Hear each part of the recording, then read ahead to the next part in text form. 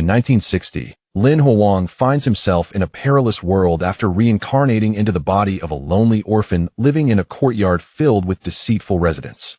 After uncovering a deadly secret about the notorious deaf old lady, he becomes the target of a ruthless conspiracy that leads to the original owner's tragic demise. Fueled by a desire for vengeance, Lin Huang vows to make every malevolent soul pay for their sins.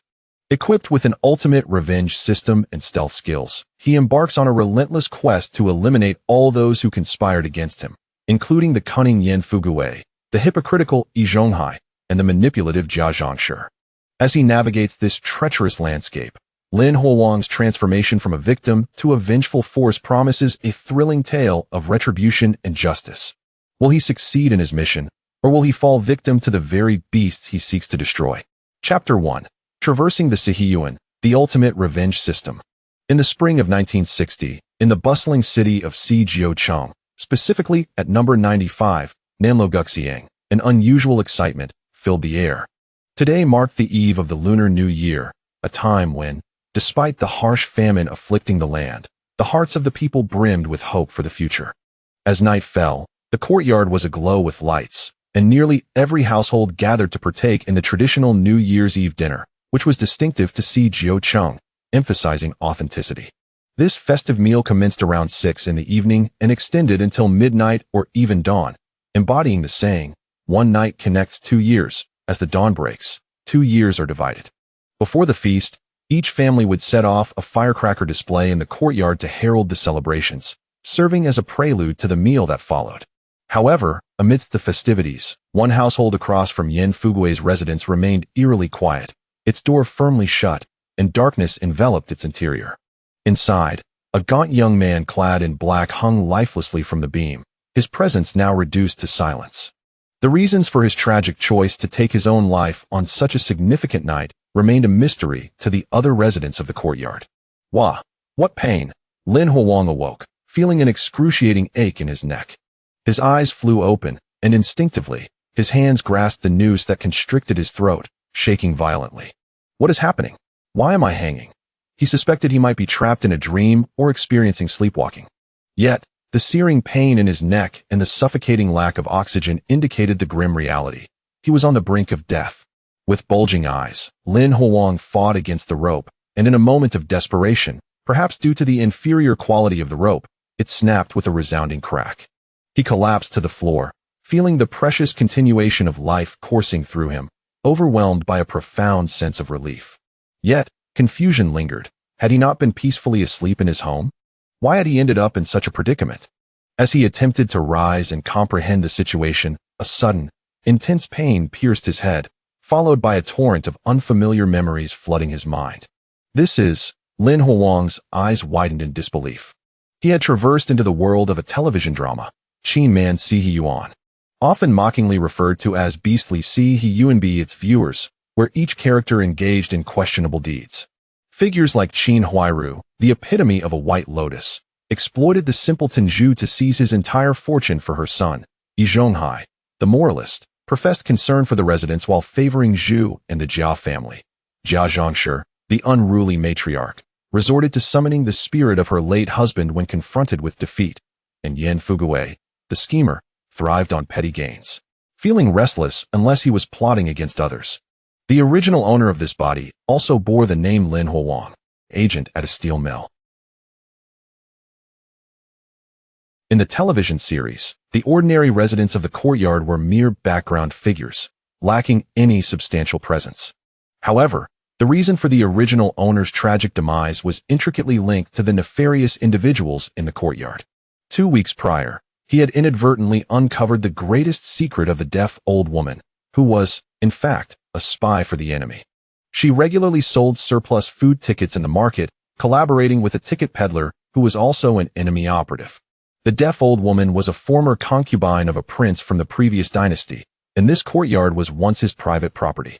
Following the upheaval, the prince fled with his family and wealth, abandoning the deaf old woman and the other servants. Yan Fugui's family served as the private tutor to the prince's children, while Yi Zhonghai's family acted as the estate's steward, and Jia Dongshu's family led the courtyard's guards. Zhu's family served as the cooks. These 4 families were closely intertwined, and generally obeyed the deaf old woman. The remaining residents were descendants of long-standing servants within the courtyard, who, despite the establishment of the new nation, continued to hold the deaf old woman in high regard, as she often referred to herself as the matriarch of the courtyard. Additionally, the families of Liu Haizhong and Su Demao, newcomers from the countryside, had little connection to the deaf old woman. Her transformation into a spy was prompted by letters from her son, who served on a distant island. Thus, she became an enemy agent, gathering intelligence from the steel mill and schools through Zhonghai and others, which she would relay to the middle-aged ticket peddler. The original owner, upon discovering this secret, was gripped with fear and planned to feign ignorance. However, the following morning, Zhonghai and his associates confronted him, accusing him of disrespect towards the deaf old woman and giving him a stern lecture. During this confrontation, Jia Dongxiu and Zhu even resorted to violence, beating the original owner. He, feeling powerless and humiliated, believed that the ordeal would pass. Yet, trouble continued to mount, with nearly all the residents turning against him. 3 days prior, the steel mill held a general meeting, during which the original owner was publicly criticized for his lack of diligence, labeled as lazy. In such times, reputation was paramount. Being an orphan made him timid and unwilling to voice his grievances. Faced with such treatment, he found himself in despair, ultimately taking his own life on New Year's Eve. Thus, Lin Huang from the modern world found himself transported into this narrative. Such a useless individual, resorting to suicide over this? Truly, one must question their sanity. Lin Huang harbored immense dissatisfaction with the original owner, understanding that revealing the deaf old woman's treachery as a spy could lead to rewards. How could this young man succumb to the cold bullying of those beasts? Yet, it was perhaps understandable, given his background as a neglected orphan. However, if it were Lin Huang himself, the situation would undoubtedly be different. He would not even bother with reporting. Instead, he would unleash a massacre. It is important to note that in another realm, he is an international mercenary and a professional assassin. When dealing with adversaries like the deaf old lady, a ruthless annihilation would suffice. Just as he contemplated how to avenge the original owner, a sedendon echoed in his ears. The presence of murderous intent has been detected. The ultimate revenge system has been activated. Chapter 2. Acquiring Stealth and the Commencement of Slaughter. What is happening? System? Lin Huang was momentarily taken aback, still processing the situation when a series of prompt notifications echoed in his ears. Personal interface loaded, accessible at any time. System space activated, current size, 1 cubic meter. Novice reward, stealth technique, has been deposited in the system space. Welcome to claim it. Main quest initiated, current task, eliminate the enemy agent, the deaf old lady. Completing the main quest will yield substantial rewards. Lin Huang's spirits soared instantly. It was indeed a serendipitous gift. Just as he was eager to eliminate the deaf old lady, the system arrived. He was no stranger to systems, as he often indulged in games for relaxation after completing tasks in another world. However, he never anticipated that one day he would also partake in the essential system meant for traversers. This sensation was truly exhilarating. Open the personal interface. As he spoke, a golden light screen unfurled slowly from the void before him. Upon this golden screen, several lines of swirling purple text exuded an air of mystery. Host: Lin Huang. Age: 18. Occupation: Purchaser. Space: 1 cubic meter. Main quest: Eliminate the enemy agent, the deaf old lady. Excellent. Lin Huang felt a surge of joy, and once again, the system's prompt echoed in his ears. Please use the novice reward promptly to complete the main quest. Novice reward? Is this it?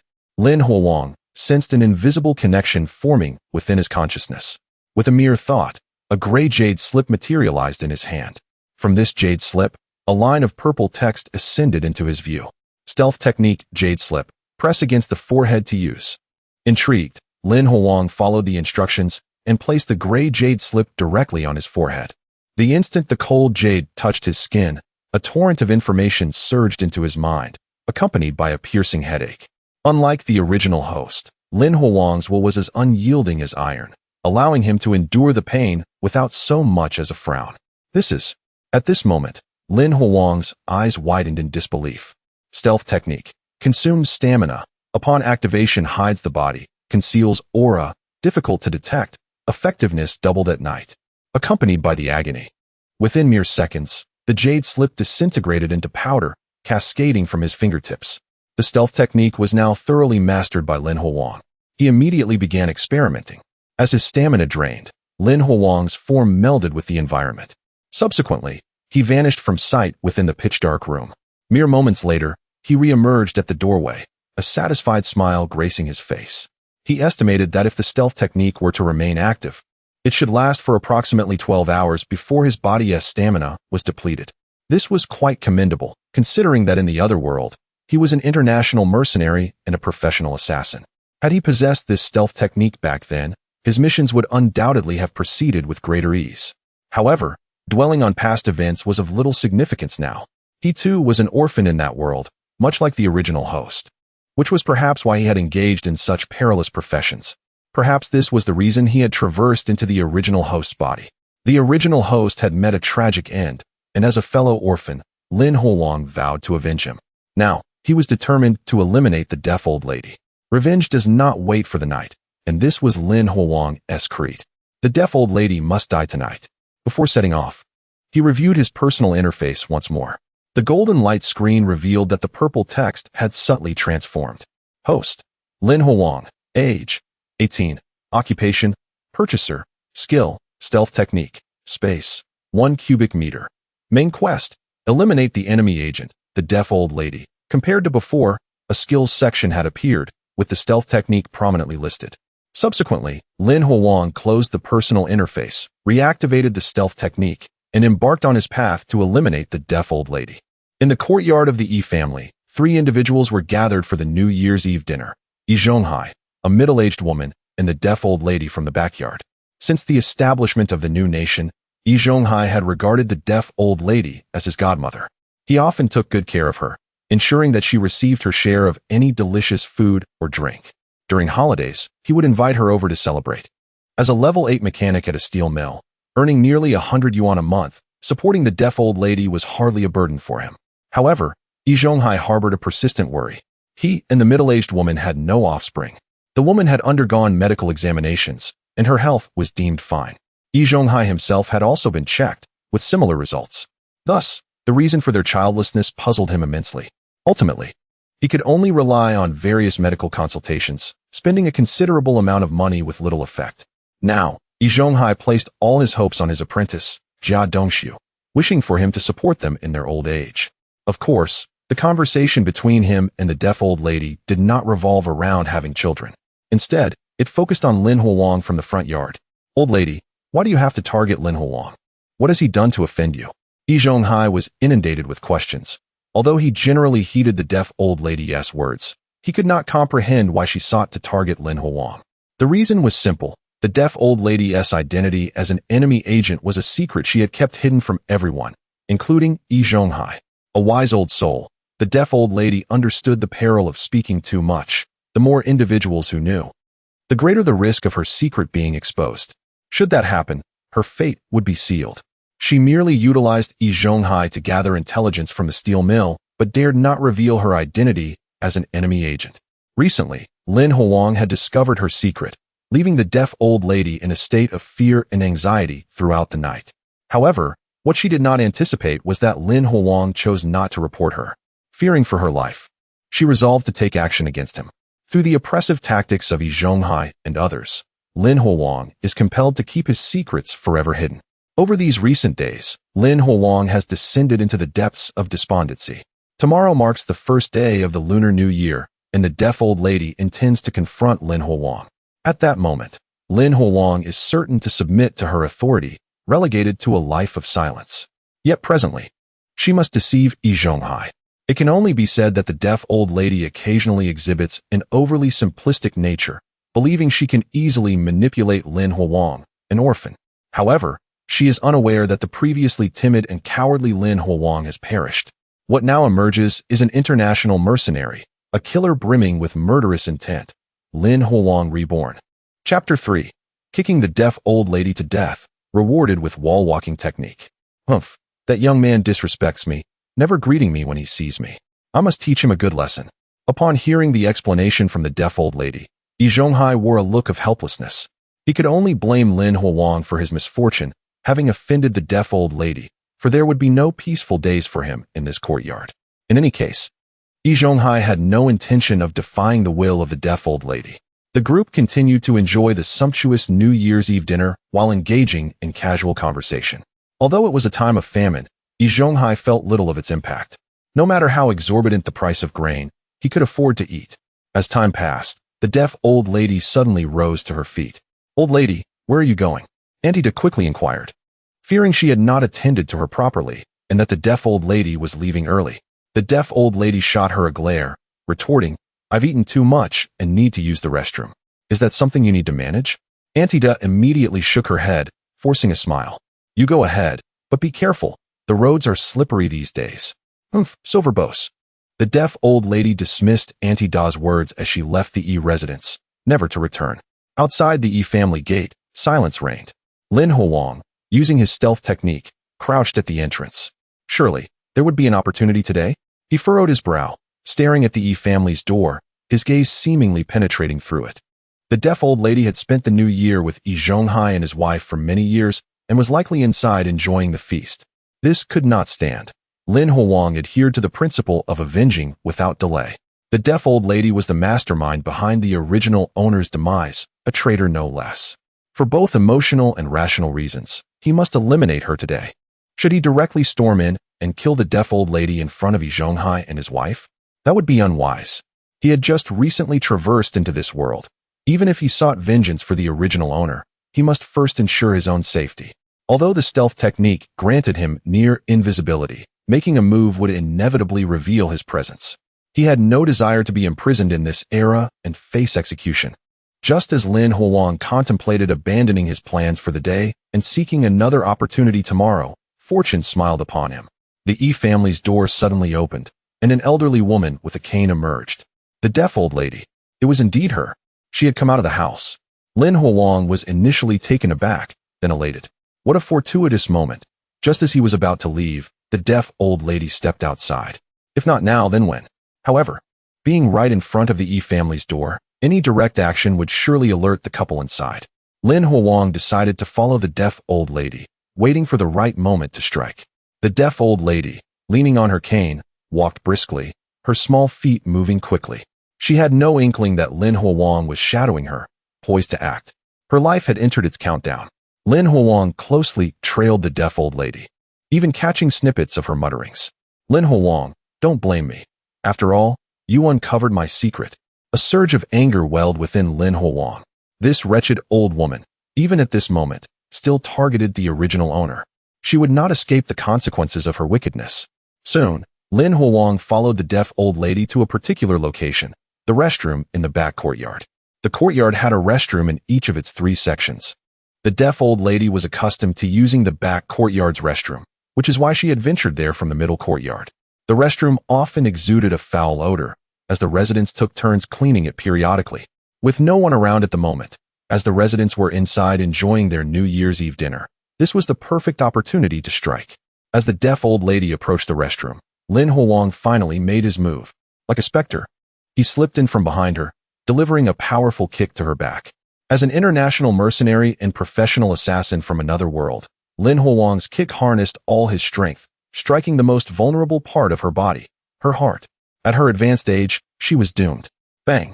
A dull thud echoed as the deaf old lady was sent crashing to the ground by Lin Huang's heavy blow. She coughed blood, trembling on the ground, her eyelids fluttering, breath ragged. She had been severely injured in an instant, teetering on the brink of death. Crucially, Lin Huang's strike had come so unexpectedly and violently that she had not even had the chance to scream, thus failing to alert the other residents of the courtyard.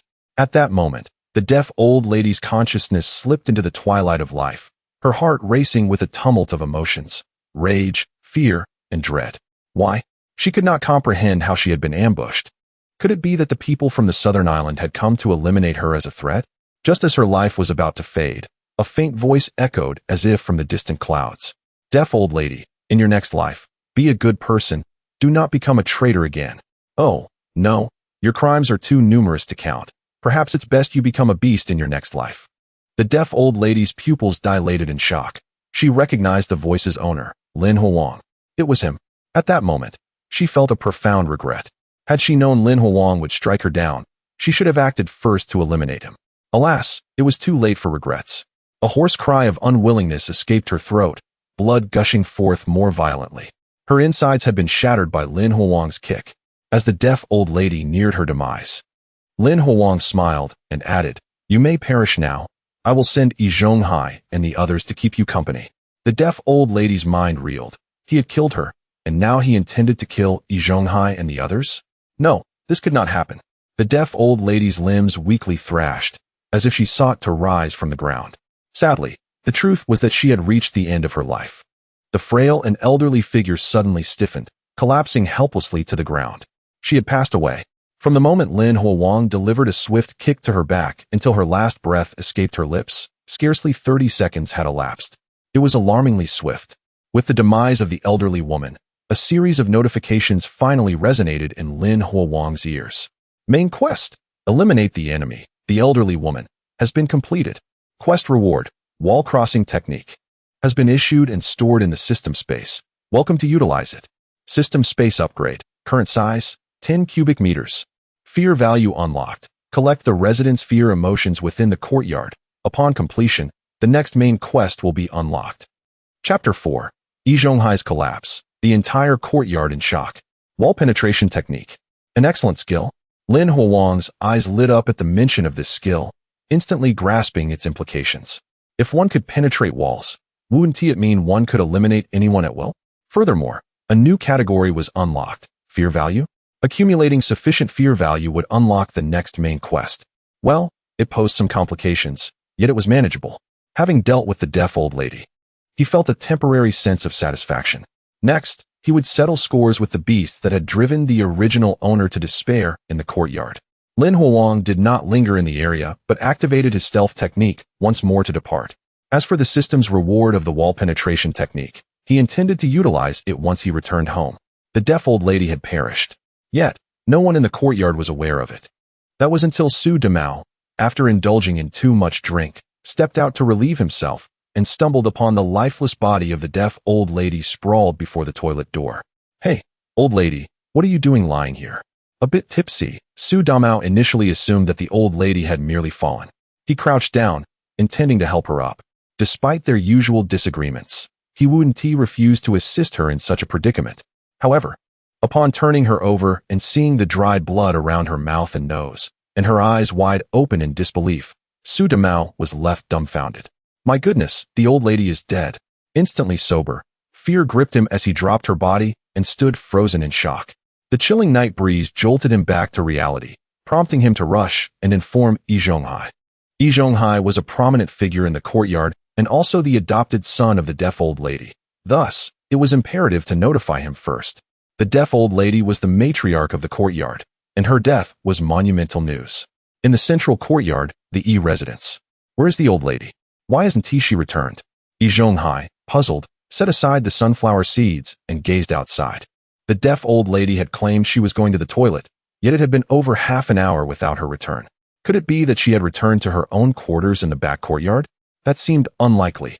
In previous years, they had always celebrated the new year together, and the table was laden with her favorite dishes. She wouldn't have gone back. Perhaps she is just taking her time. One of the older women casually remarked while munching on seeds. "You know how it is with the elderly. Sometimes they struggle with their bowels. It's understandable." Yi Zhonghai nodded, contemplating that this might indeed be the case, given the old lady's occasional constipation issues. He would never suspect that someone in the courtyard would dare harm her. The deaf old lady had once been the pillar of the courtyard and remained its revered matriarch. It was not long before Su Damao burst in, panic-stricken, his face a mask of terror as he looked at Yi Zhonghai. A sense of foreboding surged within Yi Zhonghai. "Su Damao, what has happened?" "The deaf old lady is dead." Su Damao gulped, fear evident in his voice. "What?" Upon hearing this news, Yi Zhonghai leapt from the bed, shoes forgotten, his expression a mix of shock and fury. "How could this be? Just over half an hour ago. She was here enjoying the New Year's Eve dinner with us. She merely went to the toilet and died? This is absurd."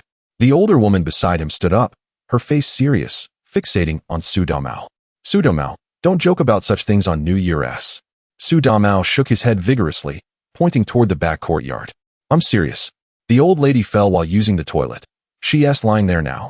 Before he could finish, Yi Zhonghai stormed out of the house, his face darkened. He preferred to witness the truth firsthand rather than rely on Su Damao's word, knowing the young man often lacked seriousness. The old lady might have merely slipped and fainted. Su Damao could have mistaken it for death. He needed to see for himself. If she had merely fallen, they would rush her to the hospital. The older woman also hurriedly left, anxious for the deaf old lady's condition and skeptical of Su Damao's words. Su Damao, having regained his composure, followed closely behind, eager to witness the unfolding drama. The deaf old lady was revered by many of the original residents of the courtyard, a figure of respect. However, for outsiders like Su Damao, she was merely an elderly woman with a bit of a temper. Her death was trivial. After all, the elderly eventually pass away. Who did this? Who was responsible? Yi Zhonghai's enraged voice echoed through the courtyard, startling all the residents. Outside the toilet in the back courtyard, he knelt on the cold ground, cradling the deaf old lady's lifeless body. The usually composed Yi Zhonghai, in charge of the courtyard, had lost control of his emotions. Just over half an hour ago, she had been perfectly fine, and now she lay dead before him. Yi Zhonghai refused to believe that she had died from a fall. Someone must have attacked her in the dead of night. Beside him, the older woman stood silently, her eyes filled with sorrow. Over the years, she had developed a close relationship with Yi Zhonghai and had often brought meals to the deaf old lady, treating her as family. Soon, the stirred residents of the courtyard gathered around. The Yin family from the front courtyard, the Shaju siblings from the middle courtyard, the Jia and Zhang families, the Lu family from the back courtyard, and Su Damao's wife, Lu Xiaoyi, all rushed out. Other residents also arrived, glancing at the body of the deaf old lady, exchanging bewildered looks and murmuring amongst themselves. On New Year's Day, the deaf old lady had died at the entrance of the back courtyard toilet. This was explosive news for the residents. Old lady. Shaju collapsed before her body, his voice choked with tears, his eyes reddening. Just recently, she had recognized him as her god-grandson. Now she was gone. Shaju was a deeply affectionate person, and the loss was unbearable for him. The other residents, however, were not as affected, as their relationships with the deaf old lady were not as close as that of Shaju and Yi Zhonghai. Take, for instance, Shaoju's sister, He Yushui. This young woman, yawning as she observed the commotion, displayed no semblance of sorrow. At that moment, the residents listened intently as Su Damao elaborated on the circumstances surrounding his discovery of the late deaf old woman's body, embellishing the tale with fervor. According to Su Damao's speculation, the old woman had likely succumbed to her fate due to the treacherous conditions of the dark, slippery streets. As he recounted the events leading to her demise with great conviction, the crowd nodded in agreement, echoing his sentiments. It seemed plausible. The poor old lady had met a tragic end, having fallen victim to the cold, icy path. Alas, we must exercise caution when visiting the restroom in the future, for a slip could lead to discomfort. With the passing of the old lady, both the elder and Xiaoju would undoubtedly be heartbroken, as they shared a close bond with her in their daily lives. Chapter 5. The Grand Assembly. In search of the murderer. Damao, cease your nonsensical chatter. Lu Xiaoyi pinched Su Damao's ear, causing him to yelp in pain. The sudden demise of the deaf old lady left Lu Xiaoyi deeply contemplative. After all, the old lady had lived a life of affluence, being the daughter of the prominent capitalist Lu Guangqing. They shared numerous common interests, such as discussing the tastiest pastries and the most exquisite garments. Thus, Lu Xiaoyi frequently engaged in conversations with the old lady, often sharing delicacies from her home. Now that the old lady had passed, Lu Xiaoyi found herself bereft of an equal conversational partner, a thought that filled her with melancholy. On the other hand, the Jia family reacted differently to the old lady's unexpected death. Jia Zhang's expression was complex, yet devoid of much sorrow. Upon marrying into the courtyard, shortly after giving birth to Jia Dongxiu, her husband, Lao Jia, had died, leaving her to raise Jia Dongxiu on her own and assist him in finding a wife and starting a family. Throughout this time, the old lady, as the matriarch of the courtyard, had shown her little concern. Once a gentle and nurturing woman, Jia Zhang had been forced to harden her demeanor, raising Jia Dongxiu amidst the harshness of the courtyard. Thus, the old lady's death unexpectedly brought her a sense of satisfaction. After all, she had never received assistance from the elderly woman. Had it not been for Yi Zhonghai's intervention, who, after Jia Dongxiu had matured, began to favor the Jia family and took Jia Dongxiu as his apprentice, their situation would have been even more dire. As for Jia Dongxiu, Gazing upon the old lady's lifeless form, he was primarily struck by shock. Due to his relationship with Yi Zhonghai, he had felt a closer affinity towards the old lady than apprehension. Yi Zhonghai had been nurturing him as a potential caretaker, and the old lady, being Yi Zhonghai's godmother, had always treated Jia Dongshu kindly. Now, with her sudden demise, he was rendered bewildered. Why had such an unfortunate event transpired? Yet, was it truly an accident? At this moment, Yin Fugui and Lu Haizhong were huddled together, whispering. The old lady's death was indeed suspicious. How could she have fallen to her demise so unexpectedly? Clearly, something was amiss. Just as nearly everyone believed that the old lady had merely stumbled and fallen, Yi Zhonghai, having set aside the old lady's body, rose with a grim expression. Zhuzi, Dongshu, summoned everyone to the courtyard for a grand assembly. His voice was deep and resolute. Beside him, Jia Dongshu was taken aback, quickly interjecting, Master, is it really appropriate to convene the assembly at this hour? The Grand Assembly was a unique system within the courtyard. When significant events occurred and the three overseers were unable to reach a decision, all residents would be summoned for a discussion. It was a time when hundreds of residents would collectively arrive at a fair and just conclusion, which none could oppose, for it represented the voice of the populace. Such assemblies were rare in the courtyard, as the three overseers, particularly Yi Zhonghai, who was known for his fairness and integrity, were generally respected by the residents. Now, calling for an assembly at this late hour, especially on New Year's Eve, struck Jia Dongshu as rather abrupt. Zhuzi, with reddened eyes and clenched fists, hesitated before asking, Master, what is the purpose of this assembly? While the old lady has passed, is there truly a need for such a gathering? Yi Zhonghai inhaled deeply and spoke solemnly. The old lady was murdered. The perpetrator is undoubtedly still hiding in the courtyard, and we must uncover their identity. Yi Zhonghai had already conducted a preliminary examination. The old lady had coughed up blood, and there was a large footprint on her back.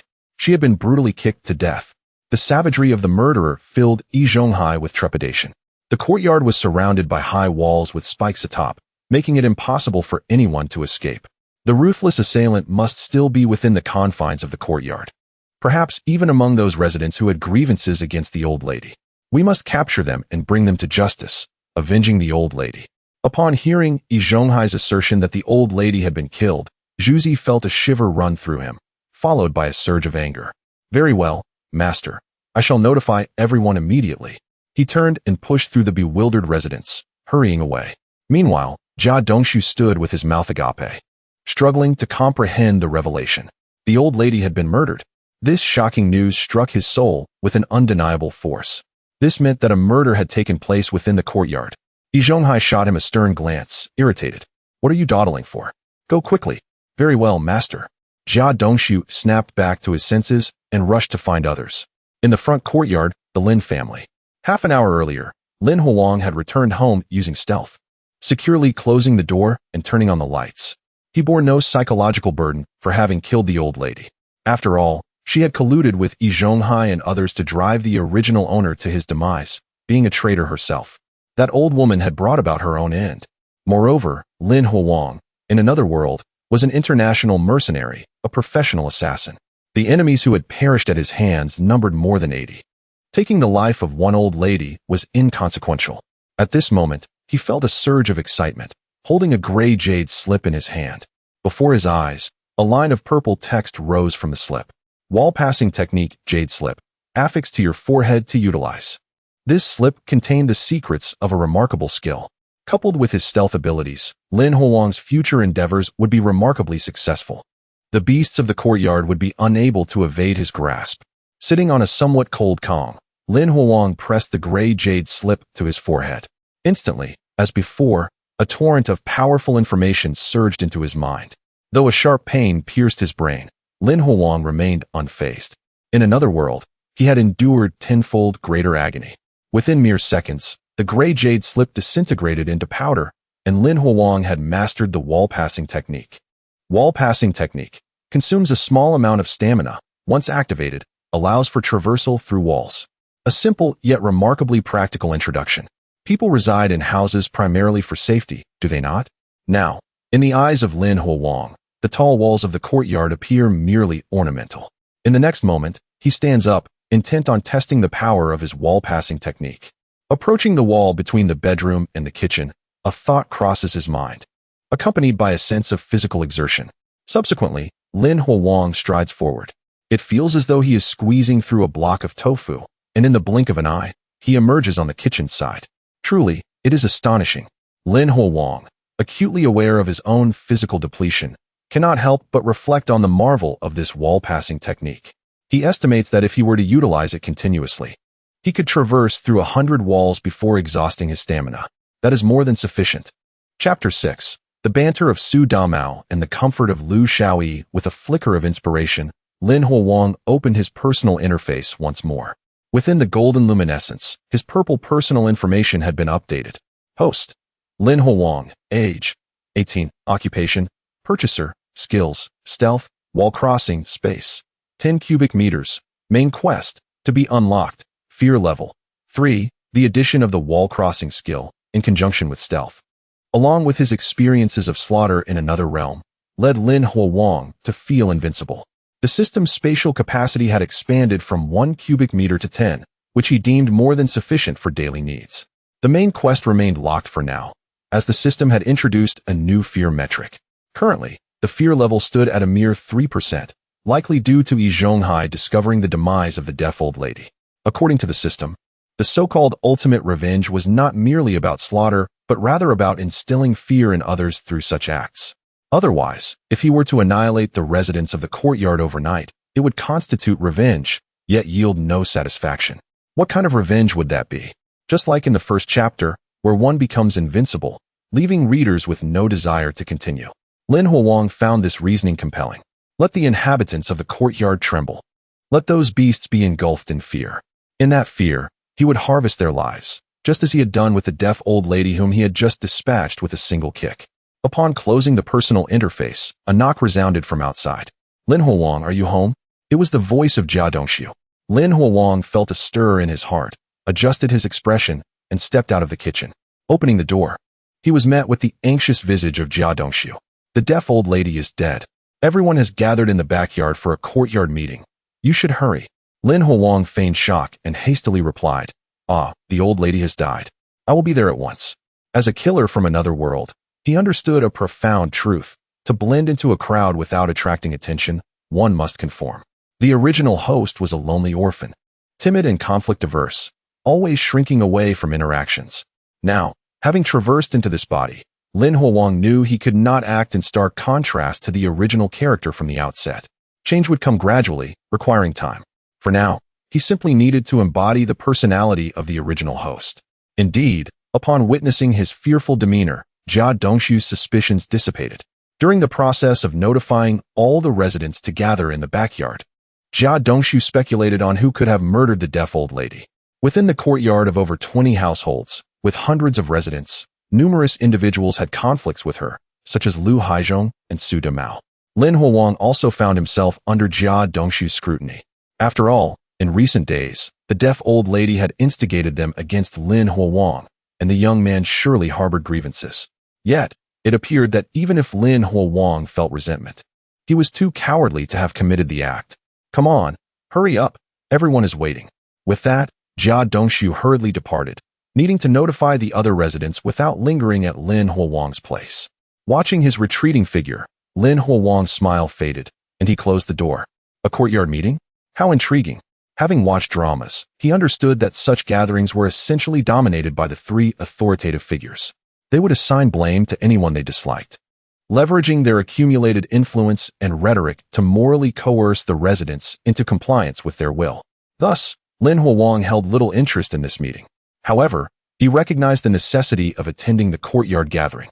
He needed to fit in, to conceal himself. Lin Huowang was not keen on being apprehended and executed shortly after his arrival in this world. Therefore, after a moment's consideration, he retrieved a small stool from his home and ventured outside. In the backyard, a sea of faces congregated. Hundreds of residents had gathered, with adults engaged in fervent discussions and children bickering, transforming the once tranquil space into a cacophony. Just moments ago, they had learned from Shaju and Jia Dongxiu that the deaf old lady had been murdered. Moreover, the culprit was likely still lurking within the courtyard, possibly among the residents themselves. This was indeed explosive news. Though the deaf old lady often regarded herself as the matriarch of the courtyard, She had no fundamental conflicts with the residents. Who could be so cruel as to take her life? At that moment, the body of the deaf old lady lay nearby, with Yi Zhonghai forbidding anyone from moving it, claiming it was to preserve the crime scene. Should the culprit not be apprehended today, Yi Zhonghai would report the matter to the police, seeking their intervention. Meanwhile, the three authoritative figures had gathered in Lu Haizhong's home, deliberating strategies. The residents shuffled their chairs into position, with 3 high-back chairs and an octagonal table set at the front. 3 cups of steaming tea exuded vapors, while 2 small baskets contained sunflower seeds and peanuts, signaling the status of Yi Zhonghai and the other 2. Lin Huang carried his small stool and casually found a place to sit. Just as he settled, a teasing voice emerged from behind him. "Hey, Lin Huang, the deaf old lady was killed. It couldn't possibly be you, could it?" Turning around, Lin Huang saw Su Damao, seated beside Lu Xiaoyi, cracking sunflower seeds with a mischievous grin. It was uncertain whether this young man was merely jesting or if he possessed some knowledge of the events. It was undoubtedly jesting.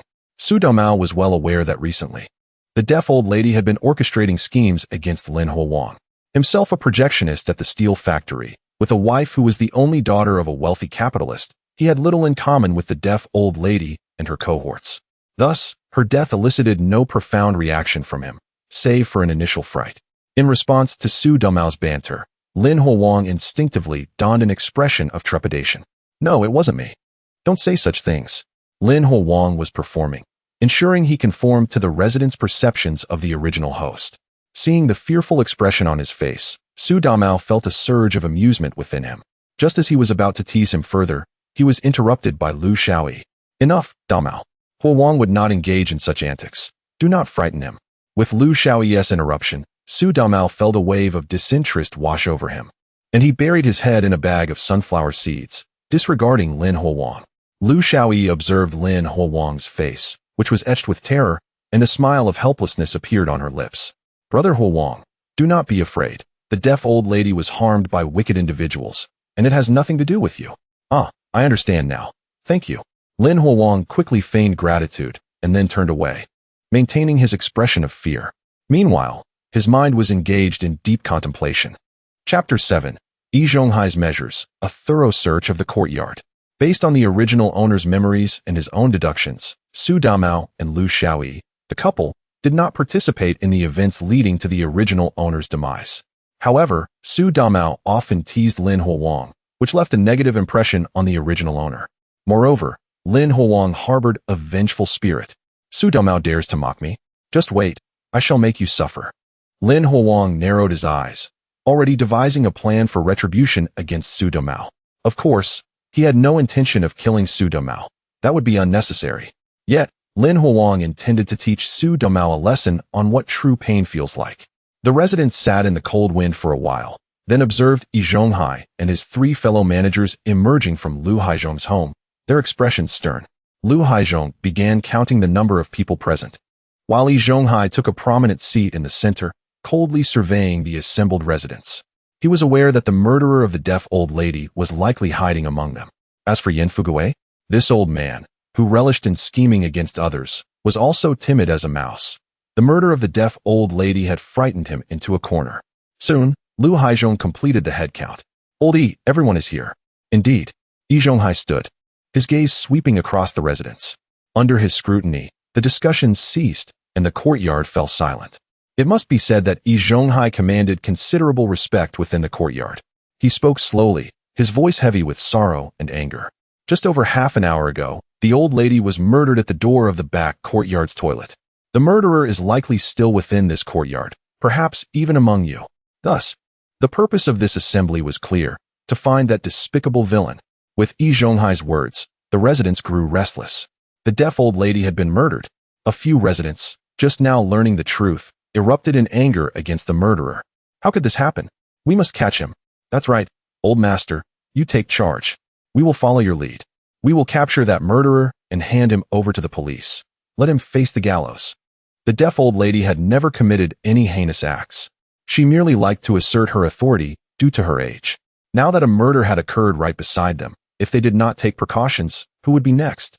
Observing the rising agitation among the crowd, Yi Zhonghai nodded in satisfaction and began distributing tasks. "Shaju, Jia Dongxiu, you two take 3 others and search each household for clues. Everyone else must recount their activities from tonight and provide witnesses. Furthermore, please remove your right shoes. I must collect them for inspection.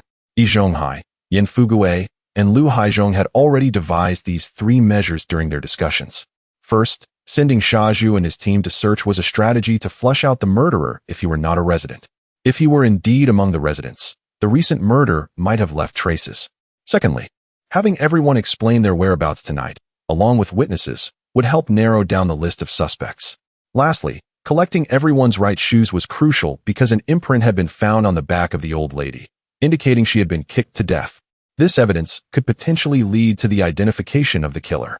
It must be acknowledged that Yi Zhonghai, having served as a manager in the Courtyard for many years, possessed a sharp mind. Each of these measures directly targeted the possible murderer. Yi Zhonghai was confident that as long as the perpetrator remained within the Courtyard, escape would be impossible. Even Lin Huang could not help but admire Yi Zhonghai's acumen. However, these measures were only effective against ordinary individuals.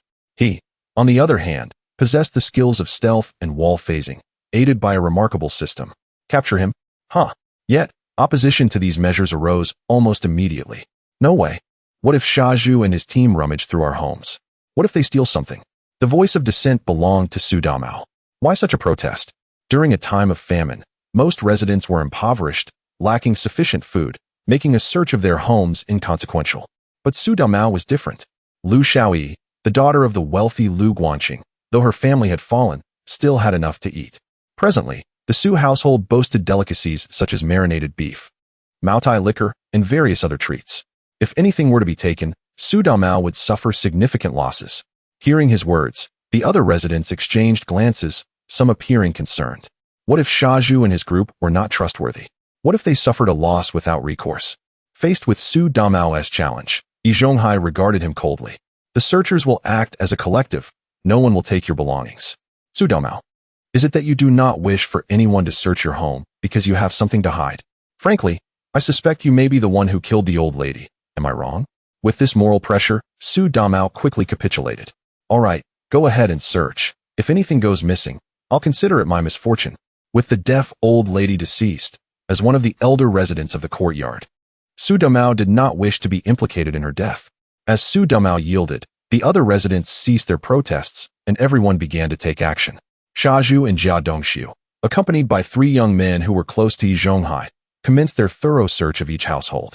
Meanwhile, the other residents, under Yan Fugui's supervision, began recounting their activities from that evening, detailing who they were with. Lu Haizhong, carrying a large bag, started collecting the right shoes from the residents. Naturally, children like Bang Gung were exempt from this collection. Lin Huang handed over his right shoe and then faced questioning from Yan Fugui. He appeared anxious, stating he had only eaten the New Year's Eve dinner and had been sleeping at home, with no witnesses to corroborate his story. After all, the original owner was an orphan and a solitary individual. Yan Fugui frowned. Given this context, Lin Huang's suspicion began to mount. Moreover, they have been targeting Lin Huang these days. Could it be that the old lady was harmed by this young man? However, he soon heard Lin Huang's aggrieved voice. Third uncle, am I not your witness? I live right across from you and have not gone anywhere tonight.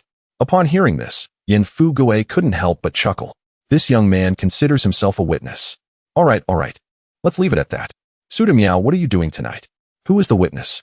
Su Damiao, standing nearby, retorted with annoyance. Third uncle, are you not asking a question you already know the answer to? I am having the New Year's Eve dinner with Lu Xiao. Where else could I possibly go? Chapter 8. Yi Zhonghai calls for help. By Ling arrives. Lin Huang lowered his head, stealing glances at the paper and pen in Yan Fugui's hands.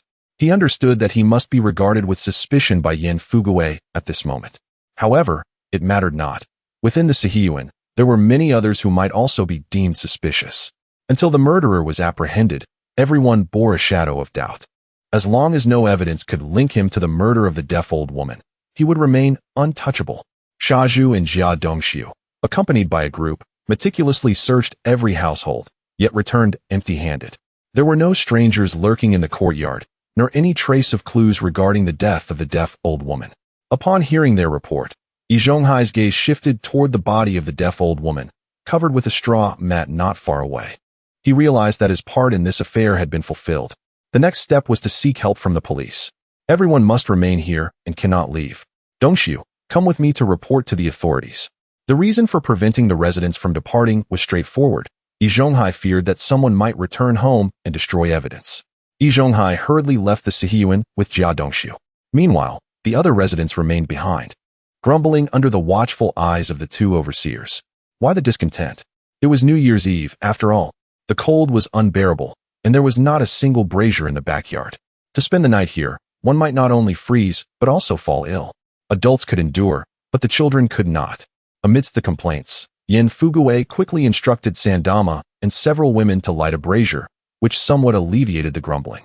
After all, with the death of the deaf old woman, a little cold was a minor inconvenience. If they could capture the true culprit, it would all be worth it. At the Nancheng police station, in the first-floor duty room, the officer on duty, Bai Ling, received Yi Zhonghai's report of the incident. What? Someone has died in your courtyard? The murderer has been basically identified? As she listened to Yi Zhonghai's account, Bai Ling couldn't help but frown. On such a festive occasion, a murder case had emerged. Over the past decade, thanks to the diligent efforts of various departments, the homicide rate in the city had significantly decreased, with fewer than one case occurring each month. Yet here, on New Year's Eve, a murder had transpired. Please hold on. I will come immediately. Tonight, 5 police officers were on duty at the Nancheng police station. Under Bai Ling's leadership, 2 male officers followed her briskly. Let us go to your courtyard now. Yi Zhonghai felt a surge of joy. The police were taking this matter seriously. Perhaps tonight they might apprehend the murderer of the deaf old woman. He and Jia Dongxiu hastily led Bai Ling and the 3 officers toward the Sihiyuan. As midnight approached, firecrackers erupted and fireworks illuminated the sky. A new year had arrived, yet the Sihiyuan was shrouded in gloom. The festive atmosphere was marred by the murder of the deaf old woman, rendering their New Year's dinner inedible and the firecrackers unlit. It was an utter misfortune. In the backyard, the residents huddled around the brazier, discussing who might have killed the deaf old woman. Each held their own suspicions, yet no one could confirm the identity of the murderer. Lin Huang sat by the fire, surrounded by the Jia family and the Su family. At this moment, Jia Dongxiu was still alive, while the striking Qin Huairu held onto a stick with one hand and cradled Xiao Dang with the other, earnestly warming herself. Observing the scene, Lin Huang noted that Qin Huairu had yet to display the dramatic flair seen in television dramas. She appeared as an innocuous white lotus. You brat, what are you staring at? Do you believe I want to gouge your eyes out? The harsh voice belonged to Jia Zhongshi, the irritable matriarch. This shrew, having caught Lin Huang stealing a glance at Qin Huairu, erupted in anger. Qin Huairu's beauty attracted the gaze of many men in the courtyard, a fact Jia Zhongshi was well aware of. Thus, she kept a vigilant watch over Qin Huairu, permitting her to leave the Sihiyuan only for laundry. If any man dared to speak to Qin Huairu, she would berate them for half an hour. Now, Lin Huang had been caught in the act. Faced with Jia Zhongshi's unreasonable fury, Lin Huang's face turned pale, and he quickly yielded. I'm sorry, I didn't mean to. I was just wondering when the elders would return. He was looking in the direction of the front gate. Upon hearing his explanation and witnessing his cowardly demeanor, Jia Zhongshi's anger subsided slightly. Humph, you better watch yourself and stop staring around. Yes, yes. Lin Huang lowered his head, mentally adding Jia Zhongshi to his blacklist. This shrew truly believed herself to be formidable. Just then, the front door swung open. Yi Zhonghai and Jia Dongxiu entered, accompanied by 3 police officers. The lead officer, a tall and striking woman, struck Lin Huang as vaguely familiar. Had he seen her in a television drama? There was no time to ponder, as Yi Zhonghai had already led the officers into the backyard. During their approach to the Sihiyuan, Bai Ling had gathered all pertinent information regarding Yi Zhonghai's actions. She held a high regard for his initiative in gathering residents and preserving evidence. It was evident that Yi Zhonghai was a remarkable individual. Now, the task before the police was straightforward, to uncover the true murderer hidden among the residents. Once the police took charge of the case, the atmosphere shifted to one of urgency. One officer conducted a preliminary examination of the deaf old woman, while Bai Ling, alongside another officer, began a thorough inspection of the Sihiyuan. Their extensive experience soon led them to discover traces overlooked by Shaju and the others. The deaf old woman was followed before her death. Footprints were found on the front wall. The murderer must have fled. It was also possible that this was a ruse, and the culprit was among the residents of the Sihiyuan. After a thorough analysis, Bai Ling observed two sets of footprints on the back wall of Yan Fugui's house, falling into deep contemplation. Was the murderer an escapee, or were they concealed within the courtyard? Bai Ling suddenly sensed that this case was far from ordinary. An excitement stirred within her. Challenging cases, she relished. After surveying the general situation of the Sihiyuan, Bai Ling returned to the backyard. A police officer responsible for examining the body of the deaf old woman approached her and informed her of the circumstances. She had been violently kicked to death, with her internal organs ruptured, and it is estimated she died on the spot. Bai Ling nodded. Given the advanced age of the deaf old woman, it is indeed possible that a robust adult male could have delivered a fatal kick. However, such a method of murder is undeniably cruel. The deaf old woman must have endured immense suffering before her demise. Additionally, I have also sketched the footprints found on the back of the deaf old woman's clothing. Footprints are evidence too. Chapter 9. The Yin family's reaction and the first meal after time travel. Well done. Bai Ling praised him, then cast her gaze upon the residents in the courtyard, shivering from the cold. After a moment of contemplation, she spoke. You may return for now. The Nansheng police station will certainly investigate this matter thoroughly. The traces left by the murderer have nearly been gathered, and the body of the deaf old woman has undergone a preliminary examination. Additionally, the basic testimonies from the residents, along with the right shoe, have all been collected. It can be said that if the murderer is a resident of the courtyard, he will undoubtedly be caught. She could not allow these residents to freeze all night. The elderly and children would certainly not endure it. Upon hearing Bai Ling's words, the crowd of over 100 residents let out a collective sigh of relief, dispersing in small groups.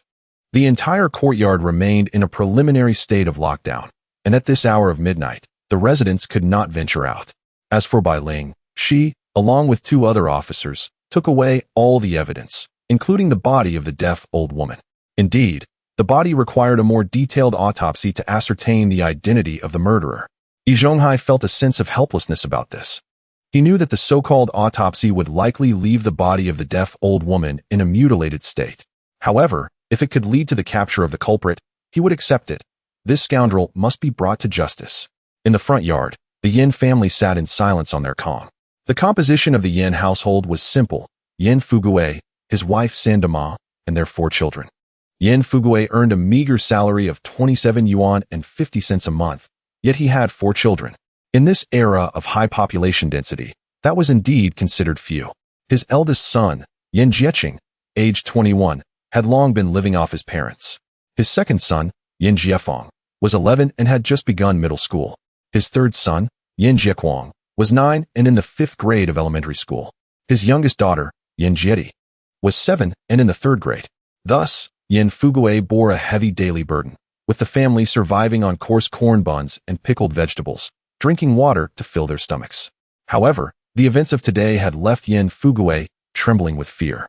The deaf old woman had been murdered in the courtyard. This was truly terrifying. Yin Fugui was a timid scholar, who usually relied on Yi Zhonghai's advice to manage the courtyard. Now that such a grave incident had occurred, his greatest fear was that the fire would reach his own family. Therefore, upon returning home, he admonished his children to stay indoors during this time. If they needed to use the restroom, they could use the chamber pot in their room. Anita wholeheartedly agreed, for life was evidently more precious than convenience. Yin Fugui's eldest son, Yin Jieqing, was understandably frightened and had no objections. The younger ones, Yin Jiefeng, Yin Jiequang, and Yin Jieti, though not fully comprehending their father's words, nodded in agreement as they were accustomed to following Yin Fugui's instructions. In the front yard, the Lin family. Lin Huang returned home, taking a deep breath. Just moments ago, he had finally recognized the striking long-legged policewoman, Bai Ling.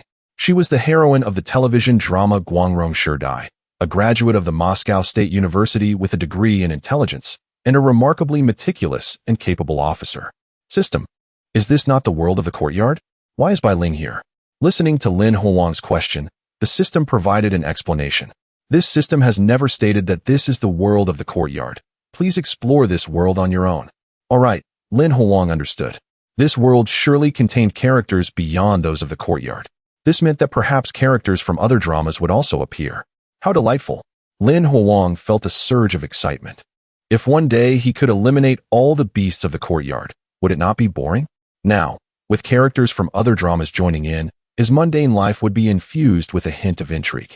The brilliant detective Bai Ling, you say? I look forward to meeting you. After having kicked the deaf old woman to death, Lin Huang had already made some arrangements.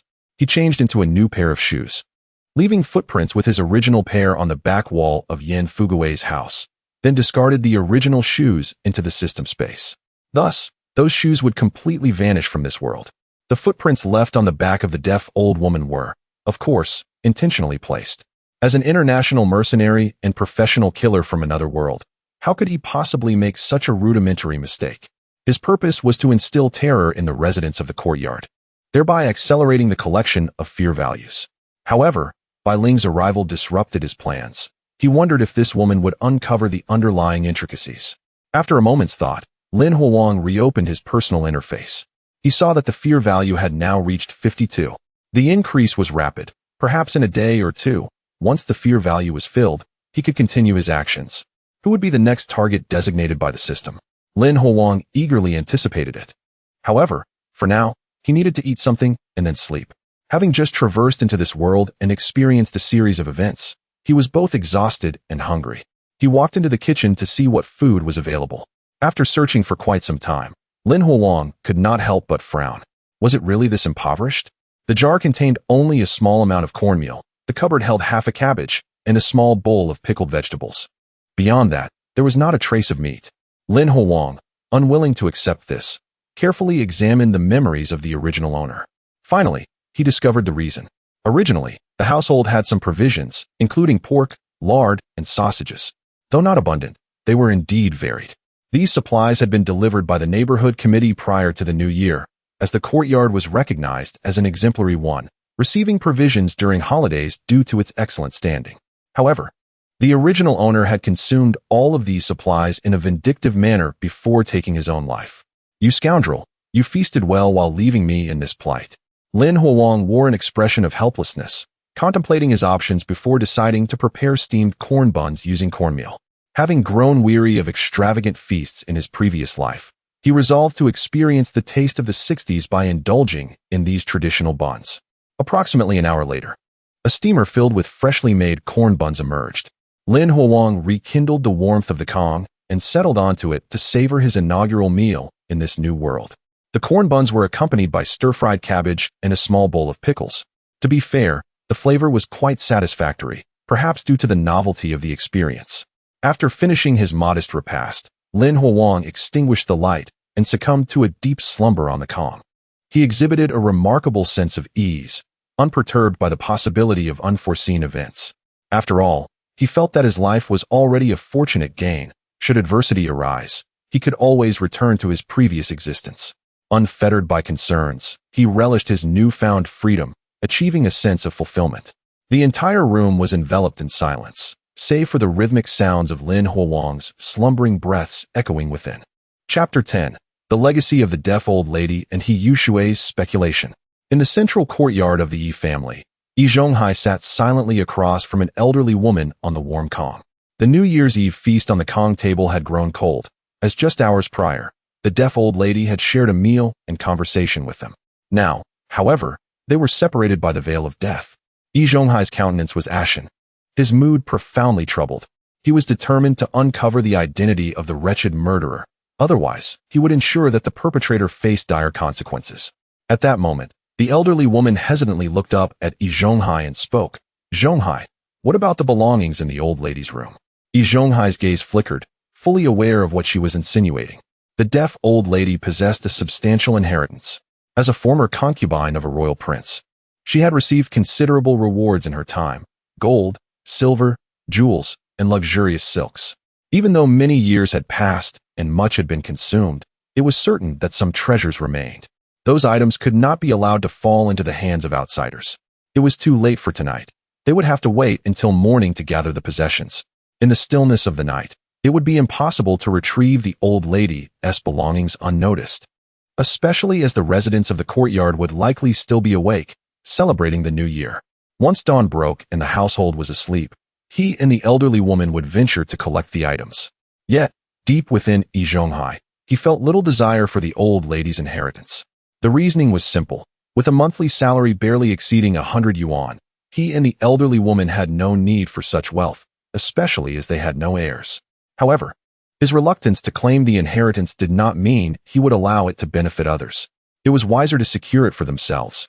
After their deliberation, they resumed their vigil for the new year, awaiting the break of dawn.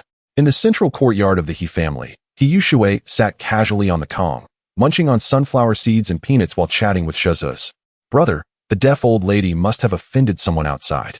The residents of our courtyard would never dare commit such an act. Having grown up in the Sihiyuan, she was well acquainted with the personalities of the residents. Arguments might occur, but murder was far beyond what they could perpetrate. Hence, she surmised that the deaf old lady had encountered trouble with someone outside, leading to her untimely demise. He Yushui's deduction was astute, yet she could never have anticipated the absurdity of time travel. Listening to her, Shizhu's furrowed his brow, continuously stuffing peanuts into his mouth. Enough speculation. Let us wait for the police investigation results. Just recently, the old lady had acknowledged him as her god-grandson, yet now they were forever separated by death. If only the old lady had passed away of natural causes, it would have been more bearable, but the fact that she had been murdered ignited a flame of fury within Shizhu's.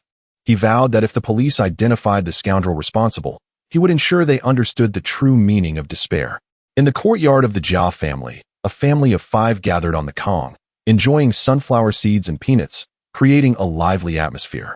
They felt little concern over the deaf old lady's sudden murder. After all, this family was not known for their virtue, depicted as unscrupulous characters in the drama. Jia Zhongshi, Jia Dongshu, Bang Gong, and Xiao Dang were all unprincipled individuals.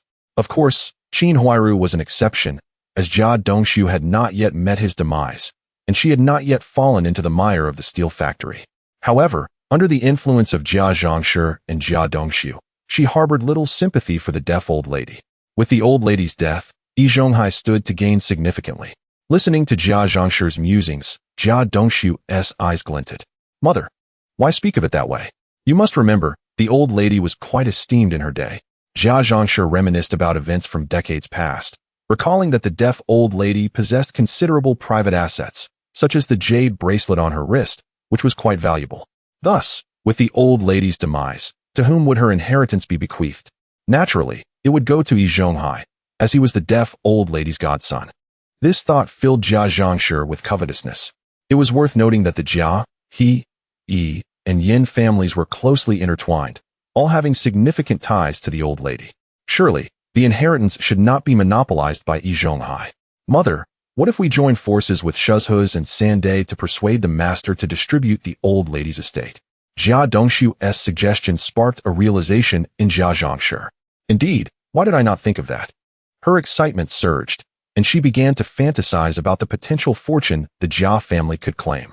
Yes, as soon as dawn breaks, we must seek them out. We cannot allow your master to hoard it all. In the backyard, the Liu family was gathered. Liu Haizhong sipped on a small drink, his expression dark. Dama and her 3 sons chatted amiably while snacking on sunflower seeds. Liu Haizhong felt little emotion regarding the death of the deaf old lady. As an outsider who had moved in after the founding of the nation and worked in the steel factory, the old lady was not his ancestral figure. Nevertheless, the thought of her death troubled him, especially with the possibility that the murderer might still be among the residents. This was the source of his unease. Would the killer strike again? Fear gripped him. He could only instruct his 3 sons to refrain from leaving the house for the time being, advising them to stay indoors and observe the situation, hoping that the Nanxing police would apprehend the culprit. Naturally, his sons and Dama readily agreed. In the backyard of the Su family, Su Damao and his wife snuggled together on the Kong, enjoying braised beef while discussing the events of the previous night.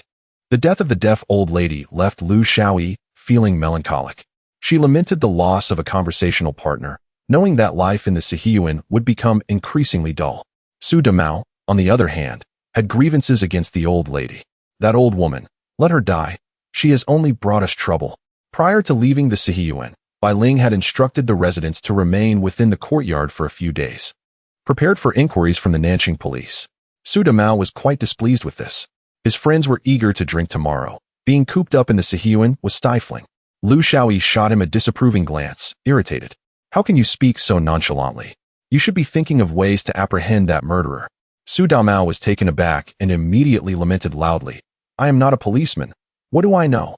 However, I must say that Lin Huang seems rather suspicious. Liu Shaoyi shook her head, dismissing Su Damao's notion. Impossible. Lin Huang is timid and remarkably honest. He could never commit murder. Su Damao shrugged his shoulders in resignation and replied, "Well, I have no idea then. The deaf old lady has certainly offended quite a number of people in the courtyard."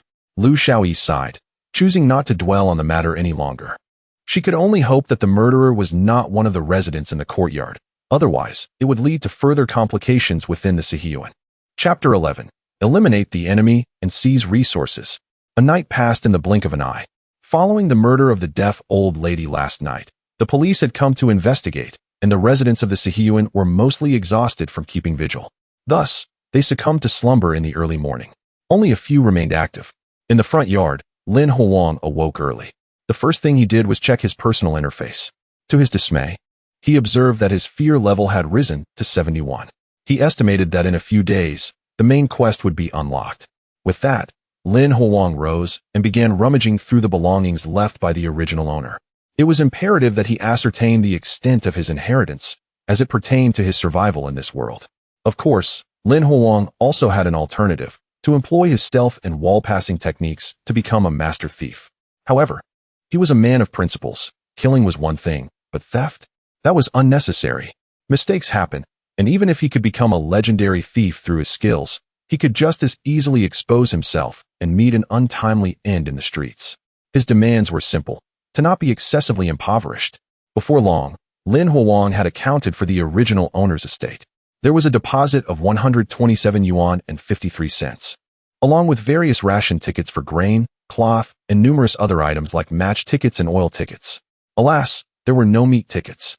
Given the nationwide famine and the scarcity of pork, it was evident that the original owner had exhausted all meat tickets before taking his own life. How pitifully poor. Nevertheless, it was sufficient for the time being.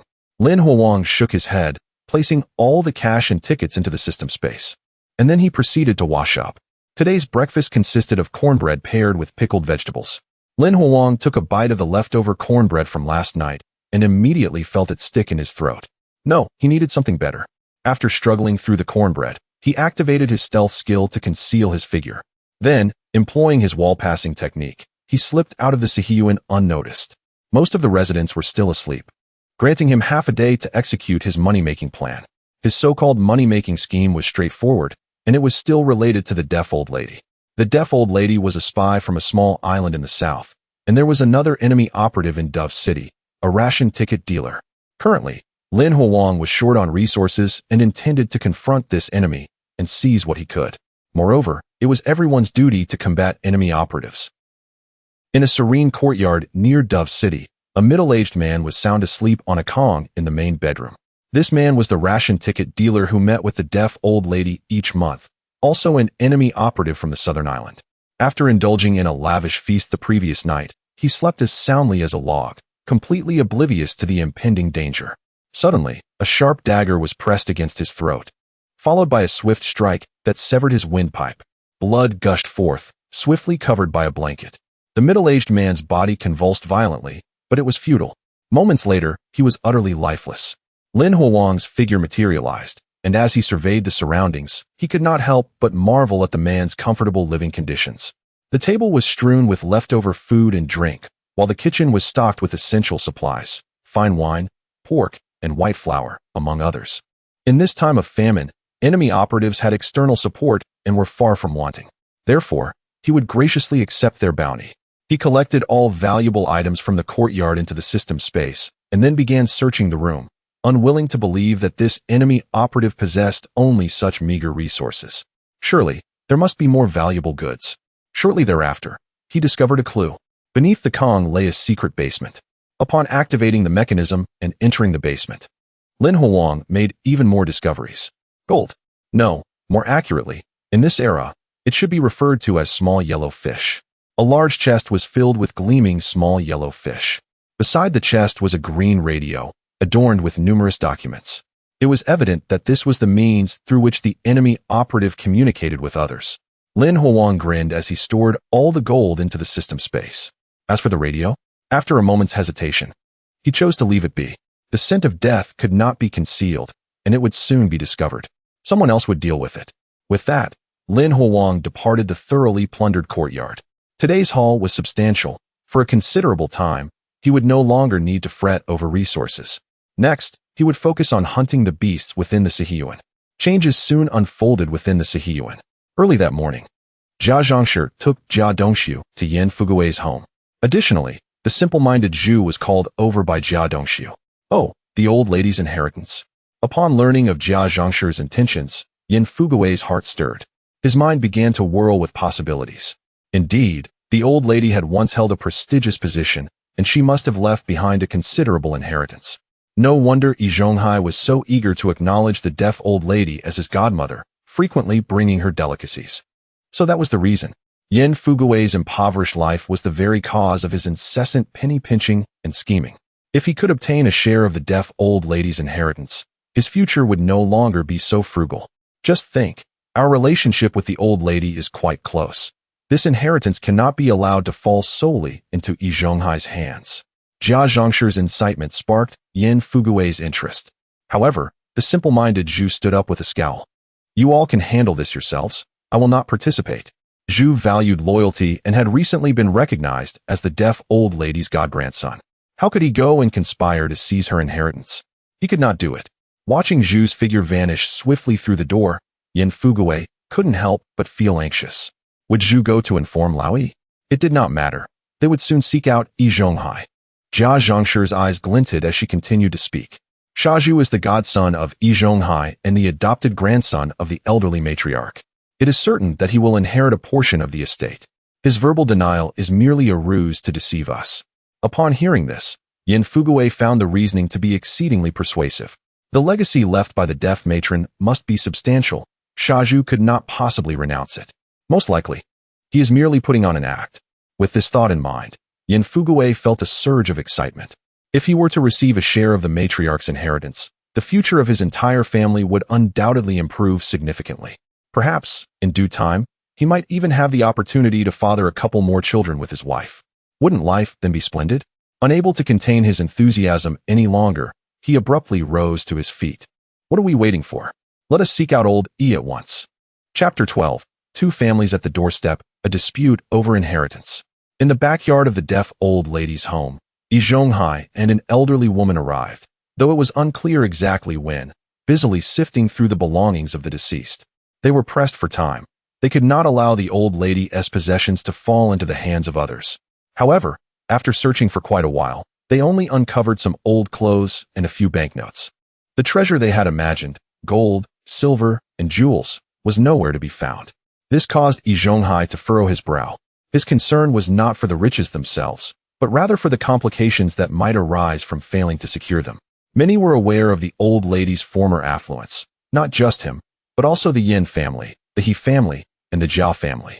Even the other residents of the courtyard must have their suspicions. What should we do now? Oldie, the elderly woman asked, worry etched on her face. Yi Zhonghai, his gaze heavy, shook his head. It seems the old lady has hidden the valuable items away. It may take some time to locate them. Let us leave for now. He gathered the old lady's clothes and departed. With the passing of the old lady, the property would ultimately be allocated to someone else according to the regulations of the street office. This was one of Yi Zhonghai's motivations for retrieving the old lady's belongings. After the two had left, a figure suddenly appeared inside the tightly shut house. Lin Huang. How intriguing. Had the old lady left behind something of value? He had dealt with an enemy agent involved in the black market for grain tickets and collected supplies before hastily returning to the courtyard.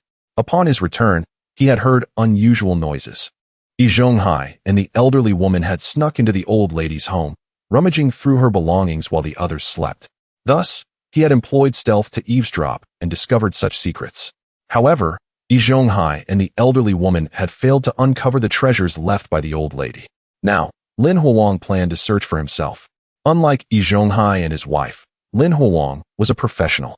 In another world, he was an international mercenary and assassin. And seeking spoils was second nature to him. After circling the old lady's home 3 times, he quickly made a discovery. Here it is. He pried loose a movable brick from beneath the old lady's heated bed and reached inside. Ultimately, he extracted a brown wooden box over a foot long. The box appeared worn, yet was crafted from fine materials, adorned with intricate golden patterns, a clear indication it belonged to a wealthy family. Upon opening the box, he was greeted with a trove of treasures, gold hairpins, jade bracelets, pearls, and various gold and silver jewelry. Such a bounty would fetch a handsome sum if sold.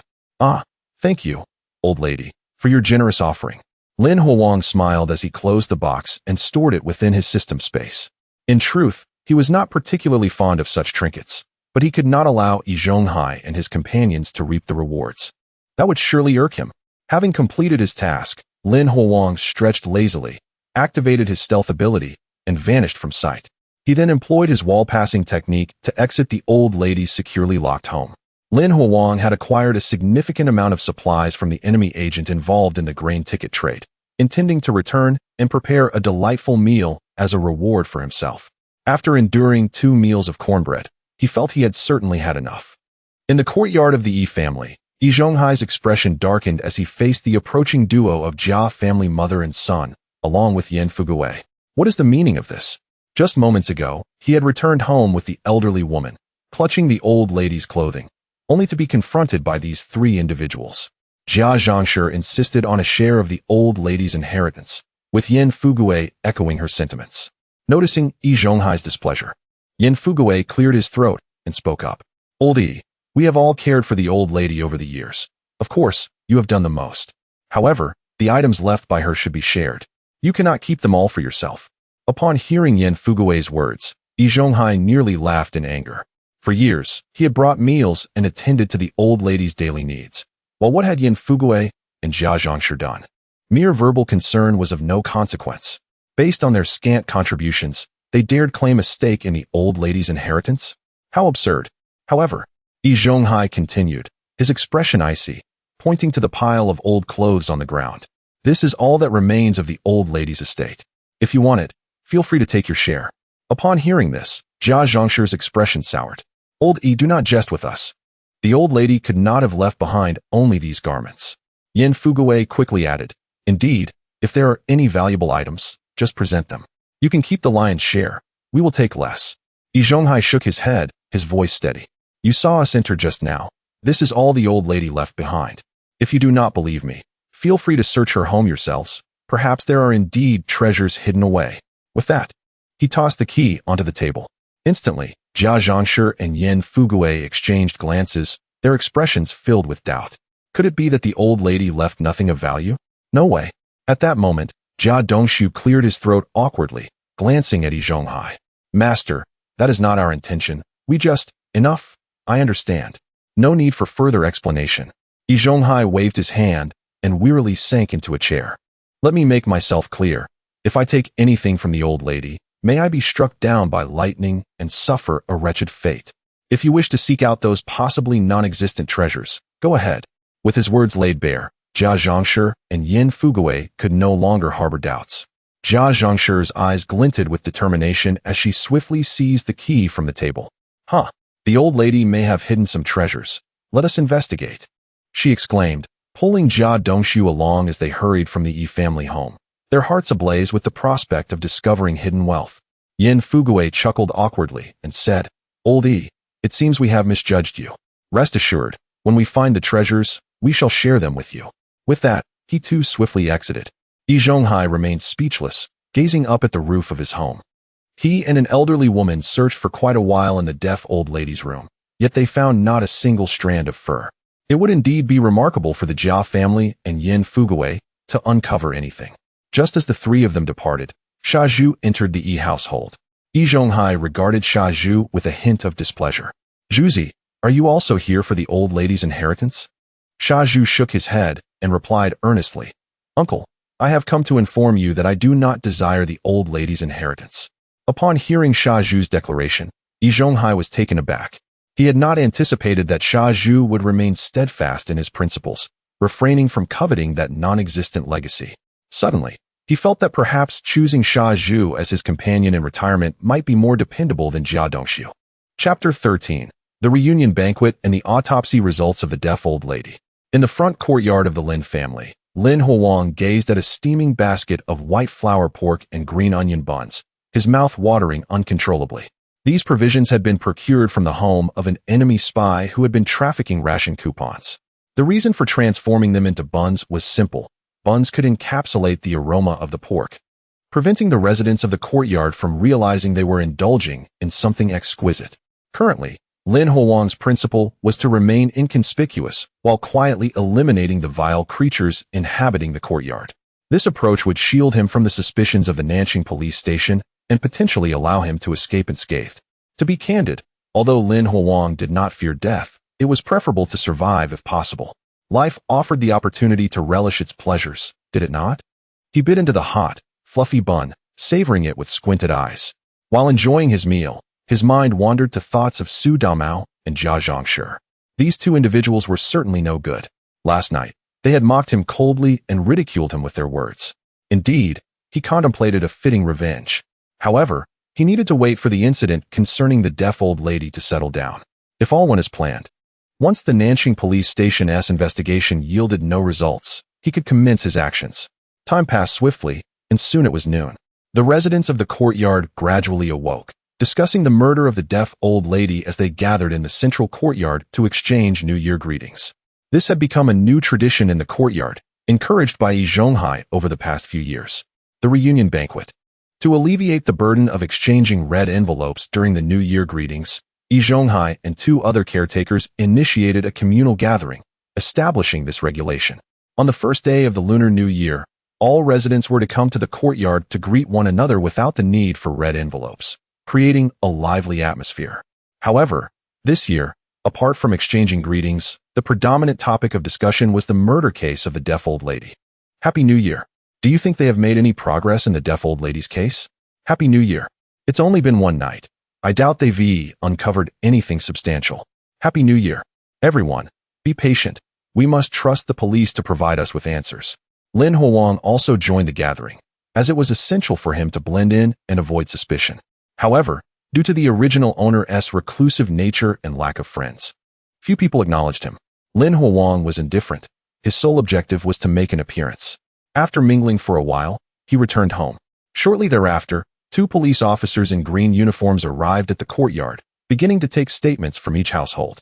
The officers were unperturbed by the possibility of residents fleeing, for anyone who fled would become the prime suspect. Lin Huang, residing in the front courtyard, was the first to provide his statement. Drawing upon the original owner's memories, he feigned trepidation as he recounted his actions from the previous day. The officer took notes, but suddenly glanced at Lin Huang's neck, where a dark scar was evident. How did you get that injury? Lin Huang, feigning fear, murmured, I was choked by my clothes while sleeping last night. The absurdity of his explanation elicited laughter from the officer. In this day and age, someone being choked by their clothes? He must be a fool. In the officer's mind, Lin Huang's suspicion diminished significantly. After completing the statement, the officers departed. Closing the door behind him, Lin Huang pondered. The Nanjing police station was acting swiftly, yet did they truly believe they could uncover his identity? It was virtually impossible. In the office of the Nanjing police station, the station chief, a middle-aged man with a square face, addressed his subordinate. You did well yesterday. The case of the deaf old lady is now under your full responsibility. The speaker was Li Aigua. Within the jurisdiction of the Nanjing police station, there had not been any violent murder cases in recent years, making the murder of the deaf old lady a matter of utmost concern.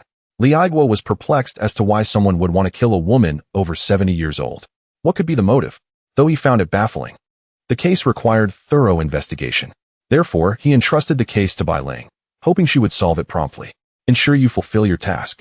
Bai Ling, feeling a surge of excitement, saluted Li Aigua before departing his office. This was her first significant case to handle independently, and she was determined to devote herself fully to solving it. Her first step was to consult the officer responsible for the autopsy, acquiring the report on the deaf old lady's examination.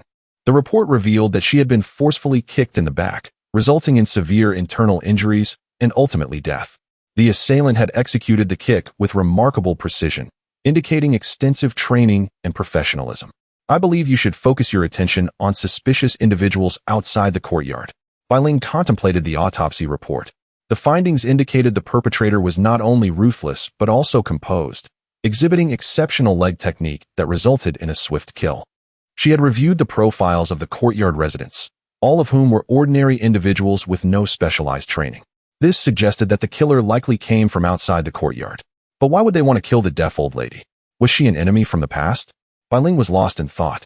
Little did she know, an international mercenary, a professional assassin, had traversed into the courtyard, and the original owner had been driven to death by the deaf old lady and her associates. This was a case of retribution. Throughout the entirety of the first day of the Lunar New Year, the residents were engrossed in discussions about the murder of the deaf old lady, speculating on the identity of the killer. Meanwhile, Jia's mother and son, along with Yin Fugui, rummaged through the old lady's room for hours, nearly digging through the floor. Yet they found no treasure left behind by the deaf old lady. Exhausted, Jia Zhangshi slumped onto the cold ground, tossing aside her shovel in frustration. Where on earth did the old lady hide her belongings? Yin Fugui, equally fatigued, stopped searching and squatted on the ground, gasping for breath. This is futile. We cannot continue searching aimlessly like headless flies. We must devise a plan. Yin Fugui was utterly worn out. Nearly every corner of the old lady's room had been searched, yet they had found nothing. Jia Dongshu also set down his shovel, expressing his resignation. Mother, third uncle, I wonder if the old lady left behind anything or if my master has already taken it. This statement immediately prompted a realization in the two individuals. Indeed, after searching the house for so long without success, only one possibility remained. Yi Zhonghai had taken it and sent them here on a futile quest. This Yi Zhonghai, who would have anticipated him to be such a person, deceiving us? Jia Zhangshi was on the verge of exploding with anger. Was Yi Zhonghai not blatantly bullying them? Yet, they found themselves utterly powerless. Even if they were to confront Yi Zhonghai now, he could simply deny everything, leaving them with no recourse. Ultimately, the three could only depart from the deaf old lady's abode with great reluctance. Moreover, both Jia Zhangshi and Yin Fugui harbored deep resentment towards Yi Zhonghai, for he had audaciously claimed the old lady's inheritance for himself, displaying utter disregard for humanity. Chapter 14. Side Quest. Deputy Factory Director Li plays with Lu Lan. In the blink of an eye, another day has dawned. On the second day of the Lunar New Year, nearly half of the residents in the Sihyuan have vacated their homes. News from the Nancheng police station has revealed that the murderer of the deaf old lady has been preliminarily identified as an outsider. Consequently, the residents of the Sihyuan are temporarily free to move about. Today marks the day for returning to one's maternal home, prompting many residents, such as Lu Haizhong's family and Yin Fugui's family, to return to their roots. In the central courtyard, Jia Huairu is washing dishes, her gaze drifting towards the city beyond. Having married into the Sihyuan for 7 years, she has never returned to her maternal home. Each time the subject is broached, Jia Zhangshi erupts in furious tirades, insisting that she was sold to the Jia family and forbidding her from venturing anywhere. Thus, Jia Huairu finds herself languishing year after year within the confines of the courtyard. Outside Dove's Market, in a corner, Lin Huang, employing his stealth technique, squats there, admiring the unique scenery of this era. Posters emblazoned with slogans in various colors adorn the walls, while the iron loudspeakers mounted on the power poles resonate with robust melodies. The passers-by, clad in shades of gray, green, and black, hurry along, exuding vitality. This vibrant atmosphere, however, makes Lin Huang feel rather out of place, as he is not a man of this era. A glance at his personal interface reveals that his fear level has surged to 83. It is likely that in a few days, he will unlock the next main quest. At present, he finds himself with nothing to occupy his time. He had initially intended to take revenge on Su Damao and Jia Zhangshi, yet Su Damao and Lu Xiaoyi have returned to their villa, while Jia Zhangshi remains immovable with her family. Thus, he has yet to find an opportunity. In a fit of boredom, Lin Huang wanders aimlessly down the street, treating himself to a day off. Unbeknownst to him, he finds himself at the entrance of the steel rolling mill. Recalling the memories of the original owner, he remembers that his job was that of a purchasing agent at the mill. On a whim, Lin Huang decides to explore the factory and familiarize himself with the work environment. Indeed, once the steel mill resumes operations, Lin Huang intends to continue in this role. He must blend in, remain discreet, and conceal his identity. In this era, a single misstep could lead him to be swept away in the tide of the masses. Thus, he must not reveal his true self. Outside the steel rolling mill, armed security patrols make entry nearly impossible for ordinary individuals. However, for Lin Huang, it is a simple task. With a technique to pass through walls, he effortlessly transitions from the exterior to the interior of the mill. The facility is vast, and at this moment, all machinery has ceased operation, leaving the expansive factory devoid of personnel. Lin Huang meanders aimlessly until he arrives at the entrance of a cafeteria, where 4 large characters proclaim, "First cafeteria." This is the workplace of Xia Zhu. A thought crosses his mind. The provisions in the cafeteria must be quite ample. Should he venture inside to procure some? Without hesitation, he utilizes his wall-passing technique to enter the first cafeteria. Soon, he locates his target, a small storage room. This is where provisions for the smaller cafeteria are stored. Indeed, within the steel mill, there exists both a workers' cafeteria and a smaller one. The meals served to the workers differ drastically from those offered to the factory leaders. Xia Zhu, the chef responsible for the smaller cafeteria, is renowned for his exceptional dishes, garnering praise from factory director Yang and other leaders. Lin Huang's objective this time is precisely this small storage room. However, upon entering the interior of the storage room with his wall-passing technique, he is met with a ludicrous sight. Deputy Factory Director Li and Lu Lan are entangled in a heap of hay. Deputy Factory Director Li, please, not like this. Help, help. Lu Lan, do you still not understand my feelings for you? If you submit to me, I shall grant you anything you desire. Lu Lan struggles desperately, but Deputy Factory Director Li, being tall and robust, proves difficult to escape from. Lin Huang watches this scene in disbelief, torn between aiding her or remaining passive. In the original plot of the drama, Lu Lan ultimately ends up with Deputy Factory Director Li, and it appears that today's incident is the catalyst for that outcome. He knows that if he intervenes, his stealth technique will be disrupted, and he will be exposed to these 2 individuals. Unless he were to eliminate both Lu Lan and Deputy Factory Director Li, but that would contradict his initial intentions. Perhaps it would be better to turn a blind eye and let events unfold? At that moment, a system prompt suddenly resonates in Lin Huang's ears. Side quest: help Lu Lan escape the fate of humiliation. Triggered. Completing the side quest will yield a mysterious reward. Side quest. Lin Huang's interest peaks at the prospect of a reward. Since there is an incentive, he finds no reason to hesitate. In the next instant, Lin Huang stealthily approaches, picking up a wooden stick, and strikes Deputy Factory Director Li on the back of the head. Bang! With a dull thud, Deputy Factory Director Li's body goes rigid and collapses to the ground. Lin Huang's stealth state is disrupted, revealing his form. However, in the next moment, he reactivates his stealth technique, vanishing into thin air once more. Indeed, this is a small trick Lin Huang has been refining over the past few days in utilizing his stealth technique. With proper timing, he can achieve a nearly continuous state of invisibility. Ahead, Deputy Factory Director Li suddenly fainting startles Lu Lan, who is lying on the ground. Hey, what is wrong with you? Upon confirming that Deputy Factory Director Li has genuinely lost consciousness, she quickly rolls him aside. Lu Lan then stands up, her gaze nervously scanning her surroundings. Has someone come to her aid? The storage room is silent, devoid of any presence. When Deputy Factory Director Li and she entered, the door had been locked, meaning no one should be able to enter. A realization dawns upon her. Deputy Factory Director Li must have suffered a sudden illness, causing him to faint unexpectedly. But what should she do now? Should she take Deputy Factory Director Li to the hospital? Or simply leave him be? Lu Lan's expression shifts uncertainly. She came here today under the pretense of being summoned by Deputy Factory Director Li to inventory cafeteria supplies, only to be ambushed as soon as she entered the storage room.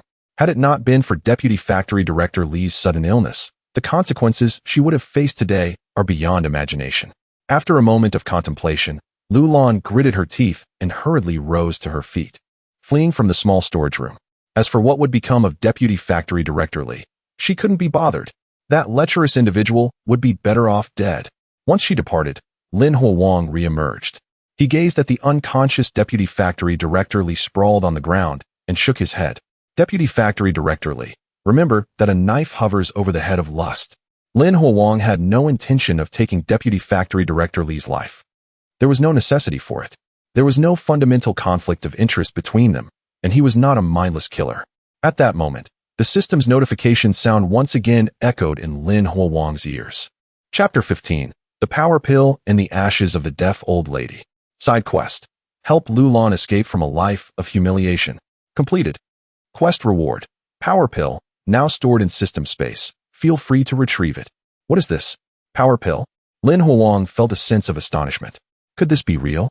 However, this was not the time for such musings. He had pressing matters to attend to. Lin Huang surveyed the small storage room, which was brimming with provisions, pork, flour, wild chickens, mushrooms. These delightful items were likely procured by the steel mill's buyers from the countryside, intended to lavish the factory leaders at the canteen. You leaders feast so well every day, it's detrimental to your health. I shall graciously accept your leftovers. Lin Huang chuckled to himself and proceeded to transfer all the goods from the storage room into his system space. At this moment, the 10 cubic meters of system space were nearly filled to capacity. A sense of security welled up within him. At least for a substantial period, he would no longer need to worry about supplies. Subsequently, Lin Huang cast a glance at Deputy Factory Director Li, who lay motionless on the ground, activated his stealth technique, and left the small storage room. He had been careful not to overstep. Deputy Director Li had merely fainted, not perished. As the sun set, apart from a few distant households, most families had returned to the courtyard. In the front yard of the Lin family, Lin Huang returned home and secured the doors and windows. He then sat on the calm, and to his surprise, found himself holding a small white porcelain bottle. Removing the red cork, he poured out a thumb-sized, pitch-black pill. Before his eyes, a line of purple characters rose from the pill. Power Pill, a miraculous elixir that, when consumed, maximally stimulates one's physical potential, endowing immense strength. Upon reading the description of the Power Pill, Lin Huang nodded slightly. Excellent. This pill would not grant him strength out of thin air, but rather unlock the full potential of his body. Without hesitation, Lin Huang placed the Power Pill in his mouth and swallowed it. The moment the miraculous elixir entered his belly, its effects began to manifest. Heat. A wave of warmth surged from his abdomen, radiating outwards to his limbs and brain. Lin Huang tightly shut his eyes, his body trembling slightly, as he embraced the transformation brought forth by this warmth. Time flowed by little. In the courtyard of the Yin family, Yin Fugui and the Jia family were gathered together, deliberating matters. Their discussion naturally revolved around the inheritance of the deaf old lady. The previous day, these three had rummaged through the old lady's home for hours, yet found not a single trace of treasure. Thus, they suspected that Yi Zhonghai had taken the old lady's valuables, intending to monopolize them. No way, the old lady's inheritance should be shared among us. Jia Zhangshi shouted vehemently, her face a mask of dissatisfaction. Yin Fugui nodded vigorously, sighing softly. Indeed, what he had done was utterly unscrupulous. He should at least share some with us. None of them knew precisely how much treasure the deaf old lady had left behind, but that did not hinder their imagination. Moreover, the more they speculated, the more they conjured. The old lady's past was so illustrious that her inheritance must be substantial. Just the gold and silver alone could fill several chests. This wealth made them exceedingly envious. Presently, during these times of famine, both the Jia and Yin families struggled to make ends meet. Yi Zhonghai's refusal to share the old lady's inheritance was truly despicable. We must confront him. He must share the old lady's legacy with us, or we shall report him to the police. A wicked idea struck Jia Zhangshi. If the Nanqing police were to discover the true identity of the deaf old lady, Yi Zhonghai would surely lose his hold on her inheritance. However, this was a last resort. Should things go awry, they too would gain nothing. Upon hearing this, Yin Fugui's eyes lit up, and he clapped his hands in approval. Brilliant. Let us proceed with this plan. We must compel Yi to relinquish the old lady's inheritance. Jia Dongxiu, standing aside, wore a complex expression. Yi Zhonghai was his mentor, and their relationship was very close. If they went through with this, their bond would surely be severed. Yet, the allure of the deaf old lady's inheritance was undeniably tempting. The three of them concluded their discussion and hastened toward the central courtyard. The allure of inheritance was irresistible, and they could hardly contain their anticipation. In the central courtyard, at the Yi residence, a police officer arrived and handed a small black wooden box to Yi Zhonghai, who looked on sorrowfully. You are the deaf old lady's family member, correct? This is her ashes. Please take care of it. Since 4 years ago, the state has been vigorously promoting cremation. Thus, any deceased workers from the steel mill are cremated. Although the deaf old lady was not an employee of the mill, her body had become unfit for viewing after the autopsy. Considering various factors, the Nanqing police station cremated her remains and delivered the ashes to her godson, Yi Zhonghai. It must be said that the efficiency of the Nanqing police station was commendable. Yi Zhonghai trembled as he received the ashes, suppressing his grief and thanking the officer. The officer waved his hand and said solemnly, "Rest assured, we are actively investigating the case of the deaf old lady, and we will bring the perpetrator to justice." Upon hearing this, Yi Zhonghai's mood improved slightly. After seeing off the officer, he placed the ashes of the deaf old lady on the wooden panel of the living room wall. Regardless of the circumstances, she had once been the mistress of this courtyard and his foster mother. He intended to honor her memory here, paying respects during festivals and important occasions. However, just as he set the ashes down, the Jia family and Yin Fugue arrived in a huff. Seeing their aggressive demeanor, Yi Zhonghai couldn't help but sigh inwardly. Here we go again. It must be about the old lady's inheritance. But the truth is, he had not acquired anything. What could he possibly hand over? Yi Zhonghai's mood soured, and with a grim expression, he sat in a chair, coldly observing the three avaricious individuals before him. I have already stated that I did not receive the old lady's inheritance. You have searched for it yourselves? Why do you come to me again? Faced with Yi Zhonghai's pale and feeble explanation, the three individuals remained unconvinced. Jia Zhangshi let out a cold laugh and issued a threat. Yi Zhonghai, today you must allocate the old lady's inheritance to us. Otherwise, we will report you to the police station. Upon hearing this, Yi Zhonghai could not help but tremble all over, and then he regarded them with a gaze that sent chills down their spines. You wish to report me? Huh. Yi Zhonghai found it almost laughable. After so many years of being intertwined like branches of the same tree, they were now willing to resort to such extremes over an inheritance of uncertain existence. To report oneself? That would be to leave no path for survival. Chapter 16. Two families come again. Yi Zhonghai avoids disaster and financial loss. Yi Zhonghai's gaze turned icy as he coldly regarded the Jia family and Yin Fugue. I have stated that I have not taken anything. If you wish to report me, do so swiftly, for we shall see who ends up unfortunate. There are plenty of absurdities within the courtyard, and he was well aware of the misdeeds committed by the Jia and Yin families. Should the time come, he would also report these two families, and they would all be in the same predicament. Sensing the chill in his words, Yin Fugue, realizing the situation was deteriorating, quickly attempted to smooth things over. Old Yi, we do not wish to pressure you. The times are truly difficult. If the old lady has any inheritance, why can't we all share it? Wouldn't that bring joy to everyone? If you truly do not wish to part with it, we understand, considering your close relationship with the old lady. But could you lend us some money to help us through this tough time? Beside him, Jia Dongshu hastily chimed in, trying to pacify Yi Zhonghai's emotions. Master, please do not be angry. My mother did not mean it that way. This was the second plan the three had conspired. If Yi Zhonghai, even when threatened, still refused to yield the inheritance of the old lady, they would extort him for some money. Naturally, the sum could not be excessive. Otherwise, Yi Zhonghai would be provoked, and they would end up with nothing. Upon hearing Yin Fugue's words, Yi Zhonghai came to an understanding. It appeared that this was indeed the true intention of the three. Extort him? A surge of anger welled up within Yi Zhonghai. These three individuals were utterly shameless. He was the esteemed caretaker of the courtyard, a skilled 8th-level worker at the steel mill. To offend him would yield dire consequences in the future. Nevertheless, Yi Zhonghai endured for the moment. If he could resolve this matter with a bit of money, he could tolerate a small loss. As long as the inheritance issue of the old lady was settled, he would no longer be subjected to their daily harassment. How much do you want? Upon hearing Yi Zhonghai relent, Jia Zhangshi's heart swelled with joy. Not much, $500 from each family will suffice. This figure nearly caused Yi Zhonghai to faint from rage. $500? Do they truly think him a fool? That is far too much. I cannot comply. Jia Zhangshi and Yin Fugue exchanged glances, and eventually, Yin Fugue tentatively spoke. Then let it be $300. It cannot be any less, old Yi. You know that the old lady left behind more than just this amount.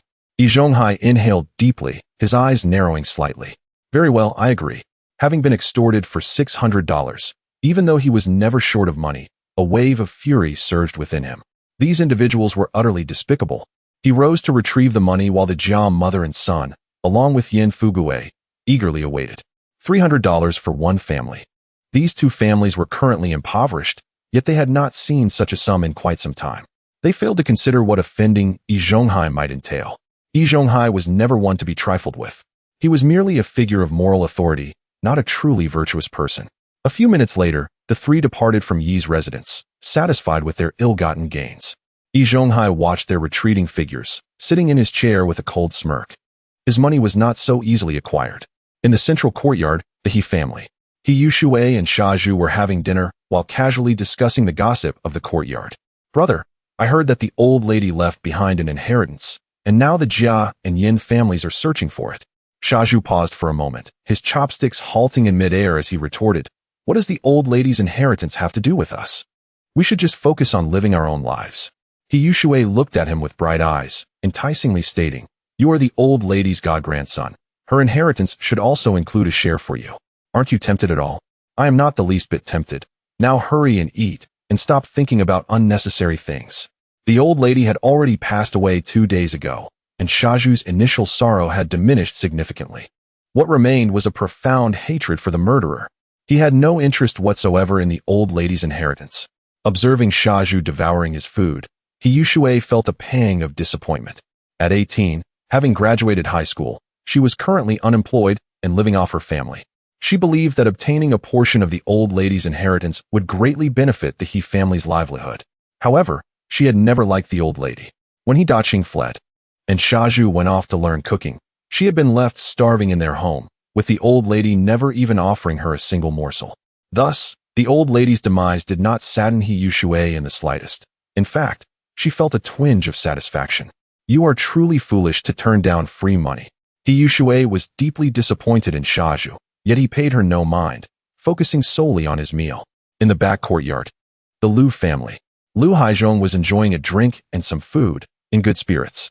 According to the Nanqing police station, the murderer of the old lady was likely an outsider. This meant that the residents of the courtyard were no longer under suspicion. Within the courtyard, it was safe. However, Liu Haizhong had recently learned some news. The old lady had left behind a substantial inheritance, which had been acquired by Yi Zhonghai. Or rather, this information was known by nearly all the residents of the courtyard. After all, the previous afternoon, the Jia family and Yin Fuguwei had practically turned the old lady's house upside down, ultimately finding nothing. The residents of the courtyard were neither blind nor deaf. How could they have not noticed such a commotion? Thus, the rumor spread overnight throughout the entire courtyard, with everyone knowing that Yi Zhonghai had obtained the old lady's considerable inheritance. Most residents had no objections to this, as Yi Zhonghai was the old lady's godson, and it was only natural for him to inherit her wealth. However, Liu Haizhong held a different opinion. He believed that as the caretaker of the back courtyard, with the old lady residing there, he too should receive a portion of her inheritance. One could only wonder what Liu Haizhong was thinking, or perhaps it was merely the greed in his heart that drove him.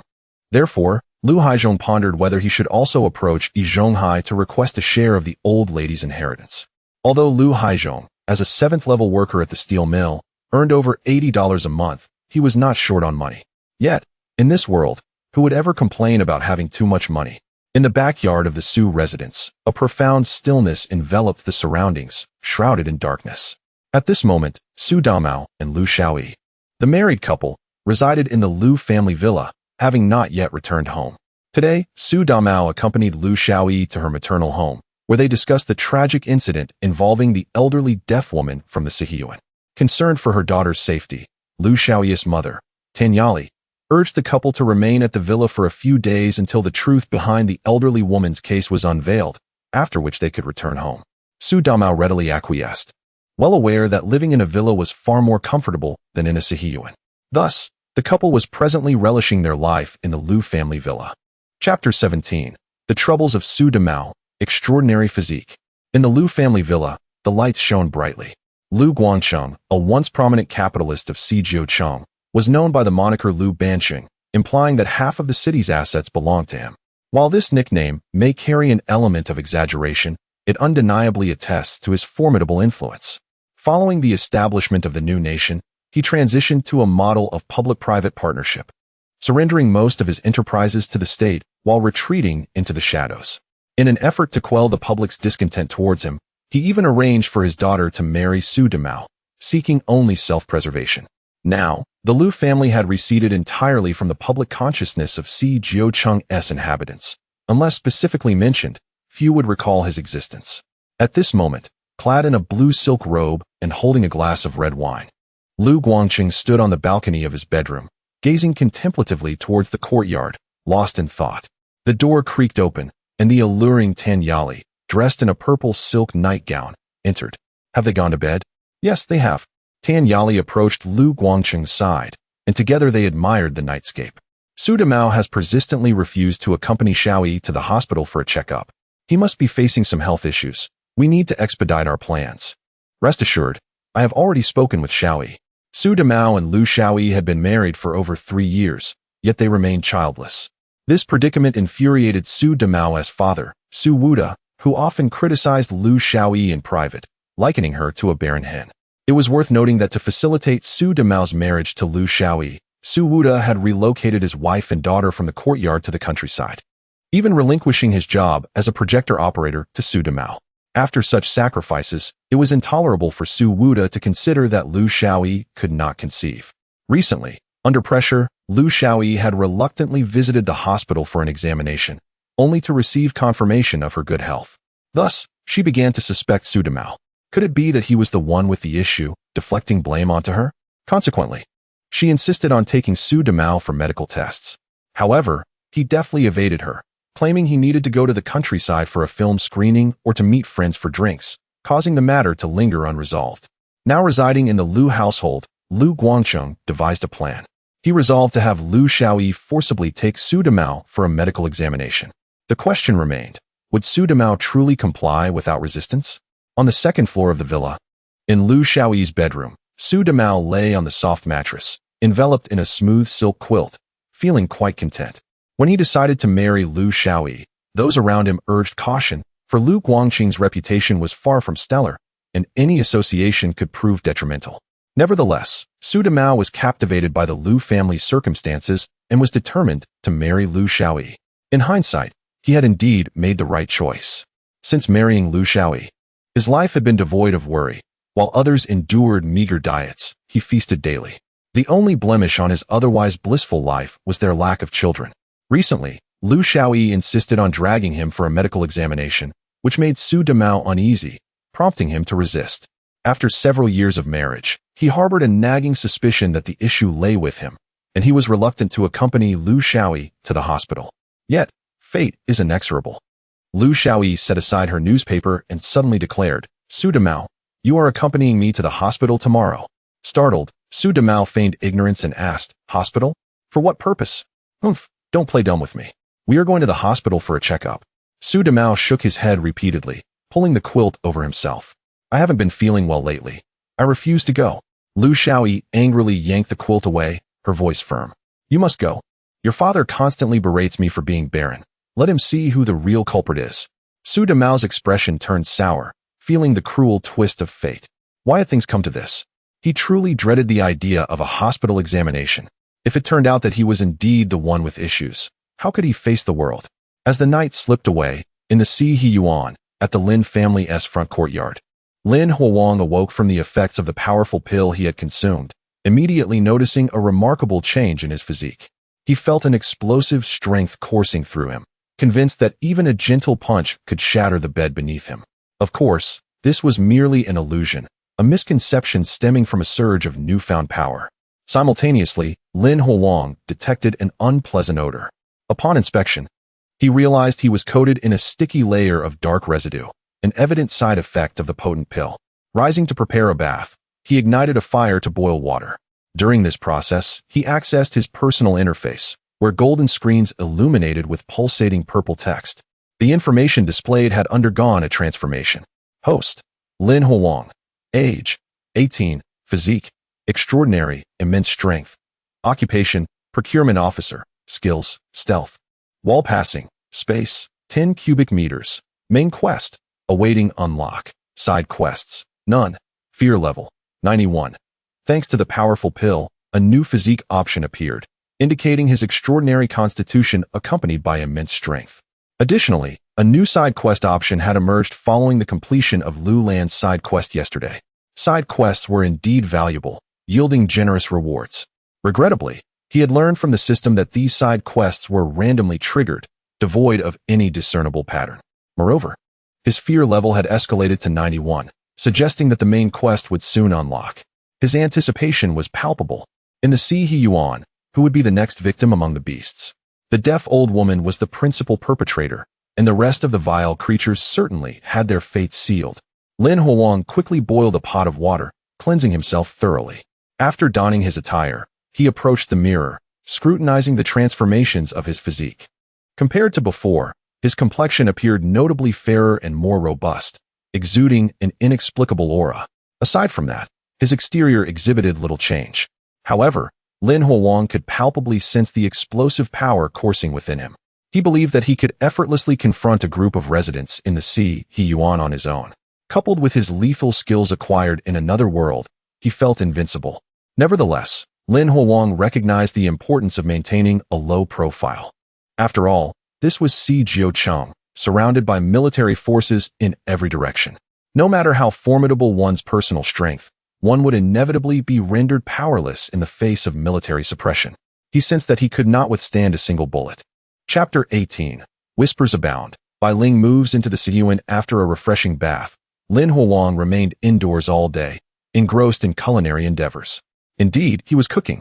Having acquired a substantial amount of provisions from a trader dealing food stamps in the pigeon market and from a small warehouse at the steel mill, he intended to transform all the ingredients into an array of delectable buns, ensuring that whenever he desired a meal, he could simply retrieve one.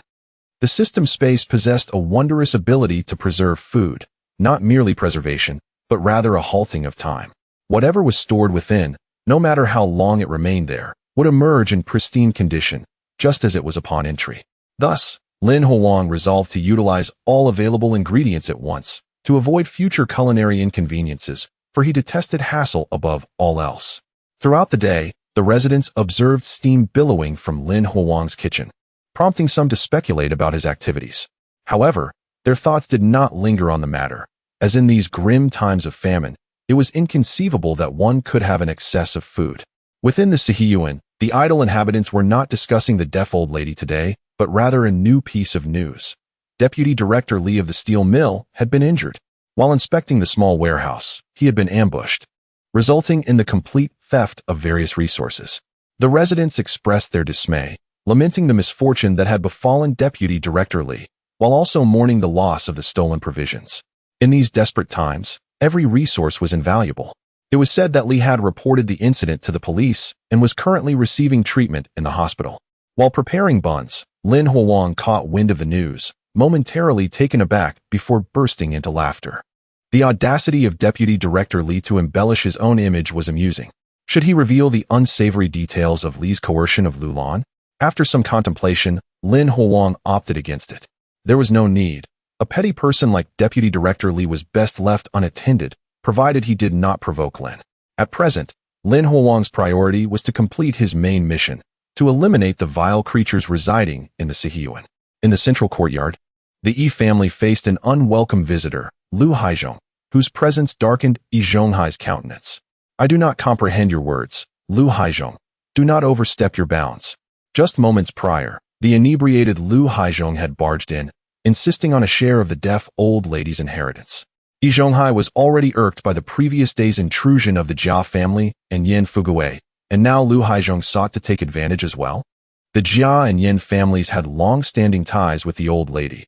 What right did this outsider have to covet her legacy?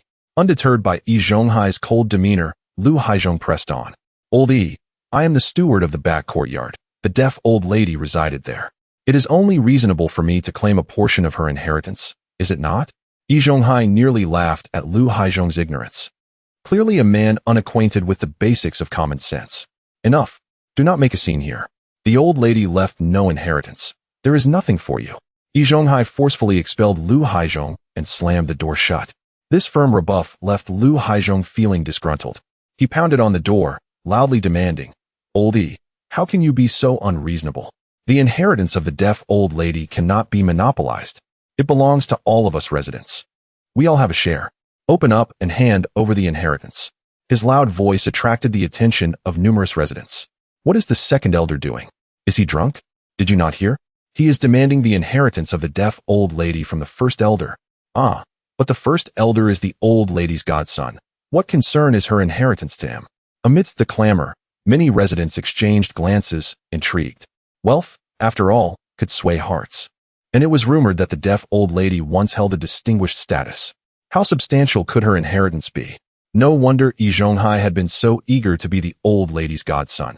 It appeared he was waiting for this moment. In the kitchen, Lin Huang couldn't help but chuckle at the unfolding drama. The deaf old lady's inheritance, a treasure trove of gold and jewels, now lay securely within his system space. Poor Yi Zhonghai was unwittingly taking the blame. Yet, he had no intention of defending Yi Zhonghai, for that man was responsible for the original owner's demise. At the Nanqing police station, in the materials room, Bai Ling set down her documents, her expression clouded with concern. Who could be the murderer of the deaf old lady? According to the forensic report, the assailant was a cunning and experienced killer. Thus, Bai Ling had largely dismissed the residents of the Sihiyuan as suspects and sought leads beyond their confines. After 3 days of relentless investigation, she had turned up nothing, leaving her feeling somewhat lost. Consequently, she sought the counsel of her partner, Zheng Qiuyang. Upon hearing her doubts, Zheng Qiuyang regarded her with dissatisfaction. Bai Ling, I recognize your theoretical prowess, but solving a case cannot rely solely on theory. You think a single visit to that Sihiyuan will yield the culprit? That is wishful thinking. If I were you, I would stay in the Sihiyuan until I uncovered a clue. His words jolted Bai Ling into realization. Her approach to solving the case had been somewhat naive. Remaining at the Nanqing police station to pore over documents would not lead to a resolution. All right, I shall depart for the Sihiyuan immediately, Bai Ling exclaimed, invigorated, as she left the police station with renewed determination. Watching her retreating figure, Zheng Qiuyang sighed, lamenting that given Bai Ling's disposition, her chances of apprehending the murderer were regrettably slim. He hoped she would make progress in this case. As for Zheng Qiuyang himself, he had numerous cases to manage and could not afford to focus on Bai Ling's side. On the evening of the 3rd day of the lunar month, a new occupant arrived at the Sihiyuan. Not merely a guest, but rather a resident. Bai Ling, a police officer from the Nanqing police station, moved into the Sihiyuan. Moreover, this strikingly tall and confident female officer had chosen to reside in the same room as the deaf old lady. According to her, this was the only way to uncover the true clues. The arrival of Bai Ling has stirred quite a commotion within the Sihiyuan.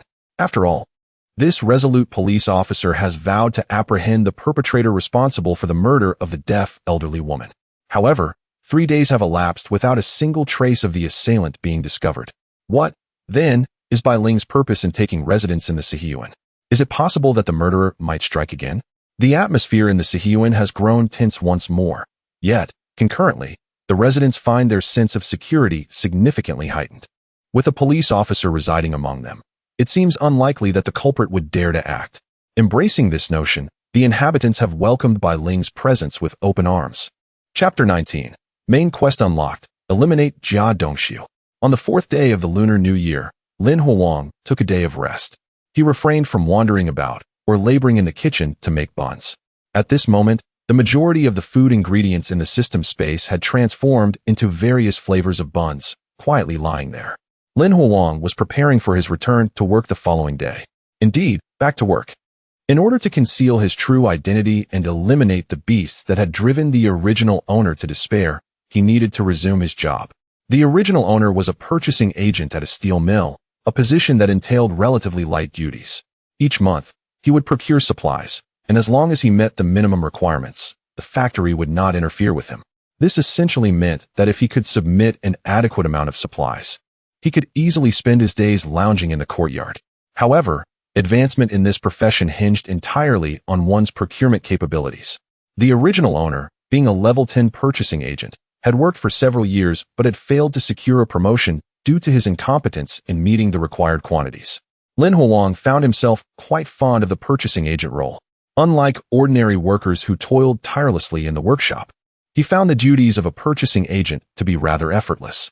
Moreover, he had retained some supplies in his system space, which he could submit when the time came. Furthermore, Lin Huang had no intention of submitting much. He planned to maintain the original owner's approach, submitting only minimal supplies each time. After all, he had no interest in promotion and intended to adhere to the lowest standards. In this era of job security, the steel mill would certainly not terminate him. During this day, another individual in the courtyard was notably busy, Bai Ling. She had moved into the deaf old lady's residence, and her purpose was not to experience life there. Bai Ling was investigating a case and needed to start by inquiring about the residents of the courtyard to understand the daily life of the deaf old lady. She often pondered why a woman in her 70s would attract such a ruthless and professional assassin. There had to be undisclosed secrets at play. Was it a vendetta, a crime of passion, or a struggle for power? Bai Ling was immensely curious and sensed that the motive of the murderer was key to solving the case. Thus, she visited all the residents in the courtyard to gather information regarding the deaf old lady. Lin Huang, of course, was among those visited by Bai Ling. In response to her inquiries, he feigned trepidation, often providing irrelevant answers. Bai Ling, unfazed, patiently guided him to respond to her questions, simultaneously alleviating any suspicions she harbored about him. The youth before her appeared exceptionally innocent and frail, entirely inconsistent with her imagined profile of a murderer. Once Bai Ling had completed her inquiries and departed, Lin Huang closed the door, the smile on his face vanishing. Persistence indeed. If you manage to catch me, I shall concede defeat. Yet, Lin Huang could hardly fathom any point at which he might lose. With the aid of his system, he possessed extraordinary strength and abilities such as stealth and wall passing. In this world devoid of surveillance cameras, he could act with impunity. The beasts inhabiting this courtyard must perish. A night passed, and the time had come for the 5th day. Today marked the return to work. The steel mill had commenced its holiday on the afternoon of the 28th of the 12th lunar month, granting a 6-day break, which was quite ample for this era. In summary, the residents of the courtyard needed to prepare for their return to work. Early in the morning, the fragrant smoke of cooking wafted through the courtyard as each household enjoyed breakfast. Lin Huang donned a blue work uniform, leisurely savoring a pork bun and sipping golden millet porridge. The buns were perfectly cooked, still steaming as they were retrieved from the system space. After this hearty breakfast, Lin Huang exited the courtyard and strode purposefully towards the steel mill, following the throngs of workers. Today, there was an especially large turnout of workers, all clad in blue uniforms, resembling a rolling wave of blue from a distance. The workers were boisterous, chatting and laughing as they envisioned their future lives. This was the spirit of the workers in this era, perpetually ambitious and brimming with vitality. Even Lin Huang, amidst this enthusiastic crowd, felt a momentary surge of their fervor. However, such emotions were fleeting.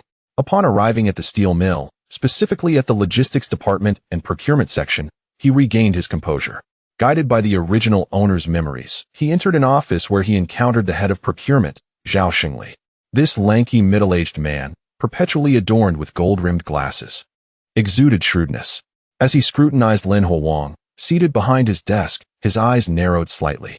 Huang, you failed to complete even half of last year's targets. If this continues, you might find yourself reprimanded at the next meeting. In response to Zhao Xingli's reproach, Lin Huang donned a sincere smile. Rest assured, Director, I guarantee I will fulfill my tasks this year. Zhao Xingli's expression softened, revealing a satisfied smile as he offered Lin Huang some words of encouragement and instructed him to retrieve a bicycle and the month's procurement targets from the logistics warehouse. After leaving the office, Lin Huang's earnest smile faded, replaced by contemplation. The original owner had been socially inept and taciturn, often failing to complete procurement tasks. In this era of job security, while dismissal was unlikely, ridicule was almost inevitable. Lin Huang was indifferent to this, as he had initially intended to utilize this job to slack off. Continuing on his path, he arrived at the logistics warehouse, where he received this month's procurement targets from the warehouse manager, Old Ma. 20 pounds of pork, 10 pounds of dried mushrooms, 5 pounds of lard. The lengthy list caused him to frown. Old Ma, is the factory joking with us? Old Ma, a soon-to-retire elder, listened to Lin Huang's complaints with a resigned expression. You don't know? The small warehouse for the first cafeteria was robbed, and now they urgently need to replenish supplies, so you all must bear the burden. Lin Huang instantly comprehended the root cause lay with him. As he had taken supplies belonging to the factory leaders from the small warehouse, it was only natural for them to seek restitution. Thus, Lin Huang smiled. All right, then I shall earnestly assist the leaders in procuring supplies. Procurement? What a farce. Lin Huang intended to rent a cottage in the countryside and indulge in a deep slumber, planning to gather some supplies to manage the situation. After all, the steel mill could never dismiss him. He obtained the procurement list, collected his personal bicycle, a sleek black handgun, and over 20 rounds of ammunition. In these times, the countryside was fraught with danger, thus everyone venturing into rural areas, whether projectionists or procurement officers, carried firearms. This was merely a reflection of the era's characteristics. Even the warehouse of the factory's security department housed mortars. Having secured his belongings, Lin Huang pushed his bicycle away from the steel mill. Upon returning to his Sihiyuan, the system's notification echoed in his ears. Fear value collection progress, 100. Main quest unlocked. Current task, eliminate the overbearing Jia Dongxiu. Completing the main quest will yield substantial rewards. Chapter 20. Qin Huairu is pregnant and begins to take action. At last, the moment has arrived. Lin Huang felt a surge of joy in his heart. It had been 5 days since he had kicked the deaf old lady to death, and his impatience had reached its peak. The vile creatures in the Sihiyuan who had driven the original owner to despair all had their fates sealed. However, it was not yet the opportune moment to strike. Lin Huang glanced at the sky. It was still not noon. At that hour, Jia Dongxiu was still laboring at the steel mill. Even if he employed stealth to approach, it would be impossible to eliminate Jia Dongxiu in front of a workshop full of workers. The safest and most prudent time to act would be in the evening. Thus, Lin Huang rode his bicycle home, closed the door, and settled down for a long sleep. He needed to recharge his strength and wait for the night to unfold. In the Liu family villa, the living room was thick with tension. Liu Xiaoyi stood before Liu Guangqing, her face darkened with anger. That scoundrel Su Damao had fled. She had intended to take him to the hospital for a checkup yesterday, but Su Damao had insisted he felt unwell, dragging the matter out for an entire day. As a result, early this morning, he had vanished. He left a note claiming that the factory had urgently sent him to the countryside to screen films, hence his abrupt departure. To Liu Xiaoyi, this was nothing short of a guilty conscience. Upon hearing of Su Damao's escape, Liu Guangqing was furious. Yet, despite his anger, he had no viable solution. After a moment's contemplation, he muttered, "When he returns next time, I will have someone forcibly take him to the hospital for an examination." Liu Xiaoyi nodded. Though deep down she held little hope. Su Damao's sudden flight was akin to a confession. In her view, his health issues were as certain as day. However, after 3 years of marriage, she could not easily abandon him. A checkup was merely a means to obtain a conclusive result to put her heart at ease. In the backyard, at the home of the deaf old lady, Bai Ling was exceptionally busy. Over the past few days, she had been meticulously reorganizing the records of the Sihiyuan's residence. After conducting field visits, she aimed to uncover the truth behind the deaf old lady's murder. Yet, the deeper she dug, the more alarming the revelations became. The true identity of the deaf old lady was far from ordinary. In the previous dynasty, she had held a noble status, though the reasons for her lingering presence here remained a mystery. Moreover, her status as a recipient of government aid was questionable, as she had never qualified for such assistance. In summary, Bai Ling had initially set out to capture the perpetrator of the deaf old lady's murder. However, as she investigated further, it became evident that something was amiss with the old lady herself. With no other option, Bai Ling grit her teeth and continued her inquiry. What could have compelled the murderer to take the life of the deaf old lady? She felt she was drawing closer to the truth. As evening approached, the steel mill workers returned home one by one after a day of toil. It was the first day of work, and everyone appeared exhilarated, animatedly discussing the latest events at the mill. It seemed they had completely forgotten that just 5 days ago, the deaf old lady had been murdered within these very walls. Or perhaps, they subconsciously chose to forget. After all, hadn't the South City Police Station already declared that the murderer was an outsider? Yet, the residents had no inkling that the so-called perpetrator was preparing to act again. Lin Huang stood by the window, munching on a steamed bun filled with pork, his gaze fixed intently on one individual, Jia Dongxiu. This fellow had returned from work alongside Yi Zhonghai. However, Yi Zhonghai remained aloof, barely acknowledging Jia Dongxiu. This was to be expected, for previously, Jia and his mother had colluded with Yan Fugui to extort a total of 600 yuan from Yi Zhonghai. Such treachery had left Yi Zhonghai with a profoundly negative impression of Jia Dongxiu. It was a miracle he didn't show outright hostility. "Hey, Jia Dongxiu, today marks your end." Lin Huang chewed and swallowed the last morsel of his bun, then returned to the calm, leaning against the wall with closed eyes, waiting for the night to descend.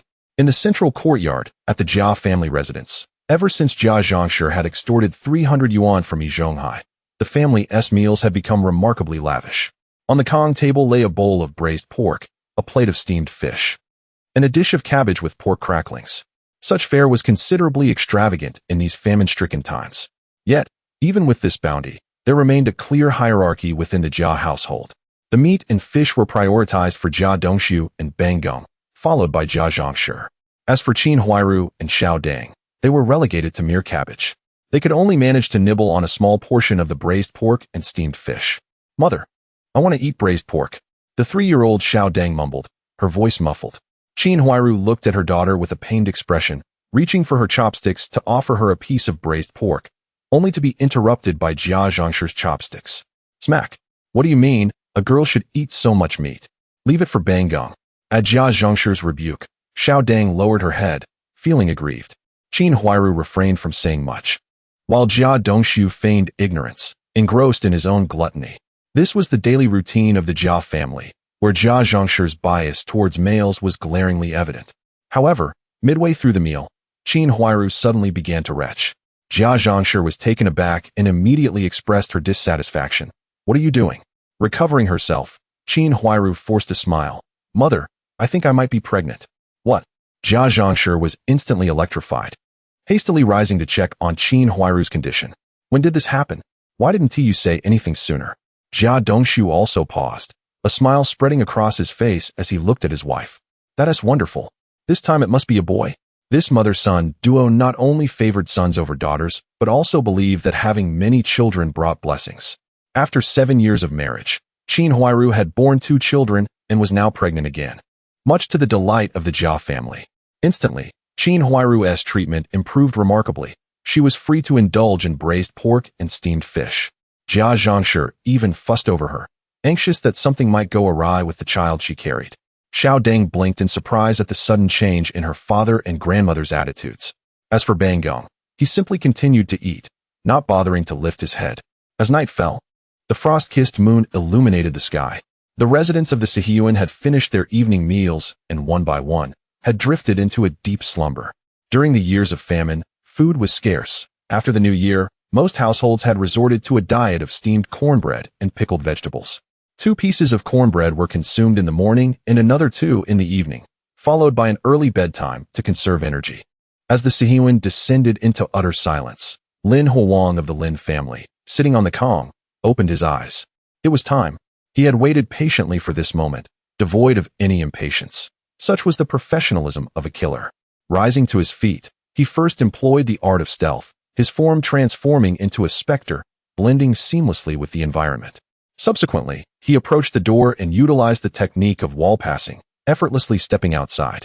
Without delay, Lin Huang crept silently to the entrance of the Jia family. Gazing at the tightly shut door, a cold smile crept across his face. Nothing could impede his actions this night. Nothing. Chapter 21. The Death of Jia Dongshu. Reward. Clone Technique. Wall-penetrating technique. Lin Huang's physique seamlessly traversed the outer wall of the Jia residence and entered the dimly lit interior. Within, darkness enveloped the space, with only sporadic moonlight filtering through the window, barely illuminating the scene inside. The Jia house consisted of a single room, partitioned by a fabric curtain separating the living area from the bedroom. In the bedroom, the sounds of snoring echoed. Lin Huang quickly located Jia Dongshu's position. This fellow lay between Jia Zhongshi and Qin Huairu, deeply immersed in slumber. Remnants of the original host's fragmented memories flooded Lin Huang's mind. He recalled how Jia Dongshu and the others had stormed into the room, hurling insults at the original host, and even resorting to violence. In those moments, Jia Dongshu was truly arrogant. Alas, he would never again be so audacious. A length of rope materialized in Lin Huang's hand. Indeed, it was the very rope used by the original host to hang himself. With a swift motion, he tightened the noose around Jia Dongshu's neck, exerting significant force. Instantly, Jia Dongshu jolted awake, the excruciating pain in his neck rendering him nearly breathless. Before he could struggle, a powerful hand pressed down upon him. The strength of this hand was immense, rendering him incapable of escape. Naturally, Lin Huang had consumed a potent strength-enhancing pill, and his physical prowess now far exceeded that of ordinary individuals. With his left hand securing the rope around Jia Dongshu's neck and his right hand firmly pinning Jia Dongshu's body, escape was futile. Who?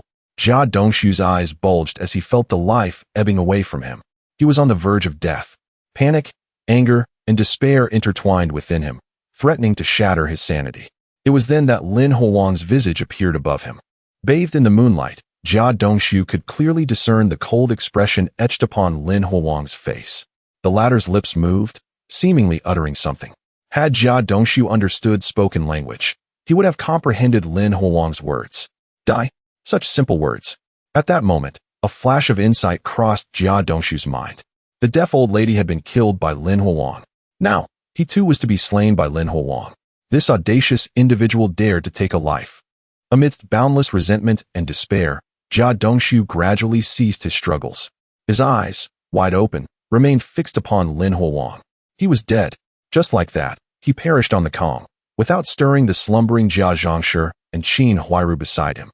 As for the two children, Bang Geng and Xiao Dang, they remained blissfully unaware in their dreams. Sensing the extinguished life of Jia Dongshu, Lin Huang halted his actions. He retracted the rope into the system space. Fixing his gaze upon the deceased Jia Dongshu. He is finally dead. A notification from the system echoed in his ears. Main quest: eliminate the tyrannical Jia Dongshu. Completed. Quest reward: clone technique has been distributed and stored in the system space. Welcome to retrieve. System space upgraded. Current capacity: 100 cubic meters. Fear value cleared. Collect the fear emotions of the residents to unlock the next main quest. Clone technique? Lin Huang felt a surge of interest. The name alone suggested that this skill must be formidable. However, this was not the time for skill acquisition. It was time to depart. Lin Huang activated his stealth technique, obscuring his presence. He then utilized the wall-penetrating technique to exit the Jia residence. The courtyard remained tranquil, with no inhabitant aware of Jia Dongshu's demise. Ever since the deaf old lady passed away in the restroom, the residents had resorted to using chamber pots within their homes at night, believing it to be a safer option.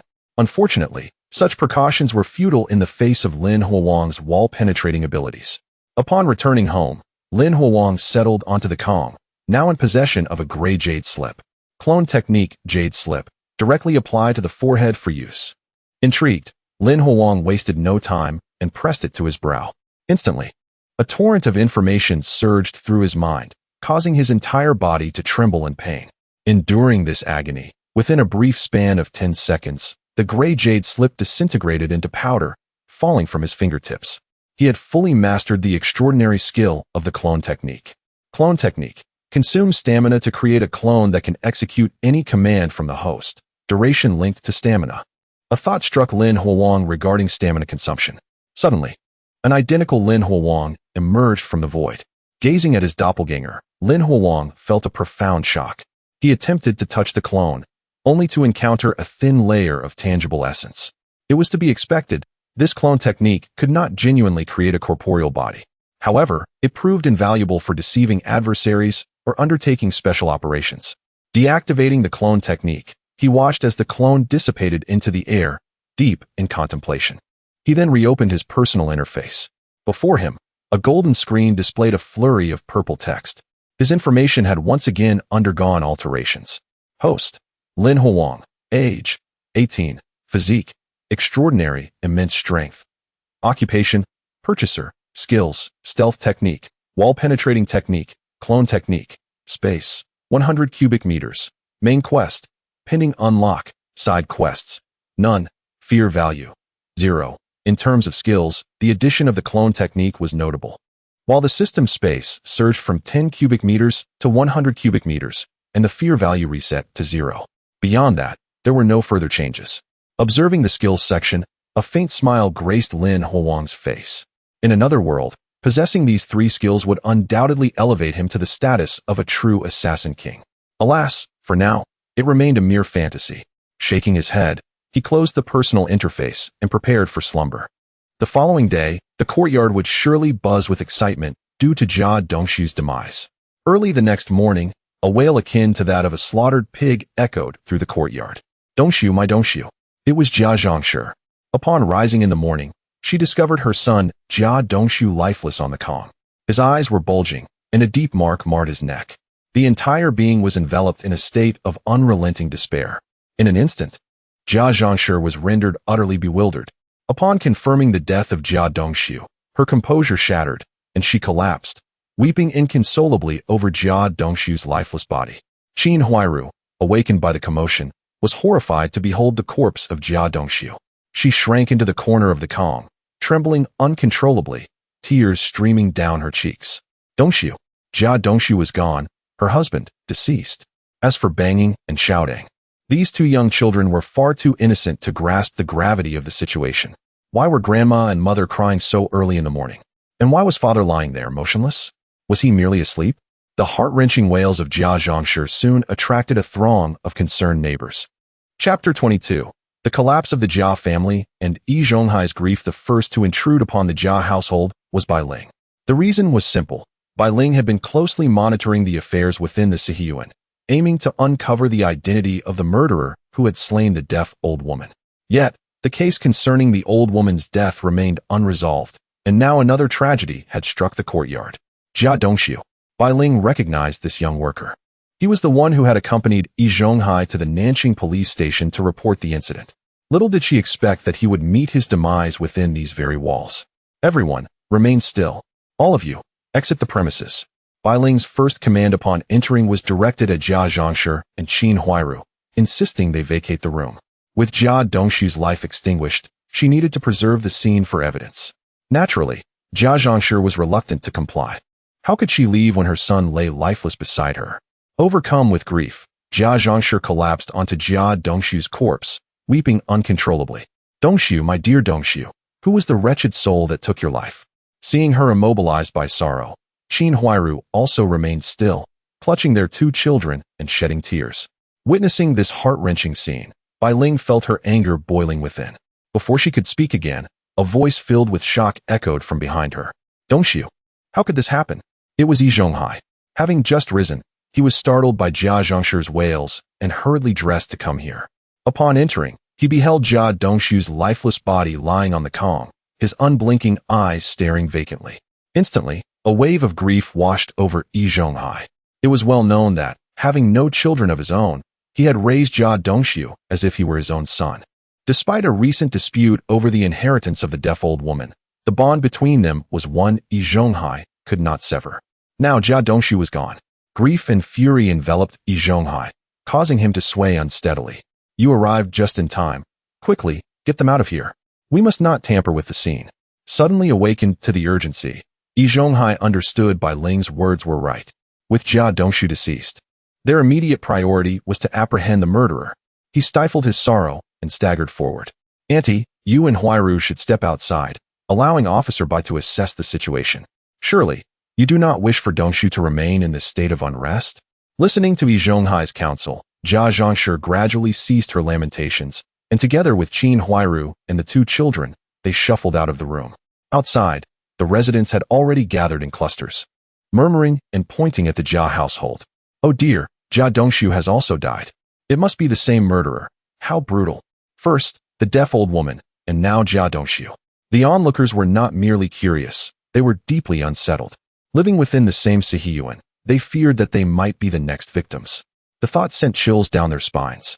Lin Huang stood amidst the crowd, his expression betraying fear as he observed Bai Ling's investigation.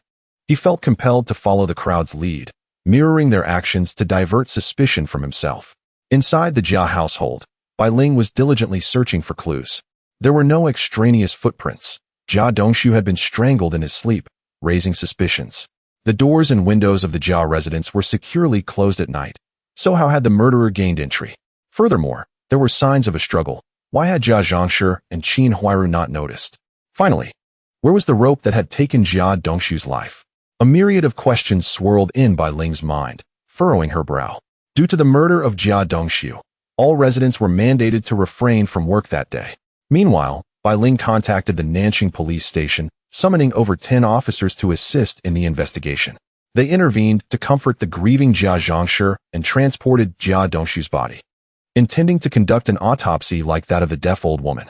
Subsequently, Bai Ling led the officers in a thorough search for clues throughout the courtyard, simultaneously interviewing all residents. Regrettably, nearly all claimed to have slept soundly the previous night, unaware of any disturbances. Bai Ling personally interrogated Lin Huang. I went to bed early last night, planning to procure supplies in the countryside today. I know nothing. Observing his panic-stricken demeanor, Bai Ling offered reassurance. All is well. There is no need to fear. I am merely inquiring. While you were asleep, did you truly not hear anything? Lin Huang shook his head vigorously, insisting he had heard nothing. Bai Ling understood his demeanor and, after closing her notebook, prepared to take her leave. She was well acquainted with Lin Huang's background, knowing that this timid youth could not possibly be the murderer of Jia Dongxiu. Moreover, Bai Ling's greatest enigma remained. How had the murderer infiltrated the Jia residence? If the perpetrator had hidden within the Jia household during the day and fled after committing the crime, Why were all the doors and windows still locked from the inside? Such a scenario was illogical unless the assailant possessed some mythical ability to pass through walls. As a busy day came to a close and nightfall descended, the residents of the Sihiyuan gathered in small groups. Their brows furrowed in deep concern as they deliberated over the murder of Jia Dongxiu. This case, more provocative than that of the deaf old woman, stirred fervent discussion. The old woman, having lived a long life, was no longer a concern, but Jia Dongxiu was the pillar of the Jia family. With his untimely demise, how would the family persevere? How could Jia Zhangshi and Qin Huairu, two women, uphold the household? Especially with Qin Huairu being so young and beautiful, would she succumb to the pressures of life and flee? The residents, fond of gossip, exchanged words with fervor, their spittle flying as they deliberated. Furthermore, the safety of the courtyard's inhabitants was at stake if the murderer remained at large. In summary, Jia Dongxiu's murder had profound and far-reaching implications for the Sihiyuan. In the front courtyard, the Yin family. Yin Fugui, known for his timidity, was particularly anxious and lacked the appetite for dinner. Just a few days prior, he had conspired with the Jia family to extort Yi Zhonghai. Now, unexpectedly, Jia Dongxiu has passed away. A vibrant young man, just like that, has succumbed to death. This reality instills a chilling sensation within Yin Fugui. Father, perhaps we should consider relocating, suggests his eldest son, Yin Zheqing. The lad, having been profoundly shaken by the events of the day, is filled with trepidation after the consecutive deaths that have occurred in their courtyard. Upon hearing his words, Yin Fugui cannot help but cast a reproachful glance in his direction. Relocating requires expenditure, do you comprehend? Moreover, will the police permit us to move? First, the deaf old woman, and now, Jia Dongxiu. This case has escalated into a series of homicides. The police are taking it very seriously, mandating that the residents of the Sihiyuan must refrain from wandering about. Chapter 23. The residents' reactions and Zheng Qiuyang's speculations in the central courtyard of the Jia family. The sorrow was palpable. Jia Zhangshi wept inconsolably for her son, Jia Dongxiu, who had met an untimely demise. Dongxiu, my dear Dongxiu. Her cries echoed through the air. Beside her, Qin Huairu sat in silence, tears streaming down her cheeks as she cradled her abdomen, overwhelmed with turmoil. Only recently had she discovered her pregnancy, and now, with Jia Dongxiu's tragic death, her heart was heavy with worry for banging and shouting. What shall we do about the child within me? She pondered. At that moment, Banging tugged at her sleeve softly. Mother, I am hungry. I shall prepare a meal for you. Qin Huairu replied, rising to head to the kitchen. Life must continue despite the loss of Jia Dongxiu. She could not let her children go hungry. Behind her, Jia Zhangshi, in a daze from the shock, fixated on Qin Huairu's movements, lamenting, Dongxiu, my dear Dongxiu. In the Yi family section of the courtyard, Yi Zhonghai was unable to enjoy his dinner due to the shock of Jia Dongxiu's murder. He sat on the kong, his mind flooded with memories of the years spent with Jia Dongxiu, from his first words to his eventual marriage and fatherhood. After old Jia's passing due to a work-related accident shortly after Jia Dongxiu was born, it was Yi Zhonghai who had taken on the role of a father figure, nurturing him as his own. Their bond had grown to be akin to that of father and son, and Yi Zhonghai had even envisioned Jia Dongxiu as his future caretaker. Now, with the loss of Jia Dongxiu, Yi Zhonghai felt an emptiness within him. Yet what could he do? Dongxiu, he sighed, a mix of sorrow and anger swelling within him. The vile murderer who had taken the life of the deaf old lady had now struck down Jia Dongxiu. He vowed not to let the culprit escape his grasp, should he find him. Nearby, an elderly woman observed the change in Yi Zhonghai's expression and sighed, knowing how dearly he had cherished Jia Dongxiu, raising him as if he were his own son. Zhonghai, you must eat something. Your health is important, she urged. Yi Zhonghai replied absent-mindedly, grabbing a bun and biting into it with fervor. In the He family's quarters, the siblings, Shaju and He Yushui, were having dinner, consisting of simple fare, cornmeal cakes paired with stir-fried cabbage. Shaju, having foregone work at the steel factory in light of Jia Dongxiu's tragic end, had not brought back any food from the small canteen. Meanwhile, He Yushui was enjoying her meal, having indulged in rich meats during the new year, finding the lighter fare quite agreeable. However, Shaju found no pleasure in his food. What will happen to Sister Qin now that Jia Dongxiu is gone? He worried, harboring a secret known to all in the courtyard, his love for Qin Huairu. 7 years prior, when Qin Huairu had first entered the courtyard as a bride, Shaju had been but a youth, utterly captivated by her beauty and vowing to find a wife just like her. He had been ridiculed by the residents for his dreams. In their daily interactions, he often found himself instinctively wanting to assist her, enduring mockery from Jia Zhongshu in the process. With Jia Dongshu gone, Shaju feared for Qin Huairu's future. As for Jia Dongshu's death itself, truthfully, Shaju felt little remorse. Death is a part of life. Jia Dongshu had merely departed earlier than most. Moreover, with his passing, an opportunity for Shaju to pursue Qin Huairu had arisen. Brother, do you think the murderer could be one of our neighbors? I have a feeling they are not an outsider. He Yushui speculated. Shaju shook his head. I don't know. The residents here don't strike me as capable of such cruelty. Growing up in the courtyard, he was well acquainted with his neighbors, and, while they might quarrel and fight, he could not fathom any one of them committing murder. In the Liu family section, Liu Haizhong drank his sorrows away. Plagued by deep reflections, the brutal murder of Jia Dongshu within his own home filled him with an overwhelming sense of dread. This signified that the murderer could strike at will, disregarding even the high walls of their compound. Could there be anything more terrifying? Who on earth could have done this? They must be cursed. Liu Haizhong cursed vehemently, venting his fears and frustrations. Initially, he had felt reassured by Bai Ling's presence in the deaf old lady's room. But now it seemed utterly futile. Jia Dongshu had been killed with ease. What if the murderer remained at large? How could they continue living in this courtyard? Liu Haizhong was uncertain, but he knew one thing. The courtyard was in peril. At the Nanxing police station, Bai Ling received the autopsy report for Jia Dongshu.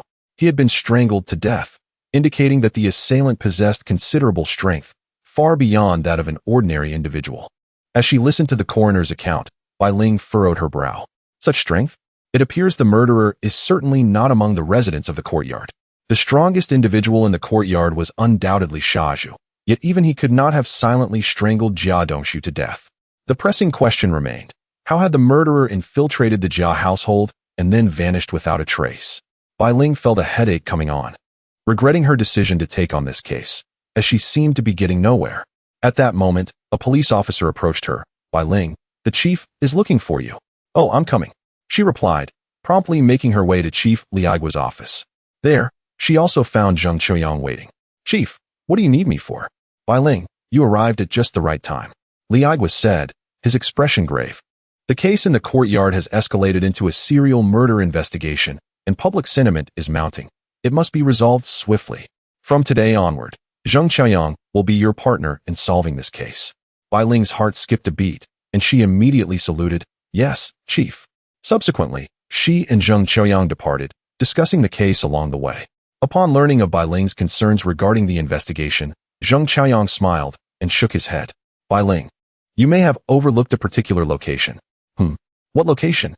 Bai Ling was taken aback. She had thoroughly searched the Jia family's estate 3 times and had yet to uncover any clues. The chimney of the Jia family. The chimney? Bai Ling was bewildered. Are you suggesting that the culprit is hiding within the chimney? What a ludicrous notion. She had examined the Jia family's chimney, and the opening was so small that only a cat could squeeze through. How could a person possibly fit? I have heard that some practitioners of the martial arts can master the skill of contortion, allowing them to hide within a vessel. If what you propose is true, and the murderer has been concealed within the Jia residence all along, departing unnoticed afterwards, then the truth may indeed unfold in such a manner. Listening to Zheng Qiuyang's methodical analysis, Bai Ling felt a flicker of doubt. She resolved to investigate the chimney of the Jia family the following day to ascertain whether there was truly an issue. Chapter 24. Purchasing in the countryside, meeting Qin Jingru. The following morning, at the Jia residence, Bai Ling arrived early along with Zheng Xiaoyang and 3 police officers. They investigated the chimney of the Jia household, only to be met with disappointment as they discovered no signs of any activity within. This prompted Zheng Xiaoyang to furrow his brow in concern. Could it be that I have misjudged? At this point, he was at a loss regarding how the perpetrator had escaped from the Jia residence. Bai Ling looked up at the empty beams of the house, a new hypothesis forming in her mind. Could it be that the culprit was hiding in the rafters, waiting for the door to open in the morning before slipping away amidst the commotion? A hidden gentleman in the beams? It was indeed a possibility. If this were the case, it was likely that the individual had concealed themselves there the previous day, subsequently murdering Jia Dongshu during the night, and then remained hidden until the morning when Jia Zhongshu discovered her son's death, allowing the culprit to make their escape. However, if the person had already killed Jia Dongshu, why not simply leave immediately? Why hide within the Jia household? The thought swirled in Zheng Xiaoyang's mind. Yet he could ascertain one thing. The individual who had slain Jia Dongshu was certainly no ordinary person. Bai Ling, I believe we should investigate all the former figures of the Jianghu within Xizhouqing. Upon hearing this, Bai Ling nodded. There were indeed individuals of considerable prowess among the Jianghu in Xizhouqing. Those who brandished large knives, smashed stones with their chests, and wielded iron spears with ease. Presently, these individuals were the prime suspects. Thus, with their determination, the former figures of the Jianghu in Xizhouqing found themselves in dire straits, all taken by the Nanqing police station for investigation to provide alibis and record statements. Particularly those with notable physical strength became the focus of scrutiny. In the countryside of Xizhouqing, winter had receded, and the grass grew lush with the song of orioles. A bicycle whirred along the road, heading towards a distant village. The rider was none other than Lin Huang. The Nanqing police had concluded that the case concerning the courtyard was linked to those figures of the Jianghu, causing quite a stir among them. The residents of the courtyard were free to go about their daily lives. Thus, Lin Huang feigned a trip to the countryside for procurement. As a procurement agent, if he remained hidden in the courtyard, it would undoubtedly raise suspicions. The rural scenery of this era was quite charming. Lin Huang savored the sights along the way and soon arrived at the outskirts of a village. At the entrance stood a large slab of blue stone inscribed with 3 prominent characters, Qin Jiazuan. This was the very place where Lin Huang intended to settle. During previous visits to the countryside, he often resided with a certain family, and that family contained a familiar face, Qin Jingru, the cousin of Qin Huairu. At this moment, Qin Jingru was merely 13 years old, a young girl. Guided by memory, Lin Huang pedaled his bicycle to a quaint farmhouse. The courtyard gate was tightly shut, for Qin Jingru's parents were laboring outside, leaving the house empty. Lin Huang pondered for a moment, just as he was about to depart, when he heard a voice of surprise call out from behind him. Lin Ji. He turned to see Qin Jingru, dressed in a blue cotton coat and carrying a bundle of firewood, looking at him with delight. Ah, Jingru, are your parents not home? They went to dig in the fields. Come, let's go inside. I will start a fire for you.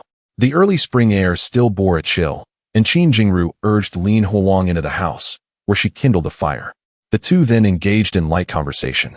With Qin Jingru inquiring about various matters in Xizhouqing, her eyes sparkling with yearning. 7 years prior, Qin Huairu's marriage to a resident of Xizhouqing had caused quite a stir throughout the 10-mile stretch of villages, as few city dwellers were willing to marry rural folk. This was largely due to Qin Huairu's striking beauty, which had captivated Jia Dongshu during his search for a bride.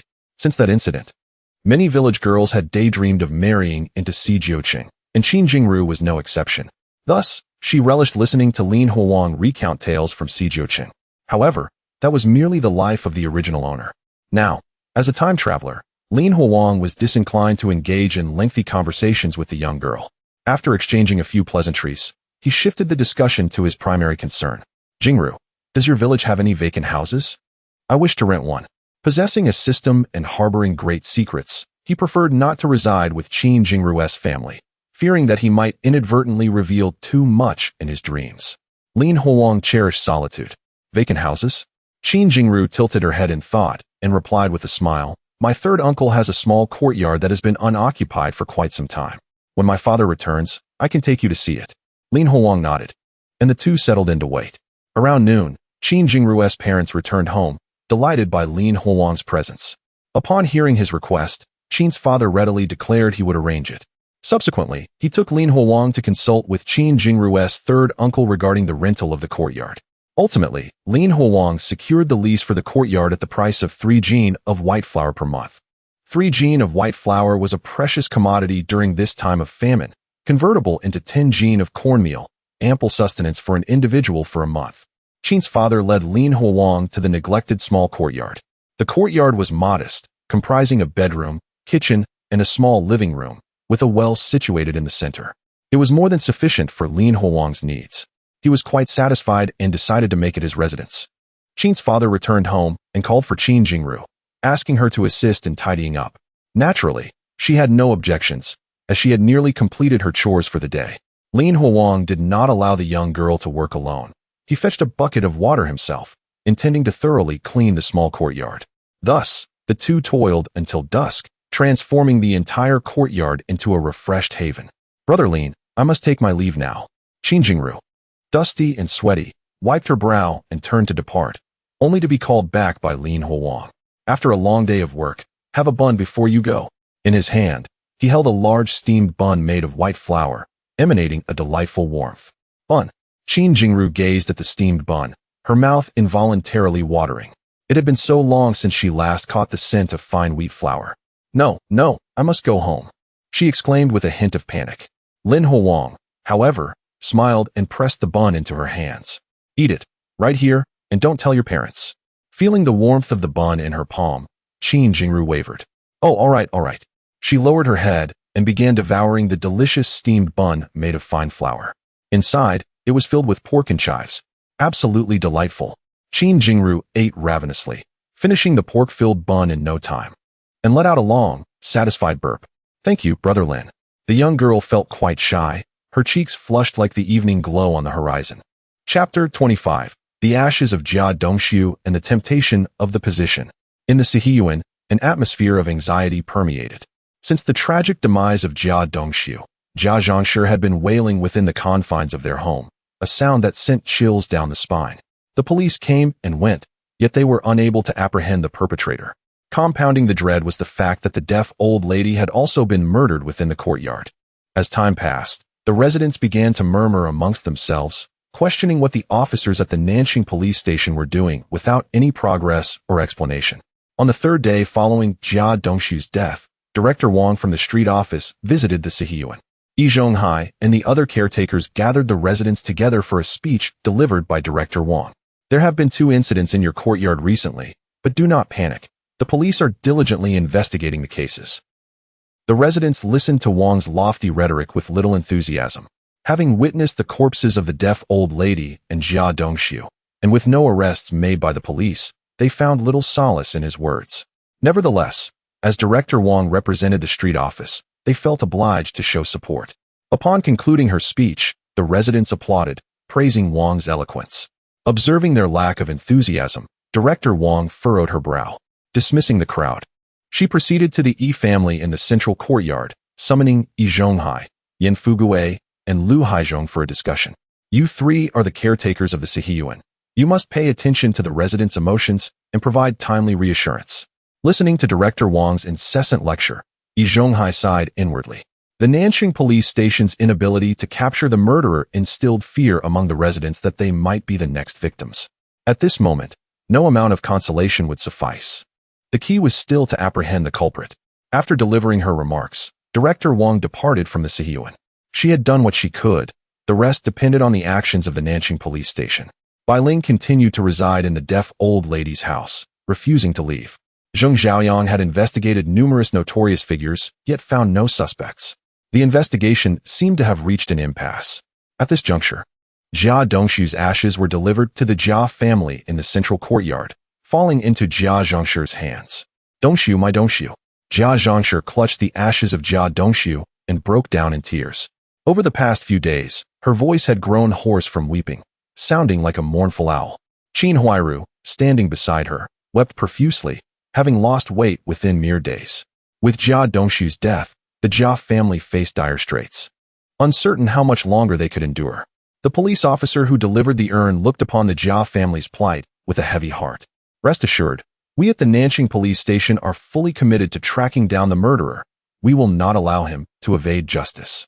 After the police left, Jia Zhangshi, cradling the urn of Jia Dongxiu, made her way back home step by step. Sitting on the kong, she lamented, Dongxiu, my Dongxiu. In that moment, Jia Zhangshi was no longer the assertive figure she once was. Her only son had perished. In the front courtyard, the Yin family gathered for a meal when eldest son, Yin Jieqing, suddenly turned to Yan Fugue. Father, Jia Dongxiu is dead. Can we buy back his position? In this era, a position was akin to a solid job, a legacy to pass down. Jia Dongxiu had been a second-level fitter at the steel mill, earning 32 yuan and 50 cents a month. Now that he was gone, his position remained with the Jia family. The 2 women and 2 children in the Jia household had no use for it. Thus, Yin Jieqing's interest was piqued. He had relied on his parents for years. It was not that he did not want to work, but opportunities were scarce. Now, with a position within reach, he could hardly resist the temptation. Hearing his son's words, Yan Fugue felt a stir of interest. It had only been a few days since Jia Dongshu's death.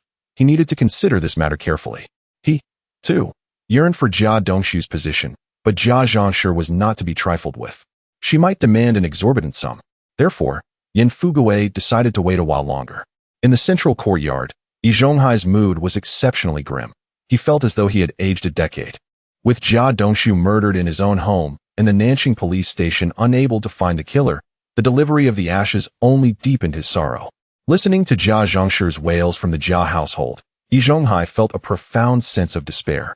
A young man had lost his life just like that. Where could he seek justice? His gaze fell upon the urn of the deaf old lady on the wall. Old lady, if you have any spirit left in this world, please give us a sign as to who the murderer might be. When the police in reality turned up empty-handed, Yi Zhonghai transferred his hope to the ethereal realm. Perhaps he did not wish to do so, but what choice did he have when there were no leads on the killer? Despite being an 8th-level fitter at the steel mill and the caretaker of the Sihiyuan, he felt utterly powerless. In the back courtyard, Lu Haizhong had also set his sights on the Jia family's position, for in this age, a position was indeed a prized asset. A stable job, once secured, could alleviate worries for a lifetime. He aimed to obtain Jia Dongshu's position for his eldest son, Lu Guangyuan. In doing so, the Lu family would become a dual-income household, ensuring a better quality of life. However, to his surprise, Lu Guangyuan outright refused the position. Work as a laborer? No way. Lu Guangyuan, a high school graduate, was ambitious and believed he was meant for greater things. The difficulty of finding a job in recent years was not his fault. He was merely a dragon trapped in shallow waters, a tiger fallen to the plains, destined to soar like a rock one day. Now, to be asked to work at the steel mill? That would be a gross underutilization of his talents. He had no desire to do so. Lu Haizhong was nearly driven to anger by his son's attitude. Not going. Do you realize how rare positions are nowadays? After waiting so long, an opportunity has finally come, and you refuse to grasp it? Lu Haizhong had initially considered reprimanding him, but ultimately restrained himself. The child had grown up. It was no longer appropriate to resort to physical discipline. Lu Guangyuan held his head high, defiantly declaring, I simply won't go. I am not cut out to be a laborer. Lu Hai gazed at his second son, Lu Guangtian, who was merely 12 years old and not yet capable of holding a job. Very well, if you choose not to work, do not seek my assistance in the future. I am unable to help you. As time gradually elapsed, the residents of the Sihiyuan lived in constant trepidation as they commuted to and from work. Each day that passed without the resolution of Jia Dongshu's case left them on edge. None could predict whether the terrifying murderer would return, targeting other inhabitants of the courtyard. To alleviate the residents' anxiety, Bai Ling specifically requested the presence of 2 police officers from the Nanqing police station to guard the entrance. This measure proved effective, providing the residents with a modicum of reassurance. However, for Lin Huang, who was procuring supplies in the countryside, this news was far from favorable. Chapter 26. The exorbitant workspace and the chaotic police station in the rural outskirts of the city. Within a modest courtyard, Lin Huang gazed at the stagnant fear index, which remained at 65. A slight furrow formed on his brow. Following the demise of Jia Dongshu, the fear index had risen rapidly in the initial days. However, it had now slowed considerably. What could be the reason? Could it be that the Nanqing police station had employed some method to assuage the residents' anxieties? Lin shook his head. Although the fear index had decelerated, it was still on the rise. The next main quest would commence soon, so the residents should relish their terror while they could. Lin Huang exited his personal interface, mounted his bicycle, and departed from his dwelling. What was his purpose for leaving? Naturally, it was to procure supplies. As a purchasing agent, he felt compelled to make a show of procurement. Otherwise, he might face complications in the future. The creatures within the courtyard had not yet all been eliminated, and he would undoubtedly need to take action again. At that time, the police might trace the matter back to him. Therefore, he had to fulfill his obligations. Yet, during these times of famine, the countryside offered little in terms of resources. Pork and flour were out of the question, as the villagers had none for themselves. As for wild game and mushrooms, it all depended on luck. Lin Huang was indifferent. His procurement was merely for appearances. Even if he failed to meet the target, what of it? The steel mill could hardly dismiss him. This was the power of a secure job in these times. In the Jia family courtyard, visitors had arrived that day. Yin Fugui and Yi Zhonghai. Jia Zhangshi had begun to regain her composure. Although her son had passed away, life must go on. She still had her grandson, Bang Geng. Jia Zhongshu's sole focus now was to raise Bang Geng and carry on the Jia family lineage. Only in this way could she honor the spirits of old Jia and Jia Dongshu. However, raising a child requires funds. The Jia family's entire savings, including the 300 yuan previously acquired from Yi Zhonghai, amounted to no more than 500 yuan in total. Old sister, do you wish to keep Dongshu's workspace for yourself or sell it to old Yin? Yi Zhonghai had come to act as an intermediary. Yin Fuguwei had expressed interest in purchasing Jia Dongshu's workspace. However, given that Jia Dongshu had just passed, Yi Zhonghai feared that directly approaching Jia Zhongshu might provoke her ire. With Yi Zhonghai in the middle, the conversation would be smoother. Humph. You wish to buy my Dongshu's workspace? Jia Zhongshu shot a hostile glance at Yin Fuguwei, a surge of anger rising within her.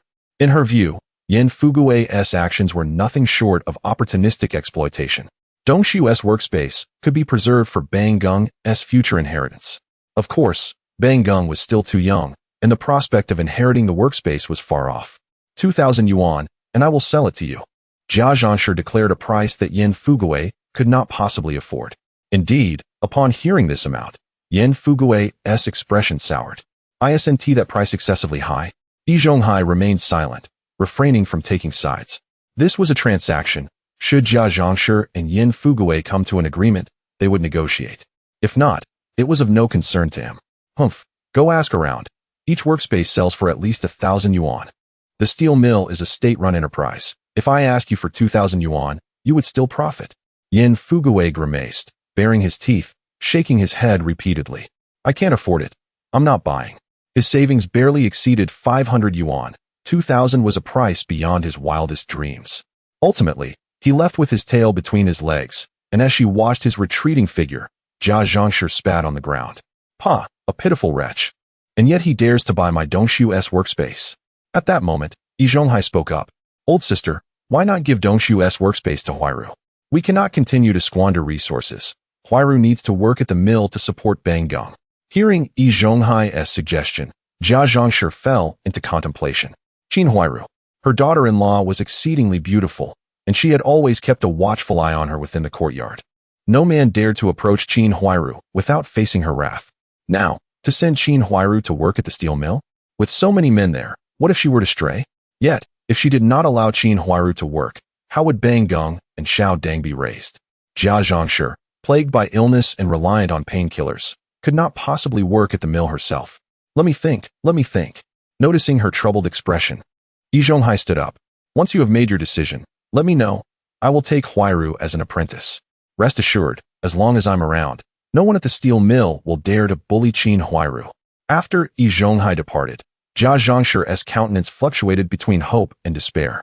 Should she permit Qin Huairu to work at the steel mill? That was indeed a dilemma. The Nanqing police station had recently become overcrowded. Under the efforts of Zheng Chuyang and Bai Ling, most of the former street performers in the Suzhou city had been brought here for interrogation. Particularly those with considerable strength had become key subjects of investigation. However, after many days of inquiry, there were still no leads, and the entire Nanqing police station had descended into chaos. Finally, even the director, Li Aigua, could no longer tolerate it and summoned the two into his office. Chaoyang, Bai Ling, what on earth are you doing? Li Aigua appeared genuinely enraged. His police station had turned into a veritable marketplace, with various eccentrically dressed performers milling about. What a farce. If we had apprehended the murderer, that would be one thing, but after all this time, we've caught nothing. This is nothing less than a laughingstock. Faced with Li Aigua's furious outburst, Zheng Chaoyang and Bai Ling exchanged glances. Ultimately, it was Zheng Chaoyang who stepped forward. Director, we have interrogated the majority of individuals. If you grant us 3 more days, we will surely yield results. Upon hearing his promise, Li Aigua exhaled a sigh of relief. Very well, I shall grant you an additional 3 days. It is not that I lack understanding, but if this continues, our police station will become the laughingstock of the 49 city. Do you comprehend the magnitude of the pressure I am under? Li Aigua speaks the truth. Those practitioners of folk arts are intricately connected with the current artistic community, which in turn has close ties with the political realm. Consequently, over the past few days, Li Aigua has received numerous calls urging him to treat those folk artists with leniency. This is indeed an overwhelming burden. Yes, Director, rest assured. Bai Ling and Zheng Chaoyang both pledged their commitment before departing from Li Aigua's office. A fierce determination ignited in their eyes, vowing to capture that despicable murderer within 3 days. Chapter 27. Qin Huairu's Employment and Qin Jingru's Side Quest. In the rolling steel factory, within the first workshop, Qin Huairu, following the trajectory depicted in the television drama, has finally arrived at her workplace. After a discussion between Yi Zhonghai and Jia Zhongshi, Yi Zhonghai took Qin Huairu under his wing as his apprentice, vowing to patiently instruct her within the confines of the steel factory. Qin Huairu's beauty is strikingly remarkable, even after bearing 2 children. She exudes an added charm of maturity. Consequently, upon her arrival at the factory, the workers were abuzz with excitement. Male workers formed layers around her, marveling at her allure, while female workers clustered in groups, casting sidelong glances at her, whispering derogatory remarks. Terms such as fox spirit, enchantress, and promiscuous woman flew about with abandon. With her head bowed, Qin Huairu followed Yi Zhonghai as he introduced her to the machinery in the workshop. Huairu, you should remain in the workshop whenever you have free time. Do you understand? Yes, master, I understand. Yi Zhonghai then led Qin Huairu to complete her employment procedures. However, they encountered an obstacle. Ah, you are Jia Dongshu's wife, Qin Huairu? What a lovely name. The individual responsible for her employment paperwork was Vice Factory Director Li. Upon noticing Li's lecherous gaze upon Qin Huairu, Yi Zhonghai immediately felt a sense of foreboding. This is bad. Vice Director Li had transferred to the steel factory 6 months prior, notorious for his lasciviousness, and it was rumored that he had entangled himself in ambiguous relationships with several female workers. Given Qin Huairu's current status as a widow, she would undoubtedly be a tempting target for him. Yi Zhonghai regretted not having handled Qin Huairu's paperwork himself. Yet, it was too late to rectify the situation. Yes, I am Jia Dongshu's wife. Qin Huairu obediently responded to Vice Director Li's inquiries, still unaware of the gravity of the situation. Work well, and if you encounter any issues, feel free to approach me. Vice Director Li efficiently processed her employment paperwork while feigning concern for her, which left Qin Huairu with a positive impression of him. However, as Yi Zhonghai escorted her out of Li's office, he darkened his expression and cautioned her, "Be wary of Vice Director Li. He is not a good person." Startled by Yi Zhonghai's serious tone, Qin Huairu felt puzzled. Not a good person? He doesn't seem that way. Nevertheless, at that moment, Yi Zhonghai was her master, and she nodded earnestly. I understand, master. In the office, Vice Director Li, lost in thought about Qin Huairu's enchanting figure, couldn't help but smile broadly. Indeed, quite remarkable. Throughout his life, Vice Director Li had always favored women.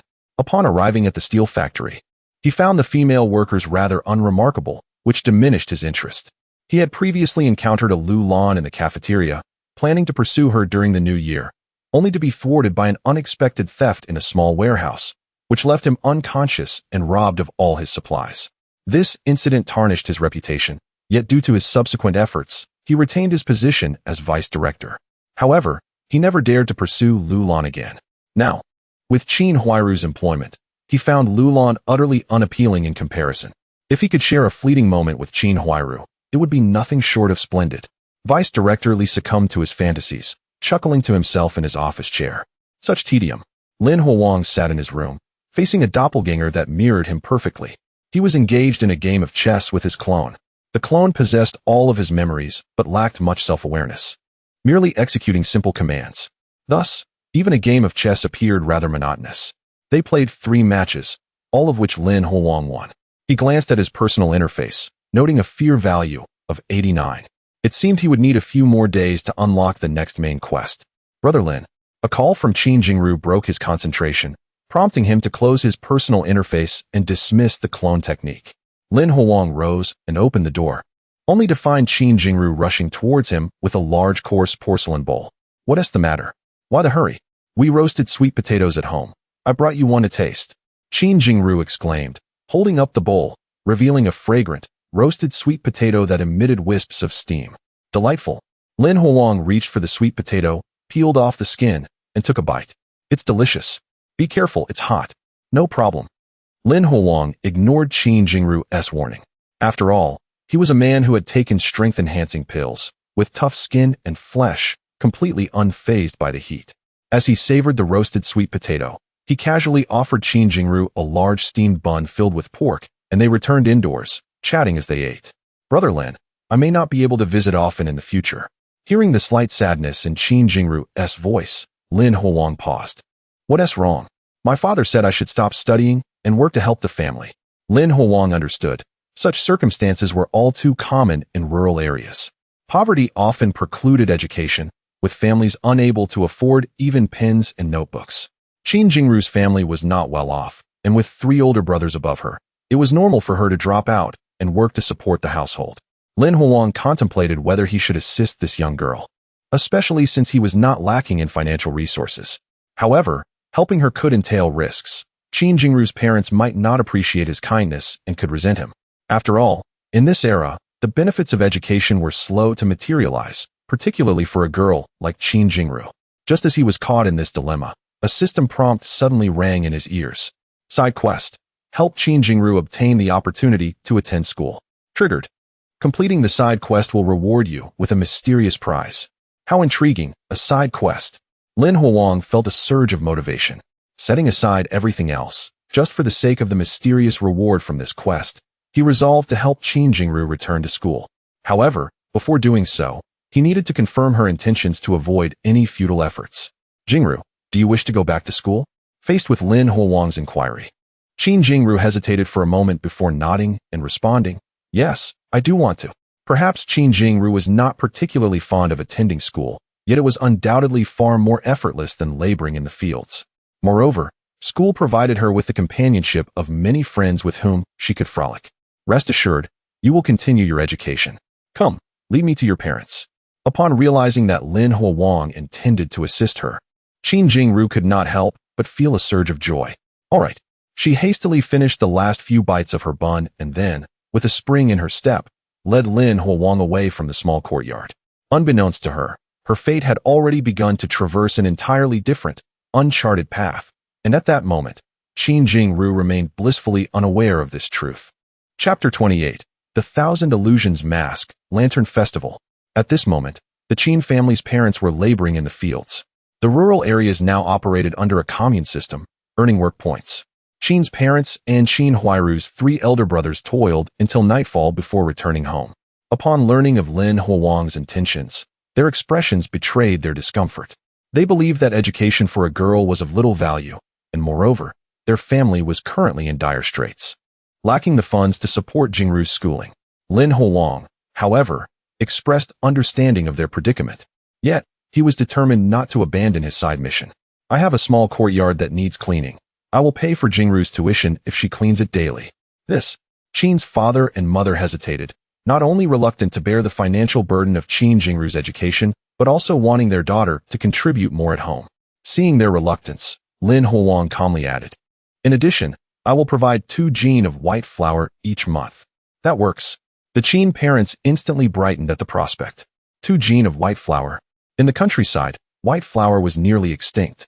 2 jin could be exchanged for several days' worth of steamed buns for the entire family at the commune canteen. It was a bargain. Observing her parents' agreement to continue her education, Qin Jingru, who had been holding her breath in anticipation, could not help but feel elated. Simultaneously, her gaze towards Lin Huang shimmered with admiration, tinged with youthful affection, though she was unaware of this sentiment herself. At this moment, Lin Huang was preoccupied and paid no heed to Qin Jingru's reaction, as the system's prompt echoed in his ears. Side mission: assist Qin Jingru in obtaining an opportunity for education. Completed. Mission reward: Thousand Illusions Mask, stored in the system space, ready for retrieval at any time. The Thousand Illusions Mask? It certainly sounds impressive.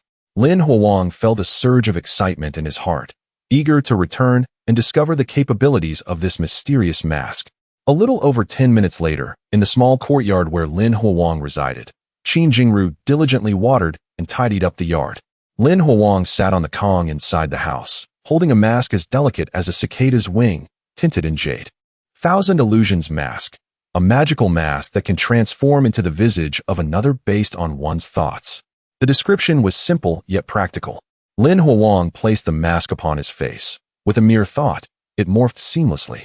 In the next moment, he found himself transformed into the likeness of Shaju. Ah, splendid.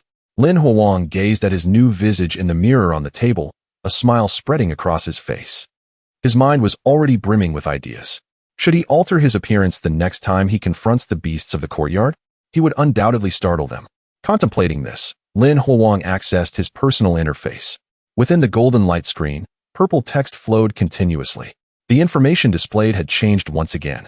Host: Lin Huang. Age: 18. Physique: extraordinary, incredible strength. Occupation: purchaser. Skills: stealth, wall crossing. Clone technique: treasure, 1000 illusions mask, space, 100 cubic meters. Main quest: to be unlocked. Side quest: none. Fear value: 92. A new treasure slot appeared, prominently featuring the newly acquired 1000 illusions mask. Just as he was reviewing his personal interface, a voice called from outside. Brother Lin, I have finished cleaning. Lin Huang swiftly closed the personal interface and removed the mask, stowing it in the system space. Watching Qin Jingru bounce into the room, Lin Huang smiled and ruffled her hair. Well done. He then handed her a piece of big white rabbit milk candy. What is this? Qin Jingru inquired, her face alight with curiosity as she held the candy. The big white rabbit milk candy, a product from last year, had been spotted in half a box at the enemy's grain ticket black market, which he had discreetly taken. It's delicious. Eat it now, but don't tell anyone. Qin Jingru eagerly unwrapped the candy and popped it into her mouth, her eyes sparkling with delight. So sweet. This is your reward. Now, go home, as I must go out to procure supplies. Yes. Bursting with excitement, Qin Jingru left the courtyard, and Lin Huang tidied up his things, planning to wander through the nearby villages. Although actual procurement was not feasible, appearances needed to be maintained, otherwise, troubles might arise later. Time flowed by, and 3 days passed. Life in the courtyard appeared to have returned to normalcy. Nearly 10 days had elapsed since Jia Dongshu's demise. The police investigations yielded no results, and they withdrew. Only Bai Ling remained vigilant in the courtyard's backyard. She sensed that the killer might strike again, targeting the residents of the courtyard. Thus, in recent days, Bai Ling had been feverishly gathering information on the residents, hoping to uncover commonalities between the cases of the deaf old woman and Jia Dongshu. However, it was evident that this approach was exceedingly challenging. Ultimately, the sample size was too small. With only 2 fatalities, no discernible pattern could be established. Despite Bai Ling's diligent efforts, she remained at a loss, entangled in confusion without any breakthroughs. On this day, the 15th day of the first month, Lantern Festival, the residents relaxed, with the steel mill and schools granting half a day's holiday. Everyone gathered to celebrate the festival. Yet, in such a moment, Bai Ling felt an ominous surge within her. She had an unsettling premonition that something might occur today. Thus, she rushed to the South City Police Station, seeking Zheng Qiuyang's assistance. Observing her agitated demeanor, Zheng Qiuyang furrowed his brow slightly. Bai Ling, are you under too much stress lately? It has been many days without incident. Perhaps the killer has already fled. Recently, Zheng Qiuyang had summoned all the local performers for interrogation, only to end up with nothing. Receiving a stern reprimand from Director Li Aigua, he was no longer in charge of the courtyard case. Trust me, today is indeed perilous. Bai Ling fixed her gaze upon Zheng Qiuyang, earnestly requesting, just 3 people. I need them for today, and we can discuss further later. Zheng Qiuyang, feeling helpless, ultimately acquiesced to Bai Ling's request. In the end, Bai Ling departed from the Nanqing police station in haste, accompanied by 3 bewildered officers. A sense of foreboding deepened within her. She resolved to remain vigilant this night. Should the perpetrator make an appearance, she could not allow them to escape. Upon returning to the Sihiyuan, Bai Ling assigned the 3 officers their posts, one at the main gate, another in the front courtyard, and the third in the central courtyard. As for herself, she would keep a watchful eye in the rear courtyard. No one was permitted to sleep this night. If they could endure until dawn, they would prevail. Bai Ling's insistence left the 3 officers perplexed, yet they had no choice but to comply. Thus, time trickled by moment. Chapter 29, Slay Yin Fuguei, Reward for Detection Skill. In the rural outskirts of Sijiacheng, within a quaint courtyard, today marks the Lantern Festival. Lin Huang prepared a pot of sweet dumplings for himself. As it happened, at noon, Qin Jingru came by to tidy up the courtyard, and he offered her a small bowl. How delightful! Qin Jingru savored the dumplings, her eyes sparkling with joy as she nearly finished the broth. Lin Huang chuckled and indulged in a dumpling himself. The soft, glutinous, and fragrant sweet dumplings offered a rare culinary pleasure in this era. After finishing her bowl, Qin Jingru took it to wash. Suddenly, a notification from the system echoed in Lin Huang's ears. Fear value collection progress, 100. Main quest unlocked. Current task, eliminate the miserly and calculating Yin Fuguwei. Completing the main quest will yield substantial rewards. Lin Huang felt a jolt of excitement, a smile spreading across his face. The main quest has finally been unlocked. He had been waiting in the countryside for far too long, and his impatience had reached its peak. This time, the target was Yin Fuguwei. Memories of the original owner flooded his mind. That scoundrel, under the manipulation of the deaf old lady, had made things difficult for the original host. Many of the sinister schemes were orchestrated by him. Truly despicable. Once he composed himself, he approached Qin Jingru after she finished washing the dishes. You may head home now. I need to procure supplies. All right. Reluctantly, Qin Jingru departed from the courtyard, while Lin Huang activated his clone technique. You, ride the bicycle around and return to sleep at night. The clone nodded and pedaled away on Lin Huang's bicycle. As for Lin Huang himself, he employed the stealth technique and strode purposefully towards Sijiacheng. Tonight would mark Yin Fuguwei's demise. Not even Jesus could save him. The Lantern Festival brought extraordinary revelry to the courtyard. Outside, the renowned courtyard plaque heralded the arrival of sweet dumplings, with each household receiving a bowl. Su Damao and Lu Xiaoyi, with Lin Huang absent, had their dumplings stored at Yi Zhonghai's home. It seemed that everyone had forgotten the recent murders of the deaf old lady and Jia Dongxiu, immersing themselves entirely in the sweetness of the dumplings. Following the feast, there would be a lantern festival in the evening. The residents of the courtyard departed in droves to enjoy the festivities. Such a rare, joyful day made staying home seem dreary. Only a handful of families remained in the courtyard, among them the morose Jia Zhongshi. Humph, what joy in the lantern festival. Be careful not to be killed when you step outside. She peered through the window, darkly observing the families joyfully venturing out, her words laced with venom. Since Jia Dongxiu's death, Jia Zhongshi's demeanor had drastically changed. Had Jia Dongxiu perished in an industrial accident as portrayed on television, she might not have reacted this way. However, he had been murdered, and the Nanxing police had yet to apprehend the culprit. This left Jia Zhongshi with a festering resentment, leading her to view the other residents with disdain. In her eyes, why should her son be the one to die? The other families should also suffer losses to make it fair. Behind her, Qin Huairu silently observed Jia Zhongshi's twisted expression, offering a bowl of dumplings to Bang Gung. Bang Gung, eat up.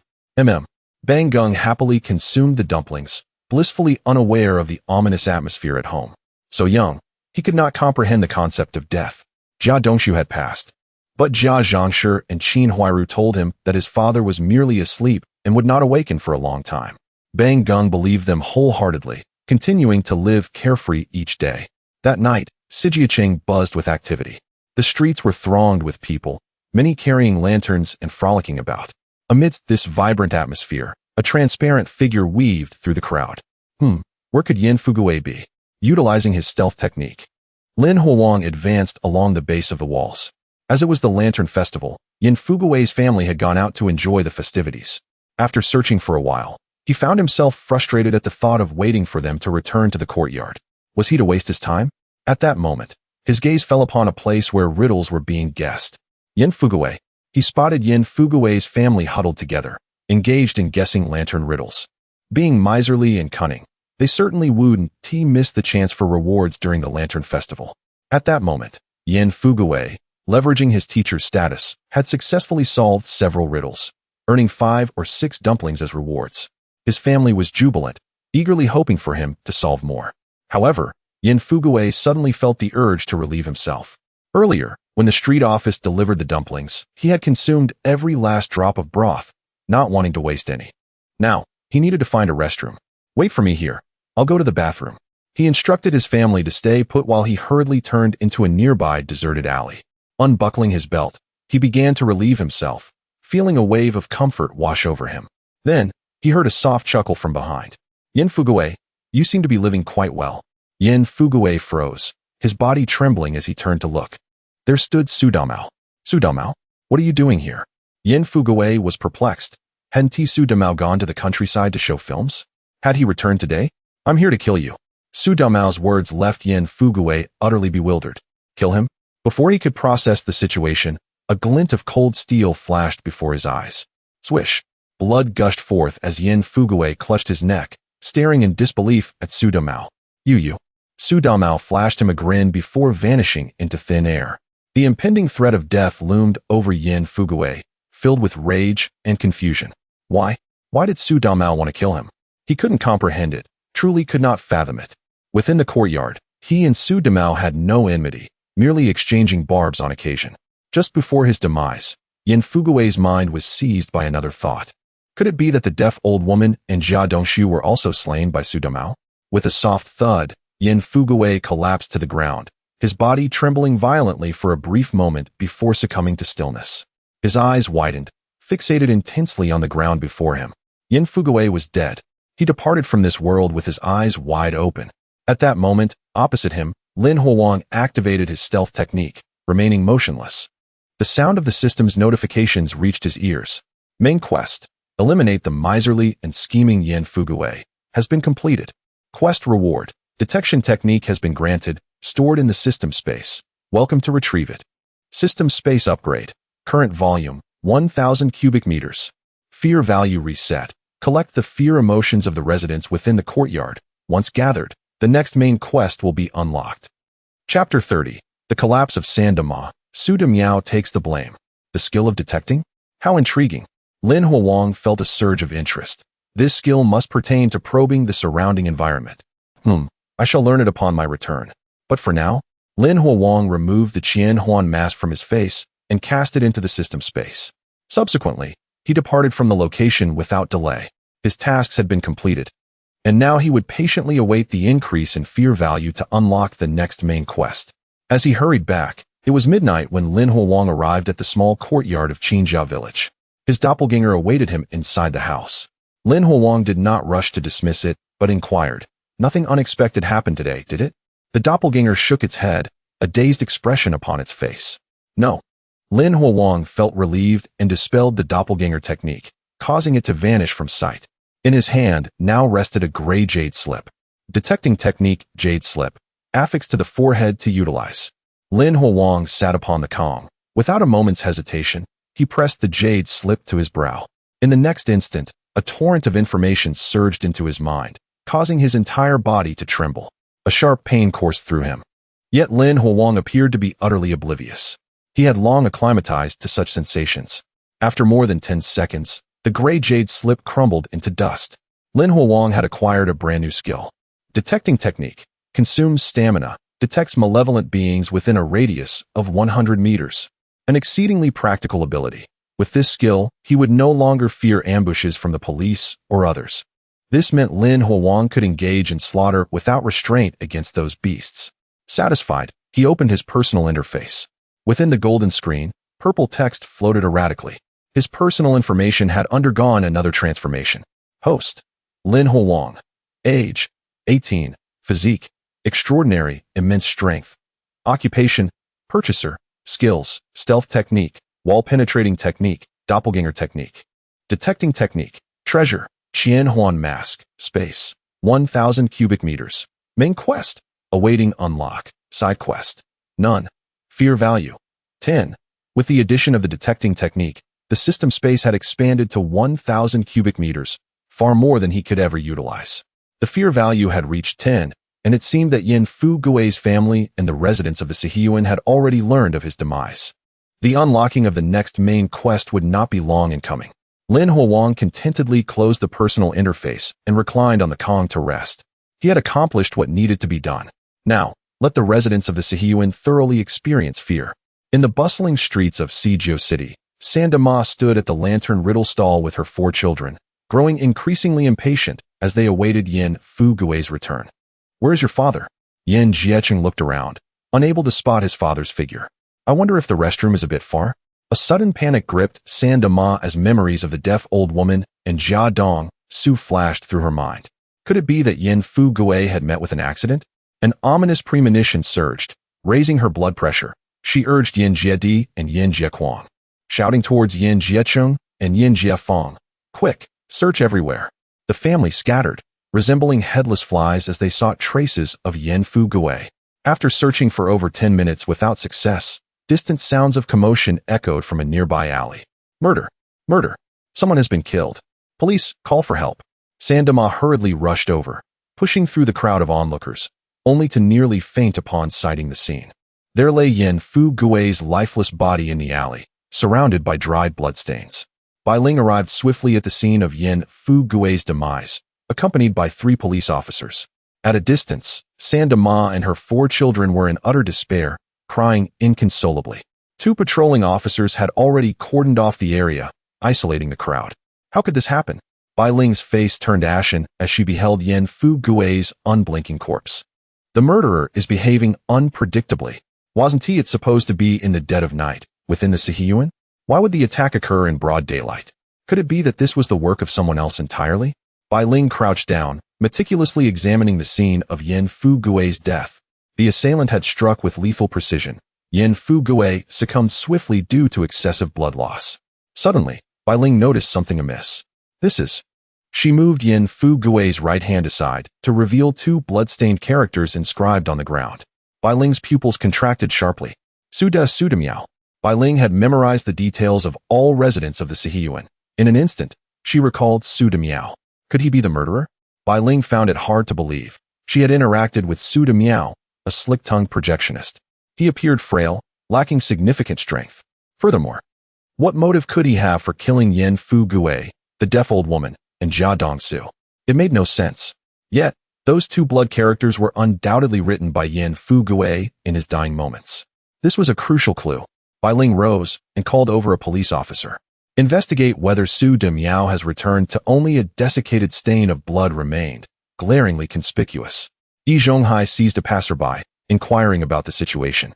It was then that he learned that Bai Ling and several officers had transported Yin Fu Gui's corpse to the Nanjing police station. Sandama and Yin Fu Gui's 4 children had also been taken away. Yi Zhonghai's countenance darkened profoundly. Amidst such a significant incident, he had yet to lay eyes on Yin Fu Gui's body. Moreover, it was highly likely that he would never see it again. The procedure at the Nanjing police station typically involved an autopsy followed by cremation. Reflecting on the afternoon when he had assisted Yin Fu Gui in collecting yuan xiao for the residents, the reality of their eternal separation struck him with profound sorrow. Yi Zhonghai's eyes glistened with unshed tears. That wretched individual. His heart brimmed with an all-consuming hatred for the murderer. Chapter 31. Su Damao is captured. The residents' mental state crumbles. In just half a month, 3 individuals have already perished within the courtyard. If the perpetrator remains at large, the residents will be engulfed in anxiety and uncertainty, leading to unforeseen consequences. Yi Zhonghai took a deep breath, casting a glance at Lu Haizhong and Xia Zhu behind him. Let us proceed to the Nanjing police station. The information Yi Zhonghai possessed was still woefully inadequate. How did Yin Fu Gui meet his demise? Was the murderer the same one who previously killed the deaf old lady and Jia Dongxiu? He was utterly oblivious. Hence, he required further intelligence. Lu Haizhong and Xia Zhu did not hesitate, swiftly following Yi Zhonghai away from the scene. However, the onlookers among the residents exchanged glances, contemplating. Should we also head to the Nanjing police station? What for? The elder has already gone. We have no reason to go. Indeed. Let us return and await news. Alas, this situation has left me in a state of unease.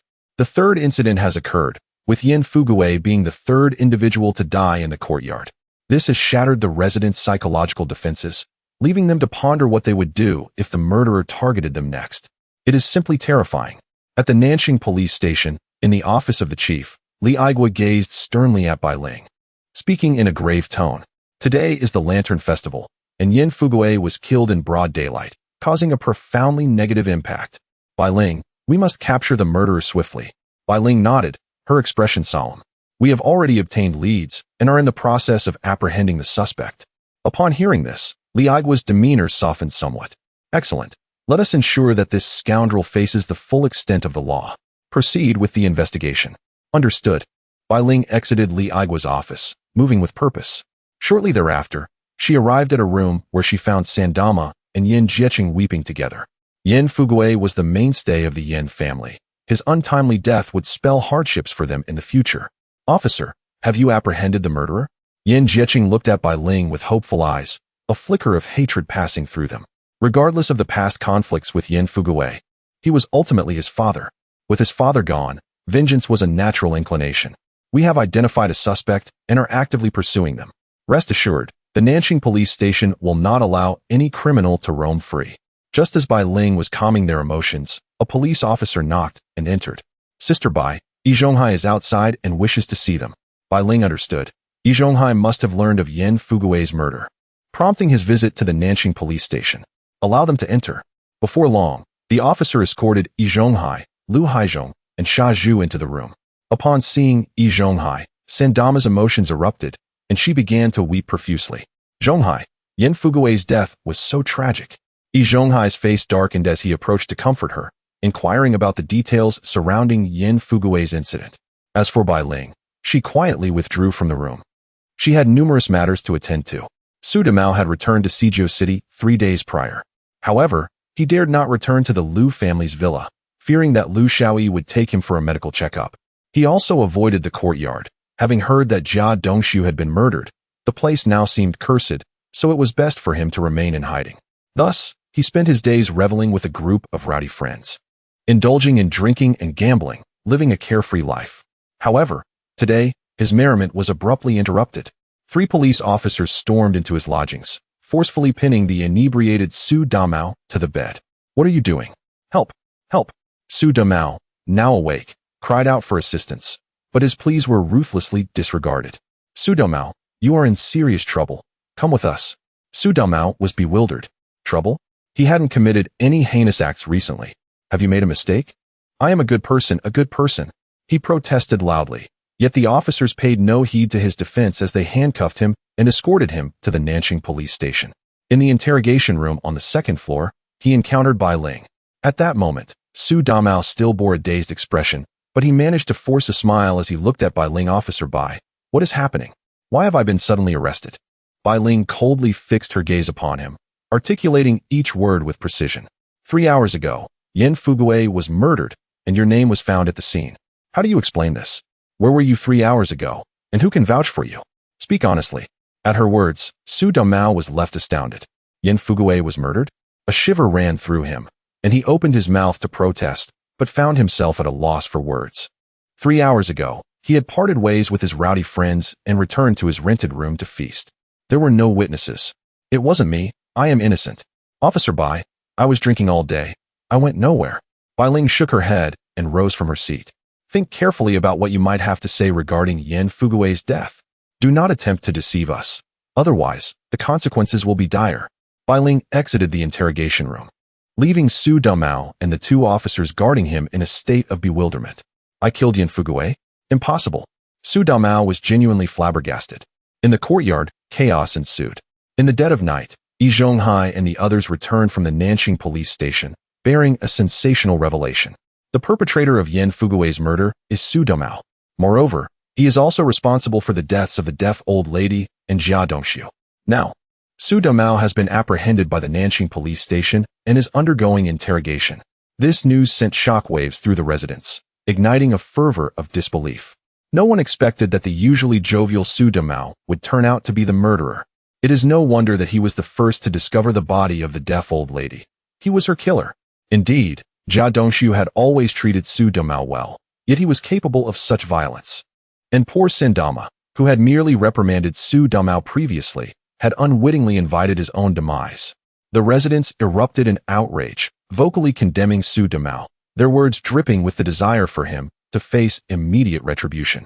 However, there are indeed numerous individuals who secretly murmur, sensing something awry.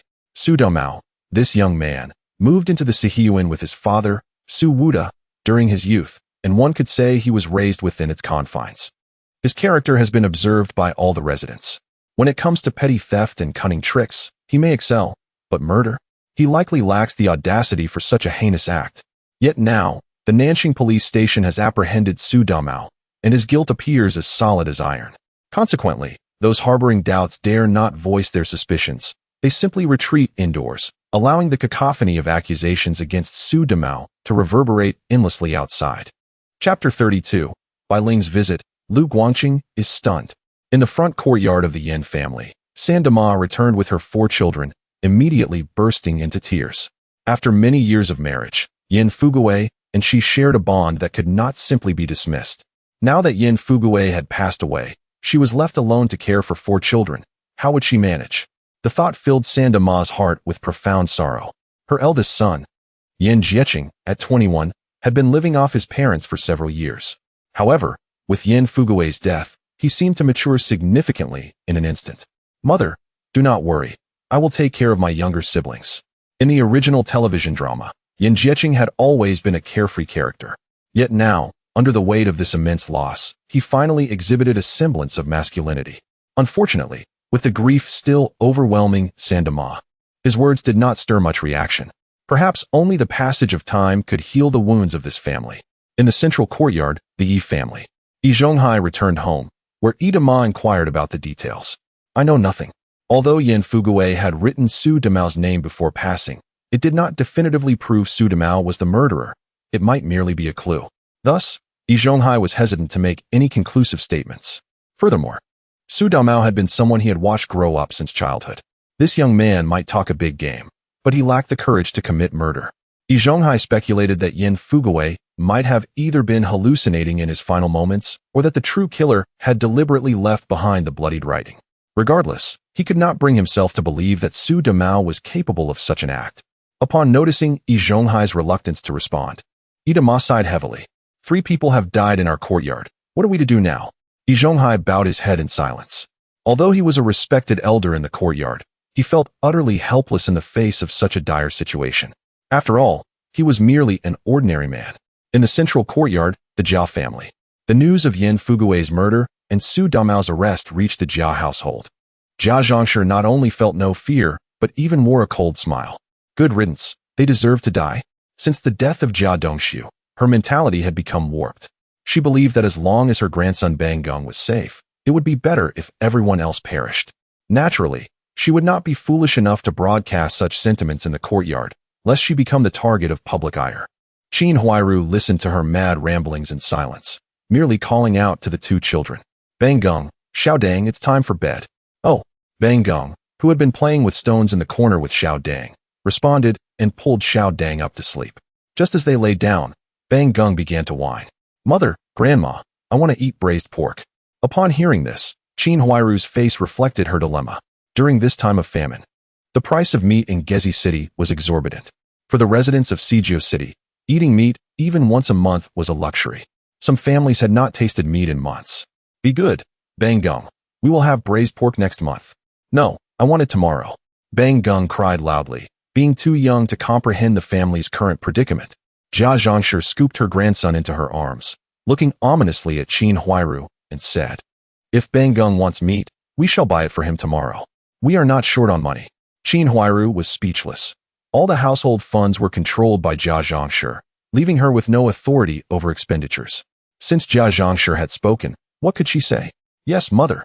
The Jia family extinguished their lights and retired for the night. In the central courtyard, the He family. Sha Zhu frowned as he conversed with He Yushui. I believe Su Damao is innocent. He does not strike me as someone capable of murder. Since Su Damao had arrived in the courtyard, he and Sha Zhu had never seen eye to eye. Their relationship was marked by mockery and frequent physical confrontations. Thus, Sha Zhu was intimately familiar with Su Damao's character. Beneath his tough exterior, he was a coward. He only boasted when hurling insults. Most of the time, he was quite soft-hearted. However, now, the Nanqing police station had identified Su Damao as the murderer. Deep down, Sha Zhu could not accept this. Meanwhile, He Yushui was indifferent to who the actual perpetrator was. She simply wanted someone to be apprehended. Brother, you are merely a cook. What expertise do you have compared to the police? In my view, the murderer is indeed Su Damao. He is no good. He Yushui's words left Sha Zhu speechless. He knew his sister harbored a negative impression of all the residents in the courtyard. Yet, it was simply impossible for Su Damao to be the murderer. Enough, enough. Go back to sleep and be careful tonight. Lock the door. Sha Zhu urged He Yushui to return to her room, locking his door as he prepared for bed. Yet, sleep eluded him. Who could have killed Yin Fugui? Sha Zhu lay with his arms behind his head, staring at the ceiling, his mind swirling with thoughts. In the back courtyard, the Liu family. Liu Haizhong had remained silent since his return, pouring himself glass after glass of long-preserved Fingio. The murderer is not Su Damao. It cannot be Su Damao. He murmured to himself, his face etched with fear. Liu Haizhong was certain that the true killer was not Su Damao. As a fellow outsider, though not particularly astute. Lu Haizhong saw Su Domao as merely a simpleton devoid of guile. How could someone like that possibly kill 3 people in the courtyard without being caught? Su Domao was likely being framed. Lu Haizhong suspected that the 2 bloodied characters were intentionally left by the real murderer to mislead the police. Regardless, he refused to believe Su Domao was the culprit. Nearby, his eldest son Lu Guangyuan observed his father's fearful demeanor with deep concern. In just half a month, 3 people had died in the courtyard. Where was the true murderer? Lu Guangyuan felt that this situation would not resolve so easily. Perhaps he should consider fleeing this courtyard with his family. It was far too dangerous here.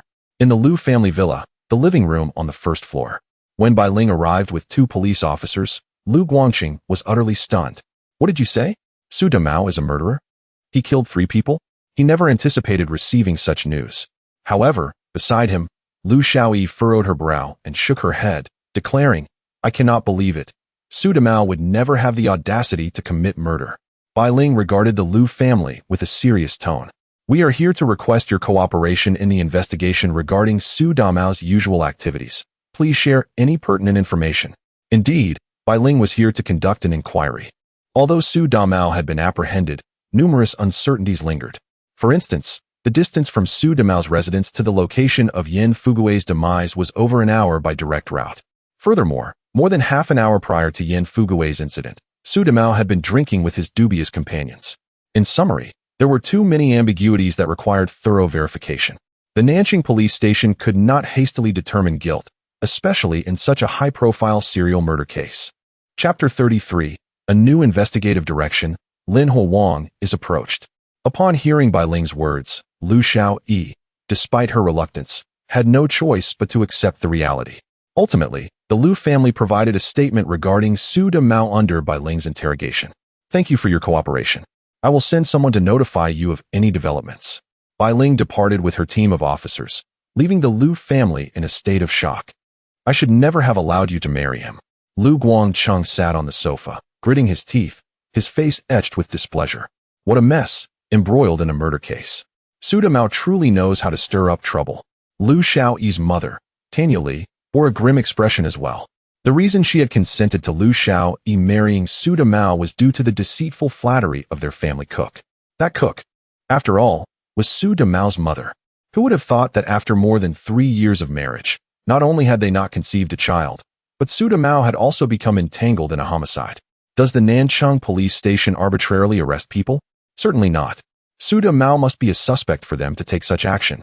As for Lu Xiaoyi herself, she remained skeptical. Could Su Domao truly commit murder? They had shared a bed for over 3 years. She knew well what kind of person he was. Just a coward. Lu Xiaoyi was convinced that Su Domao had been framed by the real killer. However, proving this notion would be exceedingly difficult. At the Nanchang police station, the autopsy results for Yin Fugui were released. He had been slain by a sharp blade, a swift and lethal strike. The killer's technique both adept and brutally ruthless. Listening to the coroner's assessment, Bai Ling's expression turned solemn. The autopsies of the deaf old lady, Jia Dongsu, and Yin Fugui indicated one thing. The murderer was not only vicious but also highly skilled. Su Domao? The more she considered it, the less he seemed like the perpetrator. Yet, it was also possible that Su Domao was concealing his true nature deeply. In any case, Su Domao could not be released for now, and the investigation into Yin Fugui must continue. Where, then, were the clues? Bai Ling's mind was a tumult of thoughts. With no leads, the cunning killer had left behind no evidence whatsoever. At that moment, Zheng Chaoyang spoke up earnestly. Bai Ling, I believe we should focus on the residents of the Sihe Yuan. Bai Ling was taken aback and quickly inquired, why do you say that? Zheng Chaoyang lowered his voice, yet it brimmed with confidence. We have thoroughly investigated the local underworld figures, but to no avail. These 3 men seldom interact outside and have no known enemies. It seems very likely that the attack originated from within the Sihe Yuan. Bai Ling fell silent, then shook her head. But we have already examined the residents, and they are all ordinary individuals. Zheng Chaoyang interrupted her, continuing. That is merely a superficial appearance. Among them, one must be lying. Take that Shaju, for instance. He has been flipping pans and cooking for years. His strength is considerable. And then there's Yi Zhonghai, an 8th-grade machinist, whose strength should not be underestimated. After Zheng Chaoyang's suggestion, Bai Ling seemed to glimpse a new direction. Indeed, the Sihe Yuan housed many laborers, and there were quite a few strong individuals among them. Furthermore, with the establishment of the new state merely 11 years ago, many of the residents' records were subsequently amended. This implies that there could be hidden secrets among them. All right, I understand. Bai Ling inhaled deeply and made a decision. I will conduct thorough inquiries with each resident and simultaneously request a permanent presence in the Sihe Yuan. The following morning, a large contingent of police officers flooded the Sihe Yuan. All residents were questioned about their whereabouts the previous day and asked to provide witnesses and evidence. Concurrently, 2 officers were stationed at the front, middle, and rear of the courtyard to prevent any further incidents. This operation instantly threw the Sihe Yuan into chaos, with the residents grumbling in discontent. Did they not catch the murderer? Why are they still asking questions? Yes, the murderer is Su Demao. What does that have to do with us? I have to go to work. What if my pay is docked? Bai Ling, holding a metal megaphone, shouted loudly, "Everyone, please cooperate and complete your statements. We have already arranged for leave from the steel factory. You do not need to work today." Under Bai Ling's exhortation, the residents of the Sihe Yuan gradually quieted down. Even though they were reluctant, they had no choice but to comply with the investigation following the tragic incident. In the rural outskirts of Jiucheng, in a small courtyard, Lin Huowang regarded the 2 police officers before him with a sense of unease. What was the Nanchang police station doing here, even in the countryside? Lin Huowang, where were you yesterday evening? Do you have anyone to corroborate your whereabouts? Listening to the officer's inquiry, Lin Huowang donned a naive smile. I was busy procuring supplies, visiting 5 or 6 villages. The villagers can vouch for me. The 2 officers exchanged glances before continuing to question Lin Huowang on various matters. In truth, they did not believe that Lin Huowang had killed Yan Fugui, as he was a procurement officer who could be away for 10 days or more. Moreover, they had already inquired with the villagers of Qinjia village and confirmed that Lin Huowang had been in the vicinity recently. However, at Bai Ling's command, all residents of the Sihe Yuan were required to provide alibis. Otherwise, they would be regarded as suspects. Thus, they had no choice but to come to the countryside to take Lin Huowang's statement. After the statement was completed, over an hour had passed. The 2 officers prepared to leave, and one of them cautioned Lin Huowang. "Thank you for your cooperation, Lin Huowang. With a murder in your courtyard, be careful here in the countryside." I understand. Thank you, officers, for your hard work. Lin Huowang bid farewell to the 2 officers, his smile fading. Fortunately, he had created an alibi with a clone yesterday. Otherwise, he would have been in trouble. However, he had just learned from the 2 officers that Su Demao had become a scapegoat, arrested by the Nanchang police station. Yan Fugui, that fellow, had the audacity to write down Su Demao's name before his death. Thankfully, he had worn the Qianhuan mask at the time and had not revealed his true identity. Otherwise, he would have been caught. No, ultimately, he had been too careless. After committing murder, one must meticulously examine the scene to ensure no evidence is left behind. Lin Huowang has resolved to return to see Jiucheng by tomorrow. His prolonged stay in the countryside has raised suspicions, and it is wiser to return sooner rather than later.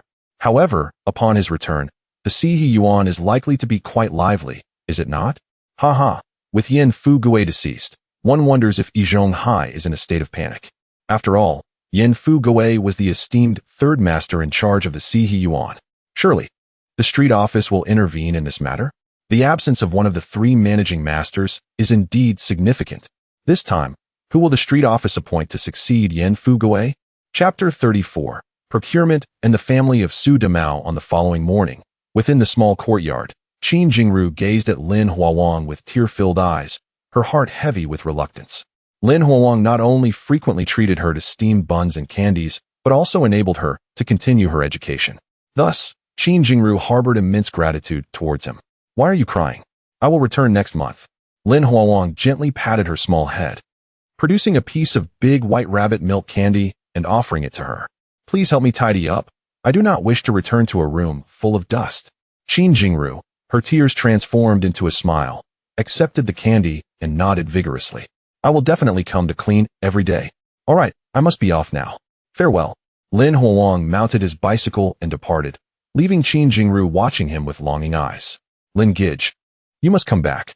At the steel mill, in the procurement department, the head of the department, Zhao Xingli, scrutinized the meager supplies before him: a small piece of pork, a half bag of white flour, and a string of dried mushrooms. He found it difficult to breathe. Lin Huolong lowered his head, filled with trepidation. Department head, the villagers in the countryside have little to eat themselves. I truly could not procure more. Zhao Xingli fell into silence, aware that Lin Huolong spoke the truth. However, the materials from the first cafeteria, which served as a small warehouse for the leaders, had been stolen. The factory leaders had been pressing him to replenish the supplies swiftly, placing immense pressure upon him. Finally, Zhao Xingli could only wave his hand in resignation. Fine, put the supplies into storage. Understood. Lin Huolong, with his scant supplies, found the warehouse manager, Old Ma, to complete the storage process. You, after half a month, have gathered so little. Were you slacking off? Old Ma teased, and Lin Huolong looked innocent. Not at all. I was running around in the countryside from morning till night, utterly exhausted.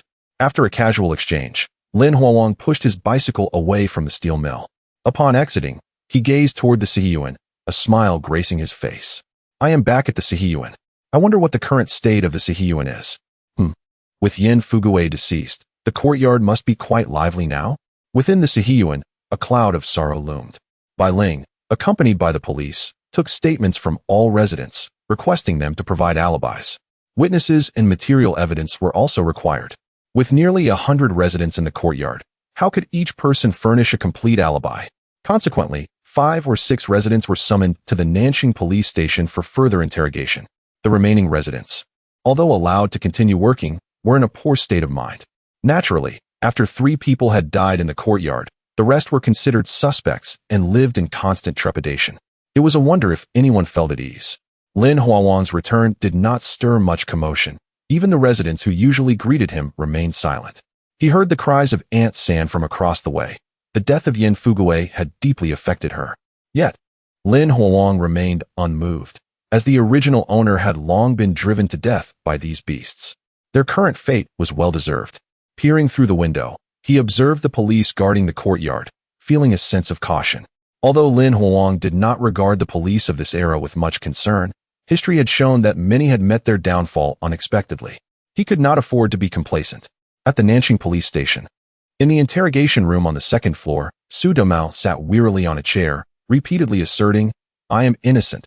I did not kill Sandage." The police officer across from him remained unimpressed by his claims. "Enough, Su Domao. Honestly confess what you were doing on the evening of the Lantern Festival." Su Domao felt as if his head might explode, his voice rising in frustration. "I have stated it 800 times. I was drinking. Do you not understand? I know you were drinking, but I need more details." The police officer maintained a smile, pushing Su Domao to the brink of insanity. At that moment, the door to the interrogation room swung open, and Bai Ling entered, her expression cold. "Su Domao, someone wishes to see you." "Someone wishes to see me?" Su Domao was taken aback, then elated. Regardless of who it was far better than being trapped in this interrogation room. A few minutes later, in a clean and simple room, Su Domao encountered 3 individuals, 3 people he was not eager to see. Su Wuda, Zhang Sulan, and Su Lingyue, his father, mother, and younger sister. Originally residing in the countryside, the 3 had hurried to the Nanxing police station upon receiving news that Su Domao had committed murder. "Domao, I heard you killed someone. What is going on?" Su Wuda immediately questioned upon their meeting. To be honest, he could not believe that his son would dare to kill, let alone 3 people. Su Domao had grown under his watch. The boy was sly and mischievous, but a murderer? He lacked the audacity. Therefore, Su Wuda felt that Su Domao was most likely wrongfully accused. In this era, many were wrongfully accused. Sure enough, upon seeing them, Su Domao broke down in tears. "I did not kill anyone. I was drinking and sleeping. Suddenly they arrested me and said I killed someone. It is unjust." Zhang Sulan hugged her son's head, heartbroken, and turned to Su Wuda, exclaiming, "You must think of a way to save our son." Su Wuda's face darkened, and he complained, "What can I do? This troublesome boy never learns. He only knows how to drink. And now it's come back to haunt him." Beside them, Su Lingyue wiped her tears and whispered, "Brother, what do we do now? Are you not getting out?" Su Domao's mind raced as he looked at his parents and sister. "You should plead with my father-in-law, Lu Guangqing. I am his son-in-law. He cannot just stand by and do nothing." Indeed, Su Domao's thoughts were straightforward. Although Lu Guangqing had retired for many years, a withered camel is still larger than a horse. The Lu family still possesses considerable strength, as long as they exert themselves. they can undoubtedly extricate themselves from their predicament. The pivotal factor lies in whether Lu Guangqing is willing to assist. Upon hearing Su Damao's words, Su Wuda's eyes brightened with realization. Indeed, his in-law was once a formidable figure in the city of Sijiu. However, would he be inclined to aid Su Damao? After all, Su Damao has entangled himself in a case of homicide. Nevertheless, at this juncture, they must resort to desperate measures. Very well, Damao. I shall seek out Lu Guangqing. You must hold your ground here and absolutely refrain from confessing. After imparting this crucial advice to Su Damao, Su Wuda hurriedly departed from the Nanqing police station with his wife and daughter. They were determined to approach Lu Guangqing, pleading for his intervention to rescue Su Damao. Su Damao is the sole son of Su Wuda, and the Su family cannot afford to sever their lineage. Chapter 35. The Su family moves into the Sihiyuan and the tavern Su Huijian. In the living room of the Lu family villa, Lu Guangqing did not expel the Su family, who had come specifically to seek his assistance. The group sat awkwardly on the sofa, while Tan Yali served them tea. However, at that moment, their minds were far from the beverage. Su Wood, observing the calm demeanor of Lu Guangqing, could no longer contain himself and spoke urgently. In-laws, Damao has been arrested by the police in Nanqing. He is your son-in-law. You must help him. Oh, assist him? Lu Guangqing took a sip of tea, his expression unperturbed. The police from Nanqing have already approached me. Su Damao is a suspect in a homicide case, and he is currently undergoing a standard interrogation. In-laws, we live in a society governed by the rule of law, not the old society of yesteryears. I cannot assist him.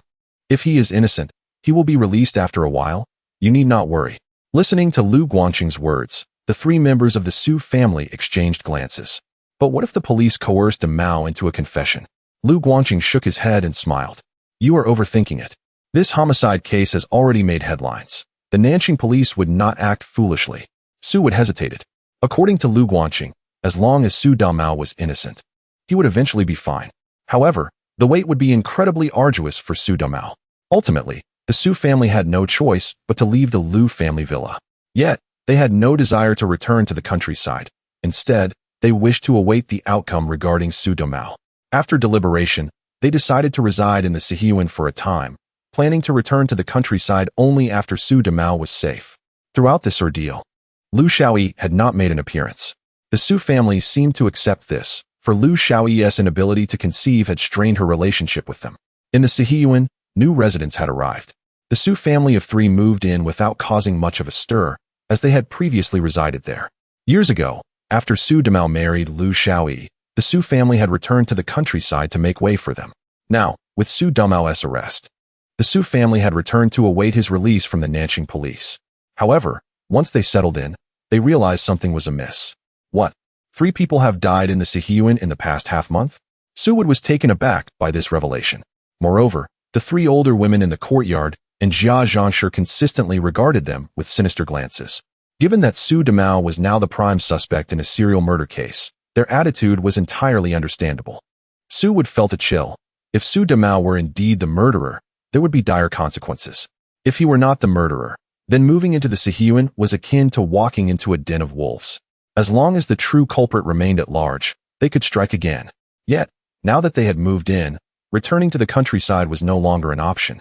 Su Wood could only grit his teeth and stay put, all the while praying fervently for their safety. How intriguing. In the front courtyard, Lin Huang observed the Su family moving into the Sihiyuan and could not help but chuckle. Su Damao had become a scapegoat, apprehended by the Nanqing police for questioning, which greatly pleased him, especially since Su Damao had previously been rather insufferable. According to the original owner's memories, Su Damao had bullied him on many occasions. Alas, the original owner was a timid orphan who could hardly stand up for himself, making him an easy target for ridicule. Riding his bicycle, Lin Huang left his home with an air of nonchalance. As a procurement officer, he had to venture into the countryside for work, but also needed to explore the city for potential supplies. In the steel mill, an adept procurement officer had connections that allowed him to acquire any materials necessary. Indeed, in this era, even the most coveted items could be obtained. Some procurement officers were promoted year after year, swiftly ascending to leadership positions. However, Lin Huang held little interest in such pursuits. His current goal was to eliminate the beasts residing in the Sihiyuan. As for work, he merely needed to coast along. Even this outing was merely for show, for remaining in the Siyuan too long would surely arouse suspicion among the residents. As Lin Huang rode through the bustling streets of the city, basking in the warmth of the spring sun, he suddenly spotted a delightful establishment, a quaint tavern. The thought of indulging in a drink stirred his appetite. In another life, after completing his missions, he had always enjoyed a drink or two. However, since his arrival in this era, he had yet to savor any alcohol. Thus, he securely parked his bicycle and strode confidently into the tavern. "Hello. How many?" "Just one." Following the server's invitation, he settled at a window-side table. "What kind of liquor do you have?" "The most expensive and the cheapest. Bring me half a gin of each." The server was taken aback by his request. Such a customer was a rarity. "Please wait." Before long, 2 pots of liquor were brought to his table. "Do you have any side dishes?" "Only peanuts, I'm afraid." Lin Huang understood. During these times of famine, many taverns had closed down. Having peanuts was commendable enough. "1 plate, please." Before long, the peanuts arrived, and Lin Huang indulged in a blissful combination of liquor and peanuts. While drinking, he inadvertently caught sight of the shopkeeper at the counter and was momentarily entranced. The shopkeeper was a short-haired woman, strikingly familiar. She seemed reminiscent of someone from a television drama. Wait. A flash of recognition struck him. It was Su Huijin. How delightful. Lin Huang mused that, since Su Huijin was here, Qin Shuiru was likely nearby as well. But what benefits could he possibly gain from these characters who were not part of the Sihiyuan? Side quests. That was the only thought that came to mind. Previously, he had triggered side quests through Lulan and Qinjingru, reaping generous rewards. Based on his observations, such quests could only be activated when these characters encountered unexpected events. Therefore, Lin Huang was not in a hurry. After finishing his drink and peanuts, he settled the bill and departed. At present, Su Huijin's tavern remained in a state of public-private partnership, rendering her only a partial owner. Lin Huang noted her furrowed brow, indicating she was troubled by something. Thus, he planned to frequent the tavern over the next few days to become a familiar face, hoping to trigger a side quest in due course. The mere thought of it filled him with anticipation. Chapter 36. The arrival of Ran Shiyue and Yin Fugue's ashes. On this particular afternoon, the courtyard buzzed with activity. The death of Yin Fugue, a teacher at the Steel Mill Elementary School, cast a shadow of sorrow among his colleagues. Led by the vice principal, a group of teachers visited the Yin family to offer their condolences. As they spoke words of comfort, Sandama succumbed to her grief, weeping uncontrollably. The teachers generously contributed money and goods, filling the Yin household with an abundance of supplies. Grains, oil, and various items nearly cluttered the floor. This display of generosity sparked envy among other residents. Although Yin Fugue had passed, the Yin family was not lacking in material support. Yet, these provisions came at the cost of Yin Fugue's life. Among the 20 or so teachers was a particularly striking woman clad in a brown coat, Ran Shiyue. Lin Huang, observing the commotion from the window, instantly recognized her. It was indeed her. According to the timeline, Ran Shiyue had just been assigned to the Steel Mill Elementary School. At 22 years of age, she embodied the pinnacle of youthful beauty. Her presence stirred excitement among the young men in the courtyard. She is truly beautiful. Who dares to pursue her? Never mind. She's surely uninterested in us. Among the onlookers, Shaju's heart fluttered at the sight of Ran Shiyue. Nearby Hiyushui, with a mischievous glint in her eye, remarked, "Brother, that teacher is Ran Shiyue, the class advisor of Bangung." Shaju shot her a disapproving glance. "What does that have to do with me?" "Hee, if you like her, I could help set you up." Shaju shook his head, feeling somewhat disheartened. "Forget it. I'm content being single and self-sufficient." In the presence of the elegant Ran Shiyue, Shaju felt a tinge of inferiority.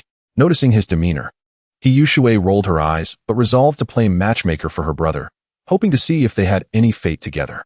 The following morning, after the teacher's visit, Yin Fugue's ashes were finally brought to the Yin household. Sandama, cradling the dark urn, broke down in tears once more. "Fugue, oh Fugue!"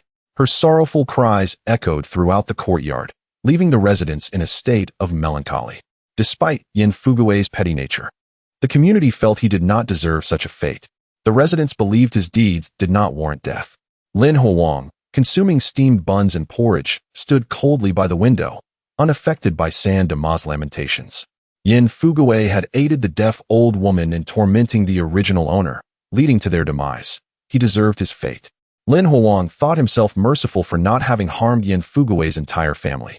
knowing that the original owner had no one to mourn their passing. They had gotten off lightly. After a modest breakfast, Lin Huang rode his bicycle out, weary of the stifling atmosphere of the courtyard. As a procurement officer, remaining indoors all day would raise suspicions. Moreover, he had been frequenting Su Huijin's tavern lately, hoping to trigger a side quest. Alas, fate had not yet aligned, and the side quest remained elusive. In the front courtyard of the Yin family, the family stared blankly at Yin Fugue's urn, still in disbelief. Just days ago, Yin Fugue had taken them to the Lantern Festival. Now, all that remained was a box before them. The harsh reality loomed. As a teacher, Yin Fugue's position needed to be filled. The only candidate for the role was his 21-year-old son, Yin Jieqing. However, Yin Jieqing seemed reluctant to step into his father's shoes. Teach. I can't do that. Teaching requires more expertise than working in a steel mill. Sandama observed her eldest son's unease and spoke firmly. You will learn gradually, Jieqing. You are now an adult. Do not let us down. With her words, Jieqing felt the weight of responsibility settle upon him. He straightened his back and nodded. Mother, I understand. In the tavern, Lin Huang sat nursing his drink. His habit of ordering both the most expensive and the cheapest wines had left a lasting impression on the staff, including Su Huijin. As he neared the bottom of his second flask, he thought he would leave without triggering a side quest. However, fortune smiled upon him when, at midday, a stunning woman clad in a blue qipao gracefully entered the tavern. Su Huijin, your business seems to be thriving. Su Huijin, engrossed in her accounts, looked up at the striking woman with annoyance. Chen Shuiru, why aren't you minding your own silk shop instead of coming here? Chen Shuiru laughed and settled herself at Su Huijin's counter. I heard you have a batch of goods that went missing, so I came to check on you. Su Huijin glared at her coldly. So, you have come to gloat over my misfortune? The tavern originally brewed its own liquor, but since the cooperative venture, some supplies were sourced from elsewhere. Recently, a shipment of liquor from outside had vanished without a trace, and the transport personnel were also missing. The South City police were investigating, but no answers had surfaced. This situation had been weighing heavily on Su Huijin's mind. As the two women conversed, Lin Huang, seated nearby, suddenly heard the system's prompt. Side quest. Help Su Huijin find the missing liquor. Triggered. Completing this side quest will yield a mysterious reward. Lin Huang stood up, a smile breaking across his face. The side quest had finally been activated. His patience in the tavern had borne fruit. To fulfill this quest, however, he required more information, such as the time and location of the liquor's disappearance. Thus, he approached the two women and turned to Su Huijin. Greetings, may I inquire about the specific circumstances surrounding the disappearance of that batch of wine? The abrupt interjection by Lin Huang left Chen Shuiru quite displeased. Who are you? What business do you have interrupting? Lin Huang chuckled softly and introduced himself. I am a procurement officer, and I merely overheard your conversation. Thus I thought to offer my assistance. Assistance? Just you? Chen Shuiru scrutinized Lin Huang from head to toe, a flicker of disdain crossing her eyes. Merely a procurement officer, and here he is playing detective? How amusing. Su Huijin, however, turned to Lin Huang and expressed her sincere gratitude. Thank you for your kind offer, but it is unnecessary. That batch of wine has eluded even the Nanxing police station, so there is no need to waste time on it. Her tone suggested a sense of resignation. Chapter 37. Su Huijin's side mission, Deputy Factory Manager Li's scheme with Qin Huiru. How can one know without trying? Manager Su, can you bear to let that batch of wine be wasted? Lin Huang's words left Su Huijin in silence. I am a procurement officer and often visit rural areas. Perhaps I can assist you in locating that batch of wine. Perhaps it was Lin Huang's identity as a procurement officer that swayed Su Huijin, for she finally relented. Very well, if you can help me retrieve it, I shall offer you a reward. She promptly divulged the location and time of the wine's disappearance to Lin Huang. After leaving the small tavern, Lin Huang did not engage in further conversation with the two women. Having just met Chen Shuiru, there was no point in idle chatter. Watching his silhouette fade away, Chen Shuiru teased Su Huijin with a smile. After a few days apart, another man has entered your life. Your charm is commendable. Su Huijin shot her a glance, uninterested in her remarks. In the interrogation room on the second floor of the Nanxing police station, Su Damao had become utterly numb. I have repeated it 1,000 times, a myriad of times. On the night of Yin Fugue's death, I was drinking. He answered the police's questions weakly, his spirit somewhat disoriented. At times, Su Damao pondered. Could it be that he had drunkenly sleepwalked and murdered Yin Fugue? Otherwise, why would Yin Fugue leave his bloodied words at the scene of his demise? The officer across from Su Domao was not satisfied with his response. Su Domao, be honest, what were you doing that night? Su Domao fell silent, suddenly recalling Liu Xiaoyi. Since his arrest, the Liu family had not come to see him. After all, he was still the son-in-law of the Liu family. Liu Xiaoyi was far too heartless. Thus, in the incessant questioning, Su Domao gradually became desensitized. The Nanxing police station would not release him anytime soon. Even if the evidence was insufficient, he would remain detained. The two bloodied words written by Yin Fugue before his death were the strongest indictment against Su Domao. He could only hope for freedom if another death occurred in the courtyard, at the primary school of the steel rolling factory. In the academic affairs office, Yin Jieqing ultimately inherited Yin Fugue's position and came here to teach. Considering his lack of experience, the school had specially assigned someone to train him. Yin Jieqing had at least completed junior high, so teaching elementary school should not pose a problem. The teacher responsible for his training happened to be Ran Shiyue. Teacher Yin, have you remembered what I just taught you? Noticing Yin Jieqing gazing at her with a foolish expression, Ran Shiyue could not help but feel a twinge of impatience. She had seen such looks far too many times, from male teachers pursuing her, all of whom seemed to enjoy regarding her in that manner. Unfortunately, Ran Shiyue despised such men. Yin Jieqing suddenly came to his senses, nodding repeatedly. I remember. Teacher Ran, are you free tonight? I would like to treat you to dinner. Ran Shiyue dismissed his invitation with disdain. No need for dinner. I still have classes to attend. You should focus on how to conduct your lessons. Watching Ran Shiyue's graceful figure depart, Yin Jieqing could not help but wipe his mouth. Teacher Ran is too beautiful. I must devise a strategy to win her over. Within the courtyard, life seemed to return to a semblance of calm. Although 3 individuals had perished, nearly 100 residents inhabited the courtyard. Such a ratio was still far too small. The residents lived in constant fear, yet continued their daily routines of work and study. Only the occasional wails of San Dama and Jia Zhangshi served as a reminder that a murder had transpired nearby. Beneath this tranquility, however, dark currents stirred. After days of investigation, Bai Ling uncovered a terrifying truth. The murderer was not Su Domao. He was still lurking within the courtyard, waiting for the next opportunity to strike. Perhaps it was one of the residents. Or perhaps a passerby from outside the courtyard. In any case, the clues in her possession were scant. The delay in releasing Su Domao was partly due to his genuine suspicion, and partly to keep the true murderer complacent. Bai Ling had been exceedingly busy, with piles of documents accumulating. The number of police officers patrolling the courtyard had increased to 10. She had a premonition that the true killer would soon strike again. This time, she must apprehend him decisively. In the first workshop of the steel rolling factory, Qin Huairu diligently followed Yi Zhonghai, assiduously tightening screws. Yi Zhonghai had many apprentices. Shortly after one had gone to another workshop, the workshop director, Gua Depizi, approached Qin Huairu. Qin Huairu, Deputy Factory Manager Li, is looking for you. The mention of Deputy Factory Manager Li instantly triggered Qin Huairu's sensitive nerves. It should be noted that during her initial employment, the way Deputy Factory Manager Li looked at her was rather unsettling. Yi Zhonghai had even warned her to keep her distance from Deputy Factory Manager Li. Therefore, Qin Huairu had been focused on her work, often avoiding encounters with him. Now, however, Deputy Factory Manager Li had specifically summoned her. What could be amiss? I will wait for my master to return. Seeing her cautious demeanor, Gua Depizi became displeased. Come on. Why are you waiting for your master? Hurry, Deputy Factory Manager Li is waiting. Qin Huairu, feeling helpless, had no choice but to set down her tools and follow Gua Depizi out of the workshop. She still clung to the hope that being called away in front of so many workers meant Deputy Factory Manager Li could not possibly take advantage of her. Soon, she arrived at Deputy Factory Manager Li's office.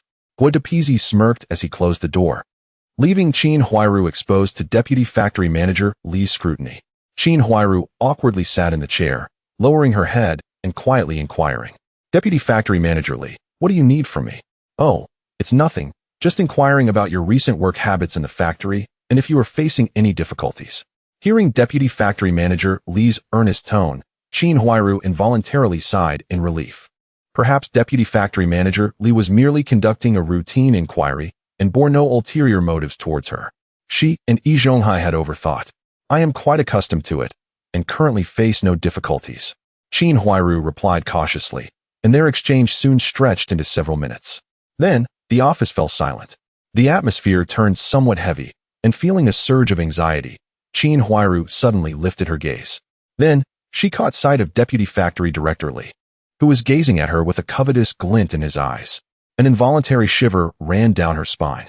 Qin Huairu abruptly rose to her feet, stammering, "Deputy Factory Director Li, if there's nothing else, I shall take my leave." "Sit down."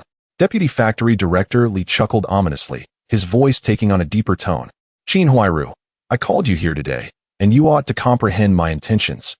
Your husband has passed away, and you are left to raise the child and care for the elderly alone. It must be exceedingly arduous. I am willing to assist you. What do you think?"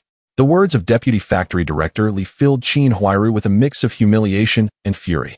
She had not anticipated that he would dare to voice such propositions. "No, thank you. I still have work to do. I must leave." Chapter 38. Shaju's blind date with Ran Xiuyue. Qin Huairu carries heavy bags. "Qin Huairu, please deliberate carefully." Just as her hand grasped the doorknob, she heard Deputy Factory Director Li's languid voice behind her. "Being a machinist is exhausting. If you choose to follow me, I can offer you a comfortable office position with a lighter workload. Your salary would exceed your current earnings, and you could attend a better school." One temptation after another lay before Qin Huairu, causing her to tremble. Since the death of Jia Dongxiu, her life had indeed become arduous and exhausting. However, this was not a justification for her to compromise her principles. The current Qin Huairu was no longer the woman who had toiled for years in the steel plant as depicted in the television dramas. She possessed her own moral boundaries. Thus, she abruptly flung the door open and dashed out. Upon seeing the empty doorway, Deputy Factory Director Li was momentarily taken aback, but then a smile spread across his face. What a spirited woman. He appreciated women with character, as conquering them brought greater satisfaction. "Qin Huairu, you cannot escape." Deputy Factory Director Li chuckled softly, his voice brimming with confidence. He was the deputy director of the steel mill, a man of considerable influence, while Qin Huairu was merely an apprentice machinist, a widow. The disparity in their statuses was immense. Deputy Factory Director Li was convinced that Qin Huairu would eventually succumb to his advances. However, before that, he needed to apply some pressure to make her understand the extent of his power. In the Fourth Nine City, at Beihai Park, Shaju took a day off today, clad in a brand new blue Zhongshan suit and polished black leather shoes, under the guidance of He Yushui. Yet, his face bore no expression of joy, only a look of helplessness. "Yushui, I've already told you, I do not wish to go on a blind date." He Yushui turned her head, exasperatedly gazing at Shaju. "You are nearly 26. Why are you not anxious? I am still waiting for you to find me a sister-in-law. Besides, Teacher Ran is so beautiful. Do you not feel the slightest inclination?" Indeed, today, Shaju's blind date was with Ran Xiuyue. Previously, after the death of Yan Fugue, many teachers from the Steel Mills Elementary School came to offer their condolences. With her outstanding looks, demeanor, and figure, Ran Xiuyue captured Shaju's attention. Had it been in the past, he might have pursued her. Yet, recently, with so many deaths occurring in the courtyard, he found it hard to muster any romantic thoughts. Nevertheless, He Yushui was determined about this matter. She not only contacted Ran Xiuyue, but also compelled Shaju to step outside.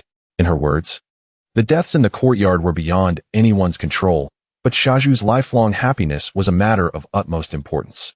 In truth, despite his verbal reluctance, Shaju was cooperating with the arrangement. After all, Ran Xiuyue was the third woman to stir his heart. The first was Qin Huairu, the goddess of his dreams. The second was Lu Xiaoyi, who also possessed a unique charm. Otherwise, he would not have donned his finest attire to attend this meeting. As they walked, they soon spotted Ran Xiuyue near a rockery. Dressed in a pink floral dress, she exuded a lively spirit amidst her usual tranquility. Passers-by subtly observed her, yet Ran Xiuyue remained blissfully unaware. "Teacher Ran." He Yushui excitedly rushed over with Shaju in tow. Upon seeing them, a smile broke across Ran Xiuyue's face. "Yushui, you've come." Indeed, He Yushui pulled Shaju from behind and introduced him. "This is my brother. He works as a chef at the steel mill." Observing Shaju's rugged appearance, Ran Xiuyue felt a tinge of disappointment. As an educated individual, she had a certain preference for looks. However, she was quite satisfied with Shaju's profession. During these times of famine, a chef's occupation ensured one would not go hungry. "Let us stroll together." Ran Xiuyue and Shaju began to walk through the expansive Beihai Park, while He Yushui chose to linger at a distance. keenly observing the situation. I hope this works out. She gazed eagerly at the two ahead, her mind already envisioning the scene of Ranchi marrying Shaju. At the steel mill's logistics department, Qin Huairu was suddenly requisitioned to carry heavy bags. Yes, heavy bags. Here, a substantial amount of iron ore awaited processing in the furnace to be refined into steel. Originally, this task was designated for robust male workers. However, under Deputy Factory Director Li's arrangement, Qin Huairu was summoned as well. Consequently, a group of male workers exchanged glances as they watched the frail Qin Huairu struggle to carry the burdens. Who brought Qin Huairu here? This is absurd. Indeed, look at her. How can she manage? Surely, there must have been an error from above. I must report this.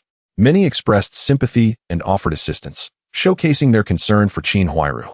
Yet, only she understood that this was a deliberate challenge from Deputy Factory Director Li. I shall not yield. Despite the immense weight upon her shoulders, Qin Huairu was filled with defiance. With Jia Dongshu having recently passed, she could never submit to Deputy Factory Director Li. In the Fourth Nine City, in the countryside, Lin Huang rode his bicycle to a desolate mountain. This was the very place where Su Huijin's wine had gone missing. Nothing here. Lin Huang surveyed the surroundings, noting the stillness and the absence of any signs of human or animal activity. Yet therein lay the problem. It was too quiet. Thus, Lin Huang cast a detection spell. As his strength waned slightly, the scenery before him shifted dramatically. The once vibrant surroundings darkened.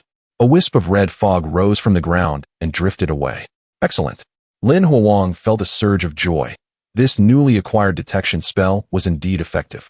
It could provide clues based on his thoughts. Lin Huang stored his bicycle in the system space, steadied his mind, activated his stealth technique, and swiftly moved in the direction of the red mist. Before long, he found himself at the entrance of a cave deep within the desolate mountain. Within his sight, several red light spots flickered incessantly. Enemies. A thought crossed his mind as he stealthily approached. With the art of stealth at his disposal, Lin Huang felt no apprehension regarding his safety. Before long, he found himself within the depths of a cave. There, he beheld a dozen men, each adorned in varied attire, some seated and others reclining. At the cave's center, a bonfire flickered, while in the corners lay 3 carts laden with jars of various sizes, emanating a pervasive aroma of liquor. It became evident these were bandits.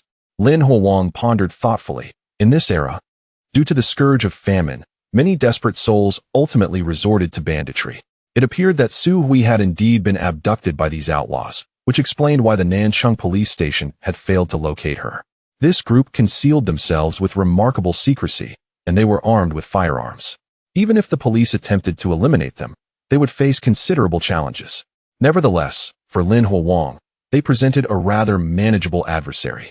Chapter 39. Slaughtering Bandits and the Painkiller of Jia Zhangshi. Lin Huang approached the 3 carts and swiftly collected all the liquor into his system space. Most of the bandits were inebriated, and the dim light within the cave allowed him to abscond unnoticed. He then quietly exited the cave and drew his pistol. This firearm had been specially issued by the steel mill to prevent any mishaps for its procurement officers in rural areas. Lin Huang aimed at the ammunition depot deep within the cave, where the bandits had recklessly piled numerous firearms and ammunition, which had now become the most perilous location. Bang! With pinpoint accuracy, he shot a grenade. He then rolled backward, and in the next moment, the cave erupted in chaos. An explosion of ammunition shook the ground, sending a torrent of debris and dust flying out of the entrance, accompanied by the anguished cries of the bandits. Lin Huang, gun in hand and cloaked in stealth, patiently awaited outside. Before long, 2 figures stumbled out in disarray. He observed them coolly, refraining from action. Shortly thereafter, 3 more emerged from the depths. Originally, a dozen bandits had been present, but the sudden explosion left only 5 survivors. They huddled together, cursing, mistakenly believing that the explosion had been caused by a negligent discharge of a weapon within the cave. Entirely oblivious to the imminent danger surrounding them, Lin Huang raised his firearm. In another world, his marksmanship was impeccable. Now, with the enhancement of his physical abilities to the utmost limits after consuming a powerful pill, both his eyesight and reflexes were extraordinarily acute. Thus, his aim was virtually infallible. Not to mention, the 5 remaining bandits were already injured from the earlier explosion. Bang, bang, bang, bang, bang. The sequence of 5 gunshots rang out. and the 5 severely wounded bandits collapsed, convulsing and bleeding profusely. Lin Huowang's stealth dissipated momentarily before he reactivated it, returning to his concealed state. He holstered his weapon, a flicker of perplexity crossing his gaze. He had not heard the system's notification.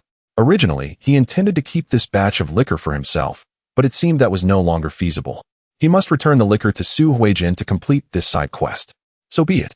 Lin Huowang departed swiftly, preparing to return to see Jiucheng to fulfill his side quest. Beihai Park, at the entrance. Today was delightful. Farewell. Ran Shiyue pedaled her bicycle, bidding adieu to the He siblings. As she was about to leave, He Yushui suddenly spoke up. Ran Laosher, it's already midday. Shall we go have a meal together? At that moment, Shaju, finally catching on, quickly joined in the invitation. Yes, Ran Laosher. Let's have a meal together. No, I have matters to attend to, so I cannot join you for lunch. Ran Shiyue politely declined, casting a lingering glance at Shaju. After conversing with him for a while, she sensed that he was indeed a good person. However, he was not the type of partner she desired. Coming from a family of scholars who had returned from overseas and having been nurtured by literature since childhood, she aspired to find a man who resonated with her on a spiritual level. Regrettably, Shaju did not meet that standard. Of course, she could not convey this directly to Shaju, as it would be too hurtful. Ran Shiyue decided to handle the situation coolly, intending to cease any further contact with him. Unbeknownst to Shaju, he remained blissfully unaware, thinking that she truly had other commitments. You go ahead. I'll see you later. Yes, goodbye. Watching Ran Shiyue ride off, He Yushui poked Shaju's shoulder. Brother, do you think Ran Laosher is not interested in you? I don't know. Shaju shook his head, a look of confusion on his face. He had always been somewhat oblivious to women. Otherwise, he would not have remained single until now. In the television drama, it was only through his deeper interactions with Lu Xiao that she recognized him as a good man. Brother, you really are hopeless. He Yushui sighed, striding ahead. As a woman herself, she keenly sensed Ran Shiyue's distance from Shaju. Alas, it seemed her foolish brother's attempt at romance might once again falter. Hopeless? What do you mean? Shaju exclaimed, bewildered, as he noticed the bus approaching and hurriedly chased after it. Yushui, wait for me. In the courtyard of the Jia family, Qin Huairu returned home after a long day of carrying heavy loads. Utterly fatigued. Upon her return, she could not rest, as she needed to cook for Bang Geng, Xiao Dang, and Jia Zhangshi. The sanitation of the home also fell upon her shoulders, along with a bucket of laundry to wash. Jia Zhangshi had always avoided such tasks, claiming that her body ached and she was incapable of doing anything. Observing Qin Huairu bustling about, Jia Zhangshi's gaze darkened. Her daughter-in-law was undeniably striking. And even though Yi Zhonghai had promised to keep a watchful eye on her, Jia Zhangshi remained uneasy. Huairu, what have you been doing at the factory today? You seem so tired. Qin Huairu paused her actions and replied quietly. I was carrying heavy loads in the logistics department. There was no need for her to conceal the truth, as Jia Zhangshi sometimes inquired about her affairs from Yi Zhonghai. Before Jia Zhangshi, Qin Huairu held no secrets. Carrying heavy loads? Upon hearing this, Jia Zhangshi frowned. Why would a delicate woman like Qin Huairu be tasked with such labor at the factory? Although the notion of gender equality was championed, it was still predominantly the male workers who undertook the more arduous and unclean tasks. You haven't offended anyone at the factory, have you? Taken aback by the question, Qin Huairu hesitated before shaking her head. No, not at all. She could not divulge to Jia Zhangshi the harassment she had faced from Deputy Factory Director Li, for it would undoubtedly incite her wrath, leading to a scene at the steel mill that would ruin her reputation. This was the factory's arrangement. Besides me, several other female workers were also assigned to it. Oh, is that so? Jia Zhangshi ceased her inquiries, her gaze lowering and flickering. Qin Huairu's words would require verification with Yi Zhonghai. She still harbored distrust towards this daughter-in-law. Suddenly, Jia Zhangshi felt a sharp pain in her waist. She let out a soft exclamation and hurriedly descended from the bed, retrieving a bottle of painkillers from the cupboard. Jia Zhangshi, trembling, opened the bottle and poured out a few white tablets, swallowing them dry without hesitation. Qin Huairu observed this scene with a sense of familiarity, remaining silent. This had long been Jia Zhangshi's habitual ailment. Ever since the birth of Jia Dongxiu, she had frequently suffered from back pain. Eventually, she became dependent on painkillers. Now, a day without them left Jia Zhangshi feeling utterly miserable, as if ants were gnawing at her insides, a sensation she could scarcely endure.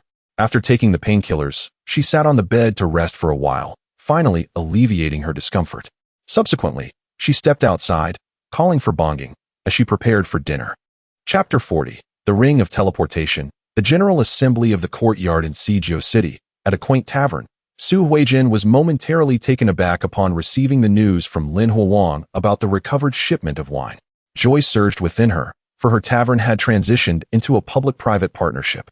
The loss of this batch would not only affect the public funds, but also inflict significant personal losses, especially during these famine-stricken times when the prices of alcoholic beverages had soared. With food scarce, who had the luxury to brew wine? Thus, the news of Lin Huang's success in locating the wine was indeed a stroke of fortune.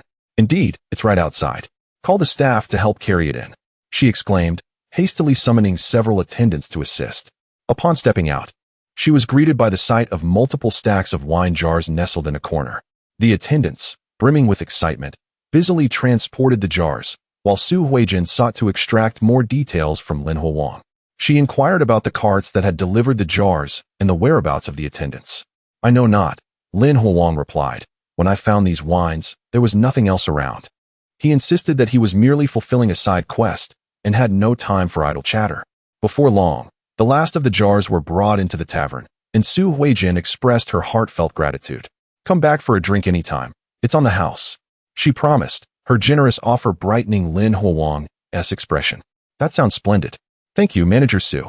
As Su Huijin returned to her tavern, Lin Huang finally heard the system notification in his ear. Side quest. Assist Su Huijin in locating the missing wine. Completed. Quest reward. Ring of Teleportation has been stored in system space. Feel free to retrieve it. Ah, the Ring of Teleportation? Lin Huang mused, intrigued by the prospect of its capabilities related to instant travel. He could hardly contain his eagerness to return home and discover the true nature of this remarkable artifact. In the courtyard of the Yi family, Yi Zhonghai furrowed his brow at the request made by Jia Zhongshi. Sister-in-law, this seems inappropriate, he remarked. Jia Zhongshi, with a steely expression, implored, Zhonghai, I beseech you for this one favor. I shall not trouble you again in the future. After a moment of contemplation, Yi Zhonghai relented. Very well, for Dongshu's sake, I shall assist you once more. The two then conferred for a while before departing. They proceeded to the Yin family in the front courtyard, engaging with the third aunt, and then swiftly moved to the backyard to discuss matters with Lu Haizhong. Although Lu Haizhong appeared somewhat reluctant, he ultimately acquiesced to Yi Zhonghai's insistence. Thus, with the assistance of Shaju, who went door to door, all residents were informed of an impending assembly. The last gathering had taken place on New Year's Eve, coinciding with the tragic event involving the deaf old woman. The residents buzzed with discontent, voicing their grievances. Why another assembly? Is there something wrong? Indeed, does the elder have nothing better to do? Could it be related to the recent string of murders? Despite their reluctance, the residents knew they had no choice but to attend, as it was the established protocol within the courtyard. As the residents began to gather in the central courtyard, Lin Huang returned home on his bicycle, securing the doors and windows behind him. He then sat upon his bed, and to his surprise, found a silver ring adorned with a green gemstone in his hand. Ring of Teleportation. Designate a location. Regardless of where you are, you can instantly transport to the marked point. You may designate 3 locations, and the markings can be freely transferred. Upon reading the description, Lin Huang's eyes sparkled with delight. This was indeed a marvelous item. It meant that if he ever needed to confront a troublesome foe in the countryside, he could simply teleport back to the courtyard and take action, sparing himself the arduous journey. At that moment, he felt that forging a connection with Su Huijin had been a most astute decision, for it had led him to acquire such a treasure. With a flicker of inspiration, he opened his personal interface. Bathed in golden light, purple text flickered with vitality, reflecting slight changes in his information. Host: Lin Huang. Age: 18. Physique: extraordinary, strength unmatched. Occupation: procurement officer. Skills: stealth, wall passing, clone technique, detection, treasures, 1,000 illusions mask, ring of teleportation, space, 1,000 cubic meters. Main quest: to be unlocked. Side quests: none. Terror value: 73. Apart from the newly acquired ring of teleportation, his terror value had also reached 73. This suggested that in just a few more days, he would be able to unlock a new main quest. The thought alone filled him with anticipation. Lin Huang closed the personal interface, slipping the ring of teleportation onto his right index finger. He watched in awe as the ring seamlessly melded into his skin, becoming indistinguishable. This was splendid. He would no longer need to worry about others detecting any unusual changes. Rising, he designated his first teleportation point within his wardrobe, a suitably discreet choice. He planned to set the second point at his small courtyard in the countryside for convenient travel. As he pondered the location for his third teleportation point, a sudden knock at the door interrupted his thoughts. Lin Huang, are you home? His attention sharpened. It was Xiaozhu's voice. Lin Huang approached the door and opened it to find Xiaozhu looking quite serious. The General Assembly is underway. Hurry to the central courtyard. With a compliant smile, Lin Huang nodded eagerly. All right, I'll be there shortly. After Xiaozhu rushed off to notify the others, Lin Huang closed the door and let his smile fade, deep in contemplation. Curious, why convene another assembly? The first night I arrived, one was called due to the death of the deaf old woman. Now, a week has passed since Yin Fugui's demise, and yet they call for another assembly? Yi Zhonghai and the others must be out of their minds. Despite his internal complaints, he recognized the necessity of attending the assembly. After all, he wished to maintain good relations with his neighbors. Thus, Lin Huang grabbed a small stool and made his way to the central courtyard, his gait casual yet resolute. At this moment, the central courtyard is already abuzz with voices. It is now dusk, the moon has just risen, and the courtyard is illuminated, with shadows dancing incessantly. The esteemed third master, Yin Fugui, has passed away, leaving his position vacant, and the street office has yet to appoint a new candidate. Consequently, the affairs of the front courtyard are momentarily overseen by Yi Zhonghai. The three high-backed chairs, originally representing the three managing masters, have now dwindled to two. Lin Huang has settled into a relatively quiet corner, listening to the grievances of the surrounding residents.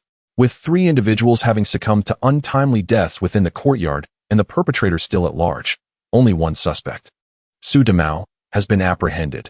There is a palpable sense of agitation among the residents, who harbor considerable discontent regarding the assembly of the entire courtyard. Chapter 41. The residents' donations and the morning of Jia Zhangshi. Lin Huang sat on a small stool, his eyes slightly squinted, awaiting Yi Zhonghai to convene the courtyard assembly. He sensed that this gathering would not bode well. Soon, he observed Yi Zhonghai, Lu Haizhong, along with San Dama and Jia Zhangshi emerging from the Yi household. The residents fell into a hushed silence as Yi Zhonghai settled into a high-backed chair, closing his eyes to gather his thoughts.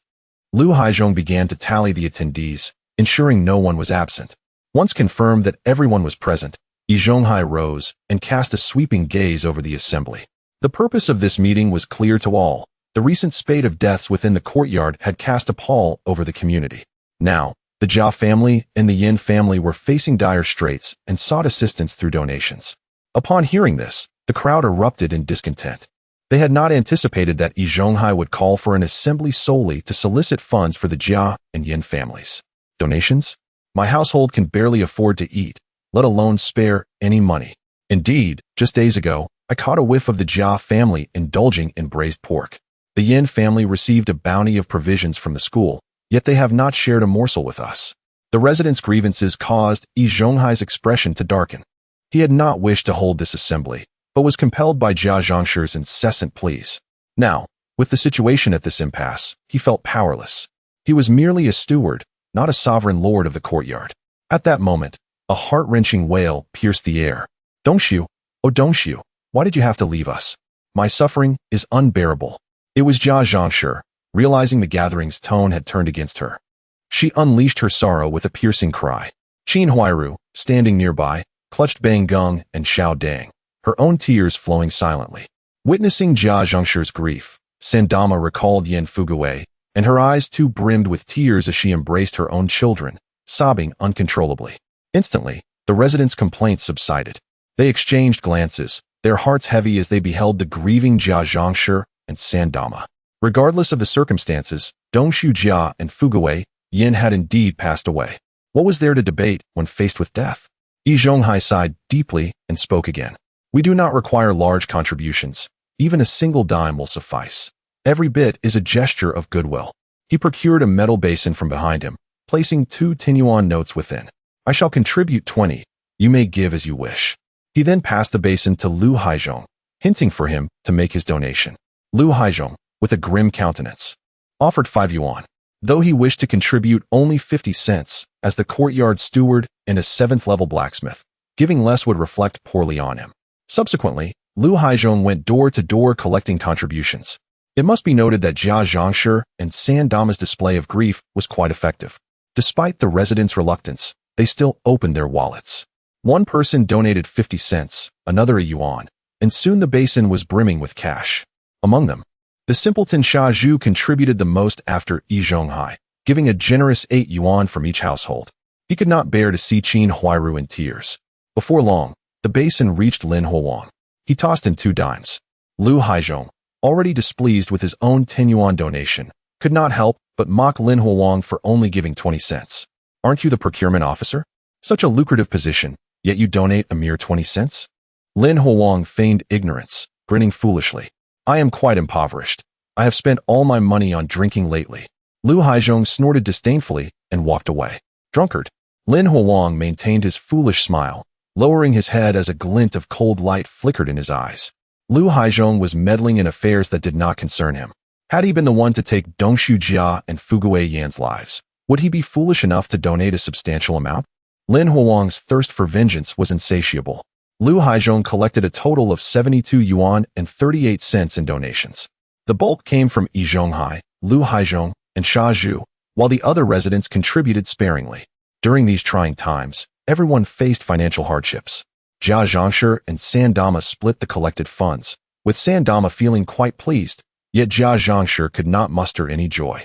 The total was far less than she had anticipated. However, the silver lining was that this money need not be repaid. Donations are naturally a gift. Thank you. Thank you all. I shall never forget your kindness. Jia Zhangshi feigned gratitude, prompting Lin Huang to frown incessantly. Yi Zhonghai then announced the conclusion of the assembly. The residents clamored as they departed the courtyard. Lin Huang, too, gathered his stool and exited, intending to pursue a side quest with Su Huizhen, and hoped to inquire about a potential side quest with Chen Shuiru. The rewards offered by the system were simply too tempting. In the front courtyard of the Jia household, Jia Zhangshi unearthed a locked iron box, placing the donated money inside. Qin Huairu could only watch helplessly, devoid of any recourse. When Dongshu Jia was alive, he managed the family finances, allocating 2 yuan monthly as an allowance for Jia Zhangshi. With so many mouths to feed and as Qin Huairu and her children were not registered as urban residents, they had to procure food from Gezi City. By the end of the month, there was little savings left for Dongshu Jia and Qin Huairu. Now, although Qin Huairu had inherited Dongshu Jia's position, her monthly salary amounted to a meager 18 yuan, with payment delayed until the following month. Consequently, all expenses for the Jia household were temporarily covered by Jia Zhangshi. Jia Zhangshi had informed Qin Huairu that starting next month, all expenses would fall on her shoulders. However, the money just donated, though it rightfully belonged to Qin Huairu, had been taken by Jia Zhangshi. Grandma, I want to eat braised pork. Bang Gung suddenly clung to Jia Zhangshi's leg, pleading earnestly. Jia Zhangshi paused momentarily before taking out a 10 yuan note and handing it to Qin Huairu. Buy some meat tomorrow at Gezi City. Qin Huairu reluctantly accepted the money, muttering under her breath. The residents of the courtyard have just made a donation to us. Is it inappropriate for us to indulge in red braised pork? Jia Zhangshi snorted coldly, expressing her dissatisfaction. My grandson desires red braised pork. What concern is it of theirs? If I instruct you to purchase it, then go ahead and do so. In Jia Zhangshi's view, since the donation has already been received, how she chooses to spend it is entirely her prerogative. After all, those residents cannot possibly reclaim their money. If Yi Zhonghai were to discover her thoughts, he would undoubtedly be infuriated. Jia Zhangshi's actions ultimately tarnish his reputation. In the end, the residents of the courtyard would only whisper behind his back that Yi Zhonghai favors the Jia family. Chapter 42. The difficult Chen Shuiru and Qin Huairu's fainting incident in the bustling city of Jiucheng. A quaint tavern served as the backdrop for an unexpected encounter. Lin Huang arrived, only to find Chen Shuiru present. During the grim years of famine, Su Huizhen's tavern struggled to thrive, and Chen Shuiru's silk shop fared no better. With her business now a public-private partnership, she often sought refuge in Su Huizhen's establishment for a drink. Observing Lin Huang indulging in a drink, Chen Shuiru boldly took a seat opposite him, playfully remarking, You seem to frequent this place quite often. Is it the allure of free alcohol that draws you here? Previously, Lin Huang had assisted Su Huijin in recovering some lost wine, leading her to promise him complimentary drinks. To Chun Shuiru, it appeared that Lin Huang was shamelessly taking advantage of the situation. Unfazed by her teasing, Lin Huang sipped his drink and replied nonchalantly, "I have earned this privilege." Yet, you, Manager Chun, seemed to be in a rather foul mood. He attempted to gauge if he could trigger a side quest with Chun Shuiru, but her watchful demeanor suggested otherwise. "Why are you so inquisitive? Do you harbor ill intentions towards me?" Chun Shuiru's suspicion was palpable. Lin Huang, taken aback, thought to himself how overly confident she was. Having encountered numerous women in another life as an assassin, he found Chun Shuiru's appeal decent but not enough to incite chaos. "You are mistaken. I have no interest in you," he replied, lowering his gaze to continue drinking, contemplating the challenge of activating her side quest. Should he abandon the pursuit? Perhaps fate would intervene. Surely, in such a vast city, other quests awaited him. Seeing Lin Huang's silence, Chun Shuiru scoffed. Men are indeed fickle. Speaking one way, yet feeling another. After all these years, I have never met anyone who truly disinterested me.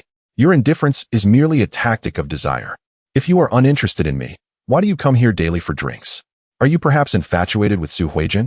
Lin Huang raised his eyes, exasperated by her line of thought. Could you not entertain healthier thoughts? Must your mind dwell on such matters? I merely wish to enjoy a drink without incessant chatter. Her frustration mounted, and in a fit of anger, Chun Shuiru stood to glare at him. You are quite the ill-mannered man. Likewise, you are not much better. Lin Huang retorted, surprising her with his boldness. Stunned, she stormed out of the tavern, catching the attention of Su Huijin behind the counter. Su Huijin approached, whispering, "What did you do to anger her?" Lin Huang shook his head, exuding a sense of helplessness. "I do not know. She started an argument and simply left." Su Huijin chuckled. "She rarely submits to anyone, yet you managed to ruffle her feathers."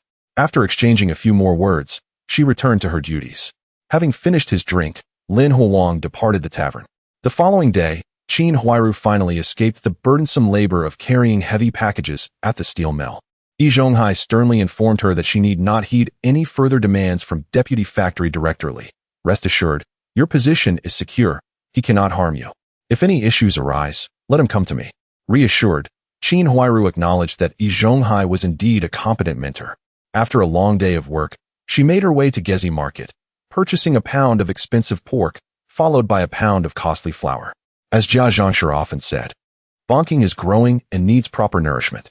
Upon returning to the courtyard, Qin Huairu hurriedly prepared dinner, feeling fatigued yet dismissing her discomfort. The enticing aroma of braised pork wafted from the Jia household, inciting resentment among the residents of the courtyard. Jia family is feasting on braised pork? How outrageous. Just yesterday, we donated to them. Indeed, no more donations. It infuriates me. While we nibble on stale bread, they indulge in fine dishes. The grievances echoed throughout the courtyard, reaching Yi Zhonghai's ears. Jia Zhangshi is too ostentatious, he mused, shaking his head. The Jia family already had a tarnished reputation within the community. Just the day before, Jia Zhangshi had wept, garnering sympathy for her deceased son, prompting goodwill donations. Yet here she was, reveling in braised pork. Yi Zhonghai sighed, deciding to ignore the situation, for he could not confront them merely over a meal. Bonking, eat more meat, grow quickly. Jia Zhangshi placed the largest piece of braised pork into Bonking's bowl, a fleeting smile breaking through her cold demeanor. With Jia Dongshu gone, Bonking now represented her greatest hope for the Jia lineage. She longed for him to mature swiftly to carry on the family name, allowing her to face old Jia and Jia Dongshu with dignity. As for the one responsible for Jia Dongshu's demise, perhaps Su Damao or someone else entirely. But Jia Zhangshi had neither the strength nor the desire to dwell on it. Capturing the culprit would not resurrect Jia Dongshu. Her sole focus was on nurturing Bonking. Meanwhile, Xiao Dang watched Bonking devour the braised pork and gobbled down white flour buns, her eyes filled with longing. The white buns were exclusively for Bonking, while she was left with stale bread and cabbage. "Mother, I want to eat braised pork," she beseeched, her gaze pleading as it turned to Qin Huairu. Assessing Jia Zhangshi's reaction, Qin Huairu discreetly placed the smallest piece of braised pork onto Xiao Dang's plate. "Here, enjoy." With a huff, Jia Zhangshi reprimanded her granddaughter. "Girls should not consume so much meat. It is not good for your health." Disregarding Jia Zhongshi's words, Xiao Deng quickly shoved the morsel of braised pork into her mouth, relishing its flavor. After dinner, Qin Huairu began to tidy the table, washing the dishes and laundering the day's soiled clothes. She toiled like a diligent worker, scarcely finding a moment to rest. However, an unexpected incident awaited her. As she neared the end of her laundry, a sudden dizziness overcame her, and darkness enveloped her vision as she collapsed to the ground. "I am so tired." Qin Huairu was overcome by an indescribable fatigue that enveloped her entire being. Subsequently, she closed her eyes and fell into a deep slumber. "What is wrong with you, mother?" Before succumbing to sleep, she heard the frantic cries of Jia Zhongshu and the weeping of her daughter, Xiao Deng. Qin Huairu had fainted. Jia Zhongshu was terrified by this sudden turn of events, while Xiao Deng wept inconsolably, and Bang Gung was filled with anxiety. "Huairu, please awaken." Jia Zhongshu shook Qin Huairu vigorously, only to discover her lying motionless on the ground. A wave of fear swept through her. Jia Dongshu had only recently passed away. Was Qin Huairu destined to meet the same fate? If that were to happen, how could she possibly care for Bang Gung and Xiao Deng all on her own? With this thought racing through her mind, Jia Zhongshu hastily rose to her feet and rushed out of the house. She was determined to seek help. Chapter 43. Qin Huairu's miscarriage. Jia Zhongshu's collapse. Did Qin Huairu faint? Observing the anxious expression on Jia Zhongshu's face, Yi Zhonghai hastily rose to his feet. He swiftly followed Jia Zhongshu to the Jia household to assess Qin Huairu's condition. Upon arrival, he found Qin Huairu's complexion pale, with faint bloodstains seeping through her trousers. "This is bad. We must get her to the hospital immediately." Yi Zhonghai called for Shaju and retrieved a stretcher, placing Qin Huairu upon it. The two men hurriedly carried her towards the steel mill hospital, while Jia Zhongshu anxiously followed behind, clutching a stick. As for Xiao Deng, she was entrusted to an elderly woman for care. The sudden fainting of Qin Huairu sent ripples through the courtyard. In such a close-knit community, even the slightest disturbance could incite alarm among the residents. How could Qin Huairu collapse so unexpectedly? Surely, this cannot end in disaster. It must be due to exhaustion. After all, Jia Dongshu had passed away not long ago, and Qin Huairu had been managing both her work and household responsibilities tirelessly. Jia Zhongshu certainly treats Qin Huairu like a beast of burden. In the front courtyard, Lin Huang, upon hearing the commotion, observed Shaju and Yi Zhonghai as they departed. "Qin Huairu has fainted? How intriguing. To be precise, this matter bears a certain relation to him. Had he not caused Jia Dongshu's death, would this series of unfortunate events have unfolded? Yet, Jia Dongshu had compelled the original host to her demise. Thus, his death was inevitable." Lin Huang felt no guilt. He dismissed these trivial matters and returned to his bed to rest. His fear value was approaching its limit, and the main quest was about to commence. Lin Huang needed to conserve his energy for the forthcoming actions. Shaju and Yi Zhonghai rushed with Qin Huairu, who remained unconscious, their pace frantic. Yi Zhonghai's heart raced. When he initially found Shaju and informed him of Qin Huairu's collapse, he nearly lost his mind. Qin Huairu was his dream goddess, and now that she was in peril, he felt even more anxious than Jia Zhongshu. "Sister Qin Hui, hold on." The two men swiftly transported her to the hospital, where she was quickly taken into the emergency room. Outside, Shaju paced nervously, glancing at the emergency room intermittently, his expression wrought with concern. This scene, however, left Jia Zhongshu feeling displeased. "Shaju, what are you staring at?" Shaju opened his mouth to respond but faltered, unable to articulate his thoughts. He couldn't very well tell Jia Zhongshu, "I am worried about your daughter-in-law," could he? Yi Zhonghai, sensing the situation, spoke in a firm tone. "Shaju, you should return home for now. There's no need for you to worry about things here." Left with no choice, Shaju nodded in acknowledgement and reluctantly departed, glancing back multiple times. Watching his retreating figure, Jia Zhongshu snorted coldly, taking a seat with her stick in silence. Her gaze was fixed on the emergency room, her heart heavy with worry. What troubled Jia Zhongshu the most was the well-being of Qin Huairu's unborn child. Yi Zhonghai, being Qin Huairu's mentor and having a cordial relationship with Jia Zhongshu, chose to remain, awaiting news from the emergency room. Time passed, and nearly 2 hours slipped by. At last, the emergency room door swung open, and a doctor clad in a white coat emerged. "Are you the family of the pregnant woman? She is no longer in danger." Hearing this, Jia Zhongshu felt a wave of relief wash over her, quickly rising from her seat. "Doctor, what about the child?" The doctor, wearing a white mask, shook his head. We did everything we could, but the mother was overly fatigued and lacked proper nutrition, so the child could not be saved. This news struck Jia Zhangshi like a bolt from the blue, leaving her momentarily stunned. The child is gone. Her expression shifted wildly, teetering between tears and laughter, a blend of sorrow and resentment. Qin Huiru had been carrying what was to be Jia Dongshu's third child, and now it was lost. Jia Zhangshi had believed the cravings for sour foods indicated a boy. How could this happen? She lamented, wishing she had prevented Qin Huiru from working at the steel mill, allowing her to rest until after the child was born. But now, it was too late for regrets. The doctor departed, busy with other matters. Yi Zhonghai gazed at Jia Zhangshi, opening his mouth to speak, but ultimately sighing. This situation was ultimately his fault. Had he not suggested that Qin Huiru work at the steel mill, had he kept a closer watch on her and not allowed her to carry heavy loads, perhaps the child might have been saved. But now, it was too late for lamentations. Sister, do not grieve too deeply. It is good that Qin Huiru is safe. Yi Zhonghai's words offered no comfort to Jia Zhangshi. My child. She finally unleashed a heart-wrenching cry, collapsing to the ground. The following morning, Qin Huiru lay pallid on the stretcher, being carried back to the courtyard by Yi Zhonghai and Shazhu. Behind them, Jia Zhangshi, her face ashen, clutched her stick, her mood at its nadir. The news of Qin Huiru's miscarriage spread swiftly among the residents, who wasted no time in voicing their opinions, most of which were unflattering. She deserves it, just recently. She asked for donations, and now she is indulging in rich food. This is karma. Others remarked that the Jia family was inherently flawed, destined for misfortune. In truth, Qin Huiru was quite pitiable, yet who could blame her for marrying into the Jia family? Listening to the gossip circulating in the courtyard, Jia Zhangshi was furious, shouting curses into the air. However, the residents, unwilling to confront her, merely huddled together, whispering amongst themselves. Jia Zhangshi felt powerless against this.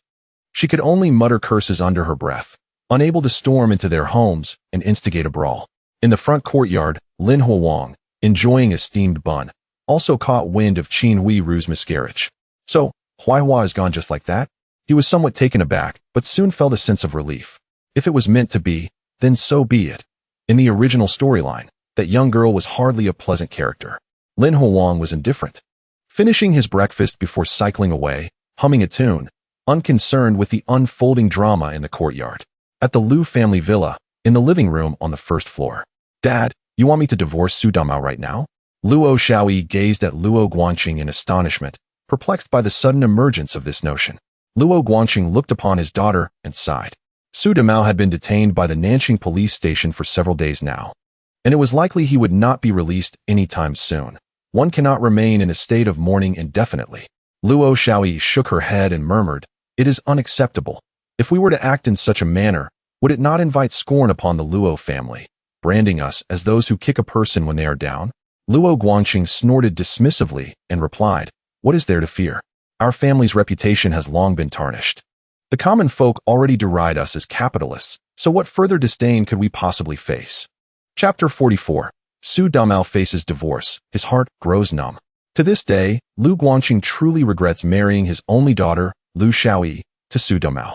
Back then, during the era of public-private partnerships, Lu Guangqing, as the most prominent capitalist in the city, had a tarnished reputation. In an attempt to salvage his honor, he reluctantly arranged the marriage of his daughter to the projectionist Su Damao. This move did, to a certain extent, restore the Lu family's reputation. However, through his observations, Lu Guangqing realized that Su Damao was not a commendable character. He was prone to boastfulness, exhibiting a facade of strength while being weak at heart. Most critically, despite being married for several years, the couple remained childless. Lu Xiaoyi had undergone examinations, revealing no issues with her health. Yet, Su Damao consistently delayed undergoing tests, indicating that the problem lay with him. Now, unable to conceive, Su Damao found himself embroiled in a series of murders in the courtyard, leading to his arrest by the Nanqing police. The marriage between Lu Xiaoyi and him had become untenable. Fortunately, since there were no children, Lu Xiaoyi could embark on a new chapter of her life. At this moment, her mother, Tan Yali, gently urged her, "Xiaoyi, you should heed your father's advice. He would never harm you." Lu Xiaoyi hesitated briefly before nodding in agreement. Lu Guangqing sighed in relief, genuinely fearing that Lu Xiaoyi might refuse and ruin her life.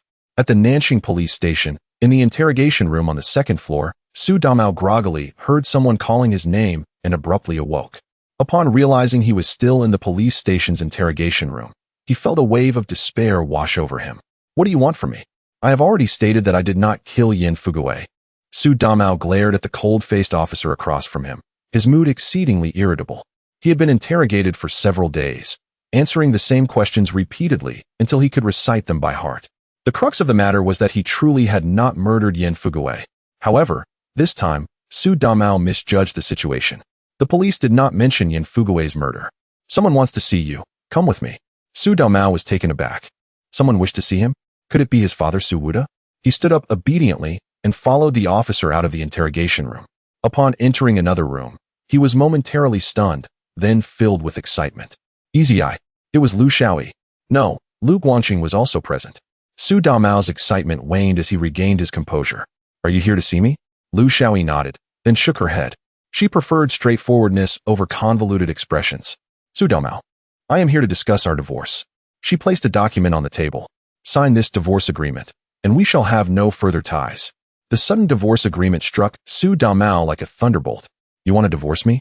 He felt as if his world was crumbling. How could Lu Xiaoyi want a divorce merely days after his arrest at the Nanjing police station? This was insanity. Lu Xiaoyi fell silent, prompting Lu Guangqing to step forward and speak sternly. Indeed, Su Damao, you are now a murder suspect. Our family cannot accept the suspect as a son-in-law. Moreover, Xiaoyi has been examined at the hospital, and her health is fine. The issue lies with you. If you cannot bear children, what is the point of remaining married? Sign this divorce agreement, and I will compensate your father with 1,000 yuan. Lu Guangqing's words were logical, and he was even willing to offer Su Wuda a substantial compensation. This was already a generous offer. However, after days of interrogation, Su Damao was on the brink of mental collapse. Lu Guangqing's provocations pushed him over the edge. No, I refuse to divorce. I absolutely will not divorce. Su Damao could not fathom the ridicule he would face from the residents of the courtyard if he were to divorce, especially from Shaju. That boy harbored a grudge against him and would surely mock him mercilessly. Su Damao valued his pride. How could he endure such humiliation? Lu Guangqing frowned at Su Damao's reaction, sensing something was amiss with his mental state. Had the Nanjing police driven Su Damao to madness? If that were the case, it was even more imperative for Lu Xiaoyi to divorce him. Damao, please calm down. Lu Xiaoyi interjected, attempting to soothe the agitated Su Damao. We were once husband and wife, and I do not wish to make this situation more embarrassing. Please, sign the divorce agreement. Upon hearing Lu Xiaoyi's words, despair flickered in Su Damao's eyes, yet his emotions settled into a calm resignation. He never anticipated that his arrest would lead the Lu family to abandon him and even push for a divorce. Truly, the face of capitalism was revealing itself. I will not sign. I refuse to sign. Su Damao shouted, stepping back and suddenly throwing open the door. He attempted to flee. The officers outside promptly intercepted him, and after a brief exchange, Su Damao was escorted back to the interrogation room. He preferred to remain there rather than face Lu Guangqing and Lu Xiaoyi. Witnessing this turn of events, Lu Guangqing and Lu Xiaoyi exchanged glances of disbelief. They had not expected matters to escalate in this way. Father, what shall we do now? Lu Xiaoyi expressed her frustration. Their attempt to secure a divorce had effectively severed ties, yet now Su Damao was unwilling to comply. Lu Guangqing remained silent for a moment before scoffing. He may not want a divorce, but he will have to. Minutes later, the two departed from the Nanjing police station. Avoidance would not resolve the issues at hand. That afternoon, Su Damao reappeared in the room. This time, it was his parents and sister who came to visit. Father, Mother, Lingwei. Su Damao felt a surge of joy, believing they had come specifically to see him. However, the next moment, Su Wuda's words chilled his heart. Damao, you should really divorce Xiaoyi. He then produced the divorce agreement and a pen from his pocket. Su Damao's heart sank. You accepted the Lu family's money. He suddenly realized that Lu Guangqing had previously mentioned offering them 1,000 yuan in compensation. My father, Su Wood, has never encountered such a fortune in his lifetime. Su Wood lowered his head in a moment of shame, hesitating for several seconds before continuing. Damao, I should never have allowed you to marry Lu Xiaoyi. They belong to a prestigious family and look down upon us country folk. Nevertheless, your divorce from Xiaoyi is not a loss. She is but a hen that cannot lay eggs. Once you return, I shall find you a woman who can bear children. Upon hearing these words, Su Damao could not help but smile wryly. The Su family has been passed down through 3 generations, and he dared not reveal the possibility of his own infertility to Su Wood. Thus, Su Wood naively believes that it is Liu Xiaoyi who is unable to conceive. Su Damao has been driven to the brink of despair. I will sign. I will sign. He gritted his teeth, grasping the pen as he inscribed his name on the divorce agreement. In that moment, Su Damao expended nearly all his strength. Chapter 45, The Thief of Chickens? Reported and caught. The news of Su Damao and Liu Xiaoyi's divorce swiftly spread throughout the Sihiyuan. The reason was rather simple. Su Wuda, this old rascal, had a penchant for drinking and a loose tongue, making it impossible for him to keep a secret. Furthermore, having received 1,000 yuan from the Liu family, he was particularly elated and boasted about it everywhere. According to Su Wuda, once Su Damao emerged from the Nanqing police station, he would surely find him a good match. Many residents in the courtyard scoffed at this notion. Had Su Wuda lost his mind? Could Su Damao possibly be released? The Liu family had already forced Liu Xiaoyi to divorce Su Damao, clearly believing he would not be coming out. It seems Su Wuda had lost his wits, spending his days intoxicated and rambling nonsense. Upon hearing this news, Lin Huang felt a twinge of astonishment. Liu Xiaoyi had actually divorced Su Damao. This matter was indirectly connected to him. Had he not impersonated Su Damao to kill Yin Fugui, Su Damao would not have been apprehended by the Nanqing police. Consequently, Liu Xiaoyi would not have divorced him. Nevertheless, Lin Huang felt no psychological burden. After all, Su Damao had brought this upon himself. Moreover, his inability to father children was a torment to Liu Xiaoyi. A divorce was perhaps for the best. However, Liu Xiaoyi would no longer return to the Sihiyuan, and her connection with Shaju was now irrevocably severed. Well, let it be severed. Shaju was already on his list of targets. The tangled fate depicted in the television drama would be severed by Lin Huang's own hand. In the central courtyard, the Jia family. After Qin Huairu's miscarriage, she was deeply affected. At that moment, she lay pale on the Kong, her eyes vacant as she stared at the ceiling. Oh, the child. It was supposed to be the last child of Jia Dongxiu, and now it was lost. Jia Zhangshi sat beside her, her expression grim. Only after Qin Huairu was compelled to rest did Jia Zhangshi truly appreciate the hardships of life. After Jia Dongxiu married Qin Huairu, all household matters had been entrusted to her. Jia Zhangshi, citing back pain, merely sat on the Kong daily, making shoes. Now that Qin Huairu had just miscarried, her body was weak, and her mood was dismal. Jia Zhangshi found herself overwhelmed with chores after just 2 days. Huairu, the child is gone, but you still have bonging and shouting. Pull yourself together. The family cannot do without you. Jia Zhangshi's earnest words finally roused Qin Huairu from her stupor.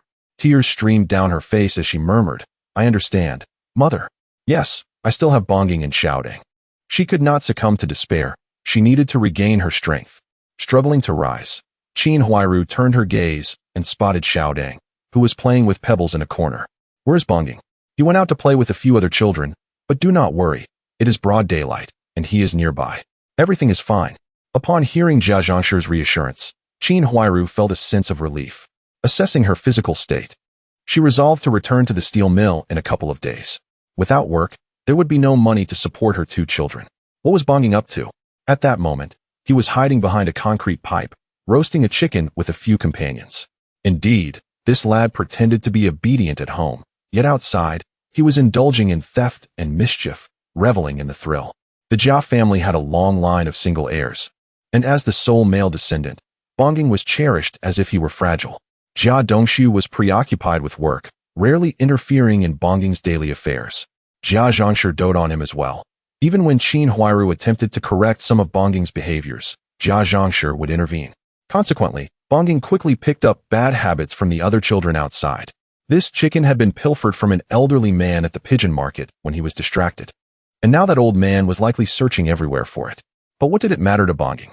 The little rascal sat on a stone, savoring the aroma of the roasting chicken, his mouth watering profusely. After Jia Dongxiu's death, the Jia family circumstances had become increasingly dire, yet Bonging was fortunate enough to join his friends in scavenging for food. However, unbeknownst to him, a pair of eyes was watching closely. This little rascal had already begun stealing at such a tender age. He truly lived up to the title of the Siyuan's master thief. The owner of those eyes was none other than Lin Huang. Lin Huang had recently developed a penchant for wandering the streets of Sijiacheng while employing his stealth skills. On one hand, He sought to encounter characters from other dramas to unlock new side quests. On the other hand, under the guise of stealth, he witnessed many amusing spectacles, such as clandestine rendezvous between men and women. Today, he happened upon Bongging's chicken theft. So what to do now? To be candid, Lin Huang never considered harming Bongging. After all, he was merely a child, unworthy of his attention. Yet, given the boy's deplorable conduct, he felt a proper lesson was in order. Thus, Lin Huang quickly devised a plan. He donned a thousand-faced mask, transforming into an ordinary person. He then ventured to the nearby street, deactivated his stealth, and approached a group of patrolling policemen. "Officer, I must report a theft. Someone is stealing chickens." Upon hearing this, the patrolling officers felt a jolt of urgency. Stealing chickens? Where? In these famine-stricken times, the value of a single chicken was not to be underestimated by the common folk. Moreover, given the government's recent crackdown, such acts of thievery were deemed particularly heinous. Even if it did not warrant the death penalty, those caught could face a decade or more of hard labor. More importantly, apprehending a chicken thief would be a notable accomplishment. Even the policemen harbored ambitions for merit. Over there, Lin Huang pointed in the direction and led 3 policemen in a brisk run. Upon their arrival, they found Bongging and his companions gnawing on the steaming roasted chicken. "Run! The police are coming!" A quick-witted child spotted the officers in their green uniforms and shouted, leaping to flee. The others quickly followed suit, scattering in all directions. Bongging, engrossed in devouring a delectable chicken leg, had no time to react. Although he was the master thief of the Sihiyuan, he was still a mere child, barely 7 years old. As Lin Huang observed the situation, he noticed Bang Gung attempting to flee. With a swift stride, he apprehended him and brought him before 3 police officers. "Comrades," he declared, "this is the one who stole the chicken." The officers gazed at the visibly shaken Bang Gung, who clutched half-eaten chicken leg in his hand, their brows furrowing in concern. "A group of children?" one mused. "What of it? Children stealing chickens is indeed a grave matter. One can only imagine the sorrow of the poultry's owner." Lin Huang resolutely asserted that he would not allow Bang Gung to evade the repercussions of the law. Upon hearing his words, the officers nodded in agreement. Indeed, those who pilfer as children may grow to commit greater crimes as adults. This lad requires proper discipline. Thus, the unfortunate Bang Gung was taken away by the police. Chapter 46. Bang Gung interrogated, Granny Jia panics. As dusk settled and evening approached, the front courtyard of the Jia household remained tense. Granny Jia and Qin Huairu waited anxiously, but Bang Gung still hadn't returned for dinner. A sudden wave of unease washed over Qin Huairu as she recalled the tragic deaths of deaf old lady, Jia Dongxiu, and Yin Fugui within the courtyard. "Bang Gung, why hasn't he come back yet?" Granny Jia grew increasingly restless and hurriedly stood up, rushing toward the door. "Stay here, I'll go look for him." Her concern wasn't for Qin Huairu's well-being, but rather the fear that if something happened to Qin Huairu after her recent miscarriage, the Jia family would be doomed. "Mom, I'm hungry." Little Dang, only 3 years old, cried out. Qin Huairu's heart ached for her daughter and handed her a cornbread bun. "Eat this first." As Little Dang noisily devoured the bun, Qin Huairu had no appetite herself, her eyes fixed on the doorway, awaiting Granny Jia and Bang Gung's return. Yet, an ominous premonition lingered in her heart. Surely, nothing bad could have happened to Bang Gung. Bang Gung, Bang Gung. Granny Jia searched all the places where Bang Gung usually played, but found no trace of him. Panic surged within her. What should she do? Granny Jia wasn't a clever woman. Faced with such a situation beyond her control, she could think of only one solution: seek out Yi Zhonghai. Yi Zhonghai was not only the respected elder of the courtyard, but also the mentor of Jia Dongxiu and Qin Huairu. He would surely know what to do. With this thought, Granny Jia rushed back to the courtyard and informed Yi Zhonghai of Bang Gung's disappearance. Yi Zhonghai had been having dinner with his wife when he received the news, his brow furrowing deeply. Bang Gung is missing? At the same time, a sinking feeling gripped his heart. The real killer behind the 3 deaths in the courtyard still hadn't been caught. Could they have targeted Bang Gung now? But Bang Gung was just a child. Quickly composing himself, Yi Zhonghai spoke gravely, "Don't worry just yet. I'll go ask the children who usually play with Bang Gung to see if they know anything." He reasoned that Bang Gung might not be in trouble. Perhaps he had simply gotten carried away playing and wandered off somewhere. Yes, asked the children. Granny Jia suddenly realized she had been too distraught to think clearly.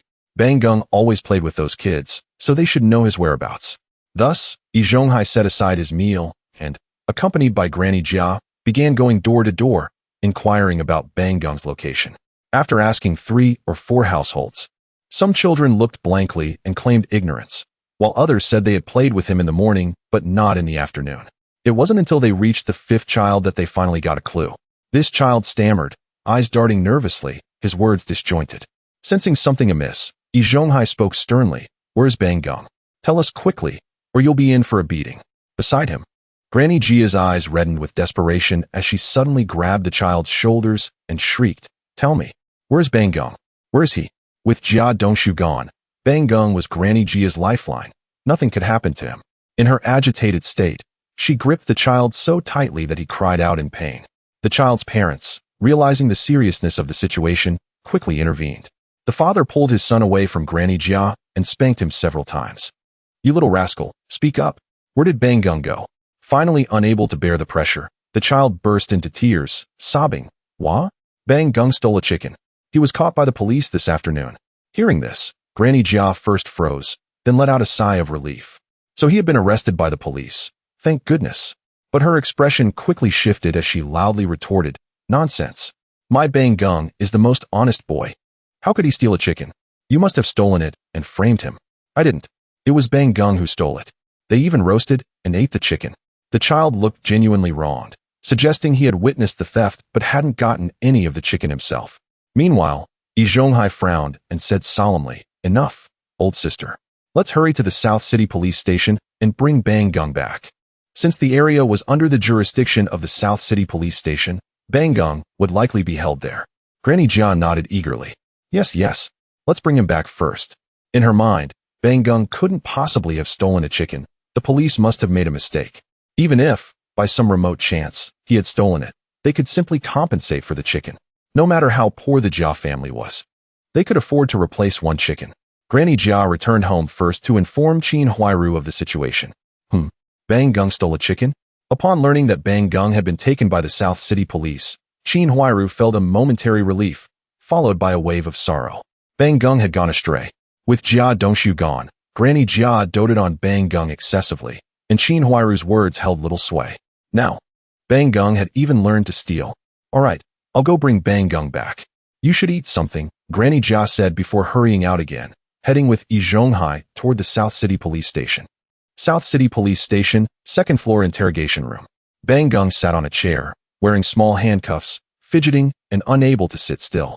"Sister Bai Ling, when can I go home?" Across from him, Bai Ling, the officer interrogating him, twitched her lips, feeling utterly exasperated. "Go home? You still want to go home?" Bai Ling wasn't originally assigned to interrogate Bang Gung. She had been studying the files of the Courtyard residents at the station when she heard about a child caught stealing a chicken. Out of curiosity, she came to see and discovered it was Bang Gung from the Courtyard.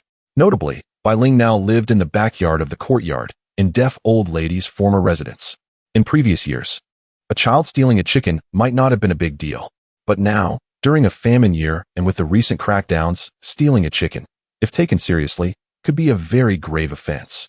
Even though Bonging is merely a child, it is worth noting that the Juvenile Detention Center has been established for several years, specifically designed for children like him. Bonging, the young lad. Is he truly the one who pilfered that chicken? Faced with Bai Ling's interrogation, Bonging's eyes darted as he shook his head in denial. "I did not steal it. I merely found it." Found it. This clever boy understands that admitting to the theft of a chicken would not yield favorable consequences, so he insists that he simply stumbled upon it. However, his words carry little weight. Presently, the victim, the elderly man who lost his chicken, is seated in the reception room of the Nanqing police station. Upon seeing Bonging, he immediately recognizes the boy as the culprit behind the theft of his chicken. Consequently, Bonging's guilt is all but confirmed. Chapter 47. Jia Zhongshi causes a scene at the police station, returns to the Sihiyuan in disgrace. Yi Zhonghai and Jia Zhongshi hurriedly made their way to the Nanqing police station. Upon inquiring, they learned that Banging was currently undergoing an interrogation. At once, Jia Zhongshi became agitated. What was the interrogation for? Banging is still just a child. Was it merely for a chicken? I can compensate. Surely that will suffice. The officer attending to them couldn't help but roll his eyes at such a statement. By your reasoning, if one returns stolen goods, it shouldn't be considered a crime, correct? Sensing the gravity of the situation, Yi Zhonghai quickly interjected. Officer, she is Banging's grandmother. Banging may have stolen a chicken, but we are willing to apologize and offer compensation. Please release him. We shall educate him properly upon our return." Yi Zhonghai's demeanor softened the officer's expression somewhat. However, he shook his head in response. "That is not permissible. A crime is a crime. Once the interrogation results are in, measures will be arranged accordingly. It would be best for you to return home for now, as banging cannot be seen at this moment." Upon hearing this, Jia Zhangshi felt as though the sky was collapsing around her. With Jia Dongshu deceased, and Qin Huairu having suffered a miscarriage, now banging had been captured. She felt her life was unbearably harsh. Banging, oh banging. Jia Zhangshi collapsed onto the floor, wailing loudly within the Nanxing police station, determined to not leave without Bang. Yi Zhonghai's face darkened. He wanted to assist Jia Zhangshi to her feet to avoid further embarrassment. Yet, Jia Zhangshi vehemently shook off his arm, continuing her lamentations. "Oh Jia, don't you? Open your eyes and see. The police are bullying Banging.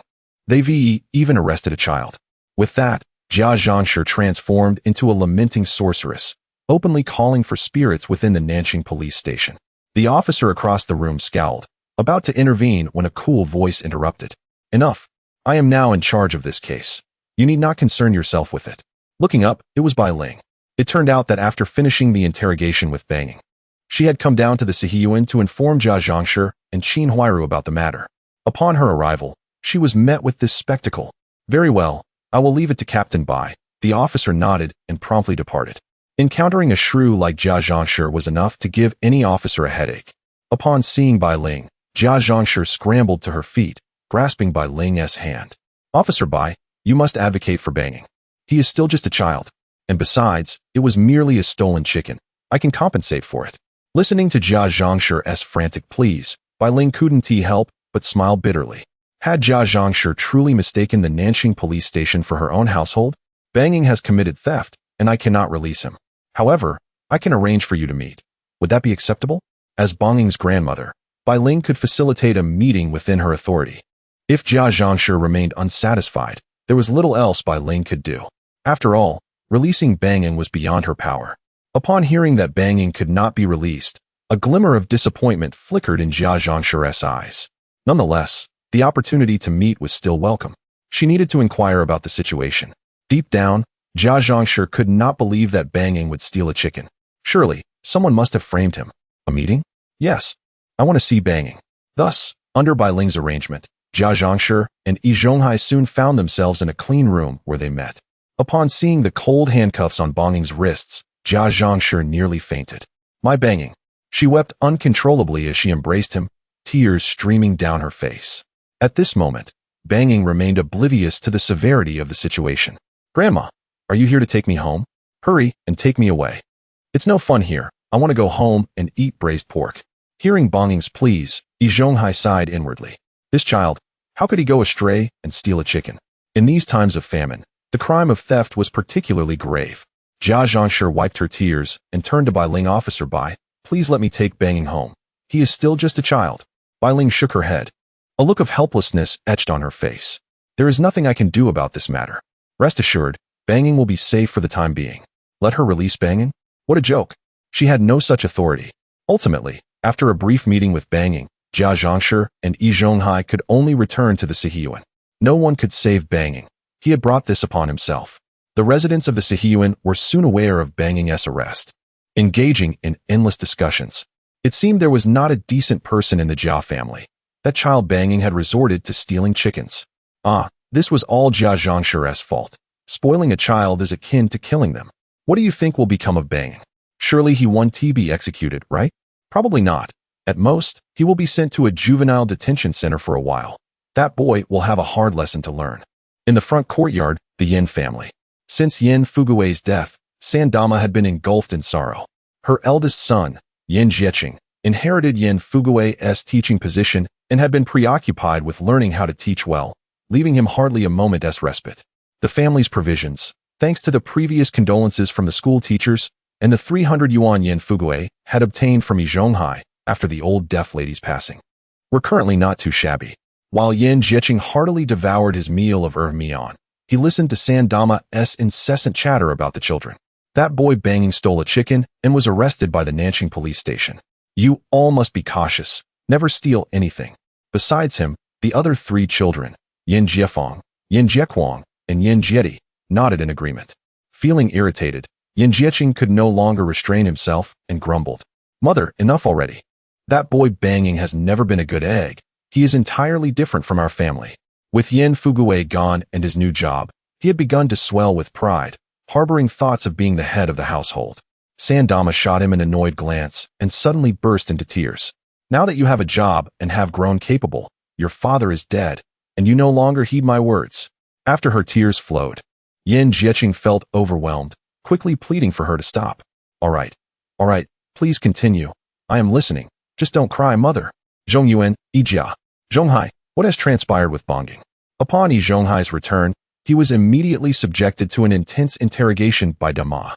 The couple, having been married for many years without offspring, initially intended for Jia Dongxiu, who had been raised under their watchful eyes, to provide for them in their old age. Unfortunately, not long ago, Jia Dongxiu met with a tragic end at the hands of another, leaving Yi Zhonghai and Dama in profound sorrow, while contemplating the prospect of Bongging supporting them in the future. However, now that Bongging has also been apprehended by the Nancheng police station, Dama is deeply concerned. This child, having been nurtured by them since childhood, has unfortunately strayed from the path of righteousness, resorting to theft of poultry, and was caught red-handed by patrolling officers. What can I do? Chapter 48. Lu Guangfu also steals chickens? Lu Haizhong is in a daze. Listening to Yi Zhonghai, the old lady couldn't help but sigh. This child, the Jia family has always provided him with the finest food and drink, yet he still resorts to stealing chickens. The old lady spoke the truth. Jia Zhongshi pampered the only heir of the Jia family, Bongging, excessively, ensuring he received all the delicacies. Even in these times of famine, he would occasionally enjoy a steamed bun or a portion of braised meat to satisfy his cravings. Despite this, Bongging still chose to steal chickens, which left the old lady utterly perplexed. Yi Zhonghai, however, held a different perspective. Perhaps he was led astray by other children. After all, Bongging is still young and does not comprehend such matters. He believed that children, while playing together, might see stealing chickens as a test of skill. Unexpectedly, he was caught by the police, leading to the current predicament. One could only say that Bongging has had a misfortune. The couple lamented for quite some time, but could not devise a way to rescue Bongging, leaving them in a state of frustration. In the courtyard of the Jia family, upon returning home, Jia Zhongshi informed Qin Huairu about Bongging's situation, leaving her utterly bewildered. Being interrogated? Not returning? How could this happen? Just this morning, Bongging was perfectly fine, and now he could not come back. Jia Zhongshi wore a pained expression and helplessly stated, I have pleaded and caused a commotion, but the South City police station refuses to release him. Qin Huairu, already weakened after her miscarriage, felt as if she might faint upon hearing this news. With Jia Dongxiu deceased, Bongging is now the Jia family's only male descendant and their sole hope. Could it be that he would not return? However, Jia Zhongshi quickly shifted her tone. The white officer secretly informed me that Bongging's situation would likely result in him being sent to a juvenile detention center for a period of time. It should not lead to any significant trouble. Upon hearing this, Qin Huairu finally breathed a sigh of relief. A period of education would be beneficial. Bongging is growing up and needs proper guidance. Nevertheless, Jia Zhongshi continued to voice her grievances. It was just a stolen chicken. What was the big deal? It is an overreaction. We could simply compensate for it. She failed to recognize the severity of the situation and did not consider that the outcome described by Bai Ling might not reflect Bongging's ultimate fate. In the He family courtyard, Sha Zhu and He Yushui had finished dinner and were chatting together. Brother, what is going on between you and Teacher Ran? She said you two are not suited for each other. Previously, He Yushui had facilitated a meeting between Sha Zhu and Ran Shiyue. The two spent half a day chatting at Beihai Park, but subsequently lost contact. When He Yushui approached Ran Shiyue for clarification, she simply stated that they were not compatible and offered no further explanation. This left Sha Zhu feeling quite dejected. I don't know, perhaps she is simply not interested in me. Sha Zhu was indeed self-aware. As a cook, he felt he did not belong in the same world as a teacher like Ran Shiyue. However, after meeting her, he still harbored a glimmer of hope. Sha Zhu had high standards when it came to women. In the courtyard, the only women he found appealing were Qin Huairu and Lu Xiaoa. The intelligent and beautiful Ran Shiyue was the third woman he admired. Unfortunately, she did not reciprocate his feelings, which posed a dilemma. He Yushui sighed, mourning her brother's romantic prospects. Her brother was simply too picky. In the past, Yi Zhonghai had even introduced him to a woman, a worker named Lu Yuhua from the 7th workshop of the steel mill, who was quite nice. However, Xia Zhu dismissed her for being too overweight, insulting her by comparing her to Zhu Beiji, which infuriated Yi Zhonghai. He Yushui had also attempted to introduce Xia Zhu to a classmate named Zhang Shuqin. But Xia Zhu rejected her as well, criticizing her protruding teeth and volatile personality, calling her a fierce tigress. Ultimately, Xia Zhu's criteria for a partner were women as beautiful as Qin Huairu or as well-connected as Lu Xiaoa. The issue was that such women were unlikely to be interested in someone like Xia Zhu. Although he was a cook at the steel mill and had no worries about food, his appearance was rather unappealing, marred by scars left from adolescent acne. Skipping over Xia Zhu's romantic misadventures, the conversation turned to the matter of Bongging's arrest. Humph, that kid deserves it. Xia Zhu expressed his exasperation, noting that Bongging, at just 7 years old, was already learning to steal chickens. If he were to grow older, who knows what worse deeds he might commit. Thus, Xia Zhu believed that Bongging's arrest was a blessing in disguise. As long as he wasn't executed, he would surely learn a lesson. However, He Yushui was skeptical. Bongging had been ill-mannered since childhood, a direct result of Jia Zhongshi's spoiling. Once released from the South City police station, he would likely revert to his old ways. Environment shapes a person, and He Yushui did not believe that being arrested would change Bongging's nature. In the Lu family's backyard, Lu Haizhong was enjoying a drink and eating eggs, living a contented life. However, as he looked at his 3 sons sitting across from him, a thought crossed his mind. Bongging had been caught stealing chickens and would certainly face consequences. His eldest son, Lu Guangyuan, was already an adult and would not engage in such mischief. Yet, his second son, Lu Guangtian, was only 12, and the youngest, Lu Guangfu, was just 9. They might easily be led astray by bad influences. Therefore, he fixed a serious gaze upon his 2 younger sons. Guangtian, Guangfu, you two must never learn from Bongging and steal chickens. If you get caught by the police, I will not come to your rescue. Upon hearing this, Lu Guangtian quickly nodded, assuring his father that he would not imitate Bongging. However, Lu Guangfu trembled slightly. He harbored a secret. He had accompanied Bongging in stealing chickens today, yet he was clever enough to run away when he saw the police, thus narrowly escaping trouble. Now, young Lu Guangfu was most concerned about Bongging revealing his involvement at the South City police station. Would he also be taken away? The mere thought filled him with an urge to cry. He did not want to be arrested. Noticing her youngest son's unusual demeanor, the second aunt paused her chores and inquired with concern, Guangfu, what is troubling you? The incident of the stolen chicken, does it have any connection to you? Upon hearing his mother's inquiry, Lu Guangfu finally burst into tears. Mother, I also stole a chicken. I even ate a chicken wing. Will I be taken away? Aunt Air was taken aback and quickly rose to embrace Lu Guangfu, softly reassuring him. Do not worry, that will not happen. No one will come for you. It was just a chicken wing. On the opposite side, Lu Haizhong was also stunned.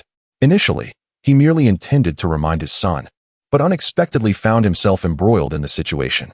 Thus, with a sharp turn of his eyes, he sternly admonished, if the police come to question you, under no circumstances should you admit it. Do you understand? Never admit it. 7-year-old Lu Guangfu, while weeping in Aunt Air's embrace, listened to Lu Haizhong's scolding, anxiously nodding and shaking his head. He was genuinely terrified of being taken away by the police. Chapter 49. The main quest commences. Target Jia Zhongshi. In the backyard of the Su residence, Su Damao now finds himself in a predicament, much like a mere stick, as he remains detained at the Nanqing police station, with no indication of when he might return. Perhaps he may never return. Lu Xiaoyi has forcibly divorced Su Damao, compensating Su Wuda with a sum of 1,000 yuan. Consequently, Su Wuda's life has become rather challenging. He is deeply concerned that if Su Damao does not come back, the Su lineage may face extinction. Su Wuda harbors a profound obsession with lineage continuation. The Su family has traditionally passed down through the male line for 3 generations. Despite Su Damao and Lu Xiaoyi being married for several years, Lu Xiaoyi never conceived, leading Su Wuda to privately berate her as a barren hen. Now that Su Damao and Lu Xiaoyi are divorced, what shall become of the Su family's descendants? Thus, Su Wuda has devised 2 plans. Should Su Damao return, it would be a joyous occasion, and he would endeavor to find him a new wife to ensure the continuation of their lineage. Conversely, if Su Damao does not return, he would resort to the second plan, to rekindle his efforts with his wife, Zhang Sulan, to conceive another son. At just over 40, Su Wuda believes he is still capable of fatherhood, though he is uncertain about his wife's fertility. Naturally, this is his worst-case scenario. His greatest hope at present is for Su Damao to return safely. He has met Su Damao and knows he is innocent of murder. However, the police at Nanxing refuse to release him, much to his frustration. He cannot raise a fuss and is left to sulk at home with a drink. Fortunately, when Liu Xiaoyi divorced Su Damao, she provided him with 1,000 yuan, which, despite rising living costs, suffices for his drinking habits. As for the various trivial matters within the courtyard, he is disinterested and indifferent. For instance, when he heard about Bonging being caught for stealing chickens, he merely muttered a curse that he deserved it and dismissed it from his mind. Every household has its own affairs. The matters of the Jia family are of no concern to him. After Bonging's arrest, there were lingering repercussions. Police arrived at the courtyard to question several children about the incident. However, those children's parents, not foolish, had already instructed them to feign ignorance. Even Liu Haizhong's young son, Liu Guangfu, stammered a vague response when interrogated by the police. This was largely due to Bonging's loyalty, as he took full responsibility for the theft, claiming it was his doing alone. Thus, the police left empty-handed. Following a brief interrogation, Bonging was sent to the Nanxing Detention Center, awaiting his final legal judgment. Unlike Su Damao, Bonging's guilt is evident, and being a minor, he is likely to be sentenced shortly. In response, Jia Zhangshi is filled with resentment, her temper worsening as she frequently erupts in furious outbursts in the courtyard. After all, Bonging is her lifeline, the hope of the Jia family. His arrest understandably dampens her spirits. As for Qin Huairu, after resting for 2 days, she drags her weary body back to work. She has endured a miscarriage, and her son is in custody, yet life must go on. To survive, one needs money, and to earn money, one must work. Everything seems to have settled down. The ripples caused by Bonging's chicken theft have calmed within the courtyard. The residents appear to have forgotten that the murderer of 3 is still lurking, watching the courtyard. Before long, the day arrives. In the front yard, the Lin family. In the early morning, as Lin Huang awakens from his slumber, he hears the long-awaited system notification. Fear Value Collection Progress, 100. Main Quest Unlocked. Current Task, Eliminate the Malevolent Jia Zhangshi. Completing the main quest will yield generous rewards. Finally, it has arrived. A glimmer of excitement flashes in Lin Huang's eyes. Since the demise of Yan Fugui, he has waited too long for this moment. It has been nearly half a month, hasn't he? The human psyche possesses an extraordinary capacity for endurance. Initially, after he killed the deaf old woman, the residents were thrown into a panic, and within days, the fear value was maxed out. However, now, even after 3 heinous murders, the residents of the courtyard seem to be numb to it. Therefore, it is time to deliver a small shock to them. Jia Zhangshi, this shrew, this necromancer, previously conspired with Yi Zhonghai and others to drive the original owner to death. Her scornful words can still be gleaned from the remnants of the original owner's memories. Thus, she deserves to die? Lin Huang rises from his bed, prepared to set his plans in motion. Yet, before taking action, he must establish an ironclad alibi. After a modest breakfast, he takes his bicycle and departs the courtyard. He needs to venture into the countryside for supplies. Having rested in the courtyard for several days, failing to procure supplies would undoubtedly raise suspicions. Moreover, going into the countryside provides him with the strongest alibi. In the central courtyard, the Jia family. Huairu, return home early today. We shall visit the detention center to see Bonging. Upon hearing Jia Zhangshi's words, Qin Huairu nods, finishing the last morsel of her corn cake. Subsequently, she departs the courtyard with Xiao Dang. Now over 3 years old, Xiao Dang can be entrusted to the factory's nursery. As Qin Huairu must work, and Jia Zhangshi, with her preference for sons, suffers from chronic back pain, she is unable to care for Xiao Dang properly. The steel factory provides excellent benefits, including a free nursery. After Qin Huairu and Xiao Dang leave, Jia Zhangshi grumbles and begins her day. First, she takes some white painkillers from the cabinet. Otherwise, her back pain will flare up again. Then, Jia Zhangshi sits on the Kong and begins to make shoes. Making shoes has been her primary occupation throughout her life, as it brings in money. During her long days of single-handedly supporting Jia Dongshu, she not only managed to provide for herself and her son, but also saved a small sum. Thus, making shoes has become her habit. However, for reasons unknown today, Jia Zhangshi feels an unsettling sense of foreboding. It seems as if something ominous is about to unfold. This leaves her restless, and she abandons the half-finished shoes, leaning against the wall to rest. What is happening? Could it be that she is simply fatigued from recent exertions? Indeed, Jia Zhangshi has recently been overwhelmed with fatigue. Her son, Jia Dongxiu, has passed away. Her daughter-in-law, Qin Huairu, has suffered a miscarriage, and her grandson, Bongying, has been caught stealing chickens. Each of these events has brought Jia Zhangshi to the brink of despair, and naturally, her emotional turmoil has taken a toll on her physical well-being. Compounding her distress is her long-standing ailment of chronic back pain, rendering her nearly incapacitated without pain medication. After a brief respite, Jia Zhangshi rose and retrieved a frame from a nearby cabinet. Within it lay a black-and-white photograph of her late husband, Lao Jia. As she caressed the frame and glanced at the urn containing Jia Dongxiu's ashes on the wall, her emotions surged. Lao Jia, Dongxiu, if you are watching over me from the heavens, please lend me your strength. This family is on the verge of collapse. Yet, amidst the tumult of her feelings, she remained oblivious to a lurking shadow behind her, which suddenly advanced upon her. Chapter 50, Strangling Jia Zhangshi, Rewarding Amnesia. In Qinjia village, outside a quaint courtyard, Lin Huang rode his bicycle back to this familiar place. The courtyard was impeccably clean, a testament to Qin Jingru's frequent tidying. Just as he was about to enter, a joyful exclamation echoed from within. "Brother Lin, you are here." It was Qin Jingru, the young girl emerging from the house, her face aglow with delight upon seeing him. Lin Huang felt his spirits lift as he ruffled her hair, smiling as he produced a steaming white flour pork bun. "The courtyard is well kept. This is your reward." Qin Jingru's eyes sparkled at the sight of the warm bun, and she eagerly accepted it, taking a hearty bite. "Thank you, Brother Lin." Her joy was palpable. In her memory, even her parents had never treated her with such kindness. Watching her devour the bun, Lin Huang chuckled. "Eat slowly. Don't choke." He pushed his bicycle into the house, where Qin Jingru followed closely behind. "Brother Lin, I've learned so much new knowledge at school recently," she exclaimed. "Oh really?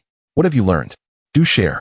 Lin Huang engaged her in light-hearted conversation, and as she munched on the bun, she recounted her newfound wisdom on efficient farming techniques, first aid for fainting, and remedies for diarrhea. Listening to her articulate these practical skills, Lin Huang understood that education in this era focused on real-world applications, particularly in rural schools. Once Qin Jingru finished the bun, she had nearly exhausted her list of new learnings. "All right, you should head back now. I need to go shopping." Upon hearing this, she nodded vigorously. "Okay, I will come back tomorrow." Lin Huang not only provided her with delicious buns, but also promised her dabatum milk candies. Such treatment was unparalleled in all of Qinjia village. As he watched Qin Jingru skip away, Lin Huang's smile faded as he closed the door. The reason for sending her away was clear. He was about to set his plans into motion. He closed the door and first utilized the teleportation ring to establish a teleportation coordinate within the wardrobe of his bedroom.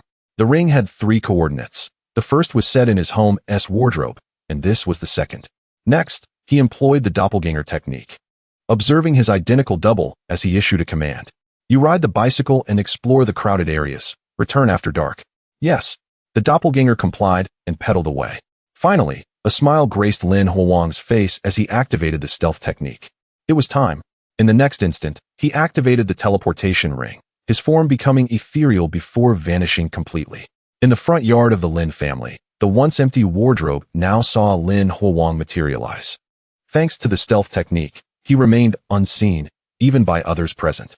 He then used the wall-passing technique, stepping out from the wardrobe directly into the center of the bedroom. Gazing at the familiar Yin family across the way, he marveled at the teleportation ring's incredible power. Despite the vast distance, he had returned from the countryside to the courtyard in an instant. It was the perfect tool for murder. Murder. Lin Huang donned a 1,000-faceted mask, his gaze shifting towards the Jia family's courtyard. He had come here with the singular purpose of eliminating Jia Zhangshi, the boisterous woman and one of the culprits behind the original owner's demise.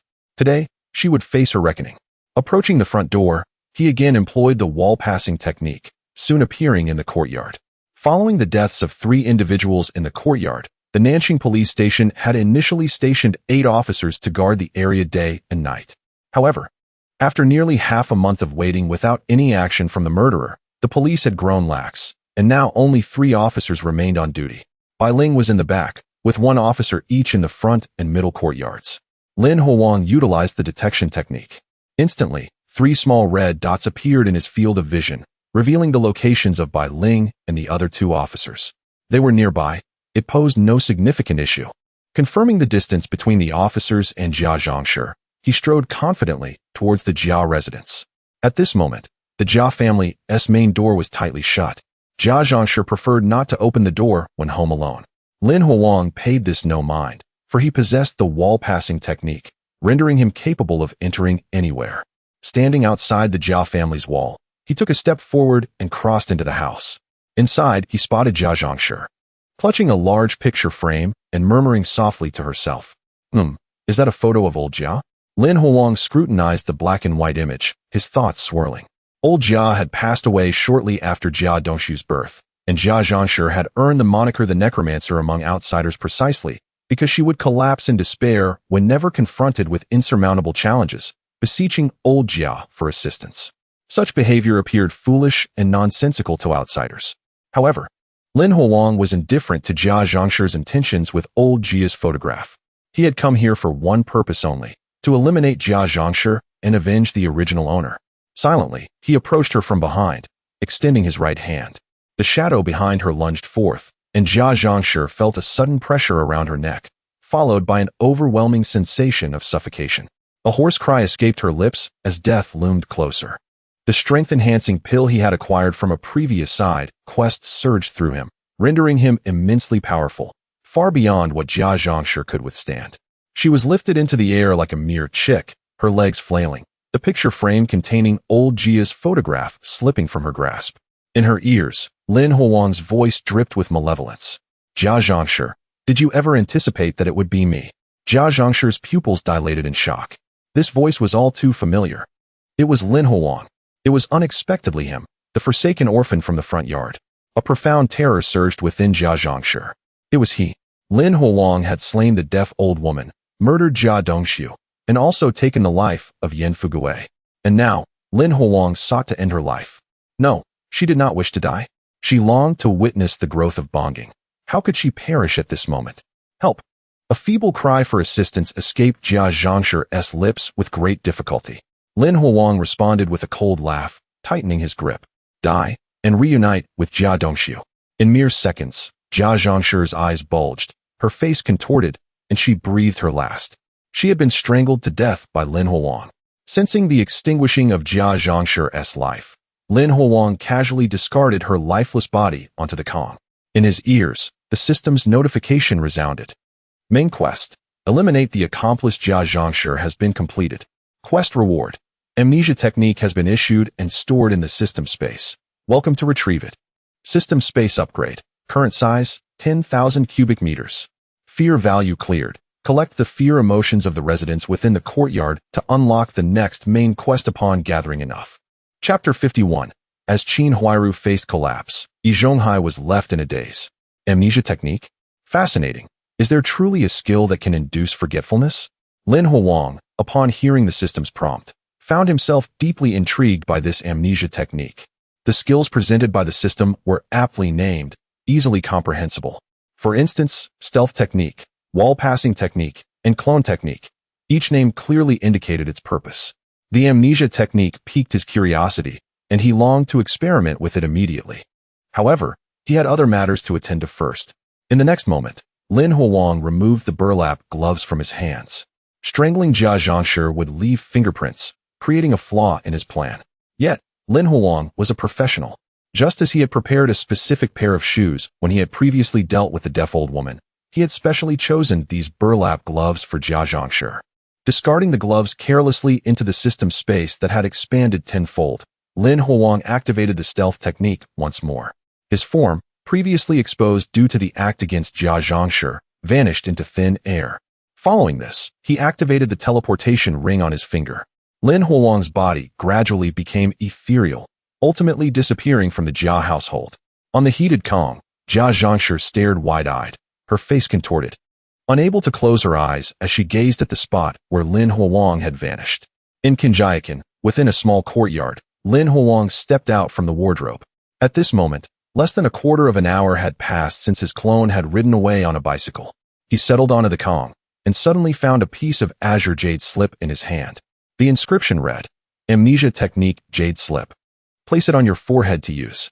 Without hesitation, Lin Huang skillfully pressed the slip against his forehead. Subsequently, a torrent of vast information surged into his mind, accompanied by a familiar stinging sensation. Having grown accustomed to such pain, he did not even furrow his brow. After more than 10 seconds, the azure jade slip disintegrated into powder, cascading down from his fingertips. He had now mastered this extraordinary skill. Amnesia technique. Consume stamina to make the target forget memories from a certain period. The more stamina consumed, the greater the memory loss. Lin Huang felt a swell of joy within. Indeed, it was a formidable skill. If used in romantic pursuits, one could easily absolve oneself of accountability, inducing forgetfulness in the other party. If a criminal wielded this ability, it would be a most terrifying affair. Just imagine. Utilizing it for robbery or murder, it would be utterly infallible. However, Lin Huang was not a criminal. He was an assassin, bound by his own principles and moral compass. Thus, he would not employ this ability for nefarious deeds. All his skills were merely tools to facilitate his quest for vengeance on behalf of the original owner. Lin Huang's gaze shifted toward the Sihiyuan. He wondered, were the residents frightened by Jia Zhangshi's death? A thought crossed his mind, prompting him to open his personal interface. Before him, within the golden screen, purple text flickered erratically. His personal information had once again undergone a transformation. Host: Lin Huang. Age: 18. Physique: extraordinary, incredible strength. Profession: purchaser. Skills: stealth technique, wall passing technique, clone technique, detection technique, amnesia technique. Treasure: 1,000 illusions mask, teleportation ring, space, 10,000 cubic meters. Main quest: awaiting unlock. Side quests: none. Terror value: 0 aside from the addition of the new skill. The system space had expanded to 10,000 cubic meters, far more than he could utilize. Moreover, his terror value had reset to 0, indicating that Jia Zhangshi's body had yet to be discovered. He also pondered how Qin Huairu would react upon returning home to find the scene that awaited her. Lin Huang shook his head, dismissing the thought. Having already executed Jia Zhangshi, all he needed to do now was patiently await the rise of his terror value. He could venture out, perhaps triggering a few side quests to earn rewards. Revenge was essential, yet life encompassed more than vengeance alone. There were myriad intriguing people and events awaiting his exploration. Rising from the calm, Lin Huang activated the stealth technique and left the small courtyard. He intended to stroll around Kanjiakan, seeking a breath of fresh air. Meanwhile, at the steel mill's first workshop, as noon approached, Qin Huairu paused her work, took her aluminum lunchbox, and headed to the cafeteria for her meal.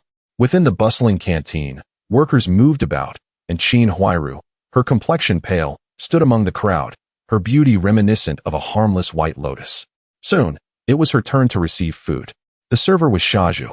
Not only did he hand her 2 plain steamed buns, but he also filled her bowl with a generous portion of pork lard and cabbage.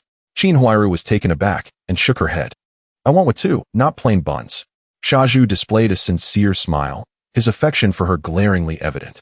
Sister Qin, you seem a bit weak lately. I thought I would treat you. Qin Huairu frowned, uncertain why Shaju was being so uncharacteristically kind to her without reason. This isn't right. I don't want to owe you anything. However, the workers behind her began to urge her on. Why are you still here? We need to eat. Yes. Qin Huairu, hurry up. Shaju also chimed in, prodding her along. Just 2 buns. We're in the same courtyard. There's no need for such formality. With no other option, Qin Huairu reluctantly accepted the plain buns and the large bowl of cabbage, taking a seat at the long table to eat. Yet, unbeknownst to her, an unshakable sense of unease lingered in her heart. Why did she feel this way? She could not fathom. After lunch, she spent the remainder of the afternoon tightening screws at the steel mill, and by the time she finished work, her hands and feet felt numb from exhaustion. Upon retrieving her little brother from the nursery and returning to the Sihiyuan, she began preparing for dinner. However, when Qin Huairu opened the door to her home, the sight that greeted her elicited a scream unlike any she had ever produced. Ah! Her voice echoed throughout the courtyard, and within moments, Yi Zhonghai rushed over in haste. What happened? He saw Qin Huairu clutching her little brother, collapsed at the door of the Jia household, her face a mask of terror as she stared inside. Yi Zhonghai followed her gaze into the house. In the following moment, he was utterly stunned, his mind crashing instantaneously. There lay Jia Zhangshi on the Kong, her head drooping, her face contorted as she gazed at them. Her eyes bulged, and dried blood stained the corners of her mouth, her eyes refusing to close. Jia Zhongshi was dead. It took more than 10 seconds for Yi Zhonghai to comprehend the situation. Jia Zhongshi had fallen victim to a heinous crime, murdered by that hidden assailant. He could scarcely believe that after Yan Fugui, the next target of the perpetrator was none other than Jia Zhongshi. Yet now, the deed had been done. The residents of the courtyard, alerted by Qin Huairu's piercing scream, began to gather around in confusion. What had happened to Qin Huairu? Was the elderly gentleman present as well? What was amiss? Where was Jia Zhongshi? Where had she gone? Oh dear. Chapter 52, Bai Ling, infuriated, seals off the entire courtyard. Residents peered cautiously into the courtyard, only to be met with the sight of Jia Zhongshi's lifeless body. The ghastly expression frozen on her face sent them recoiling in horror, some collapsing to the ground. Jia Zhongshi is dead. Jia Zhongshi is dead. The murderer has claimed Jia Zhongshi's life. My heavens, what to do? Where are the police? A wave of panic swept through the courtyard. It had been over a month since Yan Fugui was murdered. Almost everyone believed the killer had satisfied their bloodlust and that no further tragedies would occur within the compound. Yet now, reality dealt them a staggering blow. The murderer had struck again, and this time, the victim was Jia Zhongshi. What should we do? This courtyard is perilous. Some have already begun to consider moving away. Living here means facing death at any moment. In just a month since the new year, 4 lives had been lost. The deaf old lady, Jia Dongxiu, Yan Fugui, and now Jia Zhongshi. The police had not captured even a single hair of the assailant. Residing here felt like a mere waiting game for death. Fleeing is imperative. Clear the way, everyone. At that moment, Bai Ling, hearing the commotion from the back courtyard, rushed over with 2 police officers from the middle and front courtyards. Upon seeing Jia Zhongshi's body on the heated bed, what surged within her was not fear or trepidation, but wrath. Indeed, it was fury. Today, the 3 officers had diligently guarded the courtyard without leaving. Yet, that vile murderer had audaciously taken Jia Zhongshi's life without a sound. They had been utterly disregarded. This is a provocation, an outrageous affront. Bai Ling vowed to capture the culprit and ensure they faced the full force of the law, regardless of the cost. Officer, by this matter. The speaker was Yi Zhonghai. The moment he laid eyes on Jia Zhongshi's corpse, he appeared to age 10 years, his voice laced with a palpable sense of helplessness. If the Nansheng police station failed to apprehend the killer, he would truly lose his composure. At this moment, even the usually unyielding Yi Zhonghai felt a surge of fear. Who among them does not fear death? What if the murderer decided to come for him next? Perceiving the anxiety in Yi Zhonghai, Bai Ling took a deep breath. I will handle this matter. She then turned to the residents of the courtyard, her expression grave. Everyone must remain here. No one is permitted to leave. Listening to Bai Ling's command, the residents exchanged glances, silently assessing one another, yet none dared to oppose her. After a month of cooperation with the police, they had grown accustomed to following their directives. However, distrust lingered in their eyes. Since the murder of the deaf old lady, the police had been busy for an entire month without capturing even a trace of the killer.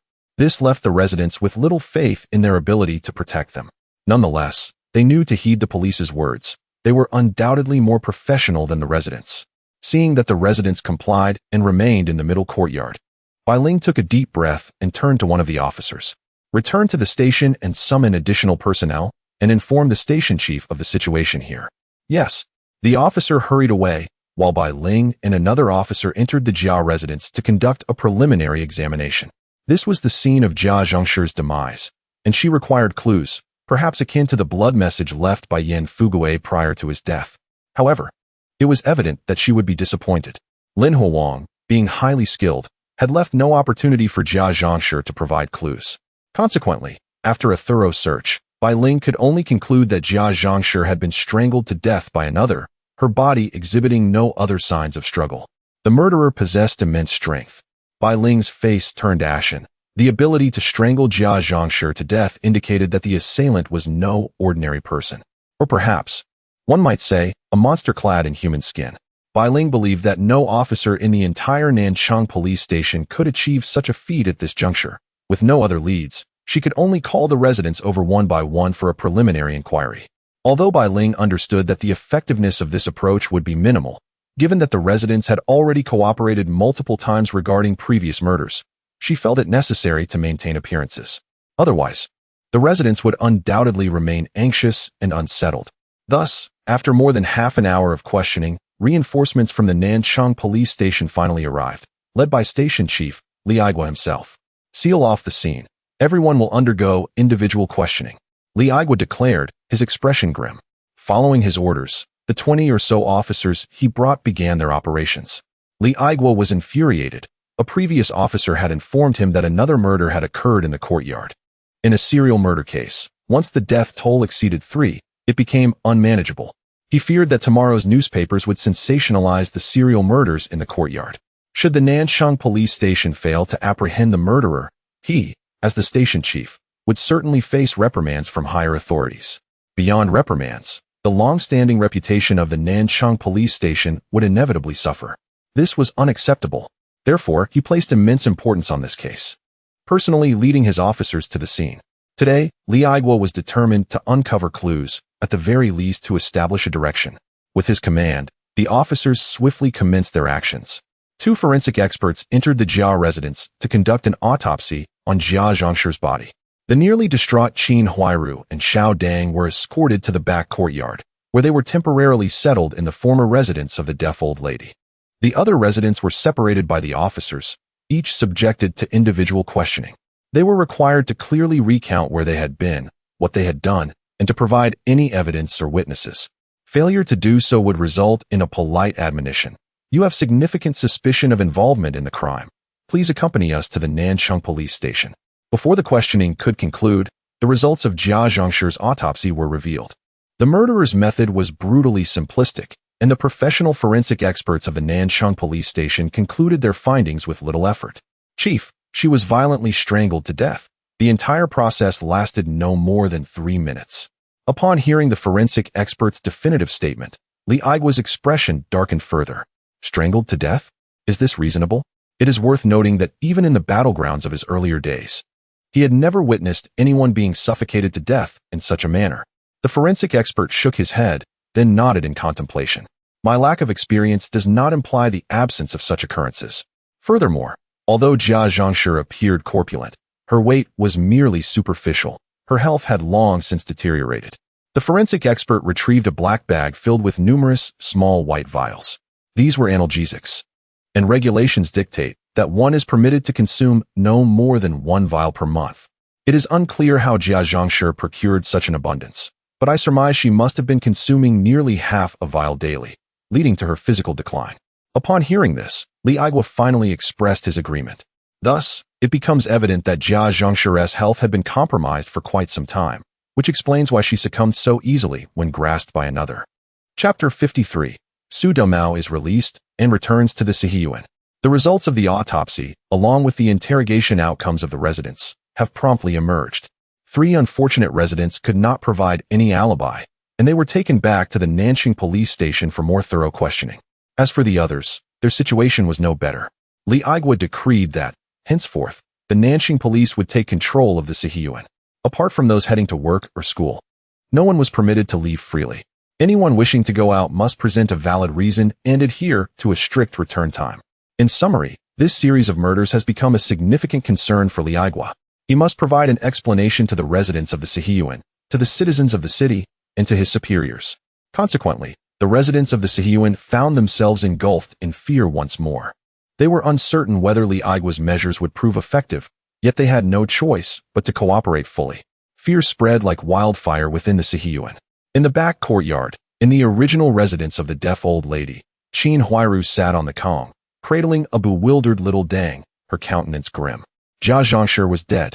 She had been strangled in her own home by that murderer. From this moment on, the Jia family was left with just her and her 2 children. Never before had Qin Huairu felt such terror and loneliness. What was she to do in the days to come? No, there was another question. Would that murderer return to take her life as well? Terrifying, utterly terrifying. Bai Ling sat opposite Qin Huairu, providing psychological support. Do not be afraid. From today onwards, you will live with me. Nothing will happen. To be honest, at this point, Bai Ling felt no fear of the murderer. Instead, she was filled with profound curiosity. Why had this individual chosen to kill so many? What deep-seated grudge could drive such actions? The murderer had a clear target and, throughout the process, had not harmed a single police officer, indicating that the motive was purely revenge. Over the years, many unsolved cases had arisen in the city. Not all criminals are apprehended by the police. After all, in this era, there are no surveillance cameras, no DNA technology, and numerous deficiencies abound. Listening to Bai Ling's comforting words, however, Qin Huairu felt little sense of security. Was it not Bai Ling and two other officers who had been present in the Sihiyuan when Jia Zhangshi was murdered in her home? Unless Bai Ling stayed by her side at all times, what good would it do? Nevertheless, since Bai Ling had made such a statement, she did not wish to contradict her, merely nodding in acknowledgement. I understand. Thank you, Officer Bai. At the Nanxing police station, in the second-floor interrogation room, Su Domao felt drowsy. Since Yin Fugui's murder, he had been held as a suspect here for half a month. Initially, he believed his release was far off, yet today, a new turn of events occurred. A stern-looking officer entered and uncuffed him. Su Domao, you are free to go. Huh? Su Domao was momentarily bewildered. Was he really being released? Bewilderment quickly turned to anger. You Nanxing police station knew I was innocent and yet kept me locked up for so long? What a joke. However, faced with the formidable Nanxing police station, his inner rage was futile. Su Domao was merely an ordinary projectionist. What could he do against the might of the police? Moreover, the Nanxing police station had only detained him for over 10 days without physical harm or deprivation of food, and he had not been convicted of any crime. What more could he expect? Fine. With a sullen expression, he nodded and was led out of the interrogation room. A few minutes later, he stood outside the Nanxing police station, basking in the long mist sunlight, his heart filled with a mixture of emotions. The once ordinary life had nearly become a luxury. Yet, Su Domao remained true to himself. He had no thoughts of reform, but instead was struck by another notion. Let us drink and be merry today. He had been soundly asleep at home, intoxicated, only to be indiscriminately apprehended by the police. This clearly illustrated the instability of life. It was better to live a carefree existence henceforth. Thus, Su Domao departed from the Nanxing police station and returned to the Sihiyuan. However, as he approached, he was taken aback. Numerous police officers were coming and going, and the Sihiyuan was eerily silent. Only then did he realize the gravity of the situation. Something had gone awry. No wonder the Nanxing police station released him. Surely, another incident had occurred in the Sihiyuan, and someone had died.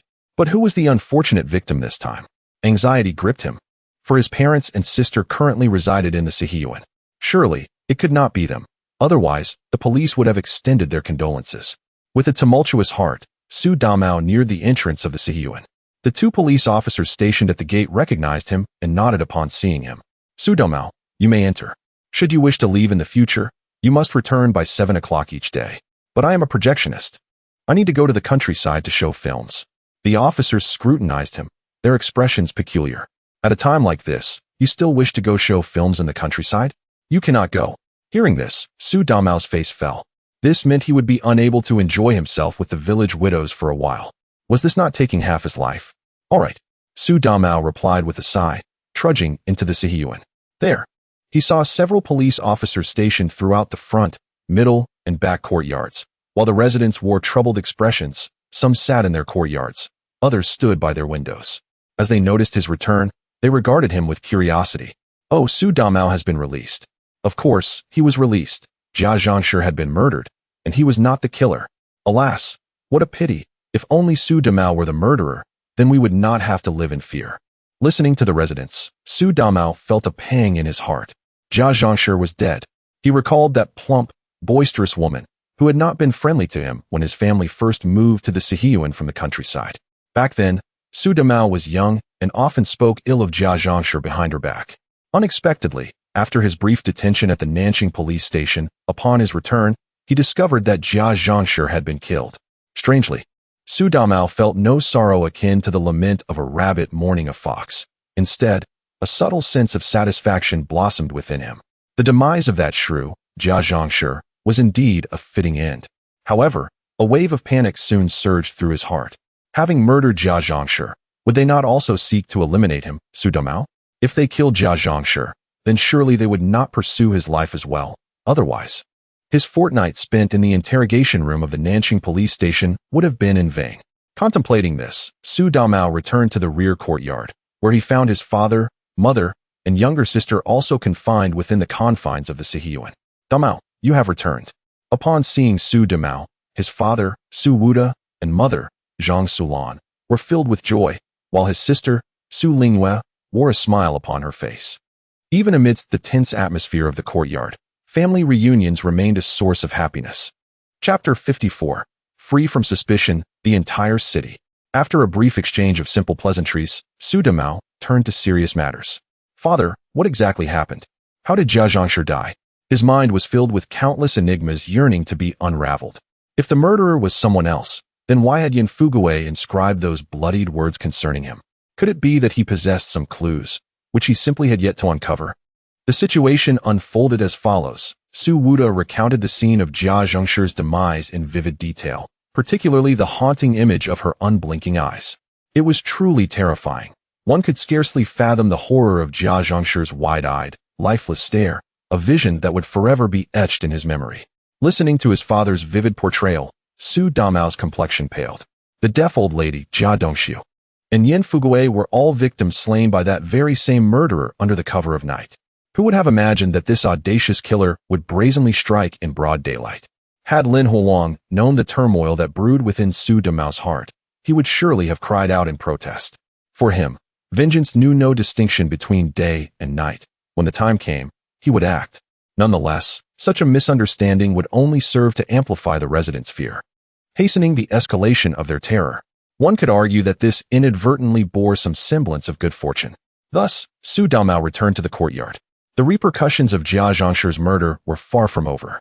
In Courtyard, within a small courtyard, two police officers from the South City precinct approached Lin Huang, delivering the grim news of Jia Zhangshi's murder. What? Jia Zhangshi has been killed. Lin Huang exclaimed in alarm, his words tumbling forth. How could this be? Wasn't the murderer already gone? Observing his genuine expression, the two officers exchanged knowing glances, their minds in agreement. They had previously inquired among the villagers of Courtyard and learned that when the incident occurred, Lin Huang was busy procuring supplies. Thus, he could not possibly be the culprit. They had come merely to verify the circumstances, for with over 100 residents in the courtyard, every individual required an alibi. Officers, something has happened in the courtyard. Should I return? Lin Huang asked, his voice trembling with fear. The older officer gently reassured him. No need. You may continue your procurement. The countryside may be safer than the courtyard at present. However, do exercise caution and remain in populous areas. Otherwise, it could be troublesome if the murderer sets their sights on you. Lin Huang nodded vigorously, yet as he gazed at the two officers, a thought struck him, prompting him to subtly employ his amnesia technique. Feeling a slight drain on his energy, he noticed that the officers appeared unfazed. Tentatively, he inquired, Officers, should I return now? No need. Continue your procurement. The countryside is safer than the courtyard now. The older officer reiterated, and Lin Huang felt a sense of satisfaction. The amnesia technique was indeed effective. Shortly thereafter, he bid farewell to the two officers. Upon returning indoors and closing the door, Lin Huang's smile faded, replaced by a contemplative expression. The response of the South City precinct is remarkably swift. However, it is of little consequence. With the support of the system and a plethora of skills that could be deemed exploits, apprehending him is nearly impossible. The impact of Jia Zhangshi's murder was monumental. The following morning, newspapers throughout Sijio City clamored to report on this series of homicides. In an era fraught with crime, incidents of murder were not uncommon. Yet a string of such killings occurring in Sijio City constituted sensational news. Consequently, a throng of concerned citizens gathered outside the South City precinct, demanding to know why the perpetrator had not yet been apprehended. This scene caused considerable distress for Li Aigua, the precinct chief. He had no choice but to personally address the crowd, stating that the South City precinct was taking this case with utmost seriousness and was exerting every effort to resolve it, promising a prompt and satisfactory resolution. Simultaneously, he received a call from above, urging him to expedite the investigation and mitigate the fallout. Li Aigua, drenched in perspiration, assured the caller of his commitment to solving the case. After hanging up, he turned his gaze toward Bai Ling and Zheng Chuyang, two of his most capable subordinates, who, however, seemed at a loss regarding the courtyard case, leaving him feeling quite disheartened. From today onwards, I will oversee the investigation into this series of murders in the courtyard. You two will assist in the inquiry. Bai Ling and Zheng Chaoyang exchanged glances, nodding in agreement. Recently, the pressure from the courtyard case had been overwhelming, and Li Aigua's willingness to take charge was a welcome relief. With their assistance, the burden might lighten, potentially leading to the discovery of new leads. However, they were also acutely aware that the prospect of uncovering any clues was merely wishful thinking. The murderer was not only brutal but also cunning, having claimed 4 lives with little evidence left behind. The strangulation marks on Jia Zhongshi's neck were too vague to identify the assailant. Having resolved to take charge of the homicide investigation, Li Aigua then outlined the direction of the inquiry. From today, we will investigate all individuals in Sijio City with considerable strength, whether they be from the underworld or ordinary citizens. At this juncture, Li Aigua resolved to employ a straightforward approach. The murderer possesses great strength, having suffocated Jia Zhongshi to death. Therefore, we shall scrutinize all strong residents of Sijio City to determine who bears the most suspicion. Understood, Chief. Bai Ling and Zheng Chaiyang promptly accepted their orders. Thus, under Li Aigua's direction, the South City Precinct sprang into action, interviewing all strong residents of Sijio City. Yet, discerning the murderer through this method remained an uphill battle. On the 3rd day following Jia Zhongshi's murder, police continued to come and go within the courtyard. The residents lived in constant trepidation, venturing only out for work or school, remaining confined within the courtyard. Only the presence of police offered them a semblance of safety. In the front yard of the Yin residence, Sandama leaned against the wall, her complexion ashen. How terrifying! Jia Zhongshi has been killed. She gazed at her 4 equally anxious children across from her, at a loss for words. In the courtyard, 4 lives had been taken within a month. Previously, her partner Yin Fuguei had also met a tragic end. In the beginning, Sandama was consumed by a profound hatred, yet now she yearns solely to escape the Sihyuan with her 4 children. Mother, what shall we do? Perhaps we should relocate, suggested Yin Jieqing. He had only recently inherited Yin Fuguei's teaching position, and for a brief moment, he believed life had settled into a serene routine, allowing him to finally take flight. However, the harsh reality struck Yin Jieqing with unforgiving force. The murderer had not departed. Instead, he remained lurking in the shadows, watching the Sihyuan and awaiting his next victim. Uncertainty loomed over him, as he pondered whether he would be the next target. Fear enveloped him. Chapter 55. He Yushui's speculation, the true identity of the murderer? Moving, but to where? Where could possibly be safer than here? Sandama sighed incessantly, realizing that the murderer had set their sights on the residents of the Sihyuan. For now, with the police guarding the premises, there was at least a semblance of safety. If they moved outside, what if the murderer struck? Would it not be a silent demise? Upon hearing this, Yin Jieqing fell silent as well. Indeed, with police scattered throughout the Sihyuan, wherein the city could be more secure, he lowered his head in despair, repeatedly muttering, "Do not kill me, please do not kill me." In the central courtyard, the Yi family. Yi Zhonghai sat glumly, drowning his sorrows in alcohol. The confidence and pride he once held now completely shattered. As an 8th-level fitter at the steel factory and the overseer of the Sihyuan, he felt utterly powerless. For individuals had already perished within the courtyard, and he had no idea who would be next. Even the professional police were at a loss for clues, let alone him. What was to be done now? Yi Zhonghai felt lost. After years of working as a fitter, he had never left the Sihyuan. This was his home. "Zhonghai, stop drinking. It's bad for your health." Sandama gently snatched the cup from his hands, urging him. Yi Zhonghai sighed heavily and shook his head. "What else is there to do? I am completely in the dark about the happenings in the courtyard." Sandama looked at him with concern. For many years of marriage, Yi Zhonghai had been her everything. Yet now, the series of murders in the Sihyuan had left him in despair. "Do not worry too much. With so many police around, the murderer surely wouldn't dare to come." Though she said this, Yi Zhonghai felt that having so many police did not guarantee safety. What was meant to come would come, and death would claim its due. No one could prevent it. Naturally, he refrained from voicing this to Sandama, as it would only add to her worries. "Yes, do take heart, I understand." In the He family's courtyard, the Shaju siblings sat on the Kong, exchanging glances, uncertain of what to say. The horrifying death of Jia Zhongshi had left them with psychological trauma.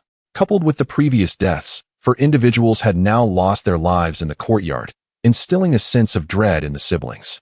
After all, no one knew who the murderer's next target might be. It could be Shaju or He Yushui.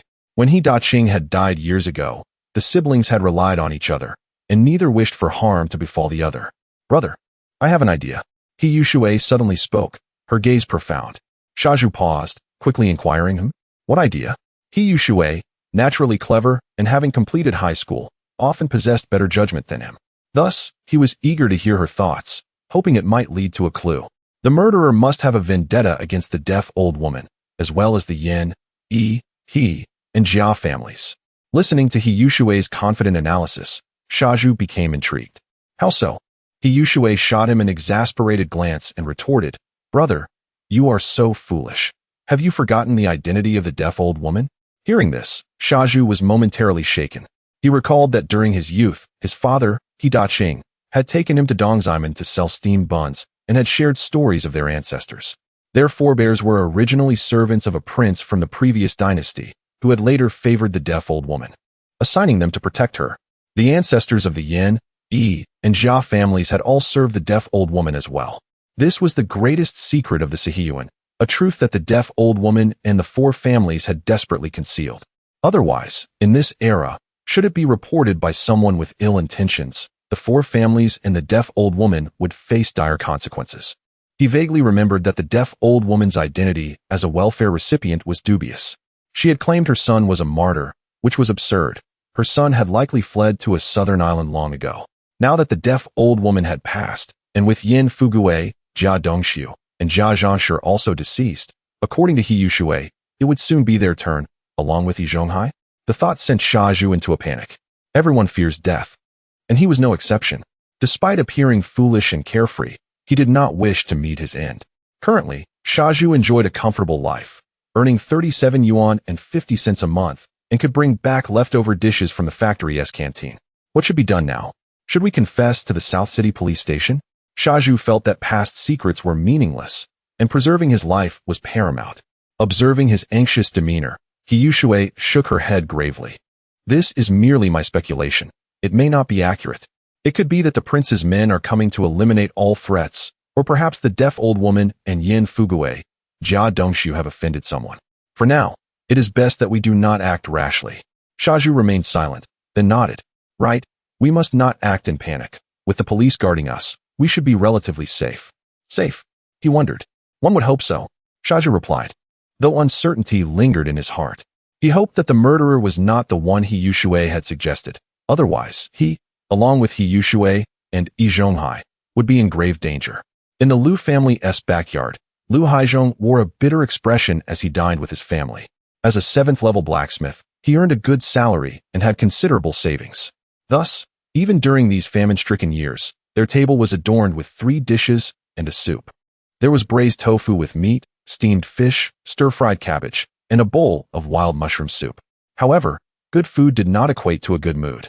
Jia Zhangshi, who had once been a loud and boisterous woman in the courtyard, had been strangled to death on the Jia family's Kong. Each time Liu Haizhong thought of Jia Zhangshi's unseeing face, a shiver ran down his spine. Fear, overwhelming fear. In truth, Liu Haizhong estimated that the murderer would not trouble the Liu family, as they were outsiders in the Sihiyuan and he had not offended anyone during his time outside. Yet, as long as the murderer remained at large, he could not feel secure. Better to be safe than sorry. "Lao Lu, how about we retreat to the countryside for a while?" Listening to Air de Ma's words, Liu Haizhong shook his head, though often muddled about many matters. He could not afford to be careless when it came to life and death. The South City police station would not release them. It seemed they were being used as bait for fishing. Furthermore, even if they returned to the countryside, safety was not guaranteed. There wasn't even a police station there, and if the murderer truly came knocking, the outcome would be dire. It would be wiser to remain in the Sihiyuan, seeking the protection of the South City police station. Hearing him speak this way, Air de Ma and her 3 sons fell into silence. The youngest, Lu Guangfu, was also affected by the somber atmosphere, refraining from speaking loudly. The greatest regret in Liu Haizhong's heart at that moment was having chosen to reside in this Sihiyuan. It was utterly terrifying. Chapter 56. Masters gather at the Nancheng police station. In the backyard, the former residence of the deaf old lady is now home to Bai Ling, Qin Huairu, and Xiao Dang. Qin Huairu dares not return to the Jia family's residence, for it is a place of horror. Jia Dongxiu was strangled on the bed, and Jia Zhangshi met the same fate. The psychological trauma weighs heavily on her mind, as she fears returning will result in her own demise. Having not attended work for 2 days, she spends her time holding Xiao Dang, hiding indoors. When Bai Ling is absent, she ventures into the yard for play, but she cannot bear solitude, fearing calamity. Bai Ling strives to soothe her anxieties while seeking more information. Why does the murderer harbor such a vendetta against the Jia family? Did they offend someone they ought not to have? The Nansheng police station is currently investigating the strong residents within the city, but Bai Ling hopes to find a breakthrough through Qin Huairu. Yet, Qin Huairu can only shake her head, oblivious to the answers. I do not know. Before Jia Dongshu's murder, she was confined within the yard by Jia Zhangshi, forbidden from interacting with outsiders. After Jia Dongshu's death, her brief stint at the steel factory left her unaware of the nuances of human relationships. Thus, she possesses little insight. Bai Ling furrows her brow, filled with sympathy for this woman. Her husband and mother-in-law are deceased. Her son has been taken by the Nanchang police station, leaving only Xiao Dang by her side. It is a tragic circumstance. With this thought, she gently assures her, since you know nothing, then let it be. Rest assured, I will capture that murderer. Qin Huairu nods, though her heart is numb. She dares not hope for the capture of the culprit. Her only wish is for them to cease troubling her and her children. Qin Huairu simply desires to live peacefully with Bang Geng and Xiao Dang. In the backyard of the Su family, Su Damao has returned home, burdened with new worries. His father, Su Wuda, is insistent on arranging a new marriage for him. Damao? There are 3 unfilial acts, and having no heirs is the worst. You and Lu Xiaoa are divorced. You cannot remain single indefinitely. I must find you a partner to carry on the Su family lineage. Listening to his father's incessant rambling, Su Damao feels overwhelmed. Marriage? With the recent deaths in the courtyard, isn't this a dire time for such matters? Even if marriage were to happen, it should be postponed until the chaos subsides. Otherwise, if one marries today and is slain by the murderer tomorrow, what a tragic fate that would be. Father, why the urgency? Our courtyard is swarmed with police. Which girl would dare to marry into this? Su Damao's words momentarily calm Su Wuda. Indeed, the courtyard is perilous, and it seems challenging for the young men to find partners during this time. However, there are alternative solutions. You may initiate discussions now and wait for the danger to pass before marrying. Su Damao, unable to withstand further argument, concedes. Fine, I shall seek someone on the street tomorrow. While he speaks, his thoughts drift to another matter. Su Damao intends to visit the hospital for a health examination. Yes, a health examination. He and Lu Xiaoa were married for 3 to 4 years without conceiving a child. Lu Xiaoa underwent tests and found no issues. Thus, the problem likely lies with him.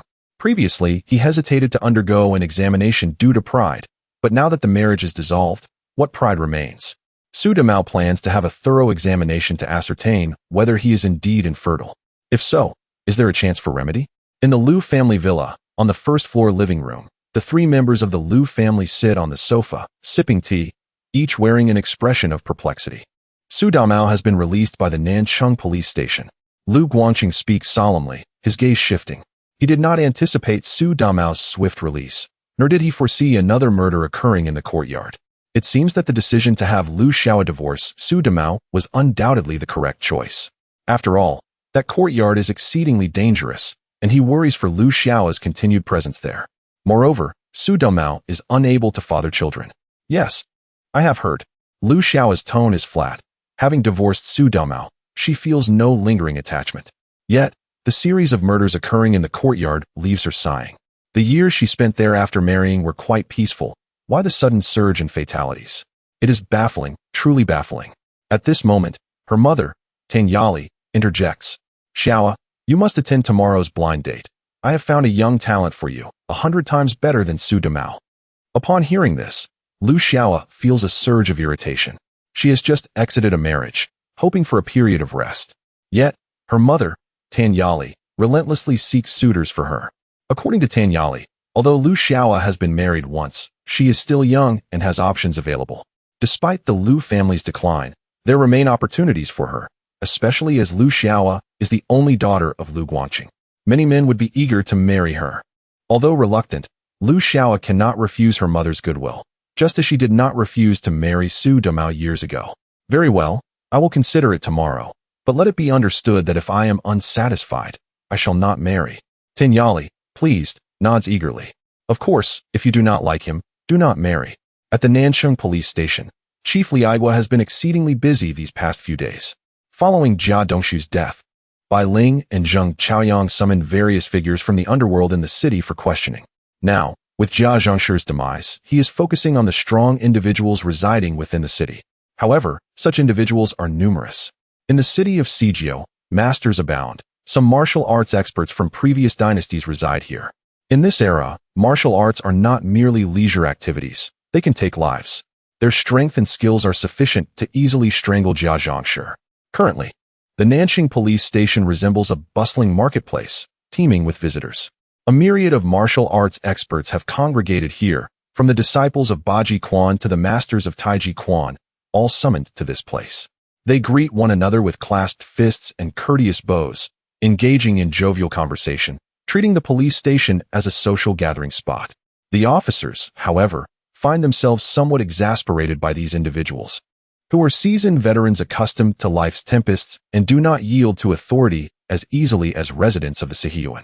Consequently, the so-called inquiries cannot possibly be as stringent as a genuine interrogation.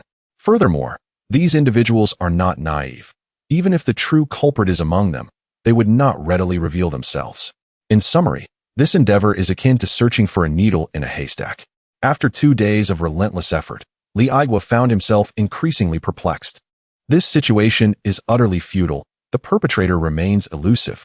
Chapter 57. Su Damao completed his medical examination and fought with Xia Zhu in the medical examination room of the steel plant hospital. The elderly doctor with graying hair stated, "Your condition is quite serious." Hearing this, Su Damao felt a surge of panic. Just how serious could it be? Today, he had specifically come for a checkup. He had been married to Lu Xiaoyi for 3 years, yet she had not conceived. Initially, both Su Damao and his father, Su Wuda, believed the issue lay with Lu Xiaoyi. However, after Lu Xiaoyi underwent her own examination and proved her health, it became clear that Su Damao was the one with the problem. Consequently, Lu Xiaoyi insisted that he get tested. Su Damao, attempting to evade the examination, fled to the countryside to watch films. He had hoped that this matter would fade into obscurity, but upon returning to the city, he was apprehended by the police, who accused him of murdering Yen Fugui. At this point, the Lu family lost interest in whether Su Damao was healthy. They forced him to divorce Lu Xiaoyi without any further testing. Now, Su Damao sought an answer, and when the results emerged, he felt utterly crushed. It appeared he truly could not father children.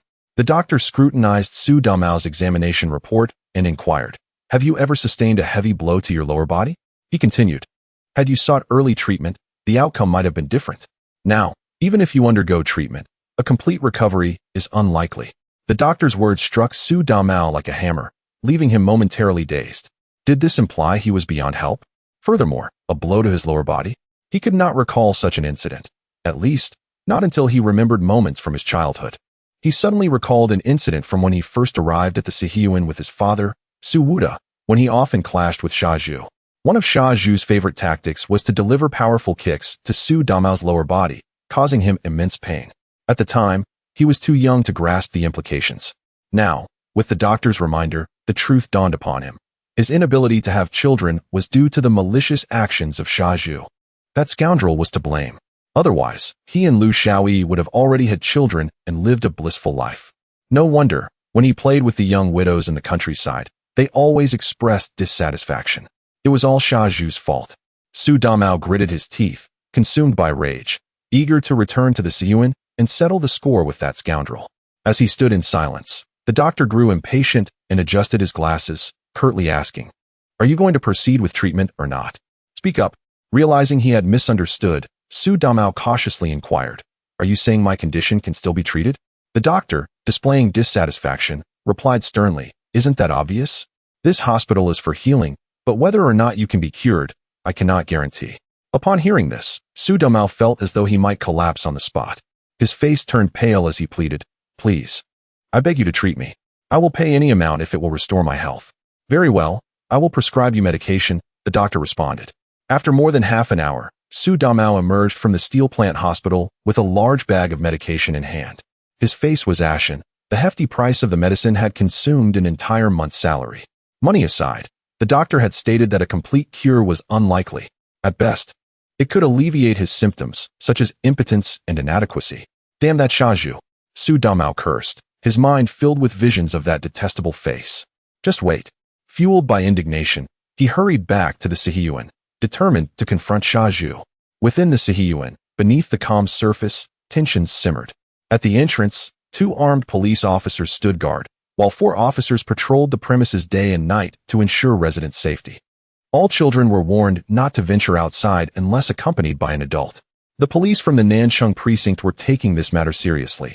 In the days prior, the number of officers had increased.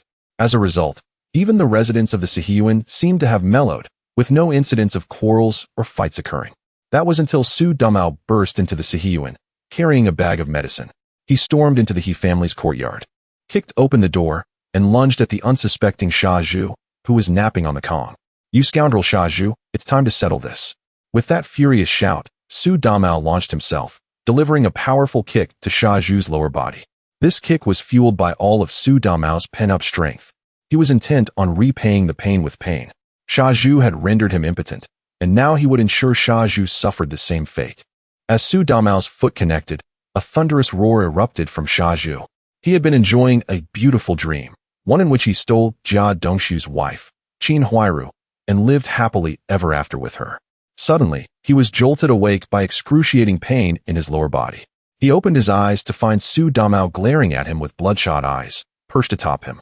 "Su Damao, have you lost your mind?" Sha Zhu could not fathom Su Damao's sudden aggression. Was he indeed driven mad by his time in the Nancheng precinct? Why would he choose to ambush him while he was napping? Was it because he was angry over his divorce from Lu Xiaoyi? Seeing the bewildered expression on Sha Zhu's face only intensified Su Damao's fury. "You scoundrel, are you pretending to be innocent? You know perfectly well you caused my downfall. I have already been ruined. Today, I will ruin you too.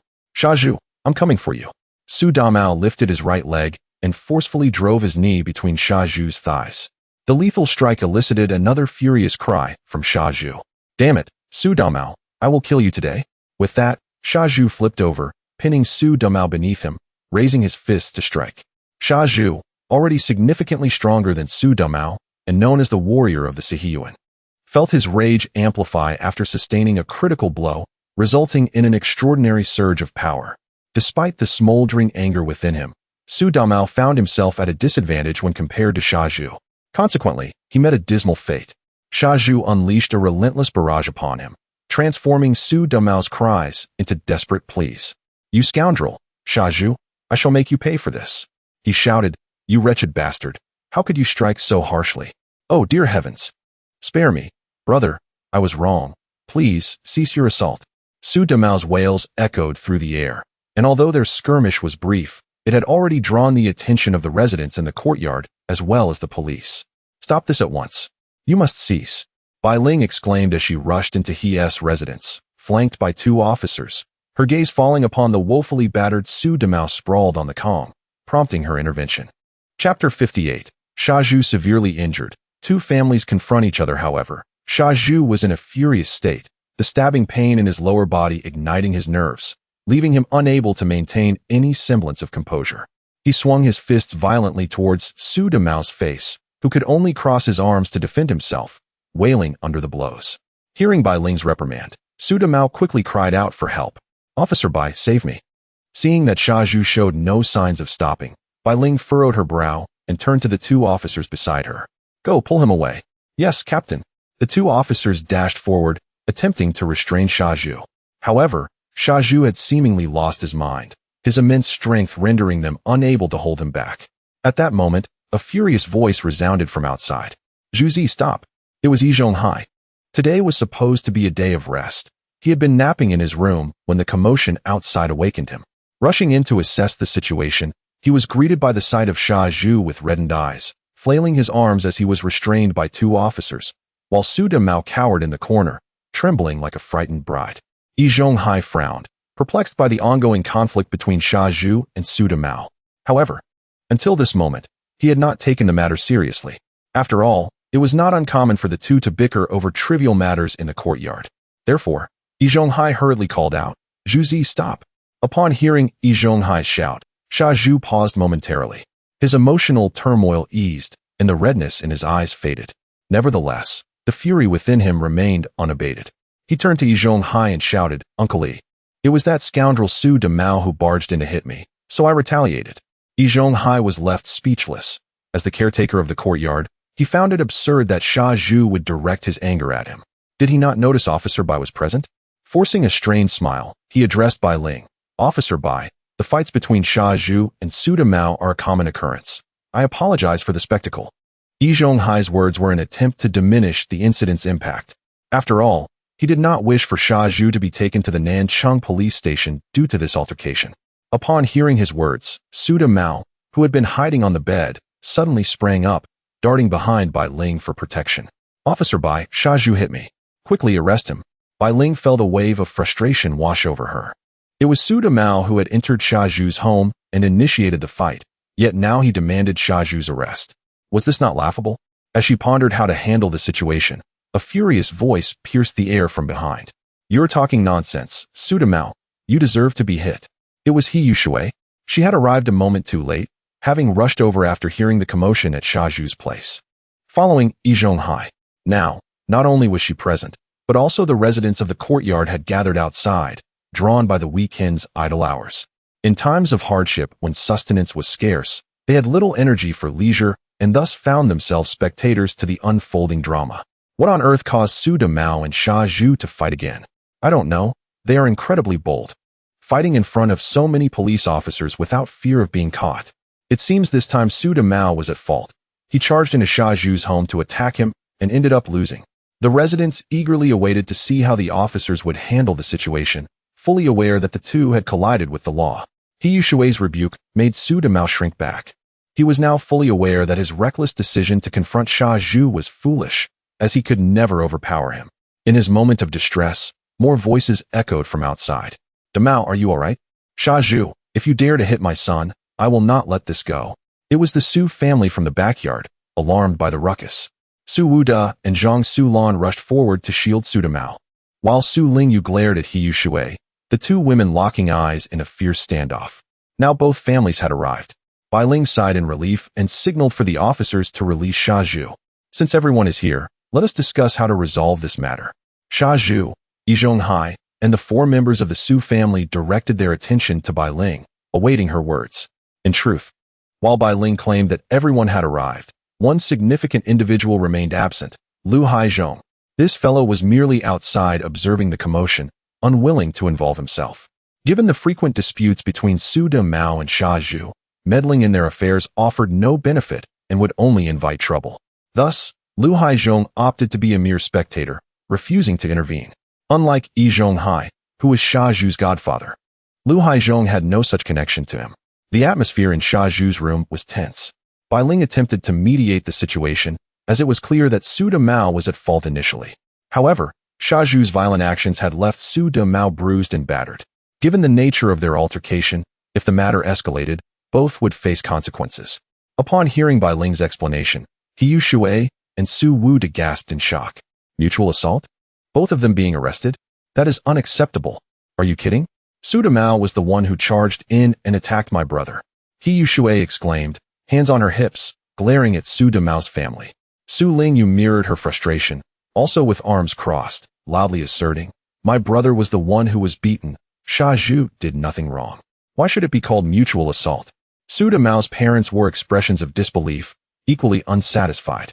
Bai Ling stared at the scene, feeling exasperated. As for Yi Zhonghai, he stood silently to the side. The officers were attempting to mediate, and his words would bear little weight. However, Yi Zhonghai suddenly noticed a detail that compelled him to speak up. Zhuzi, what has happened to your trousers? Upon hearing this, the crowd quickly turned their attention to Xia Zhu's pants. They noticed that his face had turned pale, and a dark stain of blood was spreading across his trousers. I think I am injured.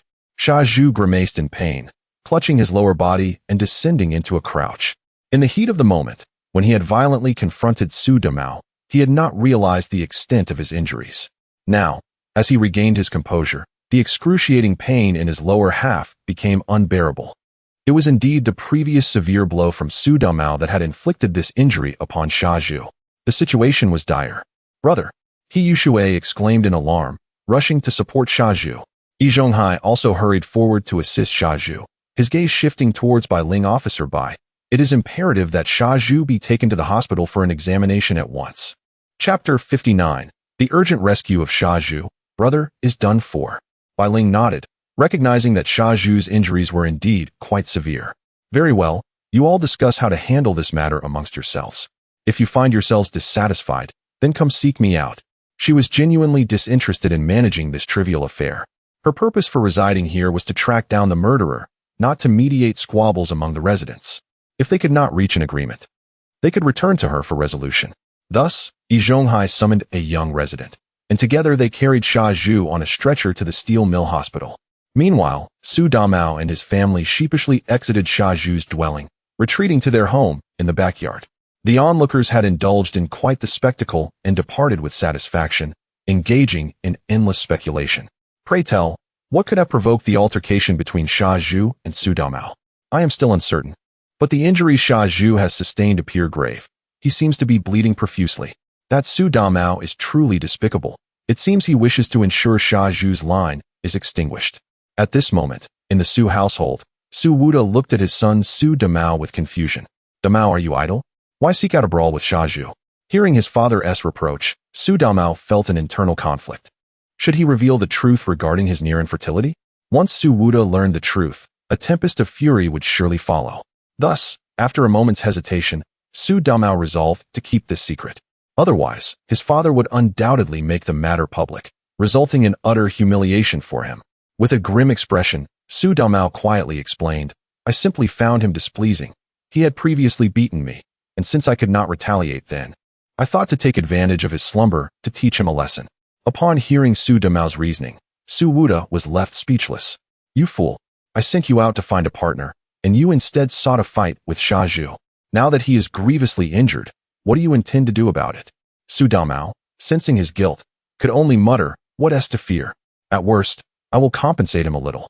If he decides to involve the police, we'll both end up in trouble. Su Wuda sighed in resignation, compelled to accept Su Damao's rationale. At that moment, his keen-eyed sister Su Lingyuan noticed the medicine package Su Damao was carrying. Brother, what do you have there? Something delicious? Earlier, when Su Damao had entered Xia Zhu's room to confront him, he had tossed aside the medication prescribed by the hospital. After the scuffle, he retrieved it, now holding it in his hand. Upon hearing his sister's inquiry, he hastily replied, the weather has been fluctuating between cold and warm. I caught a bit of a cold, and this is the cold medicine I purchased. Their mother, Zhang Sulan, approached and snatched the medicine package from his hand. How much did you spend on all this cold medicine? Just in time, your father has a bit of a cold as well. I shall prepare a bowl for him.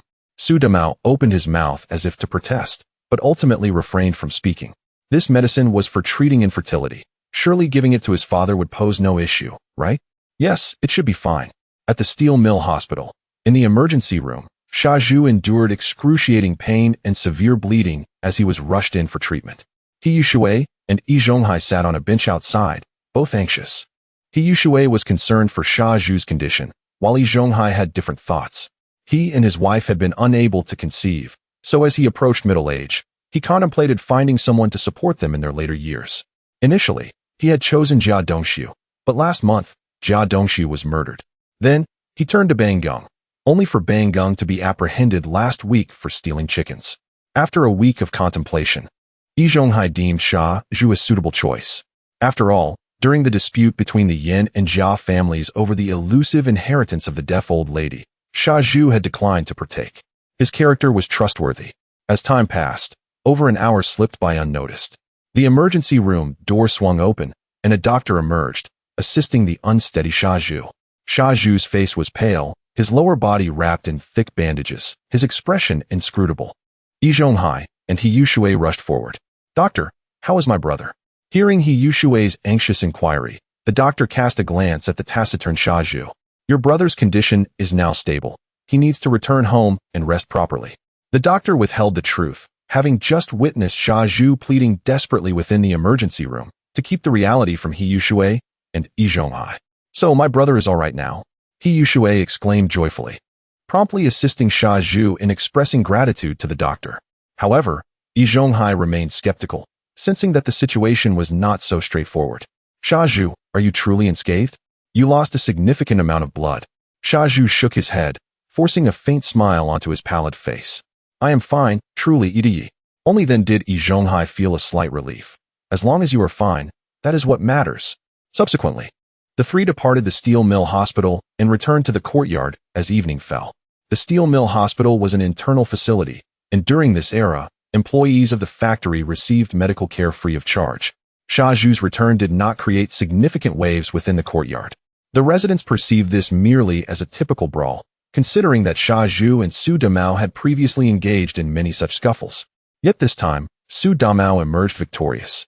This was undoubtedly due to Su Damao's surreptitious strike, which had led to Sha Zhu's injuries. That evening, the Su family visited to apologize. They had no choice. Bai Ling had subtly advised them that Su Damao was at fault, and that Sha Zhu was now in a worse condition than he. It was best to make a visit to express their contrition, hoping Sha Zhu would be willing to forgive them. Otherwise, Su Damao risked arrest. Ultimately, the consequences were dire.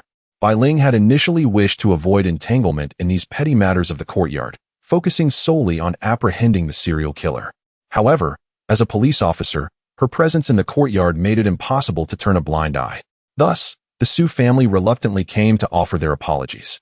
Sha Zhu, I am truly sorry. I acted impulsively. You may strike or scold me as you wish. Sha Zhu coldly gazed at the feigned apology of Su Damao. Since returning from the hospital of the steel mill, he had become increasingly silent, for he was rendered useless. Indeed, Sha Zhu was the formidable warrior of the Sihiyuan, blessed with immense strength and robust health.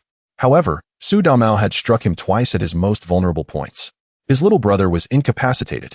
Now, no matter how Su Damao expressed his remorse, it was of no avail. Of course, one could argue that this was merely a cycle of retribution. Previously, Sha Zhu had crippled Su Damao with his underhanded tactics, and now he had been similarly undone by Su Damao. If Lin Huang were to learn of this incident in the countryside, he would likely be overcome with laughter. Sha Zhu had already been on his list of targets, and now he was further diminished by Su Damao. Truly, this is a manifestation of the cyclical nature of justice, where retribution is inescapable. Chapter 60. The Ashes of Jia Zhongshi, Su Damao pays the price. Observing Sha Zhu as persistent silence, Su Damao felt an undeniable awkwardness. Sha Zhu, do say something, he urged. A cold laugh escaped Sha Zhu's lips as he finally spoke. You barged into my home, assaulted me, leaving me injured and in need of emergency medical care. Do you truly believe a mere apology suffices? Su Damao was momentarily taken aback, then retorted with discontent. What do you want, then? In the past, Sha Zhu had dealt Su Damao a crippling blow, rendering him sterile. To Su Damao, it was only justifiable that he retaliated against Sha Zhu. If not for the sensitive nature of the incident, Sha Zhu should have been the one to offer an apology. Su Damao's family members, including Su Lingwei, also expressed their discontent. Sha Zhu, do not be unreasonable. Accept the apology and let it end here. What more do you want from us? They implored. Indeed, Damao was injured as well, albeit not as severely as you. You certainly hurt him, Su Lingwei added. In the midst of this tense atmosphere, Yi Zhonghai interjected, attempting to smooth over the situation. Enough, we all reside in the same courtyard. Why must we escalate things to such a degree? He then turned his gaze towards Su Damao's family. Regardless of the circumstances, it was Su Damao who invaded Sha Zhu's home and assaulted him. Given that Sha Zhu required emergency treatment, if this were to escalate to the authorities, you would not hold the moral high ground. He suggested, how about this? You compensate Sha Zhu a sum of money, and we can consider the matter settled. Upon hearing the mention of money, Su Wuda's eyes widened. What? You want money? My Damao was also harmed, and hasn't he sought compensation from you? As the tension mounted between the two parties once more, Yi Zhonghai felt a headache coming on. He found it perplexing how Su Damao and Sha Zhu consistently clashed. It seemed they were either fighting or arguing over the years. With 4 individuals having already perished in the courtyard, could there not be a moment of tranquility? He felt a strong impulse to dismiss these trivial matters altogether. However, as both the caretaker of the courtyard and Sha Zhu's godfather, he had to intervene. Consequently, his tone grew more authoritative. If you are unwilling to offer compensation, we will have no choice but to involve Officer Bai. Upon hearing the name Bai Ling, the Su family faltered. Her previous demeanor had said it all. In all fairness, Sha Zhu had indeed suffered more than Su Damao in this instance.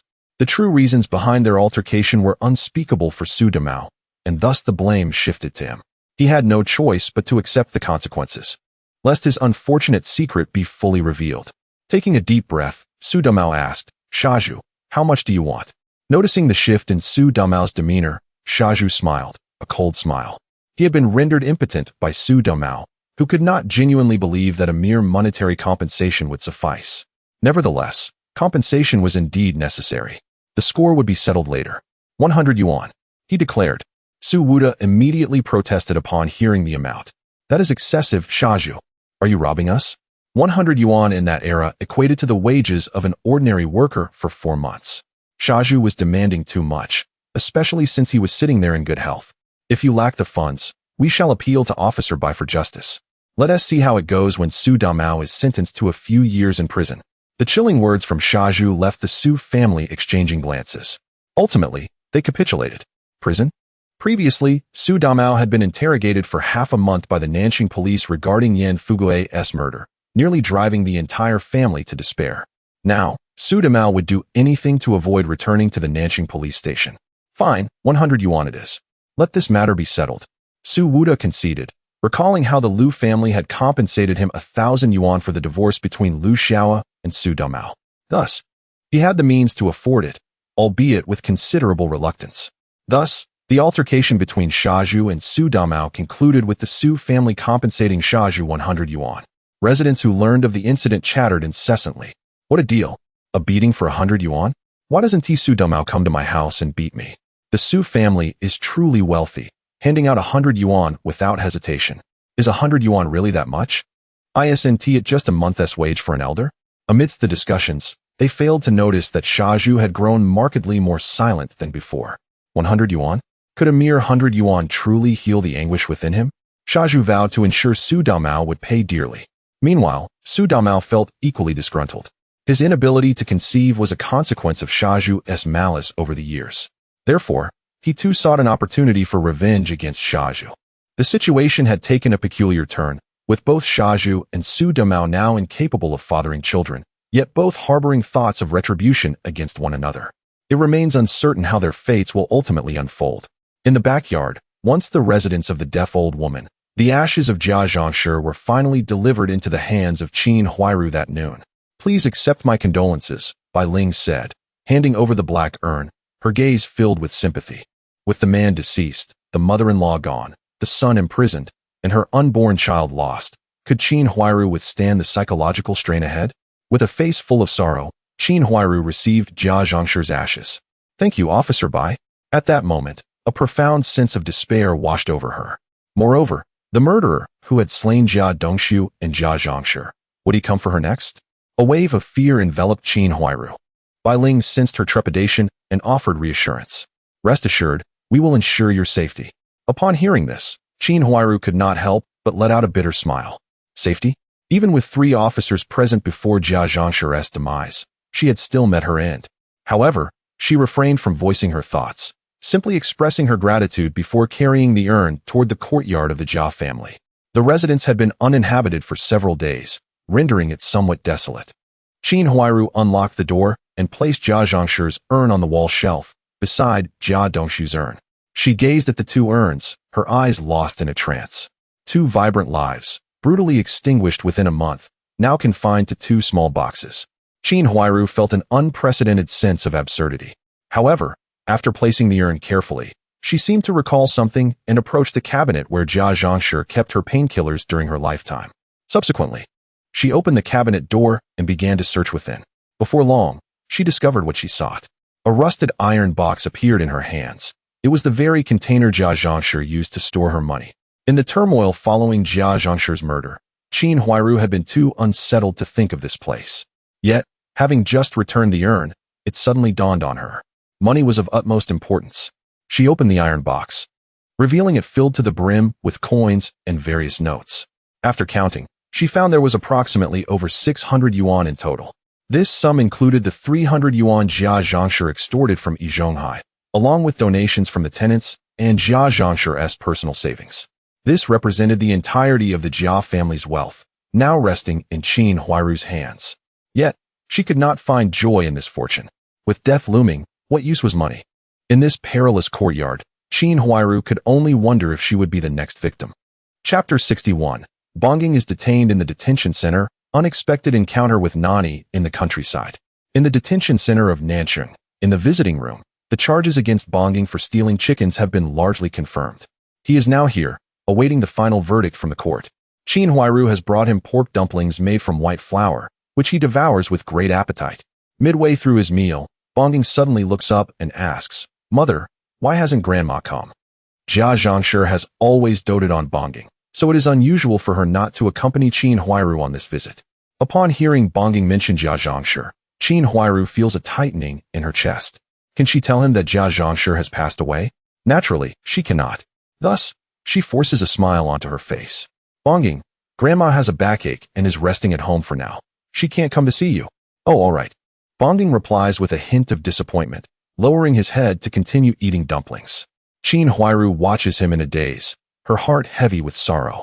Bongging, while at the Nanxing police station, has refused to confess which children were involved in the chicken theft alongside him. In his own words, he is the leader, responsible for his own actions. Moreover, the parents of the other children in the courtyard have instructed their kids not to admit to the theft, lest they risk being taken away by the Nanxing police station. As a result, the crime of stealing chickens falls solely on Bongging's shoulders.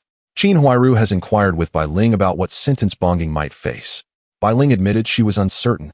Given the current nationwide grain shortage and the ongoing crackdown, theft, especially of chickens, could be a serious matter. Nonetheless, Bai Ling reassures Qin Huairu that Bongging is still a child and should not face the death penalty. Yes, not the death penalty. Although Qin Huairu feels anxious, she has no better solution. Soon, Bongging finishes an entire large box of dumplings, and after a hearty meal, he burps and looks at Qin Huairu earnestly. "Mother, when I get out, I will definitely be good to you and buy you lots of delicious food." Qin Huairu nods, closing the container to keep it safe. "Bongging, you must listen to the police here. I will come to see you again in a couple of days." "Okay." Qin Huairu departs from the Nanxing detention center, as she still needs to take care of Xiao Dang. The Jia family has been utterly ruined. In Conjiacan, at the small courtyard, Lin Huawang has been enjoying a leisurely life since moving to the countryside. During his free time, he rides his bicycle around, taking in the scenery and experiencing the local customs of this era. Young Qin Jingru is responsible for cleaning the courtyard and even helps Lin Huawang with his laundry. He has thus settled into a life of ease and comfort since his arrival in this new world. As for the trivial matters concerning the courtyard, he has no interest in hearing or dealing with them. Lin Huawang currently wishes to relax while completing the main storyline tasks. After spending so long as an assassin and international mercenary in another world, why not enjoy life in a different realm? Now that is what life is about. At this moment, Lin Huawang is seated on a stone bench in the courtyard, sipping tea while Qin Jingru energetically sweeps. "Brother Lin, this morning a strange person came to the village." A strange person? Lin Huawang's interest is piqued, as this era offers many intriguing individuals and occurrences. What was strange about him? Tell me. He was wandering outside others' houses and even pulled up some grass, claiming he wanted to eat it. Upon hearing this, Lin Huawang's curiosity grows. A person who eats grass? He can't be insane, can he? He seems normal when he speaks, just his behavior is a bit odd. Is that so? How interesting. Lin Huawang decides to investigate this strange individual. Perhaps he is a character from a television drama, and he might trigger a side quest in the process. It has been quite a while since he has engaged in side quests, and he is quite interested in their rewards. Let's go see this strange person. Lin Huawang calls for Qin Jingru to lead the way, and the two promptly leave the small courtyard. In Conjiacan, beside an old house, a man squats on the ground, pulling up weeds, with a bamboo basket beside him. There are actually many edible items in the countryside, but it seems they do not know how to prepare them. This man, named Nani, works at a machine repair factory. He is renowned for his exceptional cooking skills, known to all within the factory. However, during these times of famine, food is scarce. Recently, Nani has been courting a female worker named Liang Lady, who has 4 children, and their family often struggles to have enough to eat. Thus, it falls upon Nani to devise a solution. So he finds himself in the fields, pulling up weeds. He is well versed in culinary arts and knows that many weeds are indeed edible, provided they are properly prepared. After gathering a significant amount, Nani intends to return home to make wild vegetable dumplings for the children. Just as he is engrossed in his task, he suddenly hears a voice filled with laughter. "Nani, what are you doing pulling up these weeds?" Nani looks up to find Lin Huawang and Qin Jingru before him, a puzzled expression crossing his face as he asks, "Do you know me?" Lin Huawang nods, a glimmer of recognition in his eyes. "Of course, you are the renowned chef from the machine repair factory. Everyone at our steel mill knows you." Nani is indeed recognized. He is none other than the male protagonist from the television drama run Shi Tai Fan Shi. It is unexpected to encounter him in the countryside. Truly, one often finds what they seek without much effort. With no leads on Chun Shui-Ru's side quest, and having yet to encounter other characters from the Sijio City storyline, meeting Nani is a stroke of fortune. As Lin Huawang's words sink in, Nani's demeanor softens. Oh, so you are a comrade from the steel mill. What brings you to the countryside? Lin Huawang maintains a calm expression and replies, I am a procurement officer, here to gather supplies. But you still haven't answered my question. What are these weeds good for? Nani chuckles, casually pulling up a weed from the corner. They are edible and won't cause diarrhea. Wouldn't you say that's a good thing? Before he can finish, Qin Jingru interjects loudly, you're lying. How can you eat those weeds? Someone ate them before and ended up with severe vomiting and diarrhea, almost dying. Nani shakes his head, looking earnestly at Qin Jingru. You just don't know how to prepare them. It's quite complicated, and you need a very skilled technique. At this point, Lin Huawang understands. It is no wonder that these wild grasses remain untouched, as only those with expertise possess the means to handle them. Furthermore, unless one finds themselves in dire straits, who would willingly choose to consume grass? Lin Huawang and Qin Jingru observed Nan Yi as he pulled up the weeds, engaging in pleasant conversation with him. After all, the two shared no fundamental conflicts of interest, and with Nan Yi's amiable disposition, Lin Huawang wondered if he might be able to trigger a side quest through his interactions with him. However, after conversing for quite some time, there was still no progress. He could not help but shift the topic to a particular individual. Nanny, do you know Shaju? Who is Shaju? Nanny replied, somewhat puzzled, as he was unfamiliar with anyone by that name. He is the chef at the first canteen of our steel mill, renowned for his exceptional Tan family cuisine, which is quite favored by the mill's leadership. Oh, so it's him. Chapter 62, The Side Quest of Nan-Yi, The Awakening Pendant. Upon Lin Huawang's mention, Nani found a flicker of recollection. He had accompanied the factory director of the machinery repair plant to the steel mill for learning and dined with the leaders in the first cafeteria. If that meal had indeed been prepared by Shaju, then his culinary skills were commendable. Yet, for Nani, it was merely commendable. For his master had indulged in the royal delicacies of the previous dynasty. In truth, Tan family's cuisine was but a reflection of the governmental fare from that bygone era. The disparity between the two was vast. Nani, endowed with exceptional talent and nurtured by his master's diligent teachings, had nearly no peers among the younger generation of Sijio City in the culinary arts. His skills were decent, though slightly inferior to mine. Listening to Nani, Lin Huawang chuckled.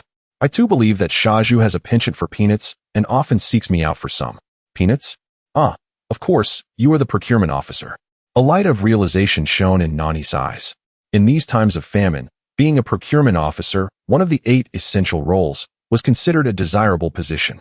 Hence, he could not help but feel a twinge of desire. In these days, every household lacked food, and Nani was no exception. Although he remained a solitary bachelor, with his own hunger not affecting a family, the young lady was burdened with 4 hungry children.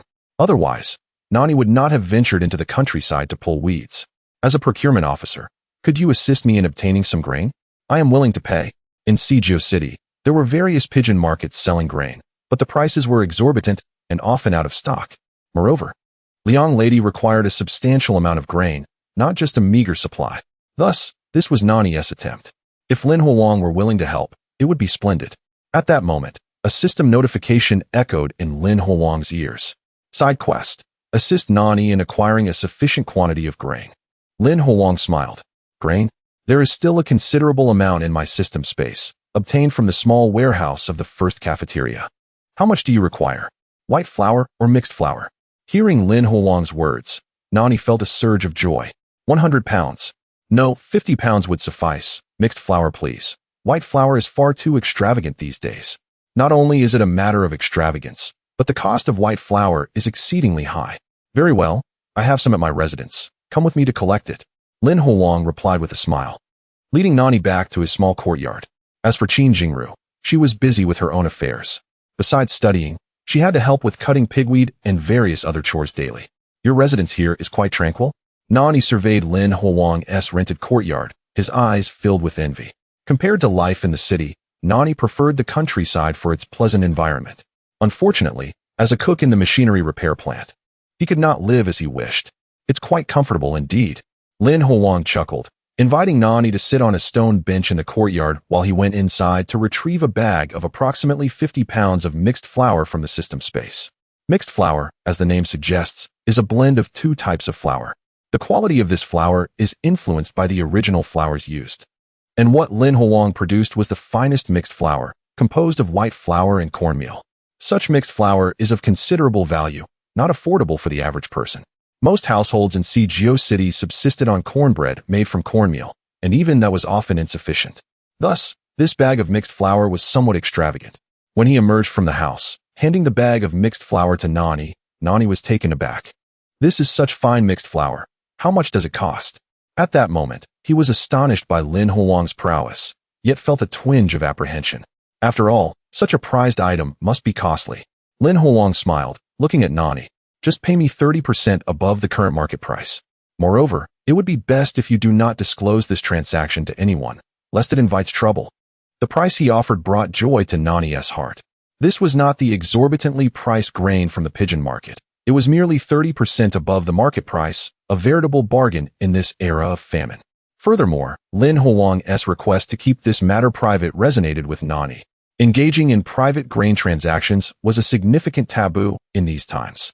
Lin Huang had extended his assistance, and he could not allow his benefactor to be implicated in trouble. Nani's integrity assured Lin Huang, which was why he was willing to offer the grain directly. "I understand. Rest assured, I will not let anyone else know of this matter," Nani promised solemnly. Subsequently, he paid Lin Huang, and after a brief exchange of pleasantries, he hastily left the courtyard, carrying the bag of mixed flour and a basket filled with wild grass. The 4 children of Liang Lady were on the brink of starvation. He must return with the grains swiftly to provide them with a hearty meal. Watching Nani's departing figure, Lin Huang could not help but sigh. It is worth noting that Nani is a cook in the machinery repair plant, and even he has been reduced to such desperate measures, highlighting the severity of the current famine. Just then, another system notification sounded in his ears. Side quest.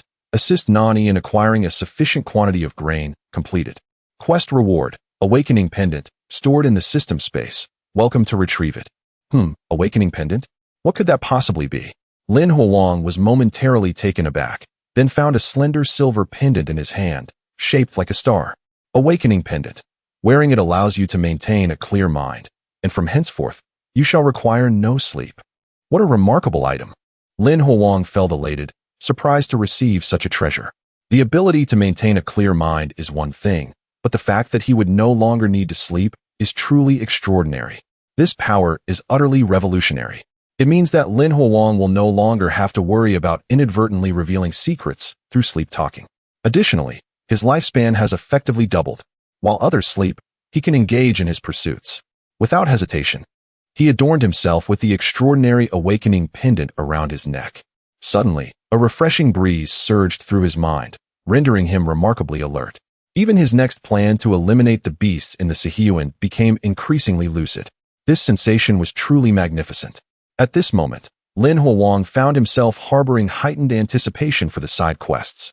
The Duli Wan, Qianhuan Mianju, Chuansong Jijie, and Qingxing Diaozhu. Such an abundance of splendid items. It seemed prudent to seek out more side quests before the main storyline refreshed. He couldn't help but wonder what rewards the next side quest might bestow upon him. The mere thought filled him with excitement. Gathering his thoughts, Lin Huang glanced at his personal interface. His fear value was nearing half, indicating that he would soon unlock a new main quest. How thrilling. He also pondered how the residents of the Sihuan were faring. He planned to return to Sijiacheng in a couple of days to complete his procurement tasks and, in the process, check on the situation at Sihuan. Chapter 63. Returning to the 49 city, Qin Huai-Ru visits Shazhu. 2 days have elapsed, and on this particular morning, within the courtyard, Qin Jingru looked at Lin Huang, who was busy packing his belongings, with a face full of reluctance. Since Lin Huang arrived at Qinjia village, her days had been quite pleasant. Each day after tidying up the small courtyard, she was either treated to steaming meat buns or delightful candies. Such a life was akin to a dream for her, invigorating her passion for studying. Observing the young girl, Lin Huang smiled gently and ruffled her hair. "I will return in a little while, and I shall bring you delicious treats then, but you must study diligently. Do you understand?" Hearing that there would be tasty food, Qin Jingru's eyes sparkled as she nodded vigorously. Okay, I will definitely study hard. Thus, Lin Huowang rode his bicycle away from Qinjiao village, greeting the villagers he encountered along the way until he arrived at a secluded grove. After confirming the area was deserted with his detection technique, he stored the bicycle laden with supplies into the system space. Subsequently, he activated his stealth technique, blending seamlessly with the environment. Finally, he initiated the teleportation ring. The coordinates were set to the wardrobe in his home within the courtyard. He was not foolish enough to ride back to the city for half a day when he could teleport directly. With the activation of the teleportation ring, his figure vanished from the grove. In the front yard of Lin's residence, Lin Huowang materialized inside the wardrobe. Pushing open the wardrobe door, he emerged. The home remained unchanged, just as it had been before.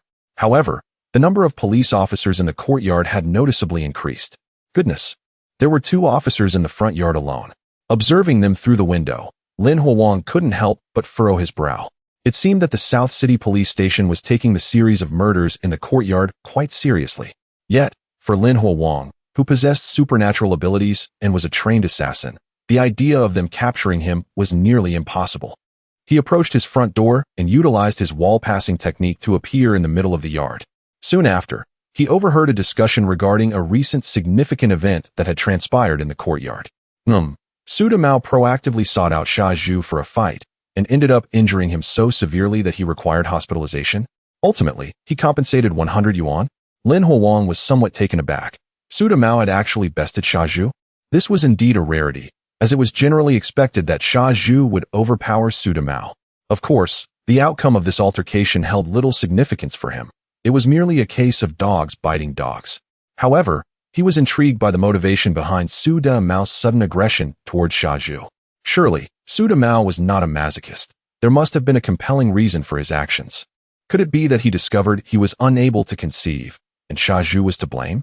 Lin Huowang speculated, recalling the television dramas he had seen, and realized that this was indeed the primary source of Su Mao's animosity towards Xia Zhu.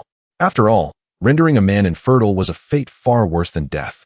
It was merely a coincidence that Lin Huowang had deduced the truth. Nonetheless, he quickly dismissed the matter from his mind. What did it matter to him? He was solely focused on eliminating the beasts within the courtyard. Any other trivial matters could be ignored, provided they did not involve him. However, it was noteworthy that during his last encounter with Yan Fu Gui, he had assumed Su Mao's appearance.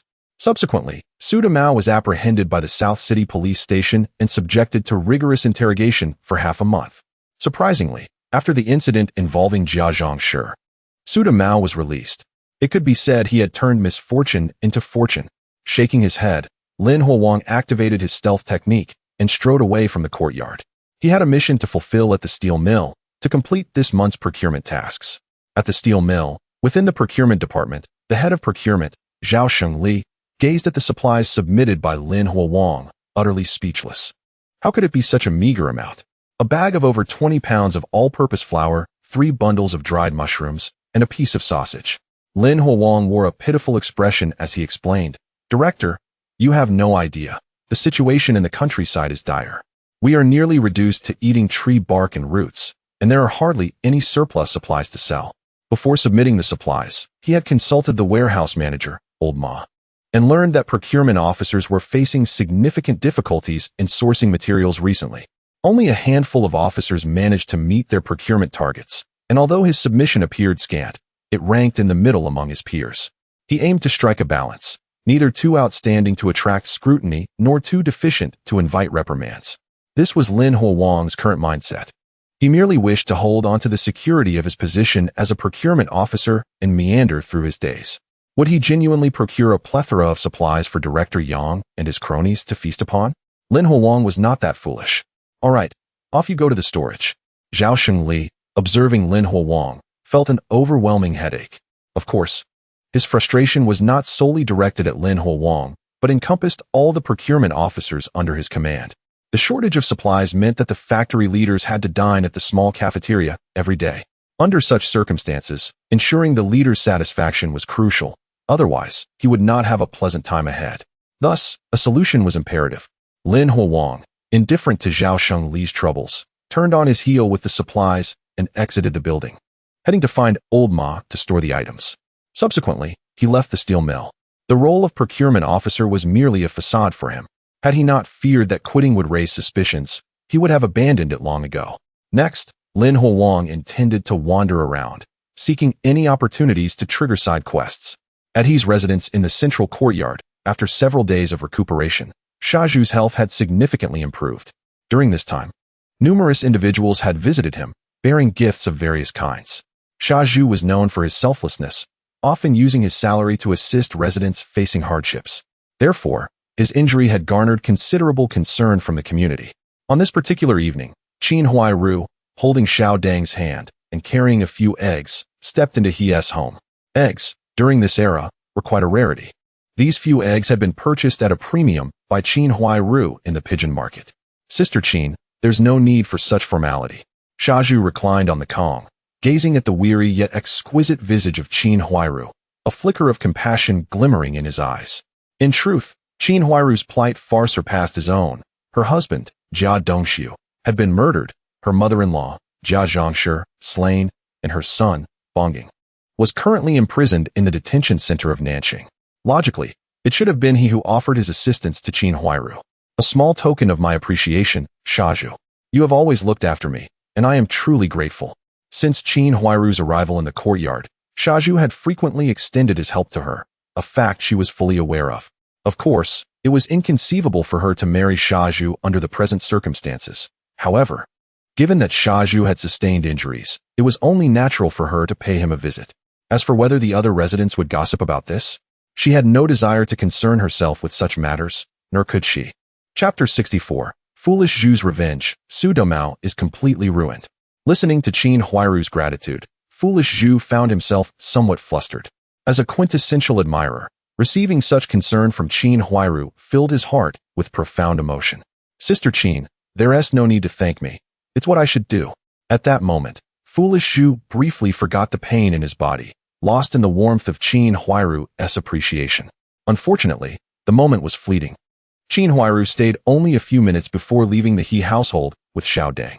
She, too, feared the gossip of others. As for Foolish Zhu, he soon sobered up, his eyes turning dark and brooding. Su Domao. It was Su Domao who had ruined his body, and Foolish Zhu harbored deep resentment. He would not let Su Domao off easily. He intended to repay injury with injury, blood with blood. Ironically, Su Domao dared not let anyone know about his hospital examination, which revealed he was nearly incapacitated. Foolish Zhu, too, feared ridicule and kept his own ruined state a secret.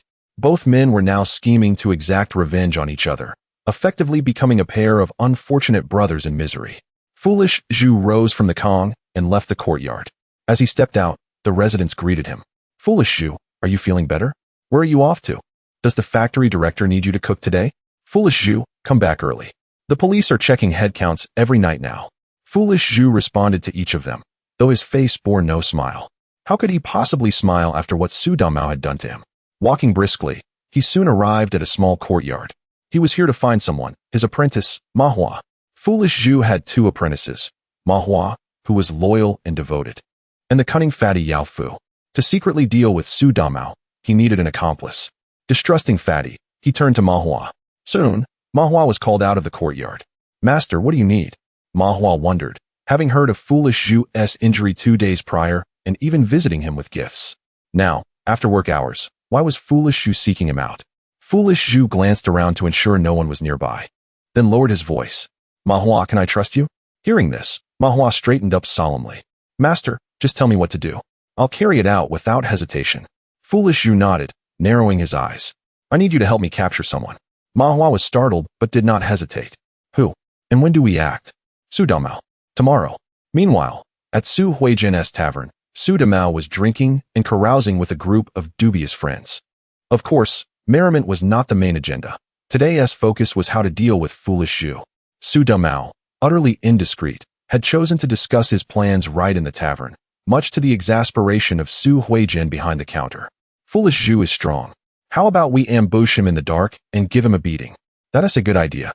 Let us wait for him at the crossroads after work.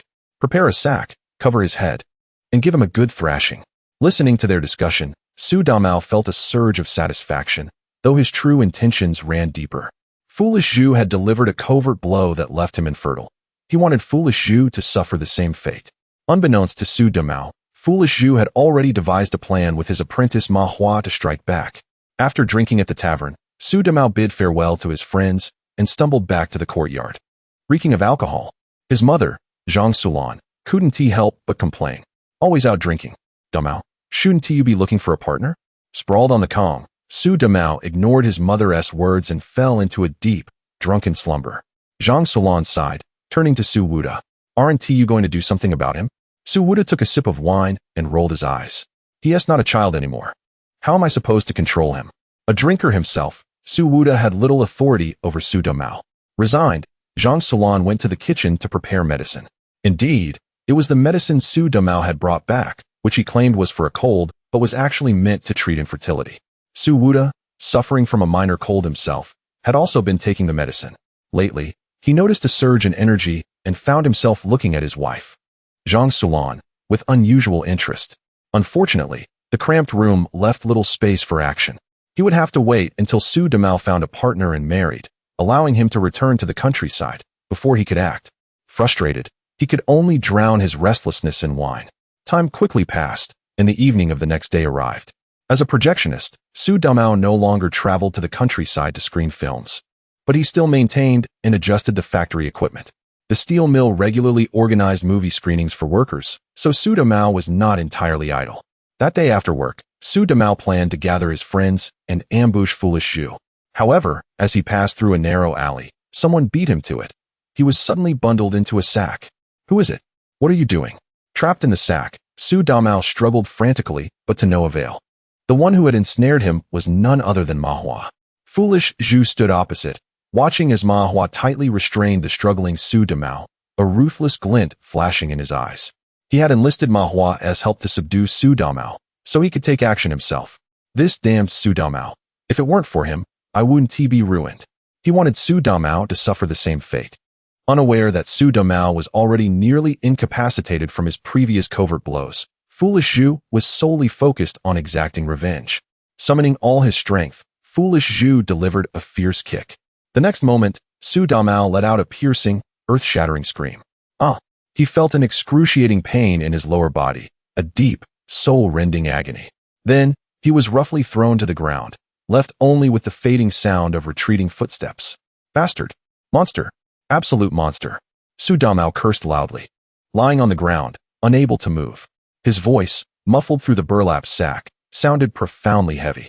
His lower body had sustained a grievous injury, and he curled up on the ground, trembling incessantly.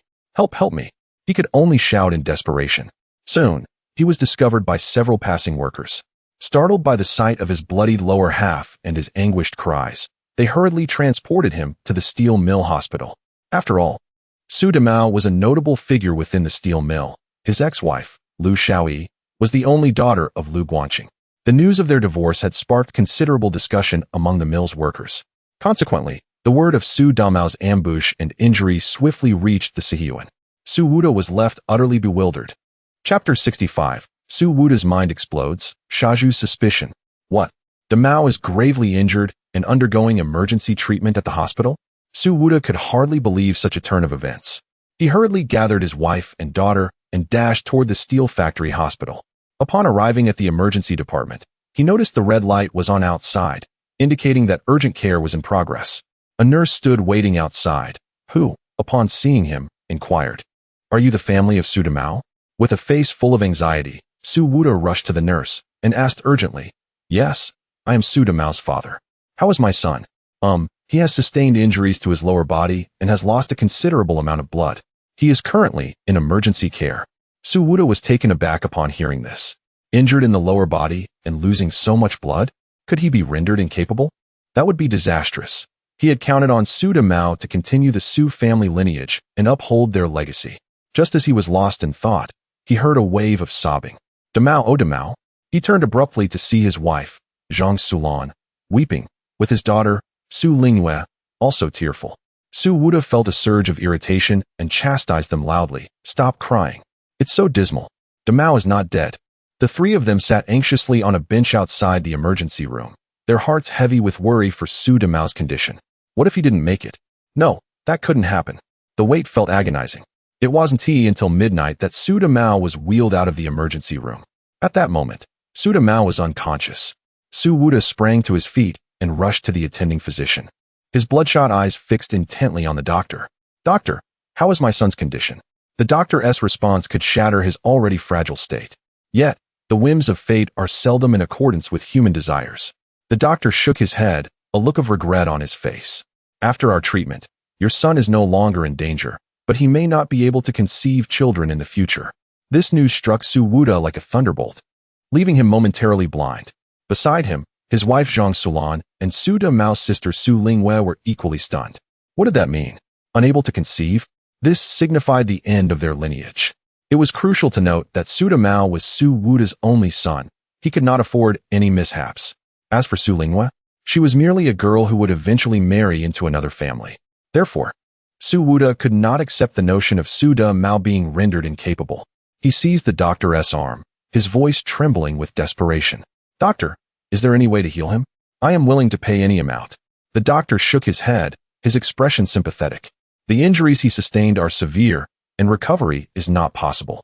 I'm sorry, we have done our utmost." Su Wuda was left in a state of shock. A torrent of resentment and fury nearly overwhelmed his reason. Who did this? Who sought to eliminate the Su family's future? His enraged roar echoed through the corridor, drawing the attention of numerous medical staff and patients. However, the doctor did not reprimand him. After all, any father would be driven to despair in such circumstances. Yet, after the collapse, life must continue. Su Damao was transferred to a hospital room to begin his recovery. Meanwhile, infuriated, Su Wuda rushed to the Nanxing police station to report the incident without delay. The news of Su Damao's incapacitation spread rapidly through the courtyard. After all, several workers had witnessed his tragic state when they transported him to the hospital. Coupled with Su Wuda's furious outburst at the hospital, the veracity of the news was confirmed. Thus, at breakfast the following morning, the residents were in an uproar. They gathered in small groups, bowls in hand, animatedly discussing the matter. Who do you think is responsible for this? Who else could it be? It must be Shaju. Didn't Su Damao ambush him recently? Not necessarily Shaju. That would be too obvious. He can't be that foolish. As the discussions continued, in the center courtyard, Bai Ling sat before Shaju with a stern expression. "Shaju, did you have anything to do with Su Damao's incident?" The Nanxing police station. Upon receiving Su Wuda's report, assigned Bai Ling to investigate the case since she was already in the courtyard. Thus, early in the morning, Bai Ling personally came to interrogate Shaju. In response, Shaju spread his hands in denial. "What does it have to do with me? Su Damao has plenty of friends. Who knows what enemies he has made that could have led to this?" Bai Ling nodded, then shook her head. "However, when Su Damao had his incident yesterday, you were not present in the courtyard. Where were you? Do you have any witnesses or evidence?" "I was at work, teaching my apprentice Mahua culinary skills. He and his family can vouch for me." Shaju had long prepared for Bai Ling's inquiry. He knew that once Su Damao encountered trouble, he would be the prime suspect. However, Shaju had been wronged by Su Damao previously, and his resentment could not be suppressed. If suspicions were cast upon him, he would not hesitate to eliminate Su Damao. He had already coordinated with his apprentice Mahua on their testimonies. Now it was time to test Mahua's character. Would Mahua turn against him? If so, it would merely prove that their bond as master and apprentice had reached its end. Mahua: "Very well, I will investigate. But Shaju, you better not be involved in this matter. Otherwise, no one will be able to protect you." Bai Ling stood and departed from the He residence. At that moment, she felt overwhelmed. This small courtyard was rife with complications. She felt like a caretaker, having to manage everything, which left her utterly exhausted. Barely a minute after Bai Ling left, He Yushui rushed in from outside. "Brother, did you beat Su Damao?" Shaju shot her a glance, irritated. "Of course not. You are my dear sister. How could you suspect me?" "Oh, is that so? Everyone is saying that you did it." Upon hearing Shaju's denial, He Yushui felt relieved. Little did she know that Shaju had committed the act, and apart from Mahua, no one else would ever know. The downfall of Su Damiao weighs heavily on his heart. Even now, having rendered Su Damiao incapacitated, he remains unsatisfied. Once Su Damiao is discharged from the hospital, he will seek opportunities to settle the score. After having breakfast, as the workday commenced, Yi Zhonghai approached. "Shaju, about Su Damiao?" "It wasn't me," he retorted. "Why does everyone assume it was my doing?" Hearing Shaju's impatient tone, Yi Zhonghai offered an awkward smile. "I was merely showing concern for you. It's a good thing you weren't involved, or it would have caused significant trouble. Xiazhu gazed ahead, ignoring Yi Zhonghai's words. His decision not to eliminate Xu Damiao on the spot had already shown him to be merciful. That fellow is truly no good. Chapter 66. The collapse of Su Damiao and the relief of Liu Xiaoyi in the hospital of the steel mill. Within the confines of a patient room, Su Damiao slowly opened his eyes, gazing at the pristine white walls, inhaling the scent of antiseptic, his mind swirling in confusion. Where am I? At that moment, a wave of excruciating pain surged through his lower body, causing him to cry out in agony. Oh my! He had never experienced such intense pain before, not even when he was ruthlessly attacked by Xiazhu. His cries startled the 3 members of the Su family, who were peacefully slumbering in the room. Brother, you're awake. Su Lingyue exclaimed as she rushed to her brother's side, her face alight with joy. Regardless of whether Su Damiao had been rendered incapacitated, his awakening brought her immense relief. Their mother, Zhang Sulan, approached her son, bending down to assess his condition. Damiao, how do you feel? Are you any better? Meanwhile, their father, Su Wuda, stood silently behind Zhang Sulan, his expression dark and brooding. He was at a loss for words, uncertain how Su Damiao would react upon learning the harsh truth. At that moment, Su Damiao remained oblivious to the grim reality. Mother, it hurts so much. Who was that scoundrel who ambushed me? Have they been apprehended? Zhang Sulan's heart ached at his cries. Damiao, just hold on a bit. I'll go fetch a doctor. She hurriedly exited the room, leaving Su Wuda to pull out some change, handing it to Su Lingyue. Lingyue, go buy some breakfast from the cafeteria. I have something to discuss with your brother. Okay. Su Lingyue obediently took the money and left the room, leaving only father and son behind. Su Damiao sensed an unsettling atmosphere. His father's face was exceptionally grim. Father, what on earth happened? Has that ambusher not been caught? Su Wuda did not answer, but instead erupted in anger. You fool! Who have you offended outside? Why would someone ambush you? I have no idea. Someone must simply dislike me. Su Damiao retorted, gritting his teeth against the pain. Suddenly, a thought struck him, and he shouted, It must be Xiazhu. Only he would dare to attack me. Su Wuda shook his head, speaking in a low voice. I've already reported this to the police. They will investigate whether it was indeed Xiazhu. As of now, no one knows. However, there is some bad news I must convey to you. Seeing the seriousness etched on Su Wuda's face, Su Damiao's heart sank. A foreboding feeling washed over him. What is the bad news? The doctor has said you will never be able to have children. So you needn't worry about marriage in the future. At these words, Su Damiao froze, disbelief washing over him. What? That can't be true. He was bewildered. Just recently, during a medical examination, he had learned that Xiazhu's attack had likely left him infertile. The hospital had even prescribed medication, offering him a glimmer of hope for recovery. Now, however, that hope had been cruelly snatched away by the assailant, plunging him into despair. He had always dreamed of a life filled with a loving wife and children, and there were even a host of widows in the countryside waiting for him. Was he truly rendered incapable? He couldn't believe it. He wouldn't accept it. Father, could the hospital have made an error? How could this be possible? He pressed on, seeking a different answer from Su Wuda. Su Wuda shook his head, a hint of sorrow crossing his face. The doctor has confirmed it, Damiao. It's time to accept reality. After a night of contemplation, Su Wuda had reluctantly chosen to face the truth.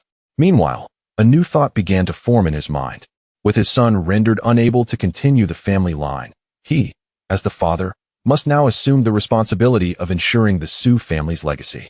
Thus, he resolved that once Su Damiao was discharged, he would take his wife and daughter back to the countryside to start a family anew, determined to give Su Damiao a younger brother while he still could.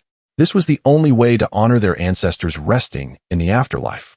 After a few moments of stunned silence, Su Damiao finally comprehended the brutal reality. He was truly incapacitated. In an instant, a howl akin to a wolf's escaped his lips.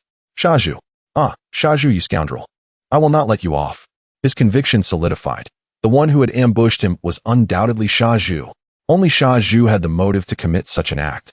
Meanwhile, in the Liu family villa, in the dining room on the first floor, the family was gathered for breakfast, the table adorned with an array of exquisite morning delicacies. Even during times of hardship, the Liu family's meals remained secure. As they ate, Liu Guangqing suddenly broached the subject of Su Damiao.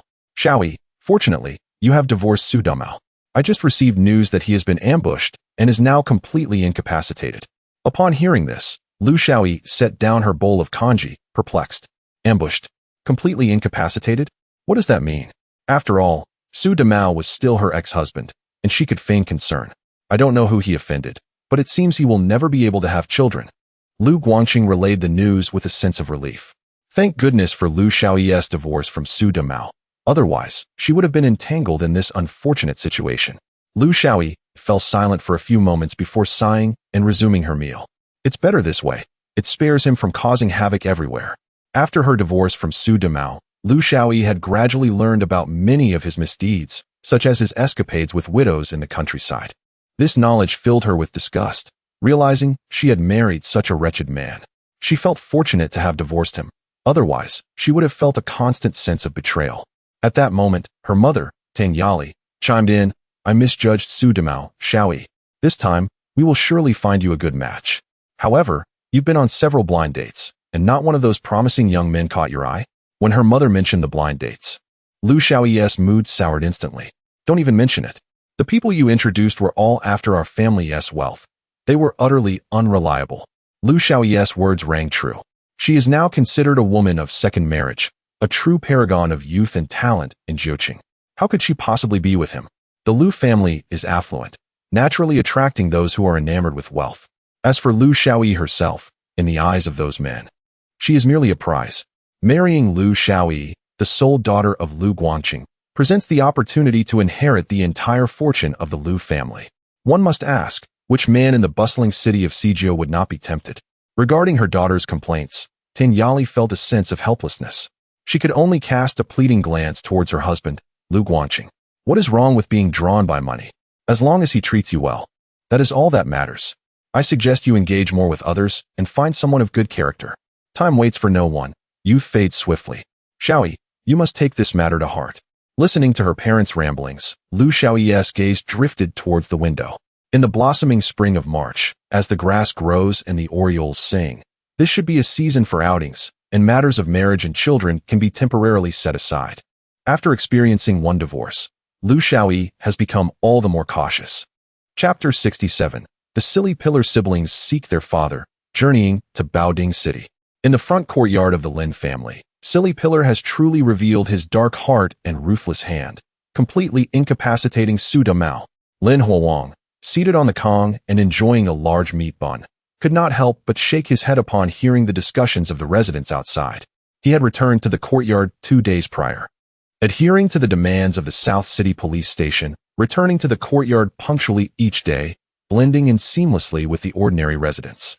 Little did he expect that in just 2 days, such a significant incident would unfold within the courtyard. Su Damao had been utterly disabled. It was evident that Silly Pillar was behind this. These two individuals were of the type whose fates were misaligned, always ready to clash upon meeting. Of course, the root of this incident ultimately lay with him. Had he not impersonated Su Damao's face to eliminate Yan Fugue, Su Damao would not have been apprehended by the South City Police Station. Consequently, Lu Xiaoyi would not have divorced Su Damao, who would not have gone for a health check. Naturally, he would remain oblivious to his deteriorating condition, which led him to launch a surprise attack on Silly Pillar in a fit of rage. Now, Silly Pillar retaliated, leaving Su Damao completely incapacitated. This is a classic demonstration of the butterfly effect. However, even though Lin Huolong recognized the source of the issue resided with him, he bore no regrets regarding his actions. Neither Su Damao nor Silly Pillar were virtuous individuals. They were merely dogs biting dogs.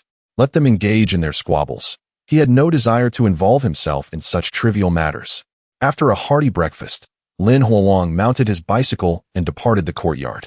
His comings and goings had not stirred much commotion within the courtyard. After all, the original character was an orphan with little interaction with the other residents.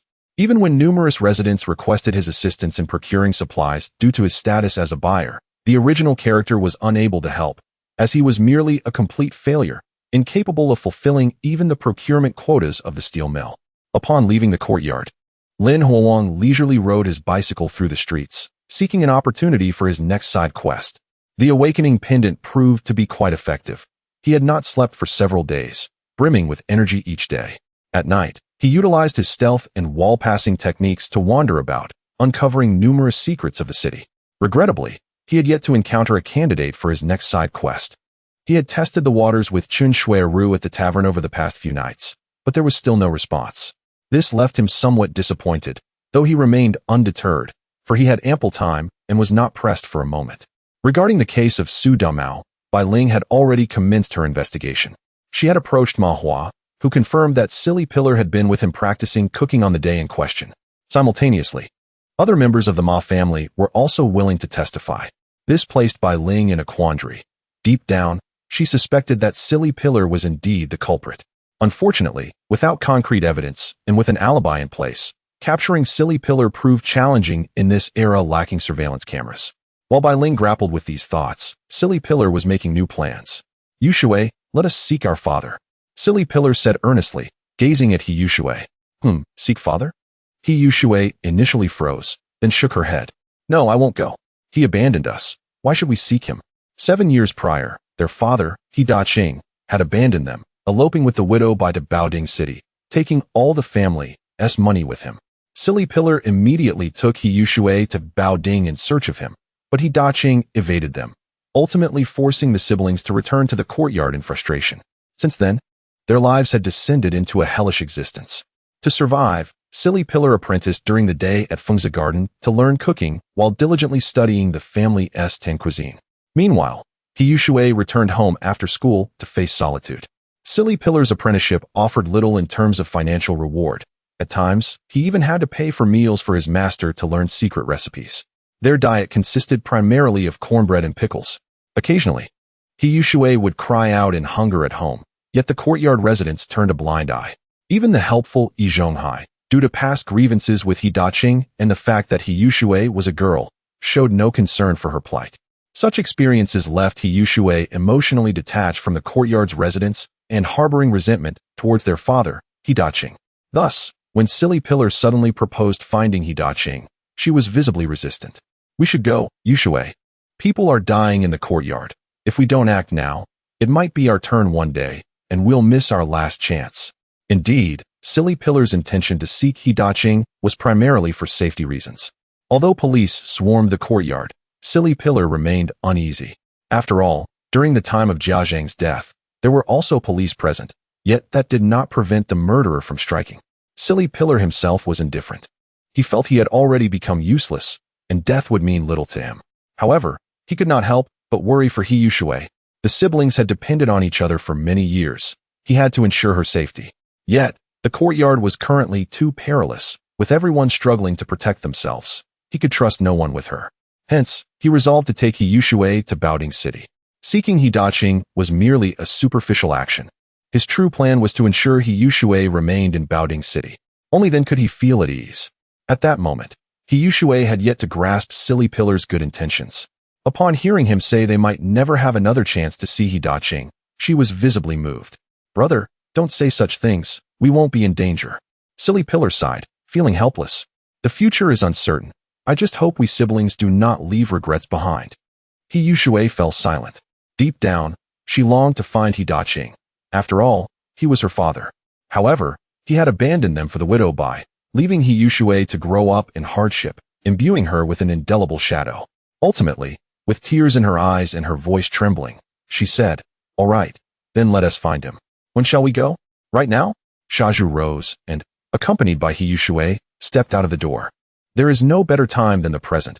By locating He Daqing sooner, He Yu Shui would be rendered safer. As the siblings exited their home, Shaju first sought out Bai Ling, who was resting in the backyard, to convey his desire to embark on a journey. "Ah, so you intend to travel to Baoding to find your father, He Daqing?" Bai Ling responded, momentarily taken aback, before her expression turned troubled. "It's not that I wish to prevent you from going, but the journey may pose dangers. Are you aware of that?" Shaju understood all too well the implications of her words. It had been less than half a month since Jia Zhongshi's demise. Who could say if the perpetrator would strike again? Chapter 68. The Baoding Police Station's Assistance. The Misfortunes of He Daqing. When that murderer approaches the Shaju siblings, without the presence of police, how should they respond? "Officer Bai, do not worry. I believe I have not offended anyone, and that murderer should not be able to find us." After listening to Shaju's words, Bai Ling fell silent for a moment before nodding in agreement. "Very well, I will allow you to go, but I will assign 2 officers to accompany you throughout your journey. I hope you return promptly." Bai Ling's decision left Shaju momentarily stunned. He had originally planned to find He Daqing and entrust He Yushui to him, before returning alone to the Sihiyuan. If Bai Ling inquired, he would simply fabricate an excuse to conceal the matter. However, now that Bai Ling insisted on sending 2 officers with them, how could this plan be executed? Nevertheless, having reached this point, Shaju could only accept Bai Ling's goodwill, lest it arouse suspicion. Thank you, Officer Bai. Subsequently, Shaju, along with He Yushui and the 2 officers assigned by Bai Ling, sought out Yi Zhonghai. You intend to go to Baoding to find your father? Shaju, do not act impulsively. For some reason, Yi Zhonghai's demeanor was peculiar. He seemed disinclined for the Shaju siblings to seek their kin. However, Shaju did not ponder this deeply. Assuming it was Yi Zhonghai's concern for their safety. Rest assured, Uncle Yi, with 2 officers accompanying us, we will be safe all the way. If we cannot find him, we will certainly return. With these reassurances, Shaju hurriedly left the Sihiyuan with He Yushui and the 2 officers. Yi Zhonghai stared blankly at their departing figures before suddenly recalling something. He rushed into the house and began rummaging through drawers. Soon, he uncovered a yellowed letter, and his expression relaxed. Fortunately, the item remains. Had it been lost back then, it would be difficult to explain now. Yet, gazing at the letter, Yi Zhonghai's countenance grew complex. Unexpectedly, there would come a day when it would be of use. Shaju, I hope you do not find He Daqing. Why does Yi Zhonghai wish for Shaju not to find He Daqing? Of course, there are secrets that cannot be disclosed. Years ago, He Daqing had sent a letter, entrusting Yi Zhonghai to look after the Shaju siblings, and even sending 10 yuan each month for their living expenses. However, Yi Zhonghai had not given a single cent of that money to the siblings, nor had he ever mentioned it. If the Shaju siblings were to find He Daqing in Baoding City this time, this matter would undoubtedly come to light. Fortunately, he had long anticipated this situation and devised a countermeasure. Otherwise, he might find himself in dire straits, and his reputation as a moral exemplar would be tarnished. In Baoding City, at the train station, with a resounding whistle, a green train slowly entered the station. Soon, the Shaju siblings and the 2 officers disembarked. Do you know where your father resides?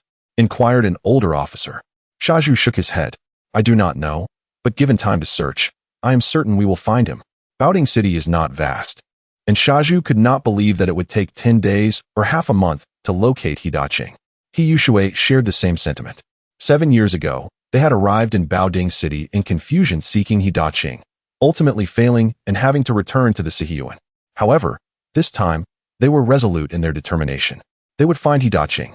Observing this, the 2 officers exchanged glances, and the younger officer spoke up.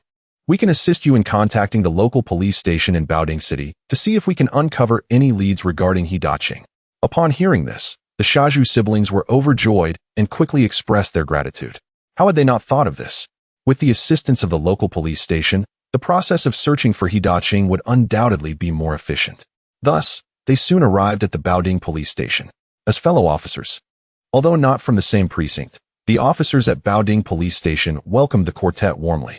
Upon learning that the Shaju siblings were there to seek their kin, the officers immediately retrieved household registration records to assist in their search. He Daqing, such a unique name, had no more than 3 individuals sharing it in all of Baoding City. Moreover, only one was a chef. After a short period of searching, they quickly pinpointed their target, and the Shaju siblings received the corresponding address. Holding the address in hand, Shaju felt a sense of revelation. Had he known it would be so easy to trace He Daqing, he would not have endured such hardship searching in Baoding City all those years ago. Yet, such thoughts only reveal Shaju's naivety. 7 years prior, when He Daqing fled to Baoding City with the widow Bai, he surely had not registered with the local police station. Furthermore, the household registration system at that time was far less comprehensive than it is today. Finding someone would not have been a simple task. Moreover, had it not been for the 2 officers from the Nanqing precinct accompanying them, would the Baoding police station have been so diligent in their assistance? Thus, it can be concluded that had Shaju relied solely on himself and He Yushui to find He Daqing, they would likely have remained empty-handed once again. It can only be said that Bai Ling's decision to send police officers along was exceedingly prudent. Wonderful. Brother, we shall soon see father. Yes, we will soon meet father. Shaju's eyes sparkled, his mind swirling with thoughts. Initially, he had intended for He Yushui to remain in Baoding City for her safety after locating He Daqing. However, now he contemplated whether Baoding City was truly safe. What if the murderer's target was He Yushui and pursued her to Baoding City? All in all, it was a tangled web of concern. In a small alley in the western part of Beijing resided several households, among which was a small courtyard, the dwelling of He Daqing and the widow Bai. During midday, a cacophony of scolding erupted from within the courtyard. He Daqing, you useless wretch, how can you have earned so little this month? Leaving us to drink the wind? At that moment, He Daqing wore a pained expression as he sat on a small stool, washing the family's clothes. The widow Bai stood at the doorway, hands on her hips, berating He Daqing. Behind her, 3 young lads observed the scene with cold indifference, refraining from uttering a word. In the past, He Daqing had eloped with the White Widow to Baoding, bringing along 3 burdens, the offspring of her late husband. To put it plainly, the White Widow was drawn to He Daqing primarily for his financial acumen. During his heyday in the city of Sijio, He Daqing had gained a modest reputation as a chef, supplementing his income by catering to rural gatherings on occasion. It was unthinkable that the astute White Widow would attach herself to someone without merit. Upon arriving in Baoding, He Daqing found it challenging to secure employment due to his status. Nevertheless, he continued to offer his culinary services in the countryside, leveraging his expertise in authentic Tan cuisine to ensure a steady income. Under his support, the White Widow and her 3 sons enjoyed a life of comfort. However, as time has passed, the circumstances have changed dramatically. Chapter 69. Upon meeting He Daqing, the White Widow drives him away. Due to the famine, the number of villagers in Baoding seeking He Daqing's hospitality has significantly dwindled. Consequently, this has led to a dramatic decline in He Daqing's income, resulting in a corresponding fall in his status within the household. Furthermore, He Daqing is burdened with sending 10 yuan each month to support the siblings, Sha Zhu and his sister, which the White Widow harbors deep resentment for. Presently, He Daqing bears the weight of all household chores while being subjected to the White Widow's scornful tirades, unable to retort. With such a meager amount each month, how can you still send money to those 2 little beasts in Sijio City? Do you think I am a ghost? If it were any other matter, He Daqing might have endured her complaints, but when it came to Sha Zhu and his sister, he could not remain silent. After all, they were the only remnants of his late wife's legacy. They are still my children. I cannot let them starve. The White Widow scoffed, her dissatisfaction unabated. Those 2 little brats have grown up. They can fend for themselves. You are no longer to send them money, understand? Her intention in seeking He Daqing was to ensure his support for herself and her 3 sons. In the past, when He Daqing's income was substantial, she tolerated his monthly remittance to Sha Zhu and his sister. However, with his income plummeting, she could no longer permit him to squander money on that bottomless pit. Sighing heavily, He Daqing immersed himself in washing clothes, opting to avoid this contentious issue. Sending 10 yuan each month to Sha Zhu and his sister was his bottom line. If the White Widow insisted on pursuing this matter, He Daqing would have to contemplate alternative solutions. Witnessing his demeanor, the White Widow's ire intensified, and she unleashed another tirade upon him. He endured this humiliation until a sudden exclamation pierced the air. "Father!" He abruptly looked up to see a charming young girl standing at the door, staring at him in astonishment. The resemblance to his late wife was striking, causing He Daqing's eyes to widen in disbelief. "Is that you, Yushui?" Indeed, only he Yushui could bear such a likeness to his deceased spouse. Moreover, who else would dare address him as father? But then a question arose. Why was he Yushui here? Could it be a figment of his imagination? Then, he noticed a young man, resembling him to a notable degree, accompanied by 2 police officers at the entrance. The young man wore a stern expression, yet remained silent. Sha Zhu.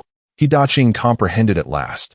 This was not an illusion, but rather his children, grown and come to find him. Instantly, tears streamed down his face. Over the years, he had often envisioned such a scene in his dreams, never expecting it to manifest in reality. However, before he could greet Sha Zhu and his sister, the White Widow's furious voice echoed behind him.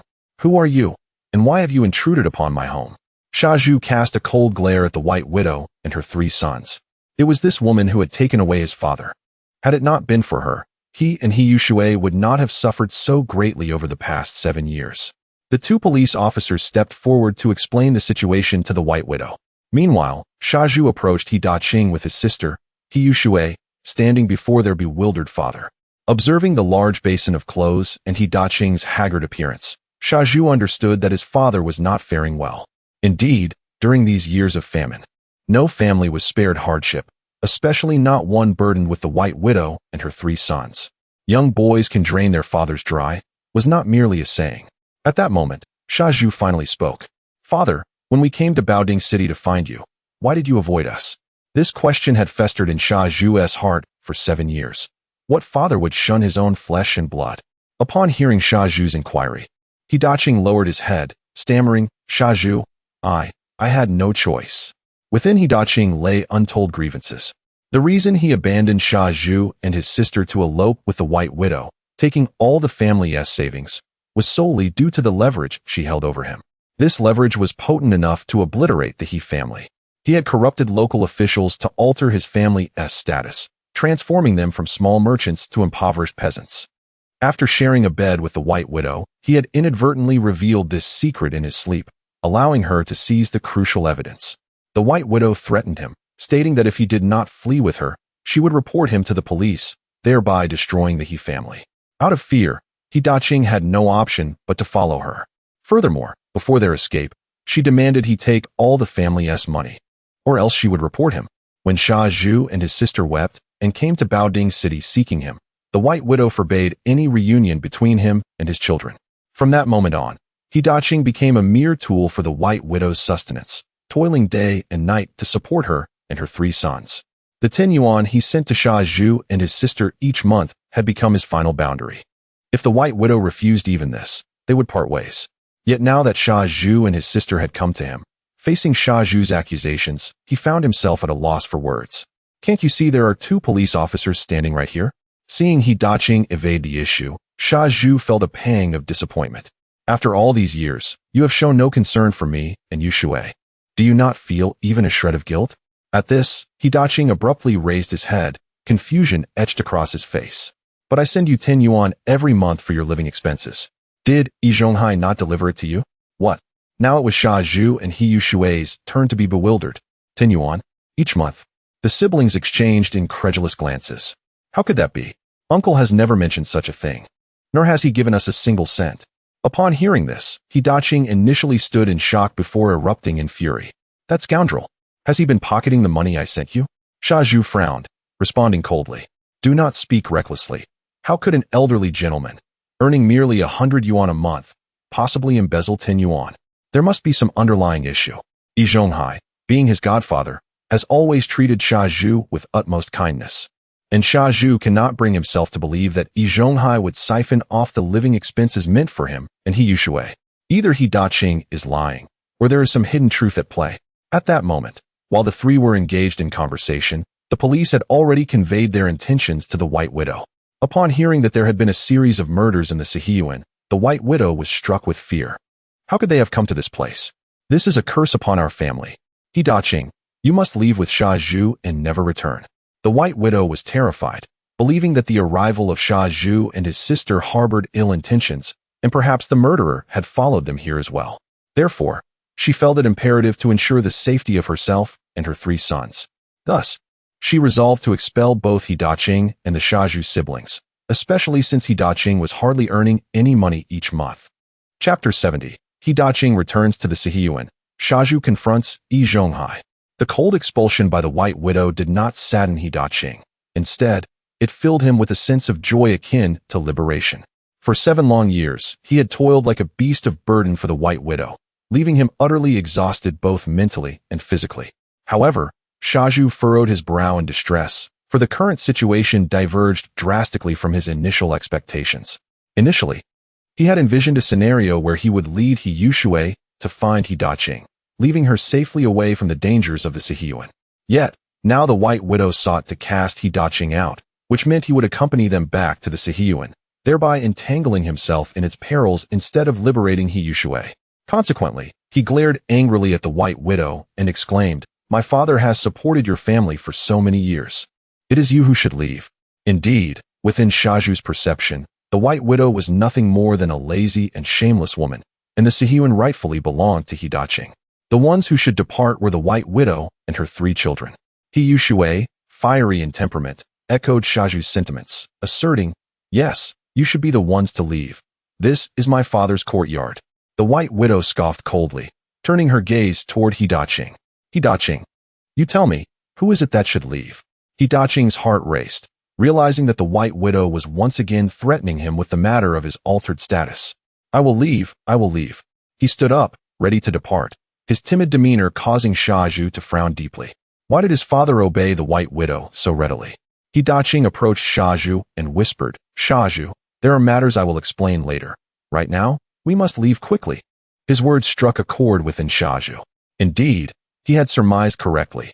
He Daqing's departure years ago must have stemmed from undisclosed reasons. However, why had He Daqing not confided in him back then, leading to years of resentment between the siblings? The conflict among the White Widow, He Daqing, and the Shaju siblings unfolded while the two policemen on the scene merely observed, uninterested in intervening. Their purpose was to ensure the safety of Shaju and He Yushui, indifferent to whether He Daqing would accompany them back to the Sihiyuan. Thus, He Daqing was expelled from the courtyard by the White Widow and followed the Shaju siblings onto the train bound for the Sihiyuan. On the train, with the police nearby, the three exchanged few words. Perhaps only upon returning to the Sihiyuan could they confront the truths of the past. He Daqing's return stirred quite a commotion within the Sihiyuan. After 7 years, many children had grown up, yet their memories of He Daqing were faint. Only Yi Zhonghai and a few others understood the significance of his return. Who would have thought that Shaju and his sister would bring He Daqing back at this time? He shouldn't have returned. The courtyard is perilous now. They wondered how Shaju could be so reckless, not fearing for his father's life. In the front yard, Lin Huang displayed a look of astonishment. Goodness! Shaju actually brought He Daqing back. He appeared only in the final episode of the television series. Shouldn't he be serving the White Widow in Baoding City? Lin Huang had not anticipated that it was precisely his violent actions in the Sihiyuan that prompted the White Widow to fear for her and her son's safety, leading her to expel He Daqing. Otherwise, why would she willingly part with such a diligent and obedient worker? However, this turn of events promised to bring forth considerable drama in the Sihiyuan. Lin Huang smiled knowingly, aware of a secret within the courtyard. Yi Zhonghai had been pocketing the monthly living expenses that He Daqing sent to the Shaju siblings. Now that He Daqing had returned, this matter was bound to come to light. He pondered how Yi Zhonghai would navigate the fallout. Just as he contemplated this, a fierce argument erupted from the central courtyard. Old man, why have you never told us about the living expenses my father sent to us? Shaju's furious voice echoed throughout the Sihiyuan. Lin Huang felt a surge of excitement and hurriedly grabbed a small stool to head outside. The other residents of the Sihiyuan shared his curiosity and rushed to the central courtyard to witness the unfolding spectacle. An hour earlier, in the He household of the central courtyard, He Daqing sat on the Kong, engaged in a heartfelt conversation with the Shaju siblings. With no police present, he finally felt free to divulge the secrets he had harbored for years. Back then, I had no choice. When Shaju learned that it was He Daqing who had stealthily altered his status, giving the White Widow leverage to force him out of the Sihiyuan, he fell silent. It meant that the He Daqing he had resented for so long had, in fact, been coerced. Regarding the matter of status, because He Daqing had changed Shaju's classification to that of a commoner, Shaju had enjoyed a smooth life for many years, having faced little trouble. This could be seen as a gift from He Daqing. At that moment, Shaju finally found it in his heart to forgive his father completely. Father, I am sorry. For all these years, I misjudged you. Beside him, He Yushui's eyes brimmed with tears. Father. She leaped into He Daqing's embrace, savoring the long-lost affection. The shift in attitude from Shaju and He Yushui filled He Daqing with immense comfort. However, he soon broached another matter. Shaju, I have indeed sent you 10 yuan monthly for your living expenses, which was to be collected by Yi Zhonghai. You should have known about it. In truth, He Daqing was perplexed. According to Shaju, Yi Zhonghai's monthly salary exceeded 100 yuan, making it unnecessary for him to pocket that 10 yuan. Could there have been an issue with the post, preventing his money from reaching them? That seemed unlikely. At this moment, He Yushui sat up, wiped her tears, and asked, Father, did you perhaps fill in the wrong address? Did Yi Zhonghai never receive that money? Upon hearing this, He Daqing shook his head vigorously, firmly denying it. It is inconceivable. When I first sent money years ago, I specifically pinned a letter to Yi Zhonghai, who graciously replied, assuring me that he would look after you all. At this moment, Shaju stood up resolutely and spoke in a low voice. Father, why must we engage in speculation here? Let us simply inquire directly with Yi. He trusted that, given Yi Zhonghai's character, he would never resort to misappropriating the living expenses of their siblings.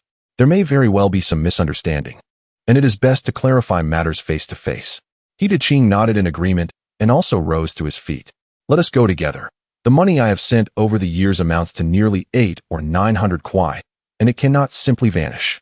Thus, the He family trio departed from their home, striding purposefully towards the Yi residence. Chapter 71. The Hidden Truth of Living Expenses. Yi Zhonghai's Redemption.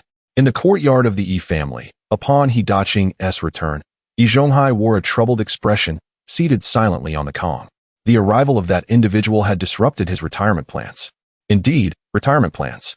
Once Yi Zhonghai realized that he and Ma would likely remain childless throughout their lives, he began to devise a strategy for his old age. Initially, he had set his sights on Jia Dongxiu, but that prospect was cut short when Jia Dongxiu fell victim to a murderer. Subsequently, he targeted Bang Geng, only for Bang Geng to be apprehended by the police for stealing chickens, leaving his fate uncertain. Ultimately, Yi Zhonghai settled on Xia Zhu as his candidate for old age support. He trusted Xia Zhu's character, deeming him a suitable choice. Yet, at this critical juncture, Xia Zhu sought out He Daqing and brought him back, effectively derailing Yi Zhonghai's retirement scheme once again, necessitating the search for a new candidate. This turn of events left Yi Zhonghai feeling quite agitated. Moreover, there was another pressing matter. The living expenses that He Daqing had sent to Xia Zhu and his sister over the years had remained in Yi Zhonghai's possession. This potential liability, with He Daqing's return, was bound to come to light sooner or later. Yi Zhonghai knew he had to handle it carefully, otherwise his reputation would undoubtedly crumble. As Yi Zhonghai pondered these matters, the 3 members of the He family arrived at his doorstep. Uncle Yi, why have you never informed us about the living expenses our father has been sending to us? Xia Zhu's voice boomed as he stood before Yi Zhonghai, echoing through the courtyard. Instantly, the onlookers, intrigued by the commotion, gathered around, pointing and speculating. What is going on between Xia Zhu and Uncle Yi? Haven't they always had a good relationship? It seems that Uncle Yi has kept the living expenses sent by He Daqing from Xia Zhu and his sister. That's unexpected. Uncle Yi earns a decent salary, so why would he covet such a small amount? But perhaps there are deeper reasons. Let us observe. Among the crowd, Lin Huang fetched a small stool to sit down, joining the spectators to indulge in the unfolding drama. Everyone was engrossed in the spectacle. To remain aloof and hidden would be to break social harmony. Lin Huang aimed to be a good neighbor, lest he attract the police's suspicion. Inside, Yi Zhonghai observed the visibly angry Xia Zhu and the equally displeased He Daqing, while He Yushui maintained a calm demeanor. Xia Zhu, the reason I have not disclosed this matter to you is because your father requested that I keep it a secret. What? Xia Zhu's eyes widened in disbelief as he stared incredulously at the perplexed He Daqing. In an instant, He Daqing snapped back. I asked you to do that? How could that be possible? Wasn't he fool enough to think that Yi Zhonghai would hide the living expenses from Xia Zhu and his sister, knowing full well they were struggling financially? Wouldn't that be sheer madness? Seeing the confusion on Xia Zhu and his sister's faces, along with He Daqing's furious expression, Yi Zhonghai sighed. He then retrieved 2 items from his pocket, a yellowed letter and a neatly stacked bundle of $10 bills. You wrote to me back then, stating that if Xia Zhu and Yushui could support themselves, this money could be saved for their future marriages. Over the course of 7 years, there is a total of $850 here, not a single cent less. You may take it today. Yi Zhonghai spoke with a nonchalant air, as though the substantial sum held no sway over him. In reality, with a monthly salary nearing $100, he could easily earn that amount within a year. However, the reason for concealing He Daqing's financial support for Xia Zhu and his sister was not as he had stated. It was primarily for the sake of his own retirement. At the time, with He Daqing having run off with Bai Guofu, the implication within the letter suggested that he might never return. Thus, Xia Zhu emerged as Yi Zhonghai's potential support for his old age. He certainly could not allow Xia Zhu to develop any fondness for He Daqing, hence the secrecy. Impossible, He Daqing exclaimed, suddenly lunging forward to seize the yellowed letter from the table, scanning its contents. Upon recognizing the familiar handwriting, he trembled involuntarily. Old E, I cannot attend to this matter right now. Please help me look after Xia Zhu and Yushui. Each month, I will send them $10 for living expenses. Ensure that Xia Zhu doesn't squander it. If Xia Zhu can support himself and Yushui, then save the money for their wedding. The words, indeed penned by his own hand, struck He Daqing with the gravity of realization. It dawned on him that a considerable portion of Xia Zhu and Yu Shui's hardships over the past 7 years could be attributed to his own actions. I only instructed you to save the money. I never told you to keep them in the dark. He Daqing continued to protest, but Yi Zhonghai shook his head and replied solemnly, if I had informed Xia Zhu of this situation, do you think this money would remain intact? He Daqing fell silent, uncertain how to respond to Yi Zhonghai's query. Ultimately, it appeared that this entire affair had spiraled into a farcical misunderstanding. He Daqing could only turn to the bewildered faces of Xia Zhu and He Yushui. Xia Zhu, Yushui, it is your father's fault. I overthought the situation, and you have suffered because of it. At this moment, Xia Zhu finally regained his composure. He took the letter from He Daqing's hands and, together with He Yushui, began to read. Upon finishing, the siblings comprehended that their arduous existence had largely been orchestrated by He Daqing. However, at this juncture, further discussion would serve no purpose. Xia Zhu stepped forward to collect the stack of $10 bills from the table. Uncle Yi, your care for me will forever be etched in my heart. I shall repay you in the future. Regardless of the circumstances, Yi Zhonghai had indeed looked after him over the years, a fact that Xia Zhu could not deny. Now that the issue of living expenses had been brought forth by He Daqing's blunder, the matter could be laid to rest. Sighing, Yi Zhonghai reflected, alas, Xia Zhu, it was my oversight. Had I known, I would have given you the money each month. His face bore a look of regret, yet the true thoughts in his heart remained known only to himself. At last, He Daqing departed from the Yi residence, accompanied by the simple-minded Zhu and He Yushui, in a state of dismay. Once again, Yi Zhonghai emerged victorious. Meanwhile, the onlookers gathered outside the Yi household engaged in animated discussions, leaving with expressions of satisfaction. To their astonishment, it was revealed that the living expenses of the Zhu siblings were entrusted to the care of the elderly gentleman. Indeed, I had always believed that he was not that sort of person, unwilling to covet such a trifling sum. What constitutes a trifling sum, you may ask? Over 800 yuan. Such an amount is beyond my lifetime's savings. Lin Huang, carrying a small stool, returned from the courtyard to his own home in the front yard. Ah, Yi Zhonghai, truly a master of cunning. He could hardly believe that Yi Zhonghai would be so benevolent as to safeguard the living expenses of the Zhu siblings. Most likely, it was merely a strategy for his own retirement plan. Naturally, this matter bore little relevance to Lin Huang, as Yi Zhonghai had already secured a place on his list of adversaries. Chapter 72, Su Damao is discharged from the hospital, and Bang Gung is sentenced to 10 years. In the hospital of the steel rolling factory, Su Damao's condition has improved, and he is finally able to leave. However, his mood is far from cheerful. Previously, his father, Su Wuda, had reported to the Nanxing police station, but after several days of investigation by Bai Ling, no leads were found. Deep down, Su Damao is convinced that it was Xia Zhu who caused his predicament, yet he finds himself powerless due to the lack of evidence, forced to swallow his humiliation. Xia Zhu, I shall not let you go unpunished. Su Damao's expression contorts with anger as he grits his teeth. Initially, he had intended to enlist his dubious friends to deal with Xia Zhu. However, he now resolves to make Xia Zhu suffer even more. Thus, a cruel idea begins to take root in his mind. Damao, you should return to the Sihiyuan and live well. Your mother and sister and I will head back to the countryside for now, Su Wuda says, regarding Su Damao with a somewhat distant gaze. Even as his own son, who has lost his ability to bear children, Su Wuda's patience has worn thin due to Su Damao's usual irresponsibility. He intends to return to the countryside with his wife, Zhang Salon, to try for another child, hoping to produce a brother for Su Damao to carry on the Su family name. After all, Su Damao is essentially rendered useless. All right, I understand, Su Damao replies with an unexpected calmness, having keenly sensed the shift in his father's attitude since his incapacitation. Fortunately, his mother, Zhang Sulan, and sister, Su Lingyue, have shown no such change in their demeanor. Damao, take good care of yourself in the Sihiyuan, Zhang Sulan says, tears welling in her eyes as she grasps Su Damao's hand, her heart heavy with unspoken feelings. Regardless of Su Damao's current state, he remains her only son. I will, Su Lingyue adds, her large eyes fixed on Su Damao. Brother, when you go to the countryside to show movies, don't forget to bring me some treats. Su Damao forces a smile at his sister's words. Of course. Thus, the family completes the discharge procedures for Su Damao and parts ways outside the steel rolling factory hospital. Su Wuda, along with his wife, Zhang Sulan, and daughter, Su Lingyue, return to their rural life, while Su Damao makes his way back to the Sihiyuan alone. His injuries have not yet fully healed, causing him to walk with difficulty. Su Damao's return stirs quite a commotion within the Sihiyuan. The news of his incapacitation had already spread among the residents, and he is met with more ridicule than sympathy. After all, he had hardly done any good deeds around the courtyard, unlike Xia Zhu, who at least helped others. "Oh, look who's back, Su Damao. Are you all healed up?" comes the taunting voice of Yin Jieqing from the front courtyard. Su Damao feels a surge of anger at the sight of Yin Jieqing's smug grin. Already furious at being incapacitated by Xia Zhu, he finds Yin Jieqing's provocation intolerable.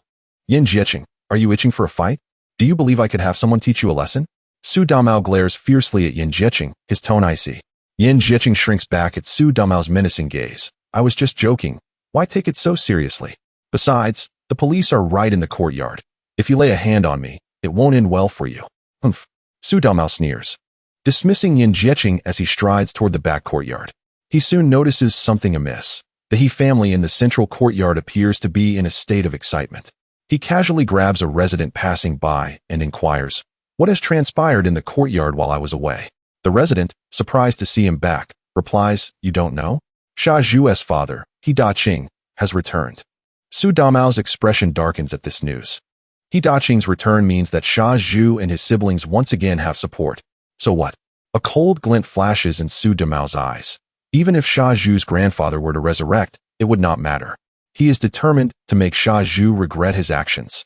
Within just 2 days of Su Damao's return, a significant event unfolds in the Sihiyuan, one that had already been anticipated by the residents. The case of Bang Gung stealing a chicken has concluded. In these times of famine, the act of stealing a chicken is a serious offense. Although Bang Gung is but a child, the law does not excuse him. The verdict is 10 years of labor reform at a juvenile detention center. In the courtroom, upon hearing this verdict, Qin Huairu faints on the spot. No one expected such a harsh outcome. 10 years. How many decades does one have in a lifetime? Bang Gung is nearly 7. In 10 years, he will be 17. A decade without education will render his future bleak. The residents express their dismay upon hearing the news. Bang Gung is finished. 10 years of reform is too dreadful. It's all his own fault for being greedy and stealing chickens when there was food at home. If Jia Zhangshi and Jia Dongshu were aware, they would surely be heartbroken. Amidst the murmurs, Lin Huang in the front courtyard remains indifferent. Bang Gung deserves this. I was the one who personally caught him and turned him in to the Nanjing police station, originally hoping for a 20-year sentence or worse. I never expected it would only be 10 years. That's a leniency. In Lin Huang's view, he believes he is acting in Bang Gung's best interests. He hopes Bang Gung will reform during his time in the juvenile center and not squander his efforts. In the back courtyard, within the former home of the deaf old lady, Bang Gung. Bang Gung. Qin Huairu awakens from her slumber, glancing around at the familiar surroundings with a dazed expression. Could it be that everything that transpired was merely a dream? You're awake. Bai Ling emerges from the shadows, compassion evident in her gaze as she looks at the shaken Qin Huairu. Bang Gung will be sent to the juvenile detention center tomorrow. You should go see him. Those words strike Qin Huairu like a bolt from the blue, shattering her thoughts. It was not a dream. Bang Gung has truly been sentenced to 10 years. Tears stream down her cheeks as she realizes the gravity of the situation. 10 years of reform is excruciatingly cruel for a child. Yet, what can she do? She is utterly powerless. Without responding to Bai Ling, Qin Huairu suddenly rises and stumbles out of the house. She was determined to find Bongging, to see her unfortunate son. At the Nanjing Detention Center, Bongging and Qin Huairu met. Qin Huairu wept uncontrollably as she held him, yet Bongging remained oblivious to the fate that awaited him. Mother, please do not cry. I will return. Bongging sought to comfort Qin Huairu, but her tears only flowed more profusely. Bongging, you must be obedient over there and take good care of yourself. Qin Huairu frantically urged him, feeling that the world had been exceedingly cruel to her. In less than 2 months, her husband had been murdered, her mother-in-law had been killed, she had suffered a miscarriage, and now her son was to be sent to a juvenile reformatory. Why had her life turned out to be so sorrowful? Chapter 73. The Four Families Meeting, Procuring Firearms in Gezi City. After witnessing the events surrounding Bongging, Qin Huairu departed from the Nanjing Detention Center. She traversed the streets like a mere specter, her spirits weighed down to an unbearable extent. The recent tribulations had dealt her such a crushing blow that she found it difficult to breathe.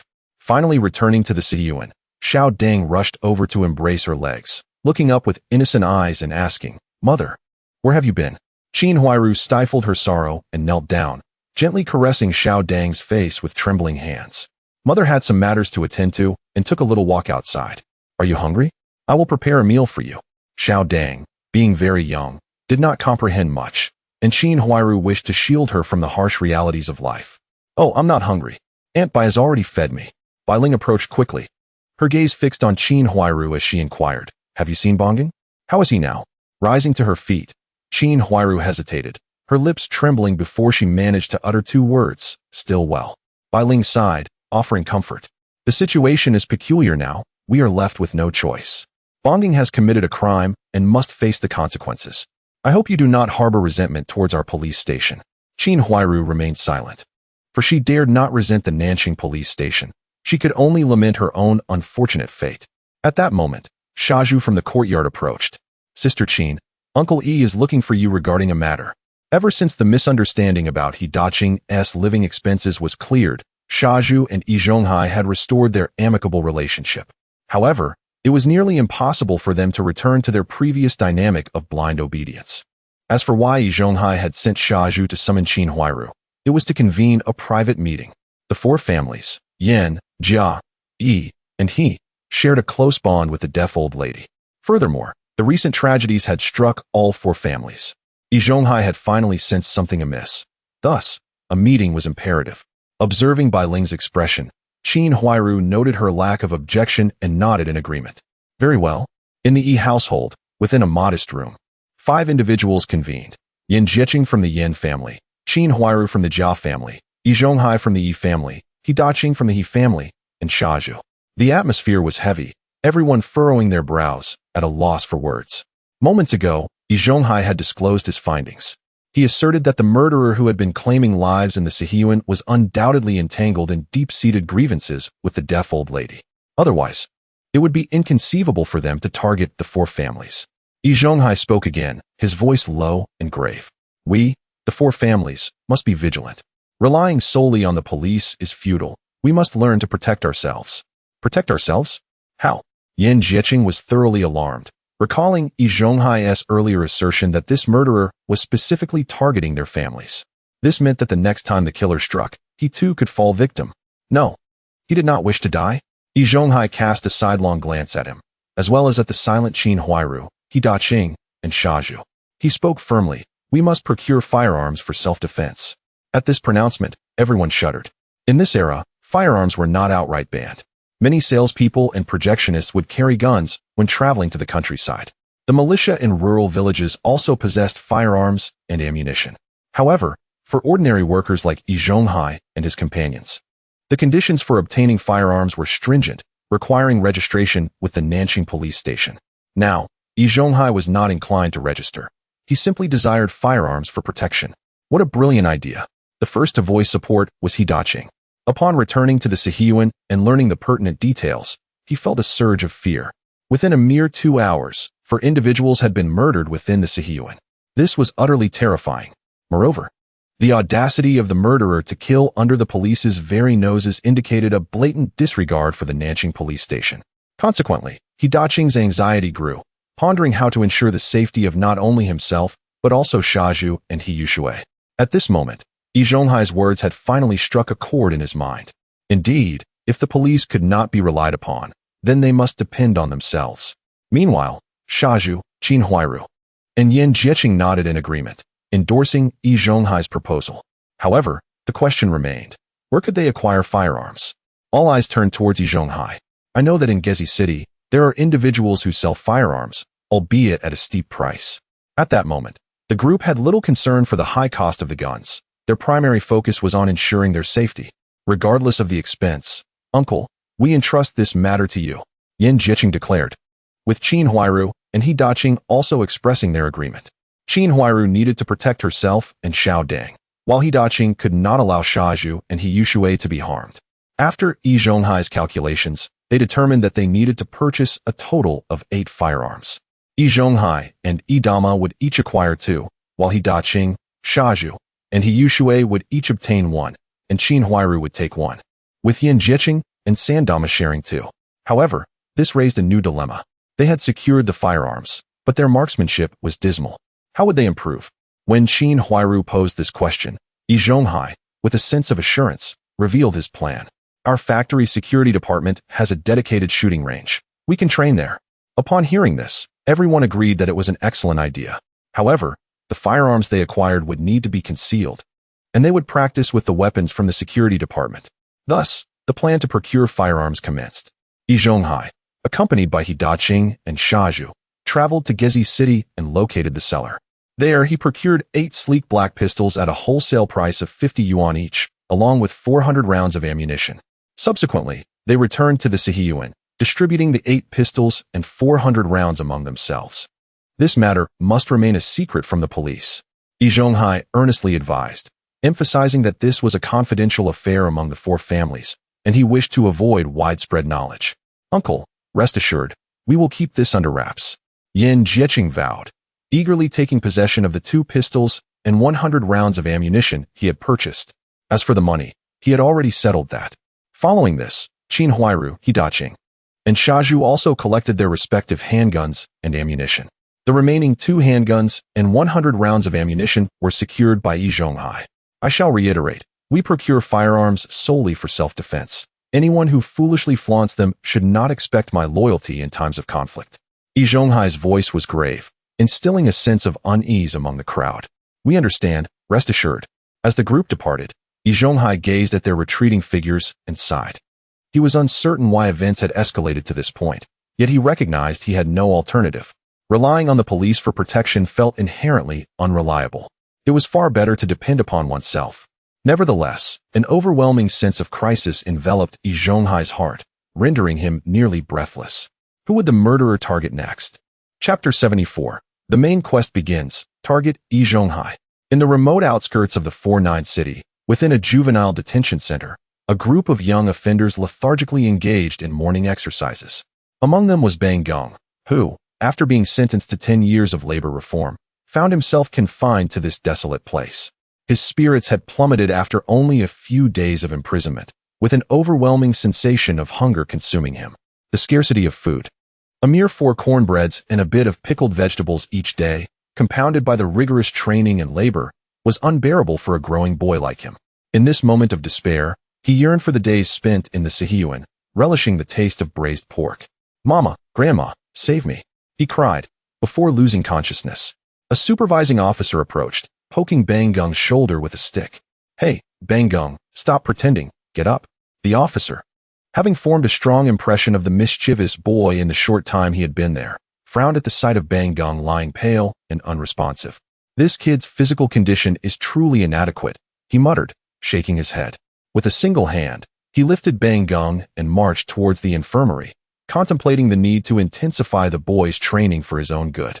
In the steel mill's shooting range, a unique era unfolded, marked by the absence of gun control.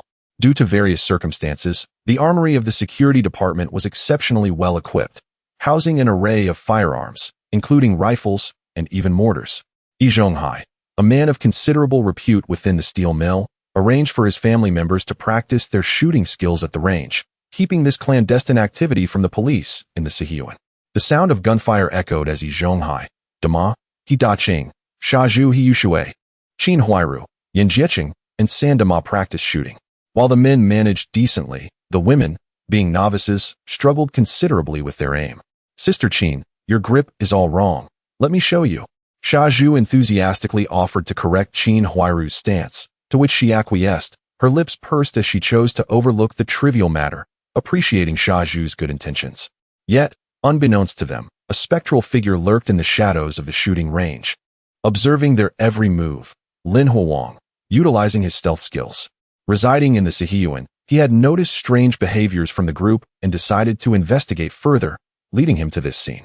Nevertheless, he pondered the futility of using firearms against ordinary individuals when faced with a professional assassin like himself, endowed with extraordinary abilities.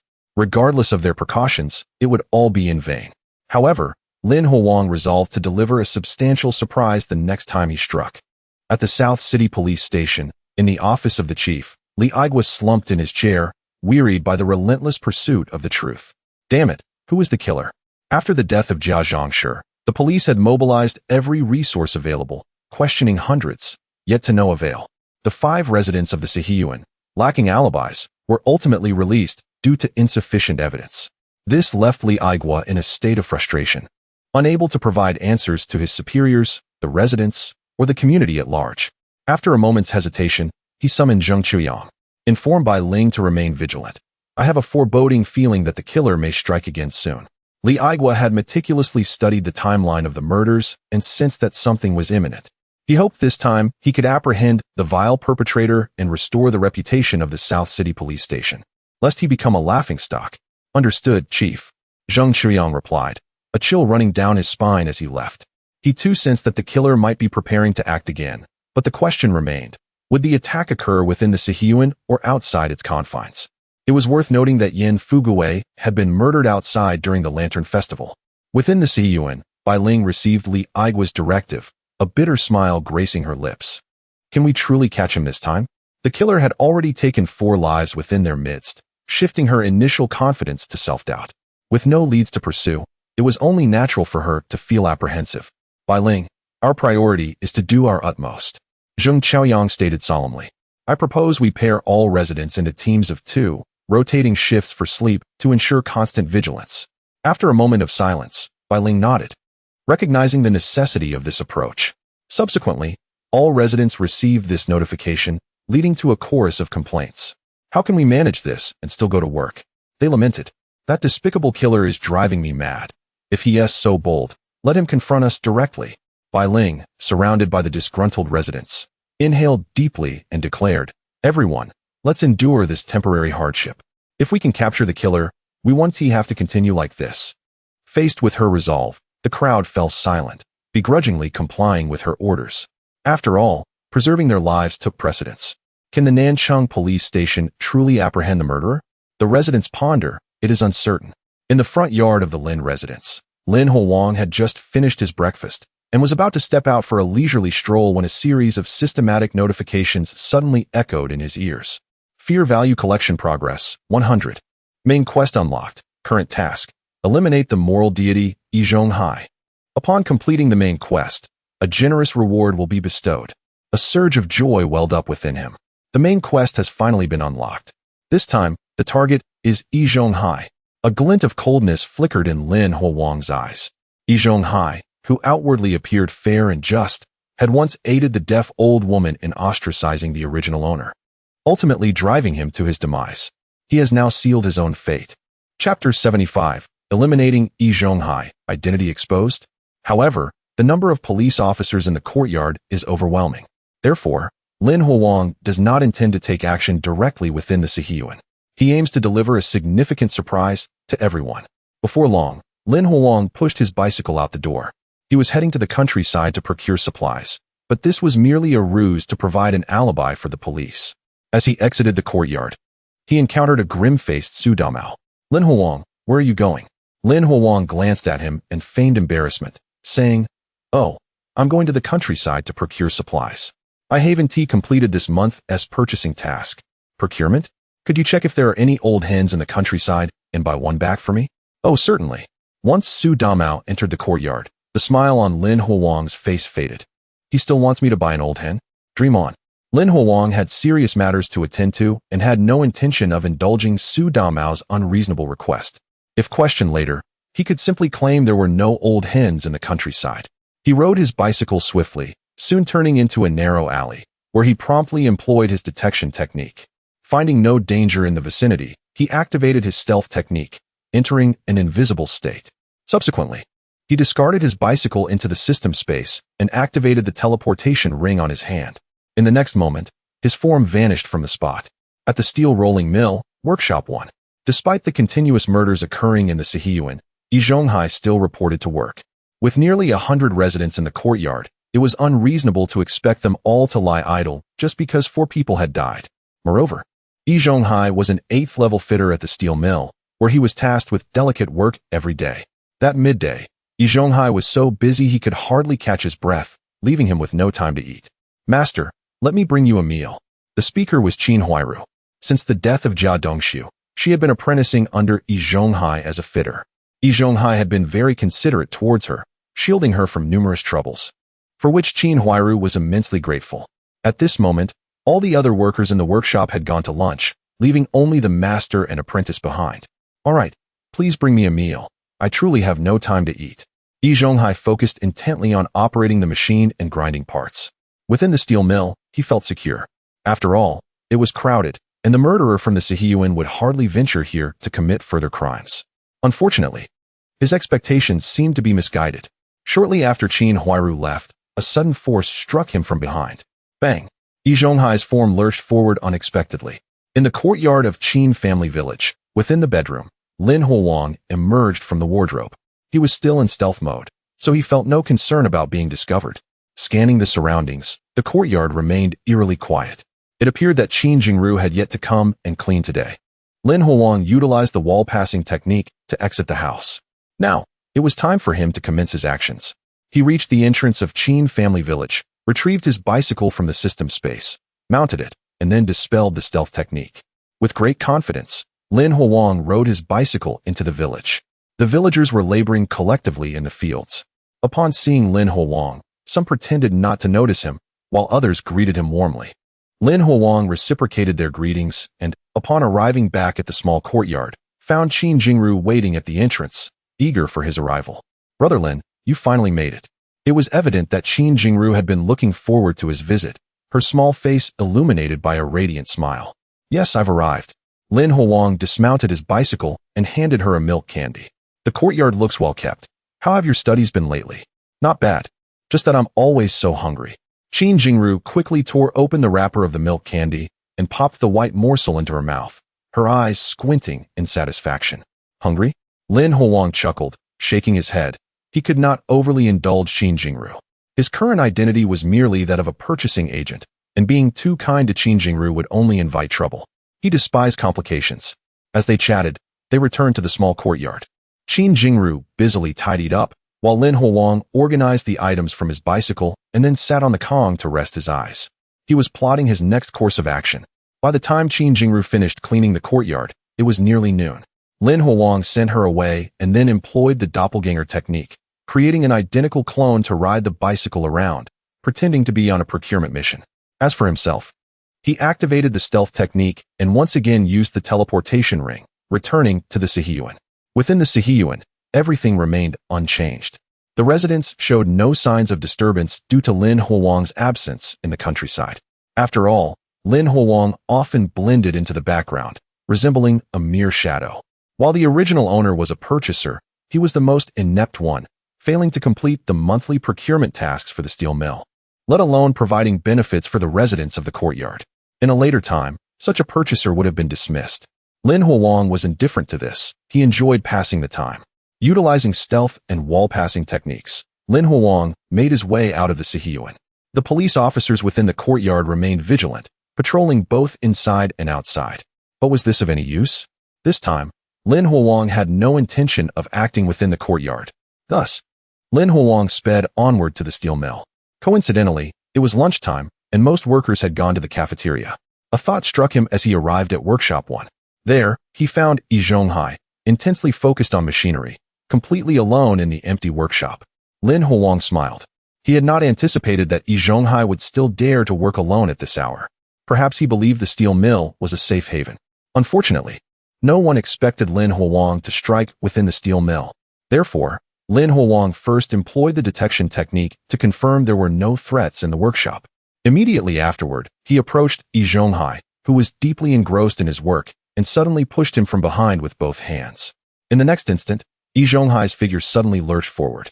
Immediately, a sharp cry of pain erupted from his mouth. Blood splattered everywhere as Yi Zhonghai was directly pulled into the machinery, then violently flung to the ground by the machine, his body already mangled and covered in blood. He lay on the ground, racked with excruciating pain, convulsing as the shadow of death loomed over him. Who is it? Yi Zhonghai was no fool. He knew the perpetrator had arrived. He simply hadn't expected that this time, the target would be himself. Frantically twisting his body, he strained to open his eyes wide, attempting to catch a glimpse of the assailant's face. And then, he saw Lin Huang's countenance. "It's you." Yi Zhonghai couldn't help but widen his eyes in utter disbelief. Chapter 76. The Art of Intimidation. The steel mill trembles. It turns out to be Lin Huang. In Yi Zhonghai's perception, Lin Huang has always been a timid and cowardly person. Could such an individual truly be capable of murdering the deaf old lady, Jia Dongxiu, Yan Fugui, and Jia Zhangshi? A wave of profound regret surged within Yi Zhonghai's heart. He had misjudged the situation. Lin Huang was indeed the serial killer. Yi Zhonghai's consciousness began to blur, and he felt himself on the brink of death. No, he could not perish in such a manner. He needed to leave behind clues for the police to apprehend Lin Huang.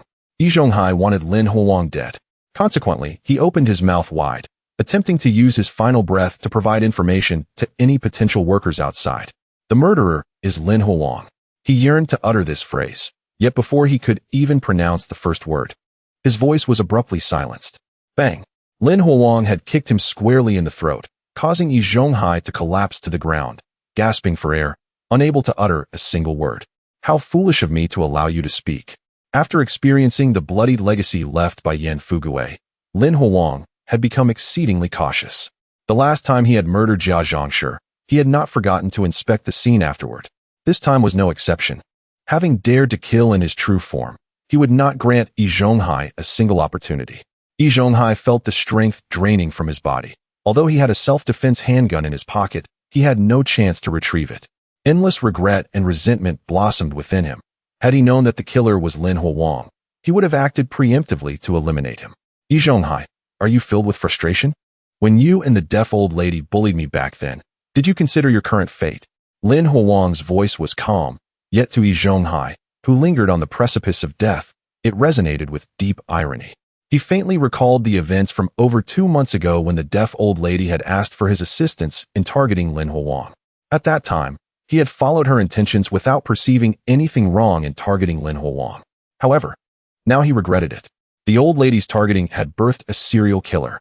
Yi Zhonghai lay on the ground, struggling, his eyes wide open, fixated on Lin Huang's face, filled with discontent. A final question lingered in his mind. How had Lin Huang silently approached him from behind? With that query, he ultimately lost his breath. Severely injured by machinery, and then having his throat crushed by Lin Huang's kick, even Yi Zhonghai's generally robust physique could not withstand it. Yi Zhonghai was dead. At last, a series of system notifications rang in Lin Huang's ears. Main quest: eliminate the morality deity Yi Zhonghai, completed. Quest reward: Art of Intimidation, distributed, stored in system space, ready for use. System space upgraded, current size, 100,000 cubic meters. Fear value cleared, collect the fear emotions of residents within the courtyard, accumulate enough to unlock the next main quest. The Art of Intimidation? Quite intriguing. Lin Huang nodded, dismissing the idea of learning the skill at this moment. He began to examine Yi Zhonghai's condition, confiscating the handgun and bullets from Yi Zhonghai's pocket, and confirmed that no clues had been left behind before he rose, intending to depart. Just then, he heard a startled exclamation. Ah! Turning around, he saw Qin Huairu. She stood at the workshop door, holding 2 lunchboxes.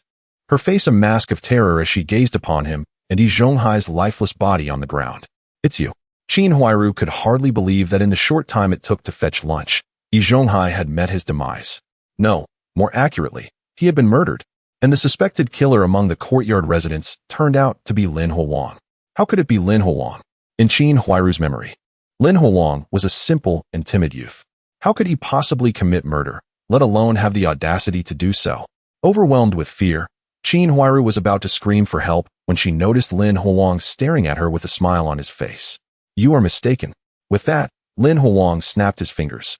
Instantly, Qin Huairu felt a wave of dizziness wash over her, but it quickly dissipated, leaving her with a sense of clarity. It seemed she had forgotten the scene of encountering Lin Huang, only to fixate on Yi Zhonghai's corpse lying on the ground, his eyes staring vacantly. She then let out a piercing scream, dropping the lunchboxes from her hands, and abruptly turned to flee the workshop. Help! Someone please! Lin Huang, concealed using stealth, watched with a smile as Qin Huairu hurriedly exited the workshop. Moments ago, he had employed the memory wipe technique on her, making her forget the sight of him. This was precisely why Lin Huang had the confidence to eliminate Yi Zhonghai in his true form. If he were to be inadvertently exposed, a simple memory wipe would resolve the issue. If that failed, he could always cast another memory wipe. However, With Yi Zhonghai now deceased, it was time for him to leave. As for how the Courtyard residents would respond, it was no longer his concern. Embrace the fear within, he mused. Lin Huang activated the teleportation ring in his possession, vanishing from the spot. Help! There has been an incident. Qin Huairu's panicked cries quickly attracted a throng of workers. However, upon hearing Qin Huairu's claim that Yi Zhonghai had met with misfortune and was now lying in the first workshop, they all wore expressions of disbelief. Subsequently, they rushed into the workshop, only to find Yi Zhonghai's lifeless body. He worked the machine incorrectly and died. Impossible. He was an 8th level fitter. How could he possibly make an error? This is murder, absolutely murder. Several individuals from the courtyard had recently died, hadn't they? Amidst the clamor, the workers gazed in shock and panic at Yi Zhonghai's body, uncertain of how to proceed. At that critical moment, a voice rang out from behind. Silence. Everyone out of the workshop, you are not permitted to enter. It was Factory Director Yang. He had been in a meeting when he heard the news of Yi Zhonghai's death. In a state of alarm, he arrived on the scene accompanied by a team from the security department, ushering the workers away while leaving the visibly frightened Qin Huairu behind. How did Yi Zhonghai die? Qin Huairu, recount the entire process. Upon hearing Director Yang's inquiry, Qin Huai vigorously shook his head. I do not know. I went to fetch food for my master. And upon my return, I found him lying on the ground, lifeless. Listening to these words, Director Yang could not help but furrow his brow. Yi Zhonghai was one of the few 8th level fitters in the factory, a man of considerable experience and skill. It was implausible that he could have perished due to a mere operational error. He recalled the recent events. The string of murders in the Sihiyuan had instilled a sense of dread among the populace. And as the director of the steel rolling mill, he was certainly aware of it. Could it be that Yi Zhonghai had also become entangled in this affair? With a darkened expression, he turned to the personnel from the security department. Send someone to notify Yi Zhonghai's family, and another to report to the Nanqing police station. If it were an ordinary workplace accident, the steel mill could handle it directly. However, the circumstances surrounding Yi Zhonghai's death may very well be linked to the series of murders in the Sihiyuan. Therefore, this matter must be addressed by more specialized law enforcement. Chapter 77. The Collapse of Dama, the Bewildered Bai Ling. In the courtyard of the Yi family, Dama has been in a state of unease since this morning. Could it be that something has happened in Zhonghai? Ever since Bai Ling announced that all residents would pair up for sleeping, dividing their time between day and night shifts, Dama felt an impending storm. The heightened response from the police signifies one thing. The murderer is likely to strike again. The residents of the courtyard are all on edge, each one tensed with apprehension. Then, in the afternoon, 2 security personnel from the factory rushed into the courtyard to find Dama. It's terrible. Yi Zhonghai is dead. This news struck Dama like a bolt from the blue, leaving her in disbelief. How could that be? Impossible, she exclaimed, her face painted with incredulity. Yi Zhonghai was always kind to others, a crucial technical backbone in the factory and a respected figure in the courtyard. Everyone looked up to him. How could he be dead? Perhaps it was an accident with the machinery, or he may have been murdered. You must go and see. Suddenly, Bai Ling, her face stern, appeared at the Yi family's entrance with 2 police officers. I will go with you. Upon hearing the news of Yi Zhonghai's sudden demise, Bai Ling was left in a daze. After having stationed dozens of police officers day and night in the courtyard, she was now being informed that the murderer had not struck within their midst. This filled her with a furious resolve. Should she catch that wretched killer, she would ensure they faced dire consequences.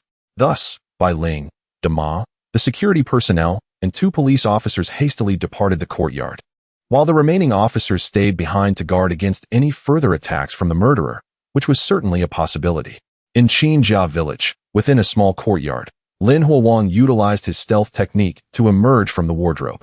His doppelganger had already ridden off on a bicycle to pretend to be out shopping, while the main door of the house remained tightly shut, with no one around. Lin Huang sat down on the Kong, holding a gray jade slip in his hand, from which a line of golden characters emerged. The jade slip of intimidation technique, affixed to the forehead to use. Without a moment's hesitation, just as he had done in previous instances, he pressed the gray jade slip against his forehead. Instantly, a torrent of information surged towards him, causing a sharp pain in his mind. Lin Huang remained undeterred, enduring the pain until he absorbed the information, at which point the gray jade slip disintegrated into powder. He had now mastered the intimidation technique. Intimidation technique consumes stamina, inducing a state of fear in the target, Duration correlates with stamina expended. Ah, splendid ability. Lin Huang was intrigued by his new skill. Once he returned to the courtyard, he would certainly test it on those detestable beasts. It would undoubtedly be quite entertaining. With this thought in mind, Lin Huang opened his personal interface once more. Within the golden screen, purple text flickered restlessly.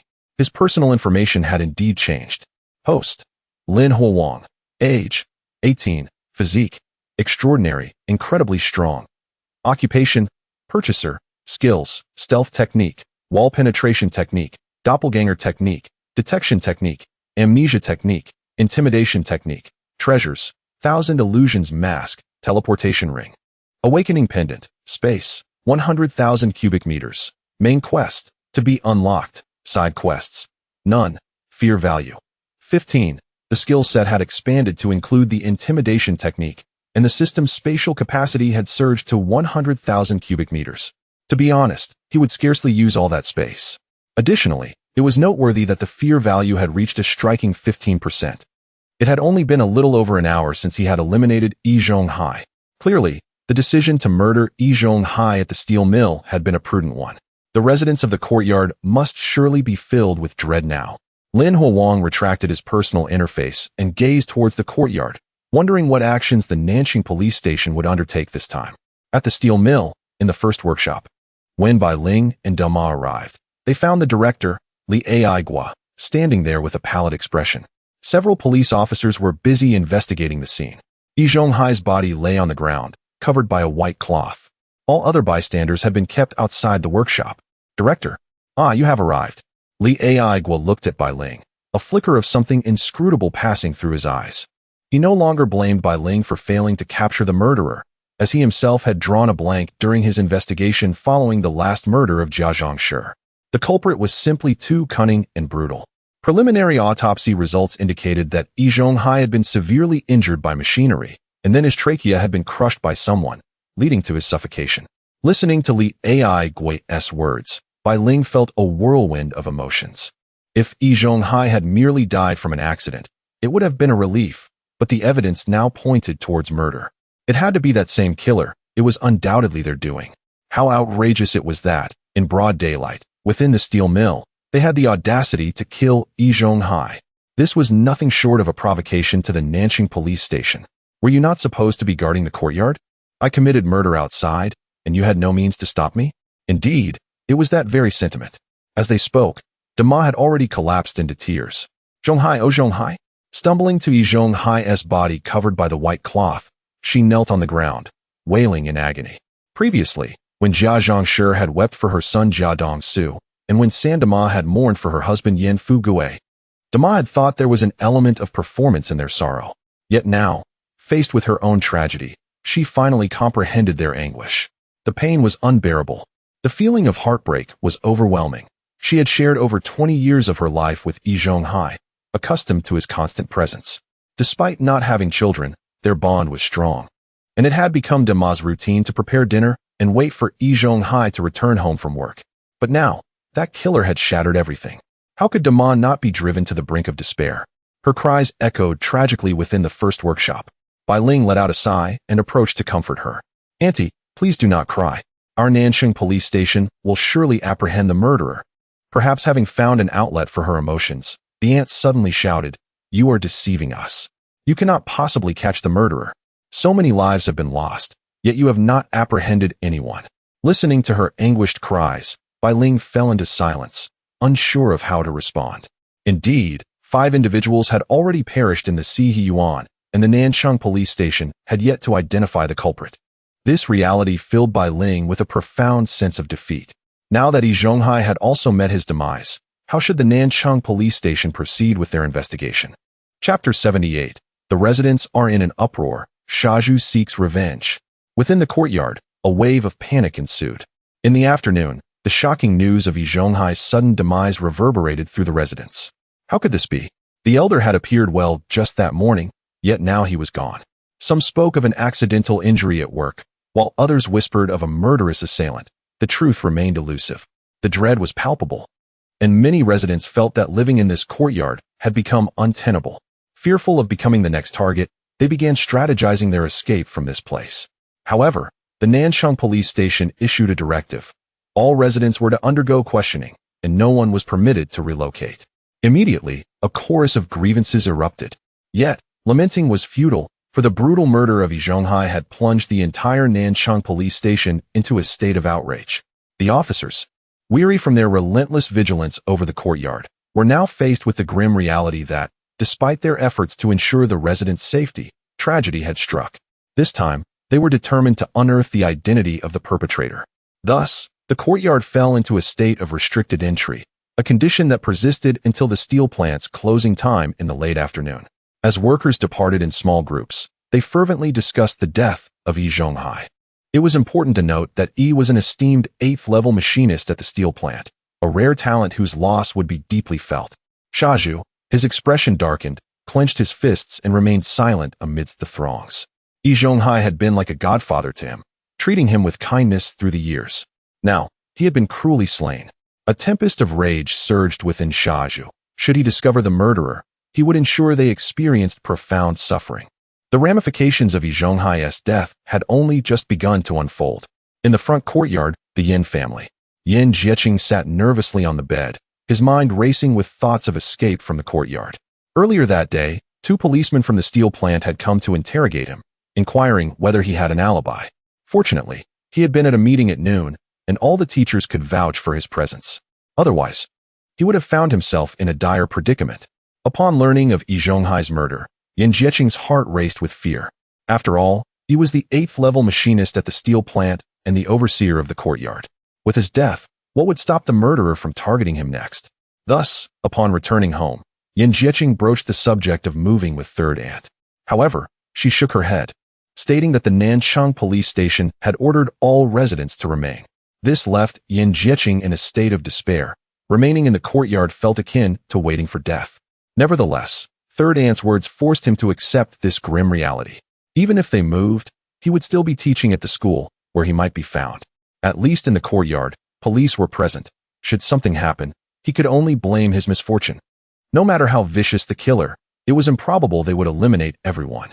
Listening to third aunt, Yin Jieqing touched the gun he had purchased, yet he felt no sense of security. After all, Yi Zhonghai had possessed a firearm as well and had still been murdered. What was to be done now? With Yi's death, the 4 families were without their pillar of strength. Yin Jieqing was a frightened bird, unsure of his next move. In the middle courtyard, the Yi family. After the questioning, eldest aunt returned home, her spirit shattered. She sat on the bed, vacantly staring at the doorway. Yi Zhonghai would not return, never again. A wave of sorrow washed over her, yet she found herself unable to shed tears. Earlier that afternoon, she had exhausted her supply of tears, her throat hoarse from wailing. "Zhonghai," she called out, her eyes filled with anguish. Eldest aunt's greatest regret was that she had not borne Yi Zhonghai any children. Now, with his death, when her time came, there would be no one to honor her memory. No, with Yi Zhonghai gone, the murderer could very well come for her next. Yet, strangely, fear did not grip her heart. With Yi's death, her life felt devoid of meaning. Perhaps it would be better to perish. "Zhonghai, I shall join you soon." As she contemplated this, a gnawing hunger overtook her. She had only eaten a small portion that morning and had consumed nothing since. When she had heard of Yi Zhonghai's murder, she rushed to the steel plant, weeping uncontrollably, depleting her energy and spirit. Now, she was utterly exhausted. Numbly, she reached for a cornbread bun, taking slow bites. How would she endure the days to come? She had no answers. She felt the weight of the gun in her pocket, her heart heavy with sorrow. Yi Zhonghai had possessed a gun and still met his end. What good would her firearm do? In the middle courtyard, the He family. He Daqing, Shaju, and He Yushui sat on the bed, a trio of dark handguns and 3 bags of ammunition laid out on the table before them. "This gun, I see no purpose in having," He Yushui complained, prompting a sigh from He Daqing. Old He was a good man. A shame indeed. Initially, He Daqing's impression of Yi Zhonghai had been lackluster, yet over the years, he had diligently managed the funds he sent for Shaju and his sister, proving his character. It was unfortunate that he had now been murdered. At that moment, He Daqing began to regret returning to the courtyard. It was far too perilous, and he had no idea who the killer might target next after Yi Zhonghai. Fear gripped his heart. Shaju, his face grim, tucked away his handgun from the table. "I will avenge eldest uncle." His words made He Daqing's heart skip a beat. "Shaju, do not act recklessly." During their time back in the courtyard, He Daqing had learned of Shaju's adoption by Yi Zhonghai as his godfather. He did not mind this arrangement. After all, a godfather could never compare to a biological father. Now that he had returned, Shaju would surely care for him in his old age, while Yi Zhonghai could only watch. Yet now, He Daqing realized something was amiss. The emotions that Shaju harbors towards Yi Zhonghai appear to be even more profound than those of his own father. Seeking vengeance for Yi Zhonghai, the perpetrator is both brutal and cunning, having already taken the lives of 5 individuals in the Sihiyuan without leaving a single clue. He Daqing cannot bear the thought of losing his only son in vain. At the same time, He Yushui's expression shifted dramatically as she hastily interjected, "Brother, please do not act impulsively." In her perspective, although 5 lives had been claimed in the Sihiyuan, the He family had yet to suffer any misfortune, which was a small blessing amidst the calamity. If Shaju were to pursue revenge and provoke the murderer, the He family might immediately find themselves in dire straits. After a few moments of silence, Shaju shook his head and declared, "Uncle has shown me immeasurable kindness. Now that he has been murdered, can I truly stand by and not avenge him?" Chapter 79. Qin Huairu's desire to return to the countryside, the frustration of Li Aigua. Upon hearing Shaju's words, He Daqing's nose nearly twisted in anger. "Your biological father is right here, and you wish to seek revenge against Yi Zhonghai? Is that not a futile endeavor?" "I cannot agree, Shaju. You should remain in the Sihiyuan, and the Nanqing police station will inevitably apprehend the true culprit." "Humph. The Nanqing police station is utterly incapable of dealing with that murderer." "Father, I have made up my mind. There is no need for your persuasion." Following Yi Zhonghai's demise, a rift had finally emerged between He Daqing and Shaju. The two had an intense argument and parted ways in discord. He Yushui found herself caught in the middle, unsure of what to do. Naturally, she supported He Daqing, yet her brother Shaju was far too obstinate. The days ahead seemed uncertain. In the backyard, Lu's residence, Lu Haizhong drank from a treasured bottle of liquor, his mind in disarray. Yi Zhonghai was dead. There were only 3 managing elders in the courtyard, and now 2 were gone. Would he be next? No one knew the patterns of Lin Huang's killings, but to Lu Haizhong, with 2 of the 3 managing elders deceased, he felt he could not escape his fate. What should he do? "Old Lu, perhaps you should resign from the managing elder position." The words of Aunt Air startled Lu Haizhong. Resign? He was a man who craved power, having finally ascended to the position of the 3rd managing elder of the Sihiyuan. After such a short time, was he to relinquish it? He wanted to refuse, but the shadow of death loomed overhead, rendering him speechless. Thus, he frowned and muttered to himself, pondering his predicament. Across from him, his eldest son Lu Guangyuan and second son Lu Guangtian wore expressions of fear. As the most esteemed figure in the Sihiyuan, Yi Zhonghai's murder had a profound impact. In the backyard, the former home of the deaf old man, Qin Huairu held Xiao Dang in her arms, sitting on the Kong with a face full of sorrow. Yi Zhonghai had been her master for barely over a month.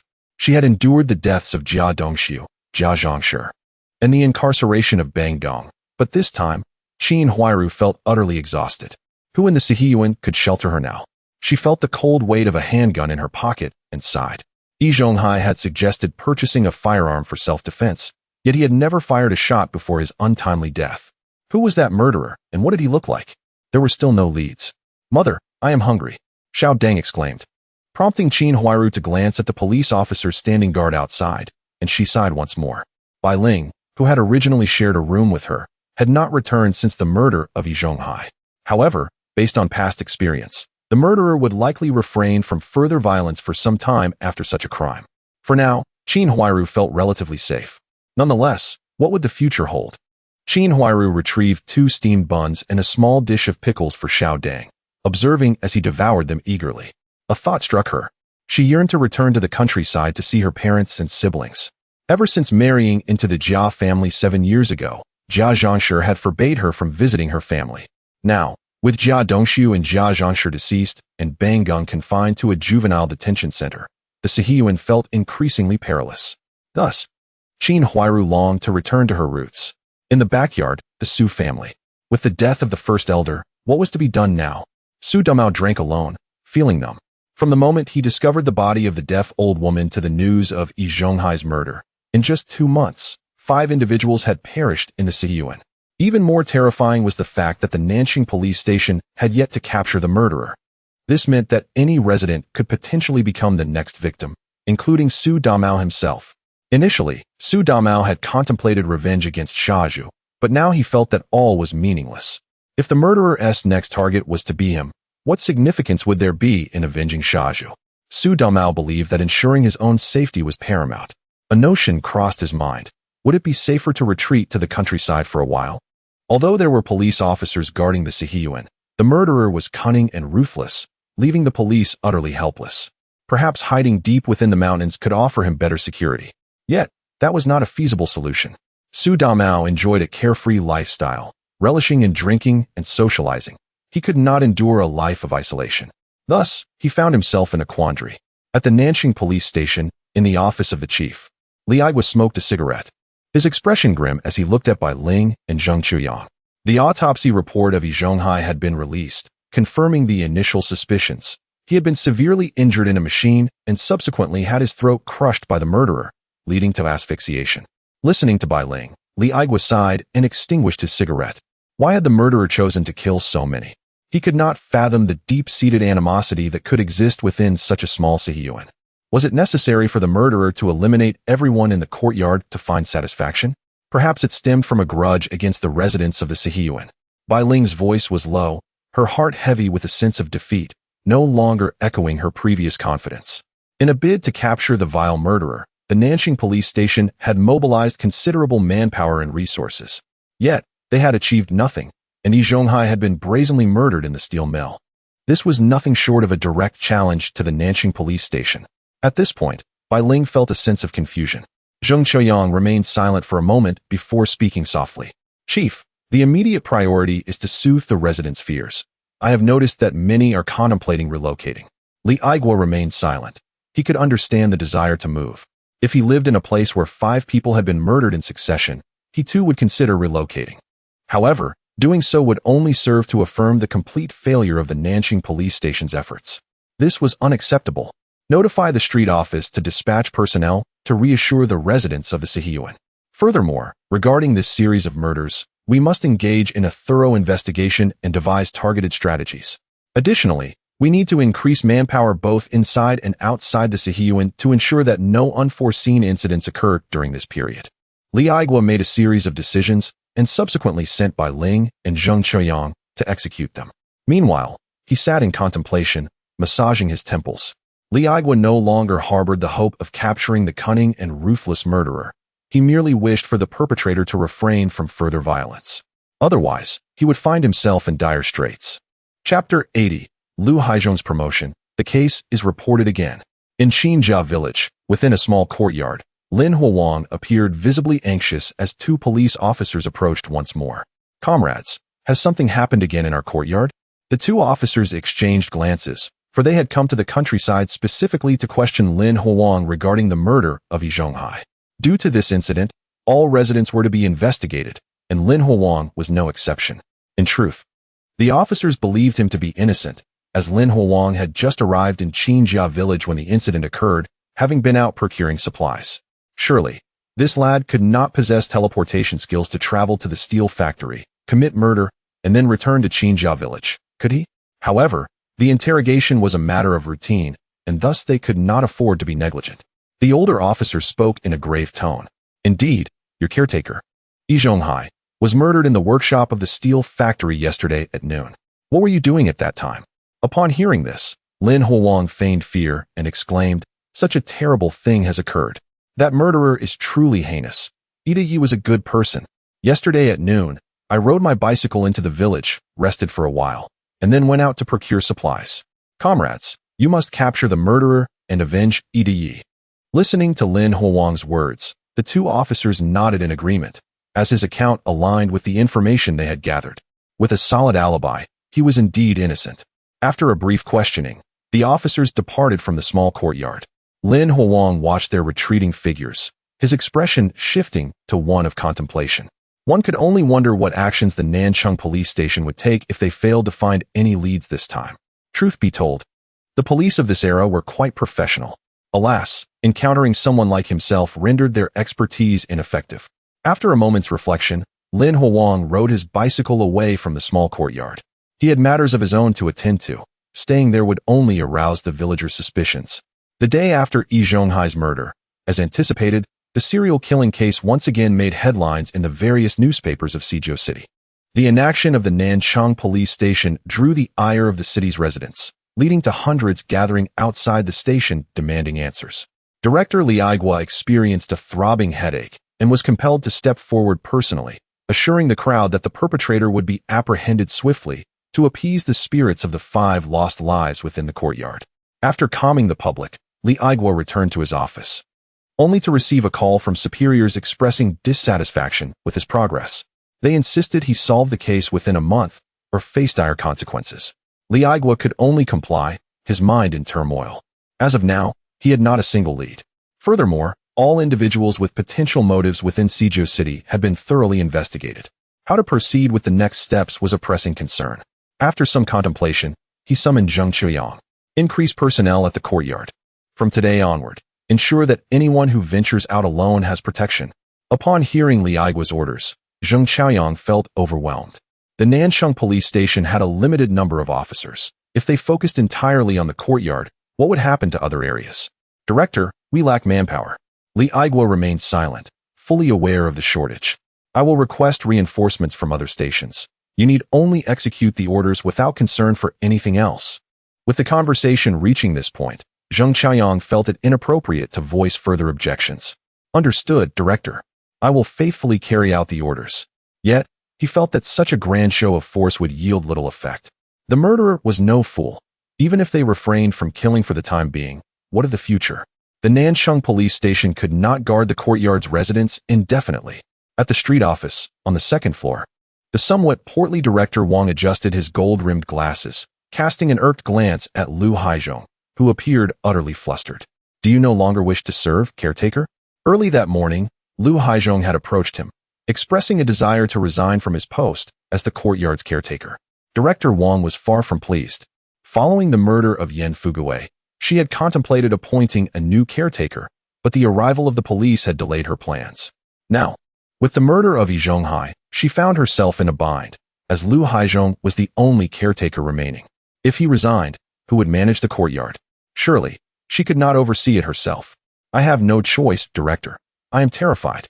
That murderer is too ruthless. Both old Yan and old Yi are dead, and I fear I may be next. Listening to Lu Haizhong's excuses, Director Wang could not help but smile bitterly. The serial killing case had gained notoriety. Not only Lu Haizhong, but even she felt a twinge of fear. She too was concerned that the murderer might come to the street office and eliminate her. However, she could not express such sentiments to Lu Haizhong. That won't do. The position of caretaker is not something you can simply leave when you wish. Previously, you only managed the rear courtyard, but from today onward, you shall be the chief caretaker of the entire courtyard, overseeing all affairs. However, you must tread carefully. I will periodically inspect the courtyard, and should you impose a dictatorship, there will be consequences. Director Wang began to paint a rosy picture for Lu Haizhong, knowing full well this was merely a temporary measure. Given the prevailing atmosphere of fear within the courtyard, instilled by the heinous serial killer, it was likely that no one else would volunteer for the caretaker position. Thus, it was prudent to place the burden on Lu Haizhong until the situation settled, after which a new caretaker could be appointed. In an instant, Lu Haizhong found himself dazed by the enticing prospect laid before him. To be the chief caretaker, managing the entire courtyard? This was an opportunity he had never dared to dream of, for Lu Haizhong possessed a strong desire for power. Previously, as the second caretaker, he relished strolling about with hands behind his back, offering unsolicited advice to the numerous residents of the courtyard. With over 100 residents to manage, if he could oversee them all, it would be simply splendid. In that fleeting moment, Lu Haizhong cast aside his original intentions. Chief caretaker? Director Wang, this is indeed what you stated. Naturally, I did say so. Lao Lu, work diligently, and perhaps in the future, you may ascend. Lu Haizhong refrained from mentioning his intention to resign, departing from the street office with exuberance. As she watched his figure recede into the distance, Director Wang's smile faded. She slumped into her office chair, her face etched with helplessness. If this murderer continued with such antics, the Sihiyuan would be doomed. Director Wang simply could not fathom what deep-seated animosity existed between this perpetrator and the residents of the Sihiyuan. Why could they not communicate amicably? Why resort to murder? Chapter 81. Qin Huai Ru returns to the countryside, changes in familial affection. Within the courtyard, anxiety permeated the air. The demise of Yi Zhonghai had cast a profound shadow, for he was not only an 8th-level mechanic at the steel mill, but also a highly respected elder within the courtyard. The fact that he was silently murdered in the workshop sent tremors of fear through all the residents. If even Yi Zhonghai could fall prey to the killer, what hope did they have? Consequently, many tenants harbored thoughts of fleeing, yearning to escape the perilous courtyard. However, their intentions were thwarted by the Nansheng police station, which assured them that police would accompany residents for protection whenever they ventured out. Additionally, Director Wang of the neighborhood committee was invited to convene a meeting, aiming to reassure the residents. The slightly plump Director Wang stood before the residents, delivering a loud proclamation. He urged them not to panic, assuring them that the Nansheng police station would exert every effort to guarantee their safety, and that the neighborhood committee would maintain a vigilant presence day and night. Furthermore, he instructed that any issues requiring attention could be directed to Lu Haizhong in the back courtyard, who now oversaw all matters pertaining to the courtyard.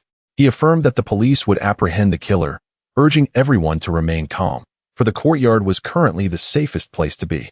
With a contingent of 30 to 40 officers both inside and outside, under Wang's fervent speech, the residents gradually regained their composure, albeit momentarily. They were powerless against the authority of the Nansheng police station and the neighborhood committee, leaving them no choice but to remain in the treacherous courtyard, awaiting fate's decree. Nevertheless, it must be said that the courtyard was indeed the safest haven, without a doubt. In the back courtyard, once belonging to the deaf old lady, Bai Ling expressed her astonishment upon hearing Qin Huairu's decision to go to the countryside. She recognized the perilous nature of venturing out, especially so soon after Yi Zhonghai's tragic death. After residing in the courtyard for 7 or 8 years, what could compel Qin Huairu to visit the countryside now? I wish to take Xiao Dang to see my parents. Otherwise, I fear there may be no future opportunity. Bai Ling fell silent upon hearing these words. Was Qin Huairu fearful that the killer might next target her, prompting her desire to escape before leaving any regrets behind? Bai Ling understood that she could not thwart Qin Huairu's resolve, so she inhaled deeply and made her decision. I will accompany you. Huh. Qin Huairu was taken aback, then filled with gratitude. Thank you, Officer Bai. You're welcome. Protecting the populace is our duty as police officers. Thus, Bai Ling, alongside another officer, accompanied Qin Huairu on her journey home. In Qinjia village, within a small courtyard, the recent tragedy in the courtyard seemed to bear no relation to Lin Huowang, for he possessed a flawless alibi. In the afternoon, he awaited Qin Jingru, who had come to tidy up. Today, however, she appeared unusually elated. What has happened? Why are you so happy? My cousin has returned and brought many delicious treats. Lin Huowang furrowed his brow. Your cousin? It wouldn't be Qin Huairu, would it? Yes, Qin Huairu. She has been married in Sijiucheng for many years and has finally come back. A wave of curiosity washed over Lin Huowang. Why had Qin Huairu returned? Was she longing for her parents? Or was she fleeing to the countryside to escape the fear instilled by the recent murders? Truth be told, Lin Huowang had no intentions of harming Qin Huairu, as he had not been involved in the events leading to the original owner's demise. Of course, Qin Huairu was unaware of his thoughts. Thus, her actions driven by fear were quite natural. Did she come back alone? Of course not. There are 2 police officers accompanying her, and she brought a child. Lin Huowang understood that the Nansheng police station took the series of murders very seriously, which explained their presence. However, this matter was of little concern to him. As he pondered this, Qin Jingru completed her tasks and, placing the broom in the corner, spoke shyly. Lin Gidge, I must return. My father said we are going to eat at my cousin's. Very well, off you go. Here's a little reward for you today. Lin Huowang produced a piece of fruit candy and handed it to Qin Jingru. The little girl accepted it joyfully, unwrapping the red paper and popping the candy into her mouth. She carefully folded the wrapper and tucked it into her pocket before bouncing away from the small courtyard. Watching her retreating figure, Lin Huowang contemplated before closing the door and settling down for a nap. Qin Huairu returning to the countryside? What concern was that of his? At Qin Huairu's home, visitors came and went. After 7 years of marriage in Sijiucheng, Qin Huairu returned, escorted by police for her protection, which astonished the villagers who believed she had been thriving in the city. As for why her husband did not accompany her, such details were overlooked. Upon her return, she purchased 10 pounds of flour at a high price in Guzi market, bringing great joy to her parents. In the bedroom, her mother inquired about Qin Huairu's life in the city. It has been all right. I now work at the steel mill and earn a decent salary. Oh, so you are now part of the national workforce. Don't forget to help your siblings in the future.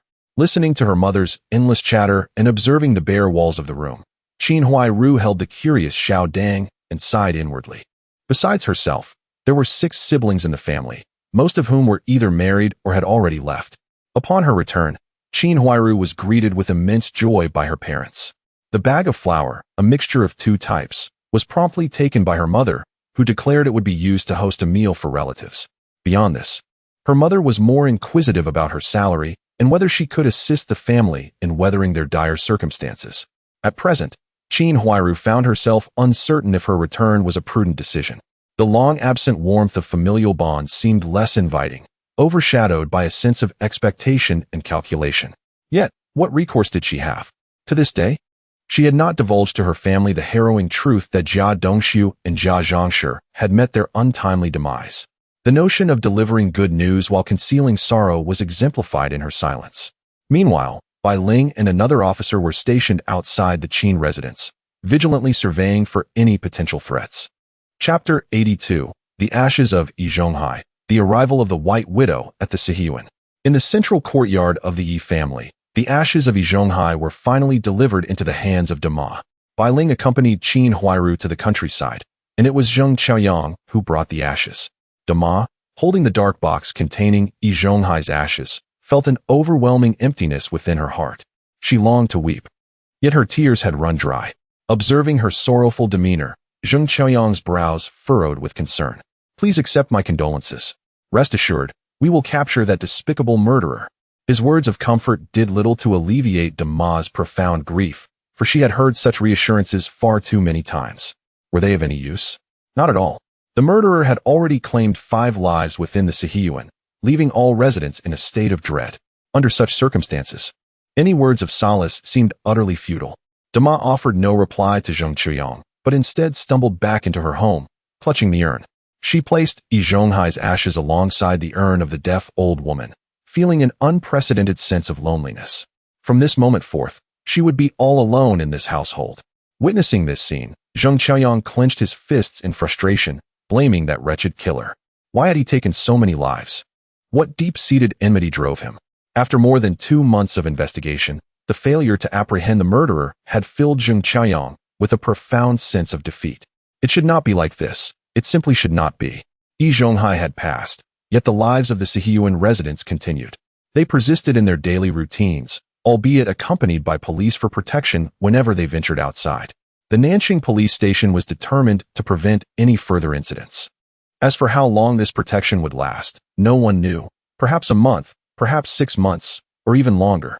Meanwhile, Li Aigua conducted a thorough investigation into the residence, as the sequence of 5 murders within the Sihiyuan must have some connection. Identifying that connection could very well be the key to solving the case. At this juncture, an unexpected visitor arrived outside the Sihiyuan. No, it was not 1, but 4 individuals. I am utterly exhausted. He Daqing.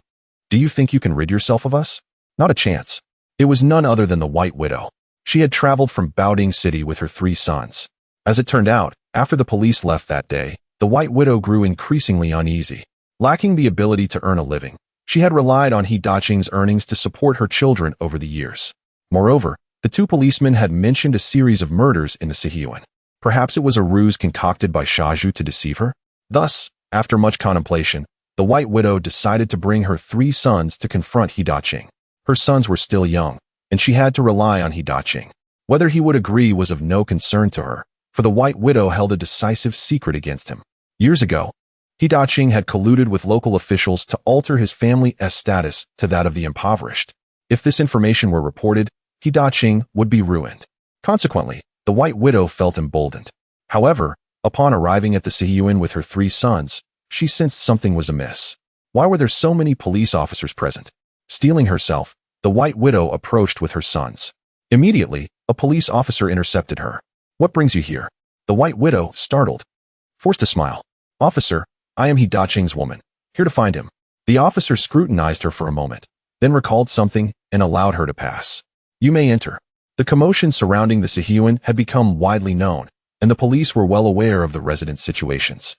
7 years ago, He Daqing had brought the White Widow to the Sihiyuan, and now she had returned with her children. It was common knowledge that she had come to confront He Daqing. Such matters were deemed domestic affairs, and the police were disinclined to intervene. Thus, they permitted her entry. "Thank you, officer."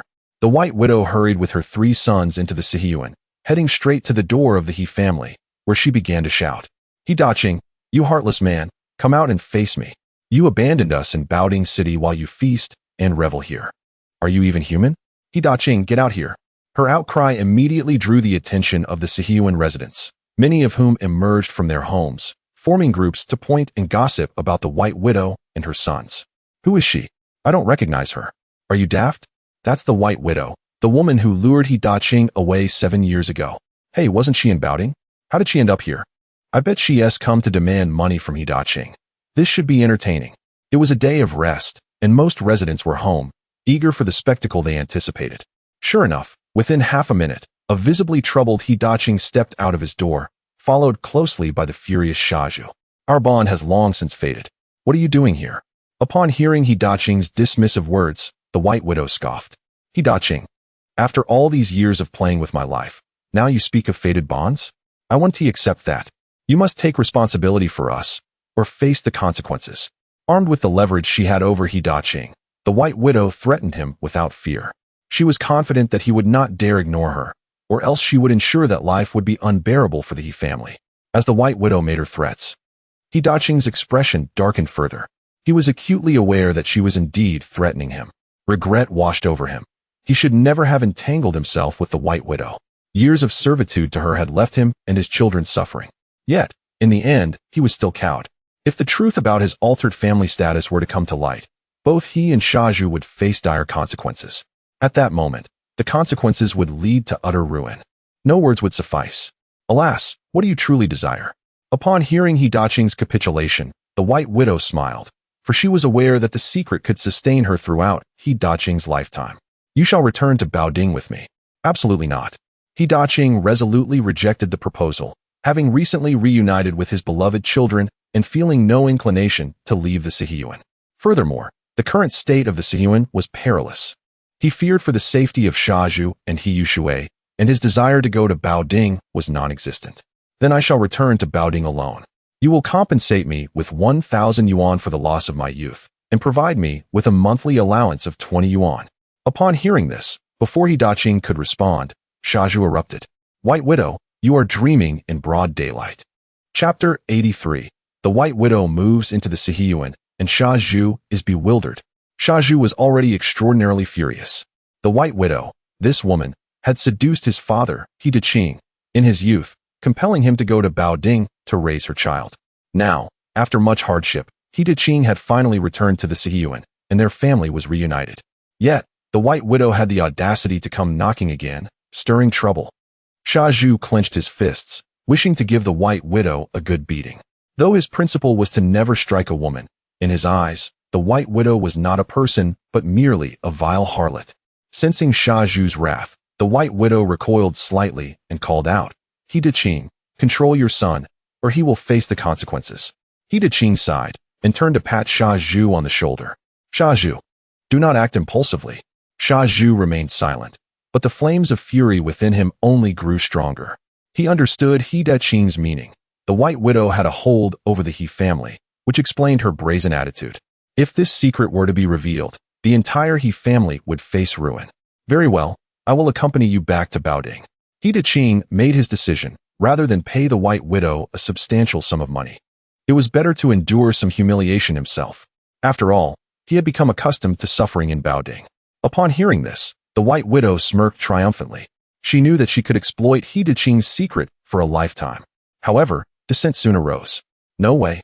Father, you cannot go with her." It was He Yushui. She stepped out from the crowd, rushing to He Daqing's side and glaring at the White Widow. "White Widow, do not think you can take my father back to Baoding." Previously, when He Yushui had accompanied Shaju to find He Daqing, she had witnessed her father's miserable life in Baoding. Thus, this time she was resolute in preventing He Daqing from returning to suffer again. Seeing this, the White Widow let out a cold laugh. "Little girl, ask your father if he wishes to come with me." He Daqing sighed, pushing He Yushui aside. Yu Shui, listen to your father, do not cause a scene. Father. Yu Shui felt deeply aggrieved, and her hatred for the White Widow escalated further. It was this woman who had ruined her family. All the hardships she endured in her childhood were caused by the White Widow. Just as the White Widow laughed victoriously, a chilling voice echoed from the front courtyard. No one is allowed to leave the Sihiyuan. It was Bai Ling. Following her was Qin Huairu. After 3 days in the countryside, Qin Huairu had finally returned. Upon arriving at the Sihiyuan, Bai Ling instantly sensed that something was amiss. She overheard the White Widow's words, which made her frown deeply. The current atmosphere in the Sihiyuan was perilous.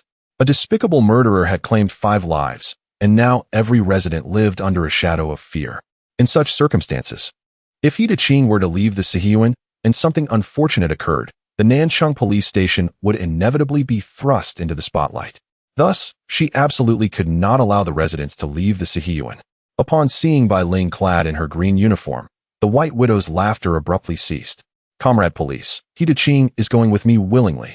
The White Widow, not daring to offend the police, could only argue softly.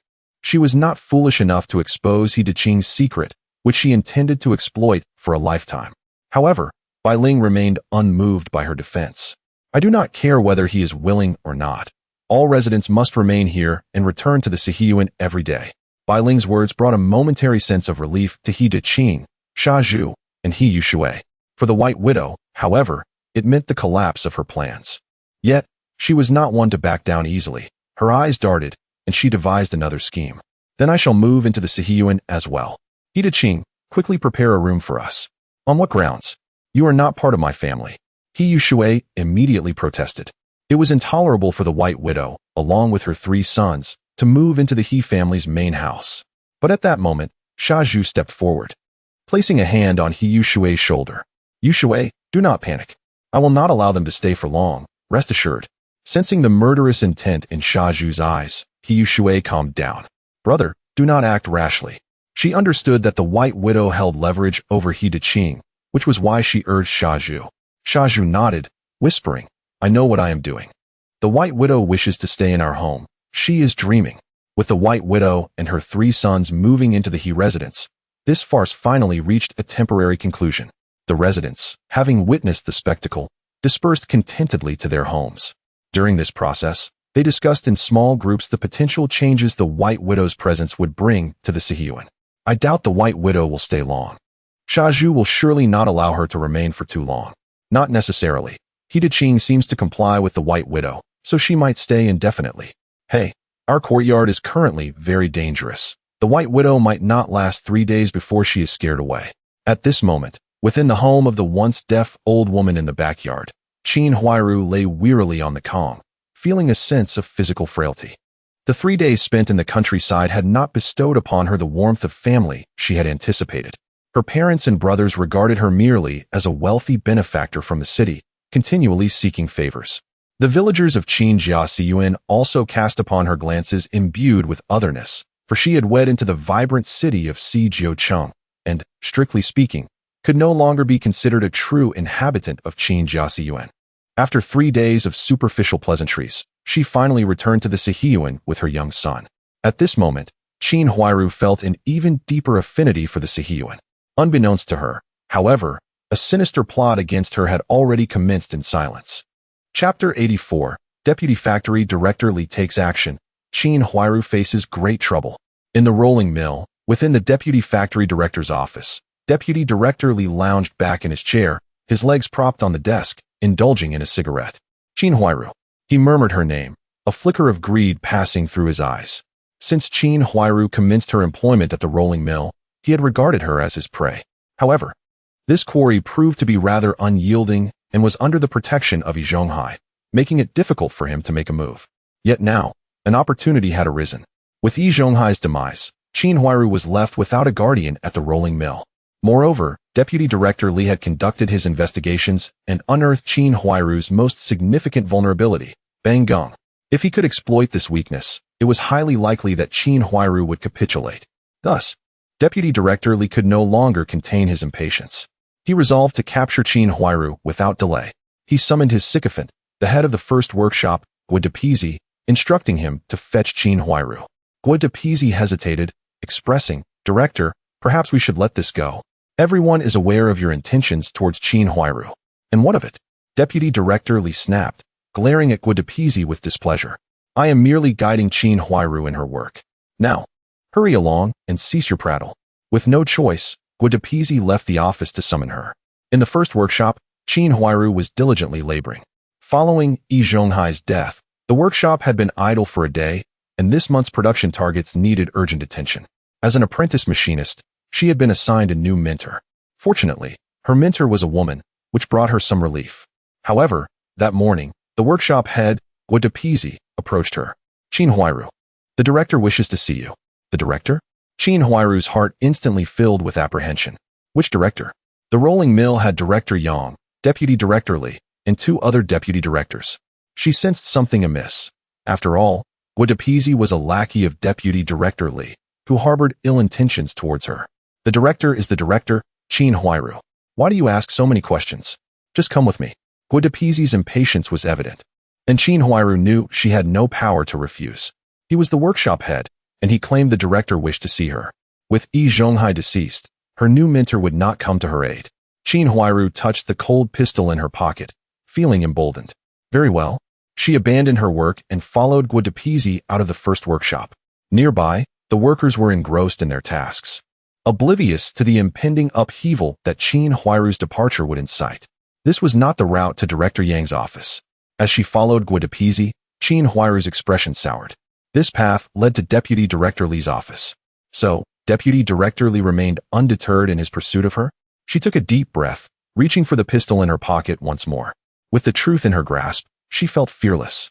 Soon, Guadapisi brought Qin Huairu to the door of Deputy Director Li's office. Go on in. The director is waiting for you. Observing the ambiguous smile on Guadapisi's face, Qin Huairu scoffed coldly and pushed the door open. The door was then closed behind her by Guadapisi. Qin Huairu, have you given any thought to what I mentioned last time? As Qin Huairu entered, Deputy Director Li's eyes gleamed with avarice. With her husband deceased, her son still a child and sent to juvenile detention, and her mentor Yi Zhonghai murdered, Qin Huairu appeared to Deputy Director Li as a prime target. Hearing his words, she recalled the previous occasion when he had ordered her to carry heavy packages, feeling a surge of disgust. How could such a person be worthy of the title of Deputy Director? Qin Huairu took a deep breath and spoke firmly, Deputy Director Li. There is no need for further discussion. I will not agree to your demands. Please refrain from harassing me in the future, or I will report you. Qin Huairu was no longer the naive character she once was. With Jia Zhangshi deceased, Bang Gung in juvenile detention, and Huaihua having suffered a miscarriage, she alone bore the responsibility for her child. Even in these times of famine, her salary sufficed to sustain herself and her son. Thus, she had no need to demean herself by trading her dignity for sustenance. Furthermore, her impression of Deputy Director Li had plummeted to an all-time low, leaving her with no inclination to entertain him. Report me? Initially taken aback by Qin Huairu's threat, Deputy Director Li soon shook his head and chuckled. I am the Deputy Director, and you are merely a lowly apprentice machinist. Who do you think people will believe, me or you? Rising from his seat, he approached the furious Qin Huairu, leaning down to inhale the fragrance wafting from her hair. Qin Huairu, if you follow me, I guarantee a life of luxury. Isn't that better than toiling away every day? Moreover, I can ensure your son Bang Gung receives proper care and is released early. What do you say? Mention of Bang Gung caused a change in Qin Huairu's demeanor. He was indeed her greatest vulnerability. However, could Deputy Director Li truly believe he could coerce her with Bang Gung? It was a mere fantasy. Lowering her head, her voice steady, she replied, the fate awaiting Bang Gung is of his own making. Deputy Director Li, should you continue to harass me, the consequences are yours to bear. Determined, she turned to leave, having resolved that if Deputy Director Li persisted, she would directly report him to Bai Ling. She held a stable job and had no faith that Deputy Director Li could threaten her. Worst case, she would merely have to carry heavy packages once again. Witnessing this scene, Deputy Director Li's fury ignited.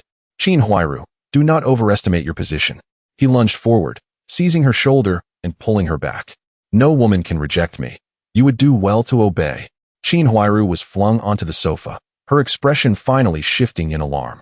Deputy Director Li, are you planning to resort to force? Do not push me. Push you? It is you who are forcing me. Deputy Director Li lunged at her, growling in a low voice. It is you who has ensnared me. Each day, your shadow lingers in my thoughts. Qin Huairu, if only you would surrender to me, a future of bliss awaits us. However, after a series of rejections from Qin Huairu, Deputy Factory Director Li could no longer contain his impulses and resolved to resort to force. Once he has completely possessed Qin Huairu, she shall undoubtedly find it impossible to part from him. The Deputy Factory Director harbors such confidence. Amidst the madness of Deputy Factory Director Li, Qin Huairu cried out in desperation. Help me. Scream all you wish. Even if you were to shout until your throat is raw, no one will come to your aid. Deputy Factory Director Li was exceedingly confident, knowing that his office was soundproof and that his lackey, Guadapi, was stationed outside. Today, he was determined to claim Qin Huairu as his own. Chapter 85. Shooting Deputy Director Li, the steel rolling mill erupts. Only now did Qin Huairu finally grasp the extent of Deputy Director Li's madness. Instantly, her mind was thrown into turmoil. What should she do? If Deputy Director Li succeeded, she dared not imagine what her future would become. No, absolutely not. She snapped back to reality. Realizing this was the critical moment, she could hesitate no longer. Summoning her last ounce of strength, Qin Huairu drew the pistol from her pocket and aimed the muzzle squarely at Deputy Director Li's chest. Don't move, or I'll shoot. Deputy Director Li's actions came to an abrupt halt. He lowered his head, staring in disbelief at the dark pistol in Qin Huairu's hand, his heart filled with terror. How could this woman have a gun? He had one too, tucked away in the drawer of his desk behind him. But Qin Huairu was merely an ordinary apprentice fitter. How did she come to possess a firearm?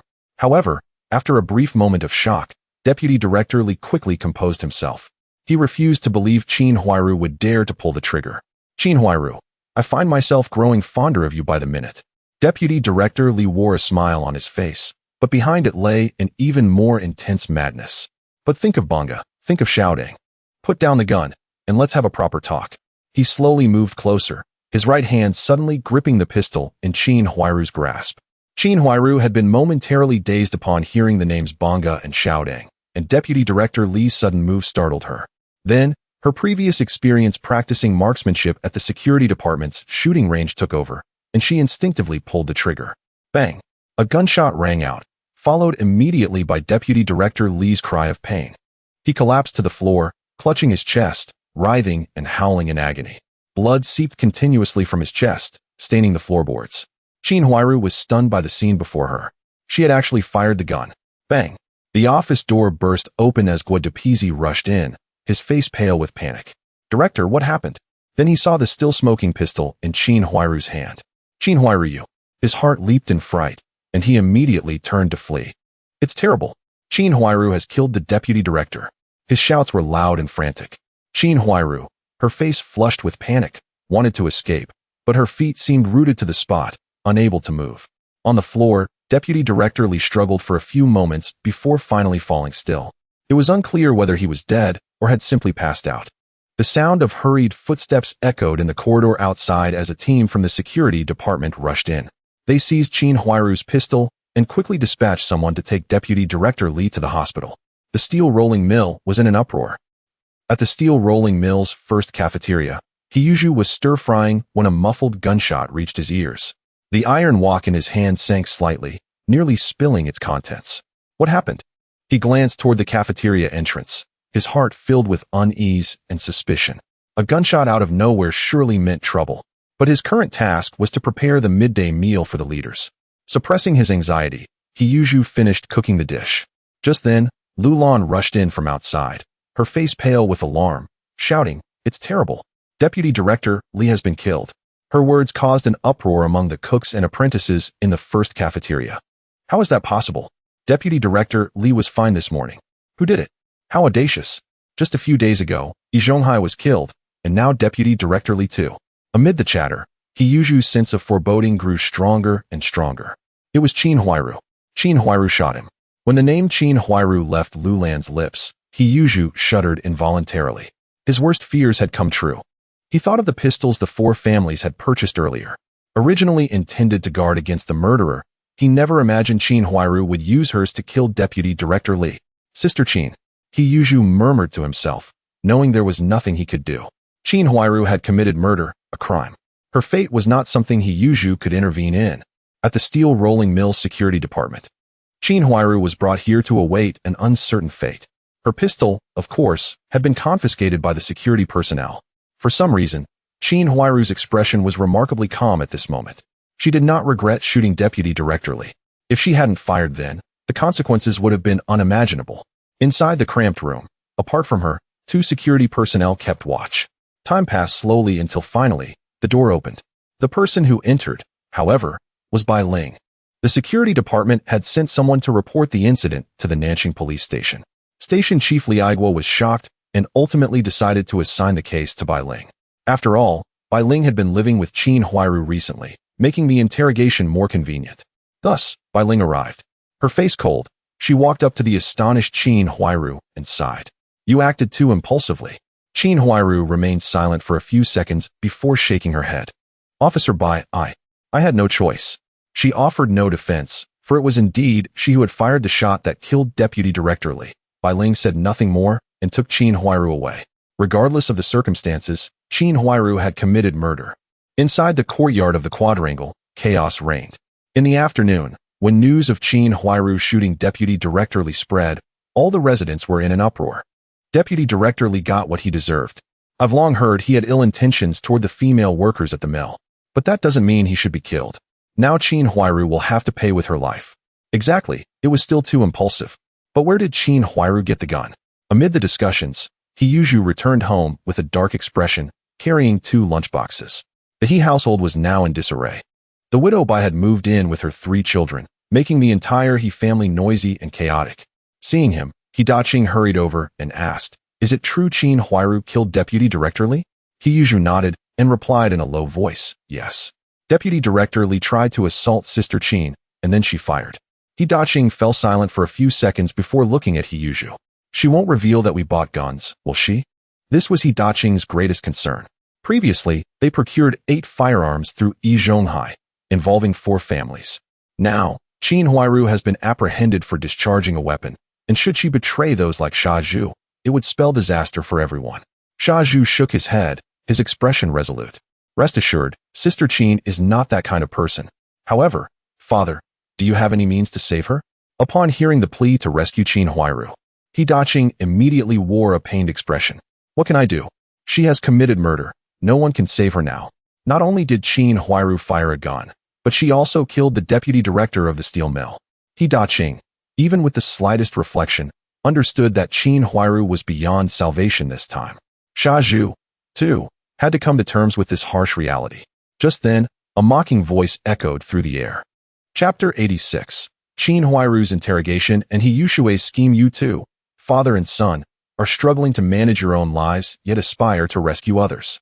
It is the White Widow. She approached, her gaze fixated on the lunchbox in Sha Zhu's hands. "Sha Zhu, what delectable treats have you brought today?" She reached out to snatch the lunchbox, but Sha Zhu deftly evaded her grasp, leaving her empty-handed. "What I bring to eat is none of your concern." Presently, the He family dines in 2 separate groups.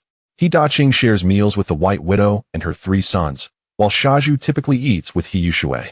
The leftovers he brings from the steel factory's cafeteria are certainly not for the White Widow and her offspring. Sha Zhu turned on his heel and exited the room, much to the White Widow's displeasure. Your well-raised son lacks even the most basic manners. Listening to the White Widow's complaints, He Daqing sighed. Remaining silent, what could he possibly say? If not for the White Widow, Sha Zhu and his sister would not have endured so much suffering over the years. The notion of fostering a harmonious relationship between Sha Zhu and the White Widow was utterly far-fetched. However, regarding Qin Huairu's shooting of Deputy Factory Director Li, He Daqing could only lament the loss of such a beautiful woman, destined to meet such a tragic end. At the Nancheng police station, in the interrogation room on the 2nd floor, Qin Huairu never envisioned herself sitting here, being interrogated. Fortunately, the one questioning her was Bai Ling, who did not employ any verbal coercion. "You claim that Deputy Factory Director Li attempted to assault you, and that is why you shot him, correct?" Just moments ago, the steel factory hospital confirmed the news of Deputy Factory Director Li's demise. Thus, Qin Huairu's guilt for murder was essentially established. Bai Ling felt a deep sympathy for her and sought to uncover any evidence that might mitigate her sentence, perhaps reducing it from death to life imprisonment. Indeed, Deputy Factory Director Li frequently harassed me.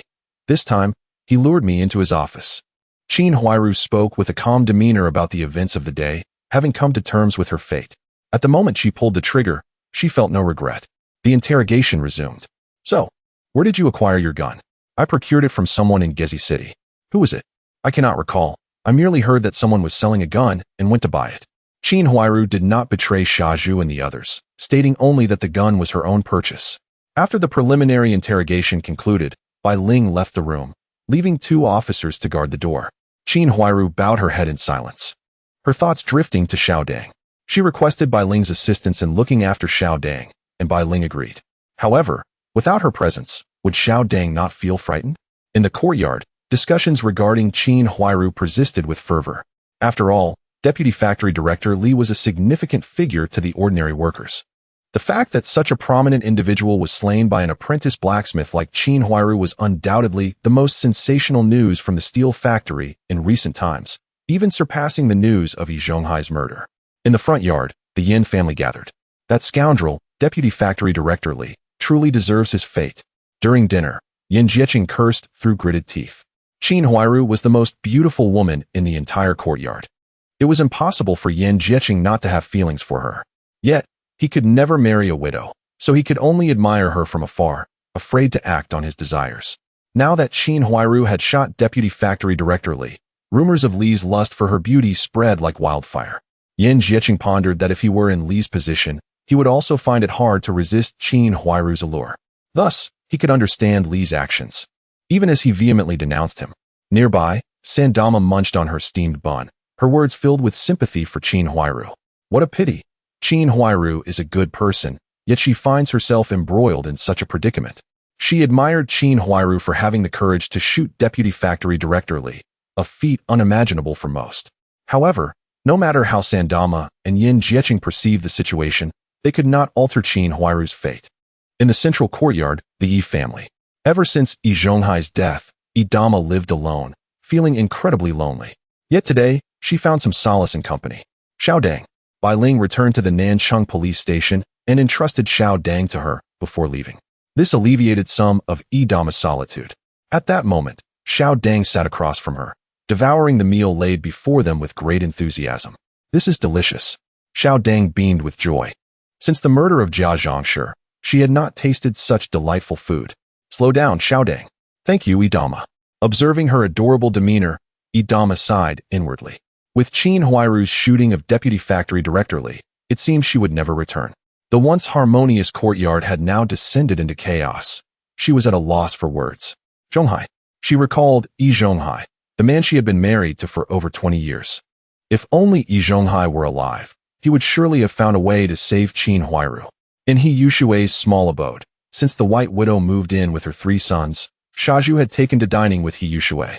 He opened the 2 lunchboxes he had brought, revealing braised pork and braised tofu. Though they were fine dishes, Shaju ate without pleasure. The turmoil surrounding Qin Huairu weighed heavily on his heart. How could he possibly save her?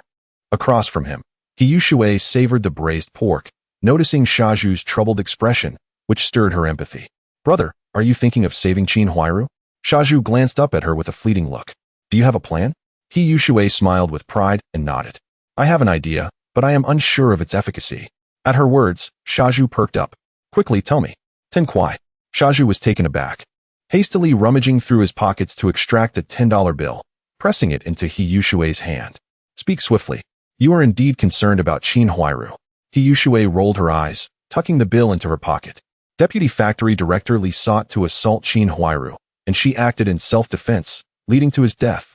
Thus, you may seek assistance from the Women's Federation to advocate on behalf of Qin Huairu. Upon hearing He Yushui's suggestion, Shaju furrowed his brow. Would it be effective to approach the Women's Federation? He Yushui rolled her eyes and retorted, do not underestimate the power of the Women's Federation. If they become aware of this matter, they will undoubtedly support Qin Huairu. Encouraged by her words, Shaju's spirits were lifted, and without a moment's hesitation, he stood up, abandoning his meal. I shall go to the Women's Federation at once. Please enjoy the food. With that, he hurried out the door. Watching Shaju's retreating figure, He Yushui shook her head. Oh, my foolish brother. Even if you were to rescue Qin Huairu, she would not marry you. With a sigh, she lowered her gaze and continued her struggle with the braised pork in her bowl. As for the eventual outcome concerning Qin Huairu, He Yushui remained indifferent. It had little bearing on her. Chapter 87. The Women's Federation Takes Action, a Storm of Public Opinion. In the backyard of the Liu residence, a modest meal of 3 dishes and a soup lay untouched on the table, for Liu Haizhong found himself utterly unable to summon the appetite to eat. The events of the day had been nothing short of terrifying. Qin Huairu had, astonishingly, shot and killed Deputy Factory Director Li. It was crucial to note that Liu Haizhong's lifelong aspiration had been to ascend the ranks of power, to become a high-ranking official. Yet now, even someone as significant as Deputy Director Li, in Liu Haizhong's eyes, had been brutally slain by Qin Huairu. This revelation shattered Liu Haizhong's previous convictions, leading him to realize that even the most esteemed officials could meet an untimely demise at any moment. Father, with Deputy Director Li dead at the hands of Qin Huairu, do you think the factory leaders are terrified? Liu Guangyuan, his eldest son, inquired. Liu Haizhong shook his head in response. I'm not sure, but I heard that the factory leaders convened a meeting this afternoon, and it seems that Director Yang was quite enraged. Director Yang had every reason to be furious. Not only had Deputy Director Li engaged in disgraceful conduct, but he had also been shot dead in his office by an apprentice mechanic. It was an unfathomable humiliation, one that threatened to turn the steel mill into a laughingstock throughout the entire Sijio city. For Liu Haizhong, this incident nearly obliterated his dreams of leadership. In the backyard of the Su residence, Su Dumao sat on the Kong, sipping liquor and munching on peanuts as a snack. Following his divorce from Liu Xiao, the Liu family had compensated him with 1,000 yuan. After being released from the Nanqing police station, Su Dumao had ambushed Shaju, resulting in an additional compensation of 100 yuan. Later, before Su Wuda departed the hospital, he had gifted Su Dumao 400 yuan. Presently, he had yet to deplete these funds. Overall, Su Damao's life remained relatively comfortable. However, the thought of his inability to procreate filled him with profound sorrow. Shaju. Su Damao slammed his liquor glass onto the table, his eyes reddening with rage. Although the Nanqing police had failed to apprehend the assailant who attacked him, Su Damao was certain that Shaju was the culprit. Initially, he had contemplated rallying his dubious friends to retaliate against Shaju, but now he had devised a far superior plan. Su Damao swore he would not let Shaju escape unscathed. As for the incident involving Qin Huairu's shooting of Deputy Director Li, in the past, Su Damao might have shown some concern, but now that he was rendered impotent, he felt no inclination to care about Qin Huairu's actions. His mind was solely consumed with thoughts of vengeance against Shaju. At the headquarters of the Women's Federation in Sijio City stood a striking 3-story red building, adorned with a massive emblem of the Federation. The interior was ablaze with light, bustling with women coming and going. Shaju arrived, inhaling deeply before resolutely striding inside, drawing curious glances from the women present. It was well known that men visiting the Women's Federation were rarer than giant pandas. Before long, Shaju located his target, Zhou Lirong, the director of the Women's Federation office. As he articulated his plea, Zhou Lirong nodded in acknowledgement. We have already been made aware of Qin Huairu this afternoon, and we're contemplating ways to assist her. You are a commendable comrade. We appreciate your trust in the Women's Federation. Rest assured, we shall endeavor to secure Qin Huairu's release. It turned out that there were members of the Women's Federation within the steel mill. Upon learning that Deputy Director Li had attempted to assault Qin Huairu, only to be fatally shot in the act, they promptly notified the Federation's headquarters to initiate action. To the members of the Federation, Qin Huairu's actions were deemed entirely justifiable self-defense, and Deputy Director Li's death was viewed as a fitting consequence for his transgressions. Upon hearing Zhou Lirong's reassurances, Shaju finally felt a weight lift from his shoulders. Thank you. Please ensure that Sister Qin is rescued. Do not worry. As Shaju departed the office, Zhou Lirong pondered thoughtfully. Regardless of the circumstances, Qin Huairu had indeed shot Deputy Director Li. To secure her release, it was essential to focus on the fact that Li had attempted to assault her, while also launching a campaign to sway public opinion in her favor, garnering sympathy for her plight. Without hesitation, she picked up the telephone on her desk. I have a draft ready. Let us use it as the headline for tomorrow's front page. The following day, Sijio City was abuzz with excitement. The front page of the Women's Federation Daily featured a sensational article titled, A Heartfelt Justice. The beastly deputy director attempts to assault an apprenticed female mechanic, only to be killed in self-defense. The article provided a detailed account of the events surrounding Qin Huairu and Deputy Director Li, incisively commenting that had Deputy Director Li not acted wrongly, he would not have met such a fate. Now, with Qin Huairu detained by the Nanjing police, public sympathy was decidedly on her side. The Women's Federation held substantial influence in Suzhou City, and the publication of this article instantly garnered the sympathy of many women in the city.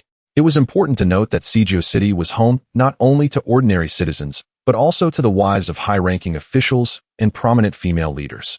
Consequently, numerous calls began flooding into the Nanjing police station, placing immense pressure on Director Li Aigua.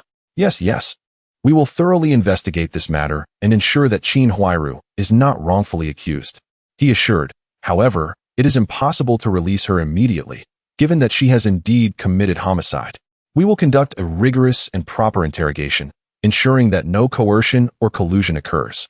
Inside the director's office, Li Aigua set down the phone, wiping the cold sweat from his brow.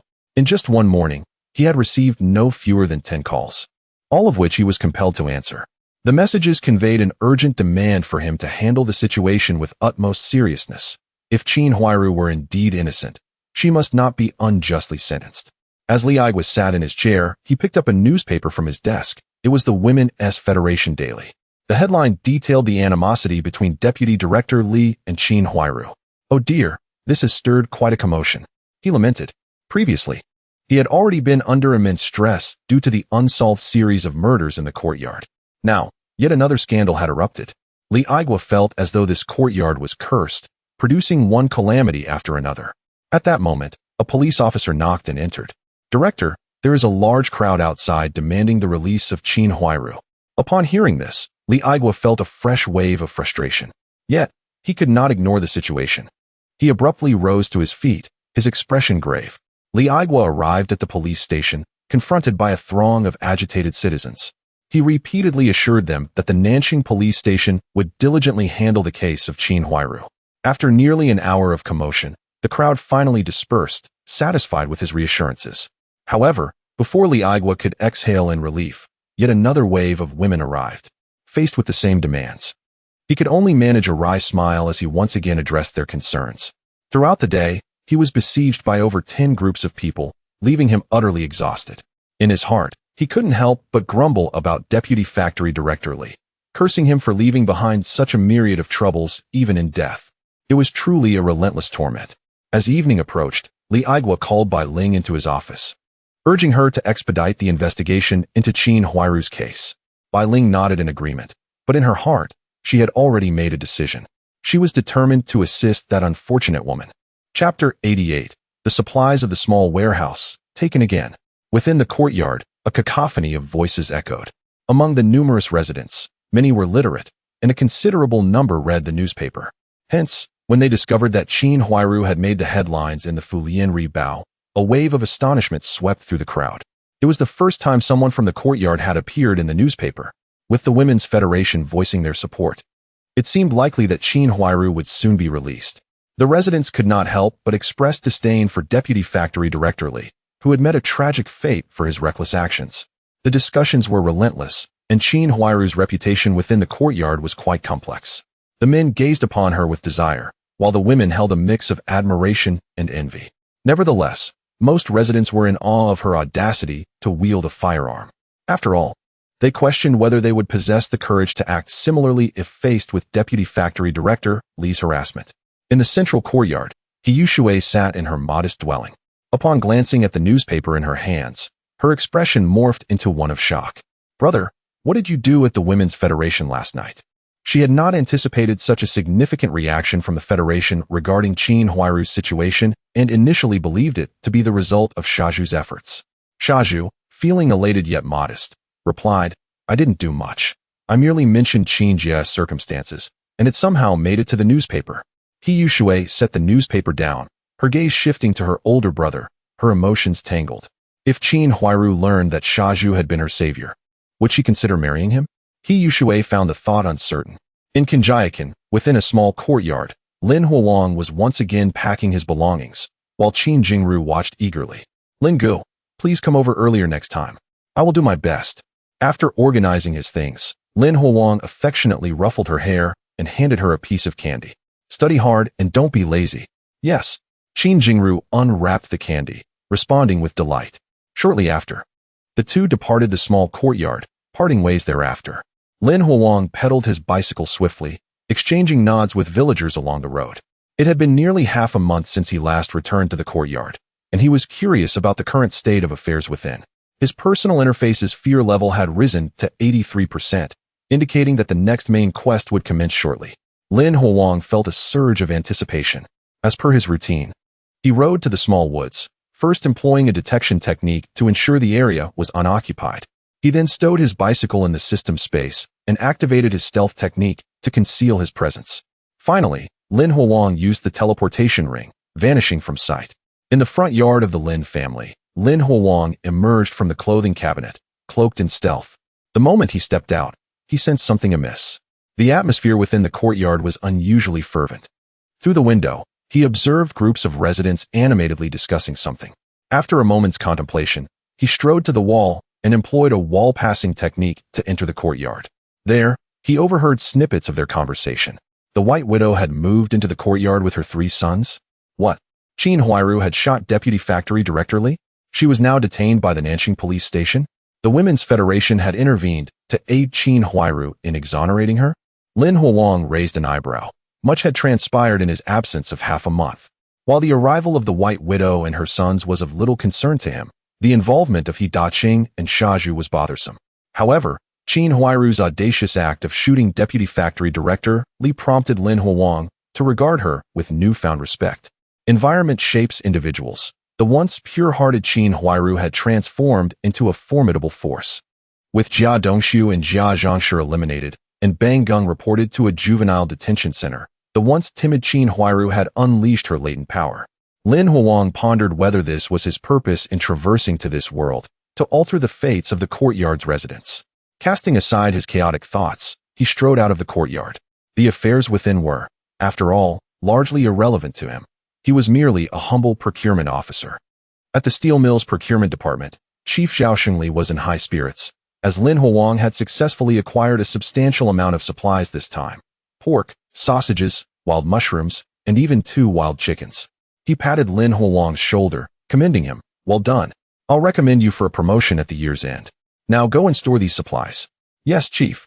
Lin Huang exited the chief's office, a peculiar smile gracing his face. The reason for his successful procurement was simple. He knew that failing to meet the task would draw Zhao Xingli's ire. He merely sought to avoid conflict and was now ready to set his plans in motion. Over 2 months prior, Lin Huang had completely cleared out the supplies from the first canteen's small warehouse. This time, he intended to employ the same strategy. The leaders at the steel mill were indulging too lavishly for his liking. Thus, after storing the supplies and riding away from the steel mill with confidence, he activated his stealth technique and returned. He made his way to the first canteen, where Shaju was busy in the kitchen. The small warehouse nearby was securely locked. Lin Huang chuckled inwardly. A lock would not deter him. Employing a wall-passing technique, he entered the small warehouse. Surveying the bountiful supplies within, he nodded in satisfaction. With a wave of his hand, he stored all the goods in his system space, which now boasted a capacity of 100,000 cubic meters, ample room for these supplies. Afterward, he exited the now empty small warehouse. Shortly after his departure, the canteen's foreman, Wu Gui, arrived to collect supplies and, upon seeing the bare shelves, let out a startled cry, collapsing to the ground. "Oh no, the small warehouse has been robbed." News of the theft at the steel mill's small warehouse spread like wildfire, sweeping through the entire facility. Everyone was bewildered as to how the supplies, which had been intact just hours earlier, had vanished without a trace. How did that thief manage to accomplish such a feat? Could it be that a tunnel was excavated? In any case, the most overwhelming concern rests upon Director Yang. The recent events at the steel mill have been too numerous to bear. The 8th-level mechanic, Yi Zhonghai, was murdered in the first workshop. Deputy Director Li was compelled to execute Qin Huairu, who was shot dead in the office. Now, materials from the small warehouse of the first canteen have also mysteriously vanished. Director Yang suspects that someone is deliberately targeting him. The last time supplies disappeared from the small warehouse, he ordered the security department to investigate for half a month, ultimately giving up. However, this time he refuses to suffer in silence. Thus, Director Yang proceeded directly to the Nanjing Police Station, seeking assistance from Li Aigua to dispatch professional officers to uncover the truth. Is there truly a thief, or is it a case of internal betrayal? Director Yang leans more towards the latter, for in his view, how could an entire warehouse's worth of materials be stolen without anyone noticing? It is simply absurd. Chapter 89. The Threat of the White Widow, divided into 400 pieces. The police of the Nanchang police station received a report and swiftly rushed to the steel mill. However, after 3 full days of investigation, they uncovered not a single clue. Ultimately, they had no choice but to classify the case as unsolved. The theft of the small warehouse affected not only the factory leaders, but also the simpleton, Xia Zhu. In the past, Xia Zhu would return home daily with 2 or 3 lunchboxes filled with sumptuous meals. Now, however, he brings back less than 1 box of leftovers, mostly consisting of vegetable dishes. This has left his sister, He Yushui, quite dissatisfied. Brother, you toil every day to prepare meals for those leaders, and this is all you bring back? The first canteen of the steel mill is divided into a large canteen and a small canteen. The large canteen serves the workers, typically offering stir-fried radishes and cabbage. The small canteen, on the other hand, is reserved for the leaders, and Xia Zhu serves as the head chef there. After preparing the large pots of food for the workers, he is also responsible for the leader's small kitchen, with the leftovers serving as his reward. At least we have something to eat. Don't be so picky, Xia Zhu retorted irritably to his sister, while also thinking of Qin Huairu, who was now confined in the Nanchang detention center. Qin Huairu's case had already been adjudicated, and she had been transferred from the Nanchang police station to the detention center. Thanks to the influence of the Women's Federation, she would face her final verdict at the 4th Nine-City Intermediate Court. Whether she would be acquitted remains a mystery to everyone. In the He family courtyard, the White Widow gazed disdainfully at the pickled vegetables and steamed buns on the table. These are hardly fit for a dog. Back in Baoding, He Deqing toiled like a beast of burden, ensuring that the White Widow and her 3 sons were at least treated to meat every few days. Now, however, living in the courtyard, their standard of living had plummeted, with daily meals of nothing but steamed buns and pickled vegetables, and scarcely an egg to be found. How could the White Widow endure such a fate? He Deqing gnawed on a bun with a bitter expression. At least we have something to eat. Why complain? The White Widow's anger flared upon hearing this. I heard that the living expenses you sent to Xia Zhu have been hoarded by Yi Zhonghai, amounting to over 800 yuan, correct? Her words caused He Deqing to stiffen, a sense of alarm rising within him. What do you intend to do? That money belongs to Xia Zhu and Yu Shui. After retrieving the over 800 yuan from Yi Zhonghai, He Deqing had divided it equally between Xia Zhu and He Yushui, as it was meant for them. However, it seemed the White Widow had caught wind of the rumors circulating in the courtyard and was now eyeing that money. This was unacceptable. That money was meant for Xia Zhu and He Yushui's wedding. Huh, you think you can intimidate me? The White Widow scoffed, slamming her chopsticks onto the table. I deserve my share of that money. He Deqing, I warn you, hand over the money now, or face the consequences. Her threat deepened the bitterness on He Deqing's face. This wretched woman, emboldened by her hold over him, had become increasingly arrogant. Yet, He Deqing dared not resist, for a host of police officers were present in the courtyard. If the White Widow exposed his past misdeeds of altering family records, the He family would be doomed. What do you really want? What do I want? I want you to go find Xia Zhu right now and retrieve the money. Under the White Widow's threat, He Deqing had no choice but to leave his home in search of Xia Zhu and He Yushui. In the He Yushui's small room, the siblings sat across from each other, the table set with a box of meat and vegetables, though the meat was scarce compared to the vegetables, accompanied by 4 steamed buns. This constituted the evening meal for He Yushui and Xia Zhu. When He Deqing entered and expressed his thoughts, He Yushui immediately exploded with anger. On what grounds? That is our father's money and has nothing to do with the White Widow. Hearing He Yushui's indignation only worsened He Deqing's expression.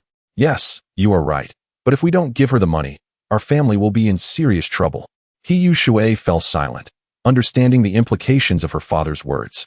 He Deqing's past actions of altering the family status would be considered a grave crime, and if exposed by the White Widow, their family would be finished. Yet, could they allow the White Widow to leverage this secret to exploit the He family for a lifetime? At that moment, Xia Zhu spoke in a deep voice. Father, how much does she want? He Deqing hesitated to respond, lowering his head and whispering, all of it. What? That's impossible. He Yushui was now furiously outraged. The total was only over 800 yuan, and the White Widow wanted it all? She treated them as if they were nothing. He Deqing's expression darkened, unable to meet his children's gaze. Perhaps we should just give her the money now, and I will find a way to earn it back for you later. When He Daqing suggested this, even he lacked faith in his own words. With the White Widow's backing, when could he ever save up 800 yuan? Moreover, the famine had severely impacted the countryside, and fewer people were hosting banquets, causing his income as a chef to plummet. He Yushui was about to argue further when Sha Zhu raised his hand to stop her. 400 yuan. Father, tell her there is only 400 yuan. If she is still unsatisfied, then she can report us. Sha Zhu turned and approached a cabinet, pulling out a stack of large black 10 yuan bills and handing them to He Daqing. Brother, He Yushui's expression changed dramatically, as the 400 yuan was rightfully Sha Zhu's portion. Sha Zhu turned back, wearing a forced smile. It's fine, I have a job. 400 yuan is merely my annual salary. You keep your shares safe. Rest assured, no one can take it away. Hearing Sha Zhu's resolute words, He Daqing understood that Sha Zhu was speaking for his benefit. The implication was clear. If the White Widow took Sha Zhu's share, she could not claim He Yushui's portion as well. Otherwise, they would face a desperate confrontation. Enduring such manipulation would be a lifetime of humiliation. I understand, Sha Zhu. Rest assured, I will clarify things with her. He Daqing sighed internally, accepting the stack of large black 10 yuan bills from Sha Zhu and hastily departing from He Yushui's small room. Due to the presence of that vile woman, Bai Guofu, he found himself unable to confront his own children. As he watched his silhouette fade away, the fury within He Yushui could no longer be contained.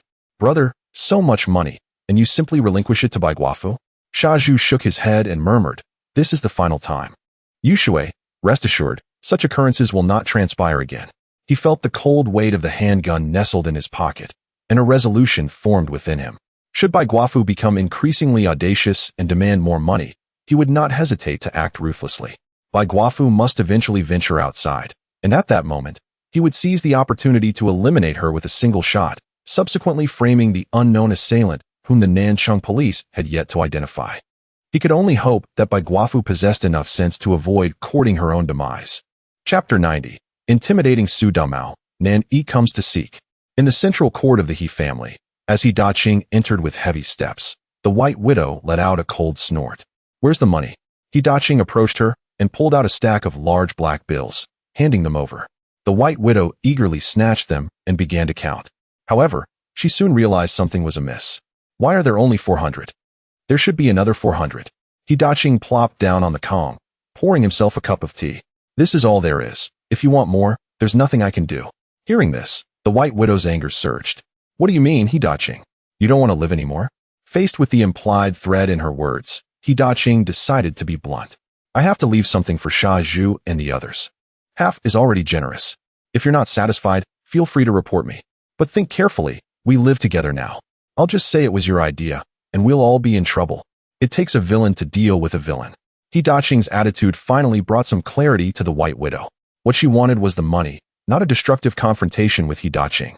After all, he still needed to earn money to support her child. She couldn't afford to report him. Fine, half it is, better than nothing, she muttered, tucking the money away. Meanwhile, she looked at He Daqing and added discontentedly, you need to find more work in the coming days. Otherwise, we'll be eating plain buns, and I don't want that. All right, I got it. He Daqing waved his hand impatiently, filled with sorrow.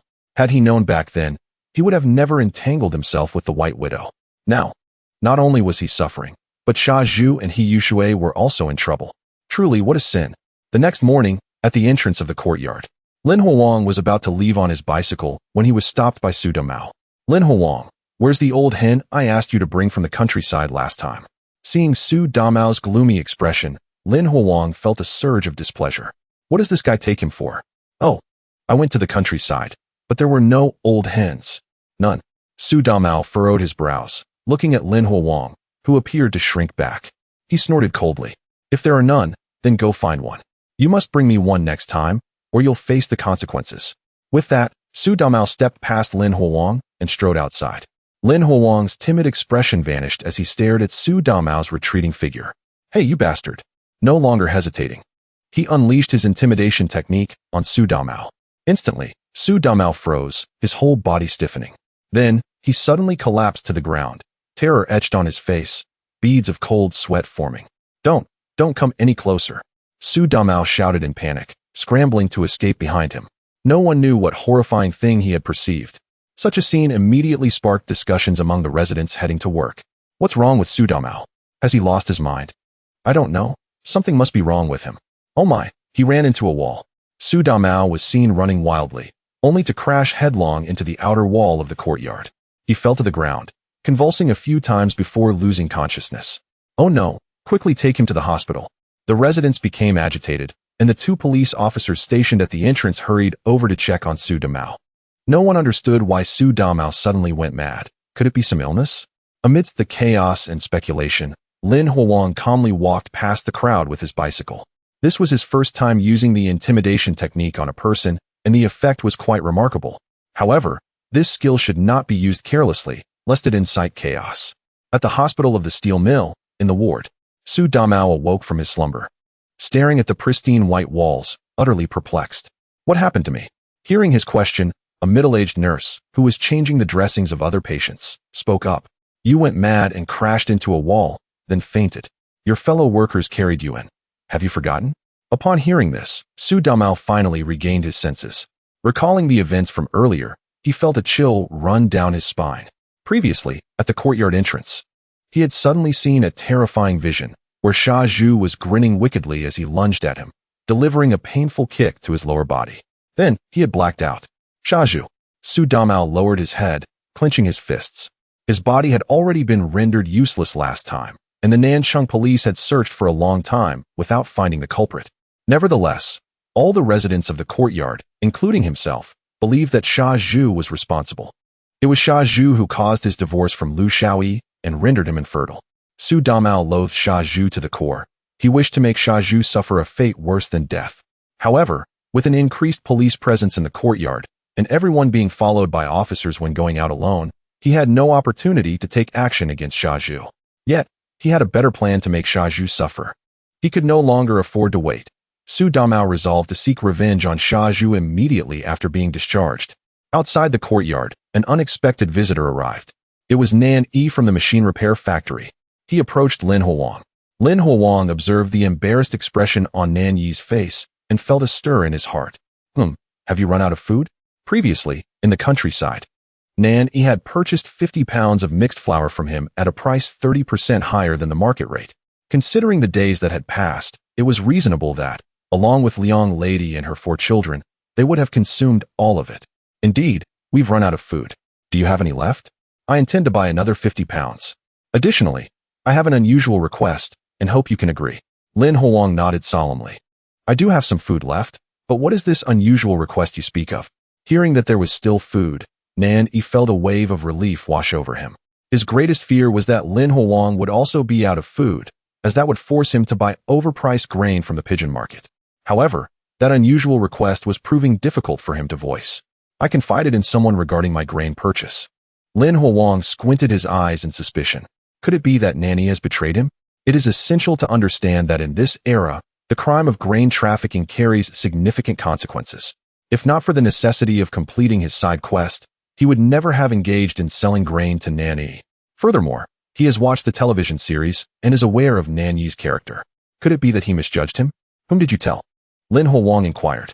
Nan Yi hesitated and, after a moment of contemplation, spoke the truth. Our factory's physician is currently facing severe difficulties at home and has turned to me for assistance. Do you have any surplus grain? Would you be willing to sell her a portion? Chapter 91. Ding Qianan's troubles and the recklessness of Cui Dake the factory doctor? Ding Qianan. The description provided by Nan Yi allowed Lin Huang to quickly pinpoint his target. The only factory doctor at the machine repair plant who had a good relationship with Nan Yi was none other than her. What is her name? How much grain does she need? Upon hearing there was a possibility, Nan Yi's face lit up with joy as he hurriedly responded.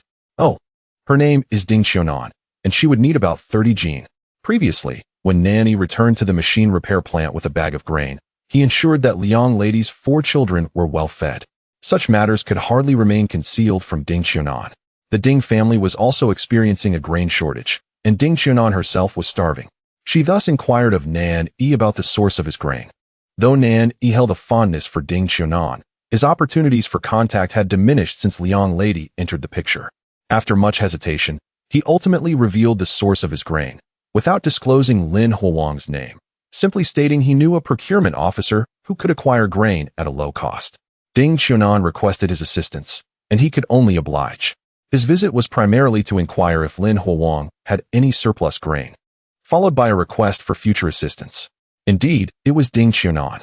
Lin Huang silently mused, not blaming Nan Yi for his actions, but rather feeling a sense of delight. After all, Ding Qiunan was also a protagonist in a drama, which might trigger a side quest. If that were the case, how splendid it would be. Come now, let us fetch the grain together. Certainly. Lin Huang propelled his bicycle, leading Nan Yi to a dilapidated warehouse. Wait for me here. He entered the warehouse and employed his detection technique. No dangers lurked nearby. He emerged with 2 bags, one large and one small. The larger bag contained 50 jin of grain for Nan Yi, while the smaller bag held 30 jin for Ding Qiunan. He swiftly exited the warehouse, handing the larger bag to Nan Yi. I wish to meet her personally to solidify our future collaboration. Nan Yi was taken aback for a moment before nodding in agreement. Yes, that seems appropriate. They then departed towards the machine repair plant. Outside the machine repair plant, in a narrow alleyway. Cui Dake, resign yourself, I will not be with you. The ethereal Ding Qiunan, clad in a blue gown, regarded Cui Dake with a frigid stare. Nan Yi once harbored affections for Ding Qiunan, while Cui Dake, a rival of Nan Yi, pursued her relentlessly. However, Ding Qiunan, in the depths of her heart, favored Nan Yi and held no interest in Cui Dake. Thus, the current scene unfolded. Cui Dake, dressed in a black Zhongshan suit, leaned against the wall, glaring discontentedly at Ding Qiunan. What pretense are you putting on, Ding Qiunan? Nan Yi has gone off to help Liang Lady raise her children. You two are simply not meant to be. Why not come with me? I assure you a life of kindness. At this, Ding Qiunan's anger flared. She could not comprehend why Nan Yi would choose to be with Liang Lady. After all, Liang Lady had 4 children, while Nan Yi was an unmarried youth. Why would he choose to care for someone else's children? Ding Qiunan found it utterly baffling. Nevertheless, this did not prevent her from treating Cui Dake with disdain. Whatever Nan Yi does is of no concern to me. I warn you, Cui Dake. Do not persistently pursue me. Not allow me to pursue you? Cui Dake lowered his head and suddenly laughed. Then return to me all the gifts I've brought to your family these past few days, as well as the presents for your parents. It amounts to 300 yuan. Ding Qiunan was momentarily stunned by his words, then retorted angrily. 300 yuan? Why don't you go rob it instead?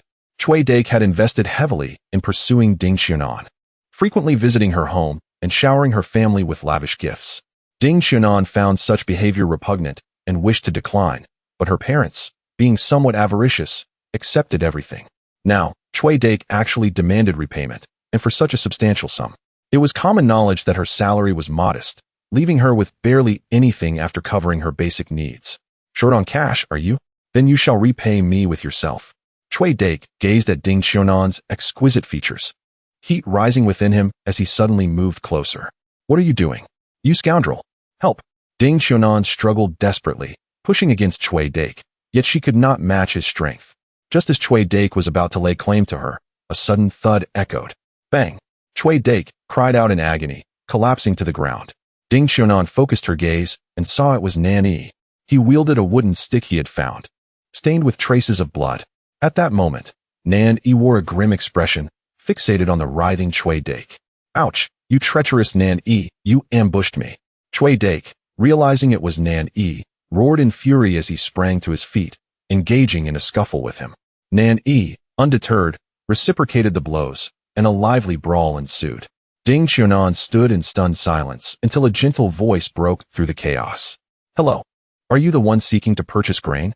Ding Qiunan turned her head to find Lin Huang, a bag in hand, smiling at her. Indeed, Lin Huang had just arrived with Nan Yi and witnessed Cui Dake's attempt to harass Ding Qiunan. Unable to contain himself, Nan Yi had discarded the bag of flour he was carrying and charged at Cui Dake with the stick.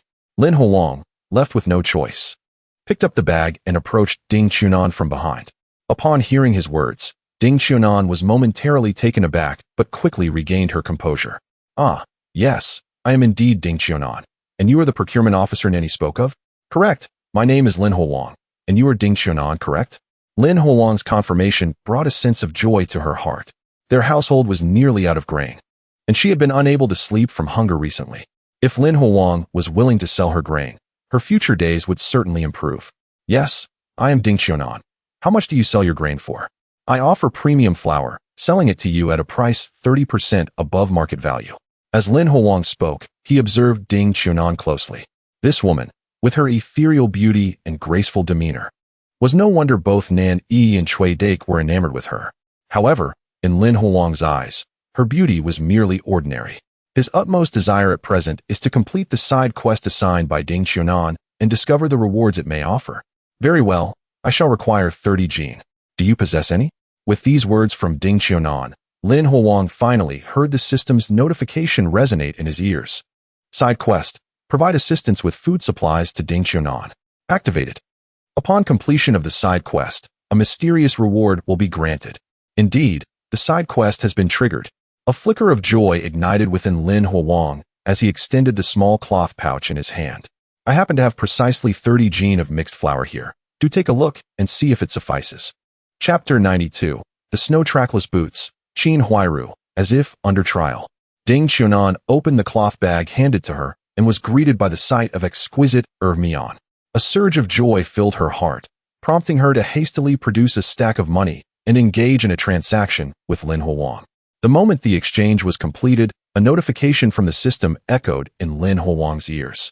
Side quest: provide Ding Xiaonan with assistance in food supplies. Triggered. Quest reward: snow trackless boots have been stored in the system space. Welcome to retrieve them. Snow trackless boots? Lin Huang was taken aback, not expecting this side quest to reward him with a pair of boots. By their name, do they leave no footprints when worn? To him, it seemed somewhat superfluous. However, it was not without merit. At least in future endeavors of lethal nature, he would no longer need to worry about leaving traces. There was no time to examine the newly acquired snow trackless boots, as the battle between Nan Yi and Cui Dake was drawing to a close nearby. Cui Dake had been ambushed by Nan Yi, his head bleeding profusely, and now lay unconscious on the ground. Nan Yi discarded the wooden stick in his hand and approached Ding Xiaonan with a cold expression. Are you all right? Yes, I'm fine. Ding Xiaonan's demeanor towards Nan Yi was somewhat aloof, especially since he was now romantically involved with Liang Lady. Upon seeing the cloth bag in Ding Xiaonan's hand, Nan Yi felt a wave of relief. She had successfully procured food from Lin Huang, which was ideal. He then expressed his gratitude to Lin Huang. Lin Huang waved his hand, gesturing towards the motionless Cui Dake on the ground, whose head was still bleeding. You'd best take him to the hospital. Otherwise, this fellow might well perish. Bah. Dying would be for the best. Nan Yi spat, his face a mask of displeasure. Ding Xiaonan stepped forward to assess Cui Dake's condition. As the factory's medical officer, she was a trained healthcare professional. We must get him to the hospital immediately, otherwise, it's quite dangerous. At her words, Nan Yi was taken aback. No way. I hardly exerted much force. Lin Huang, sensing the situation was amiss, took a step back. You all carry on.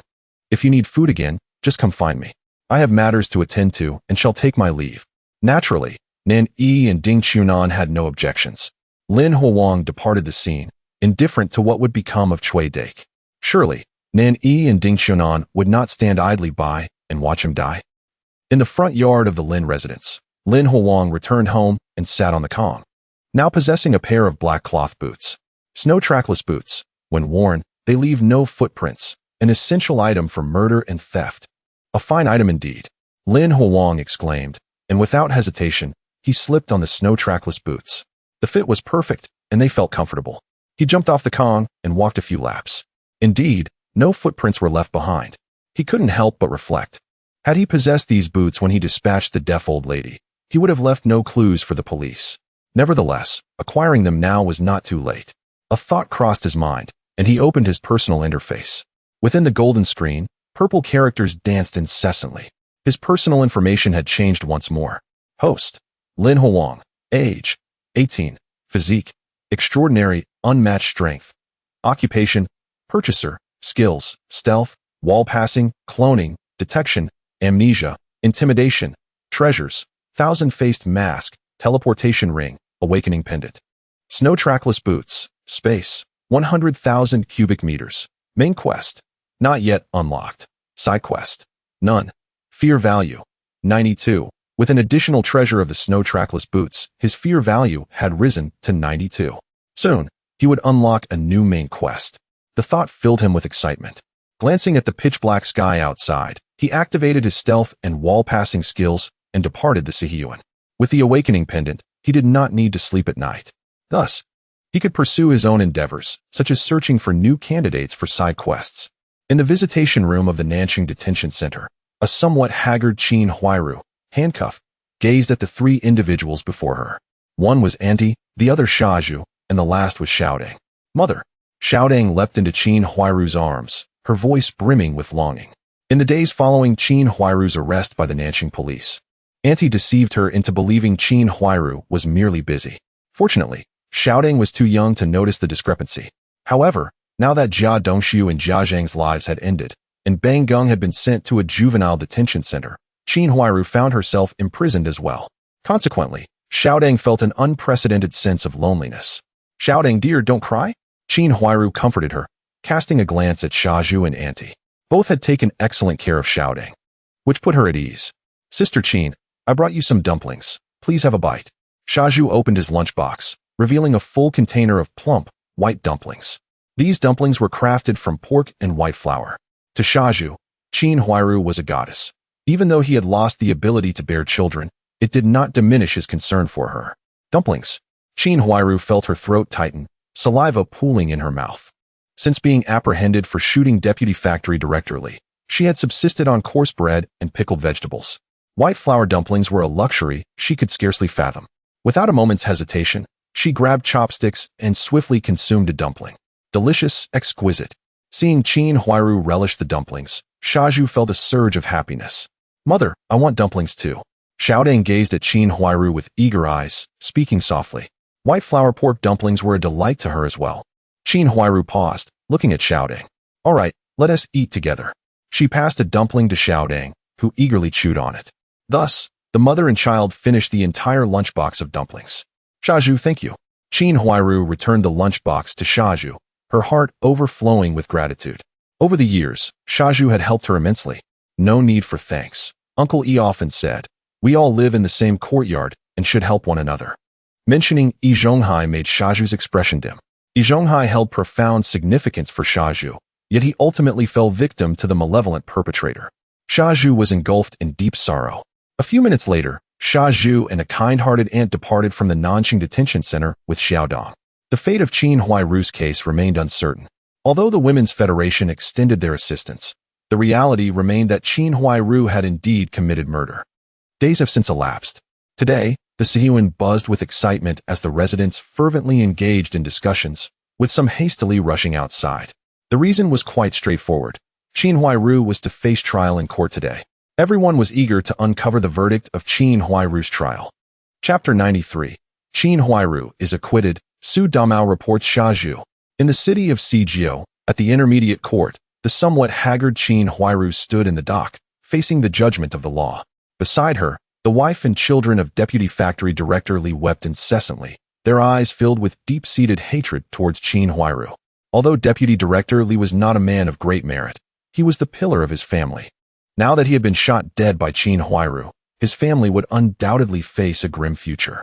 Behind her, numerous residents of Sijiu City had gathered to witness the trial. Previously, the Women's Federation had portrayed Qin Huairu as a figure of resistance against oppression, stirring up considerable public attention, and they were eager to see the outcome of this trial. Among them were many residents from the Sihyuan, including Xiaozhu. Xiaozhu had come on his own, as his elderly aunt was busy caring for Xiaodang. "Sister Qin, you must be all right." Xiaozhu clenched his fists, praying fervently in his heart. He was merely a cook, powerless to assist Qin Huairu. At this moment, the judge finally announced the verdict. The victim, Li Huaid, had attempted to assault the defendant, Qin Huairu, who acted in self-defense and, in a moment of panic, accidentally shot him dead. The court hereby declares Qin Huairu not guilty. Upon hearing this verdict, the family of Deputy Director Li wept even more bitterly. Meanwhile, the residents behind Qin Huairu erupted with thunderous cheers. Especially Xiaozhu, who, with clenched fists, was overwhelmed with emotion. "Sister Qin is safe, how wonderful."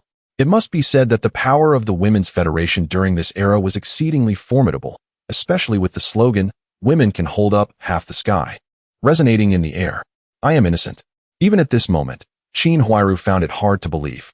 She had indeed shot Deputy Director Li, yet she was acquitted?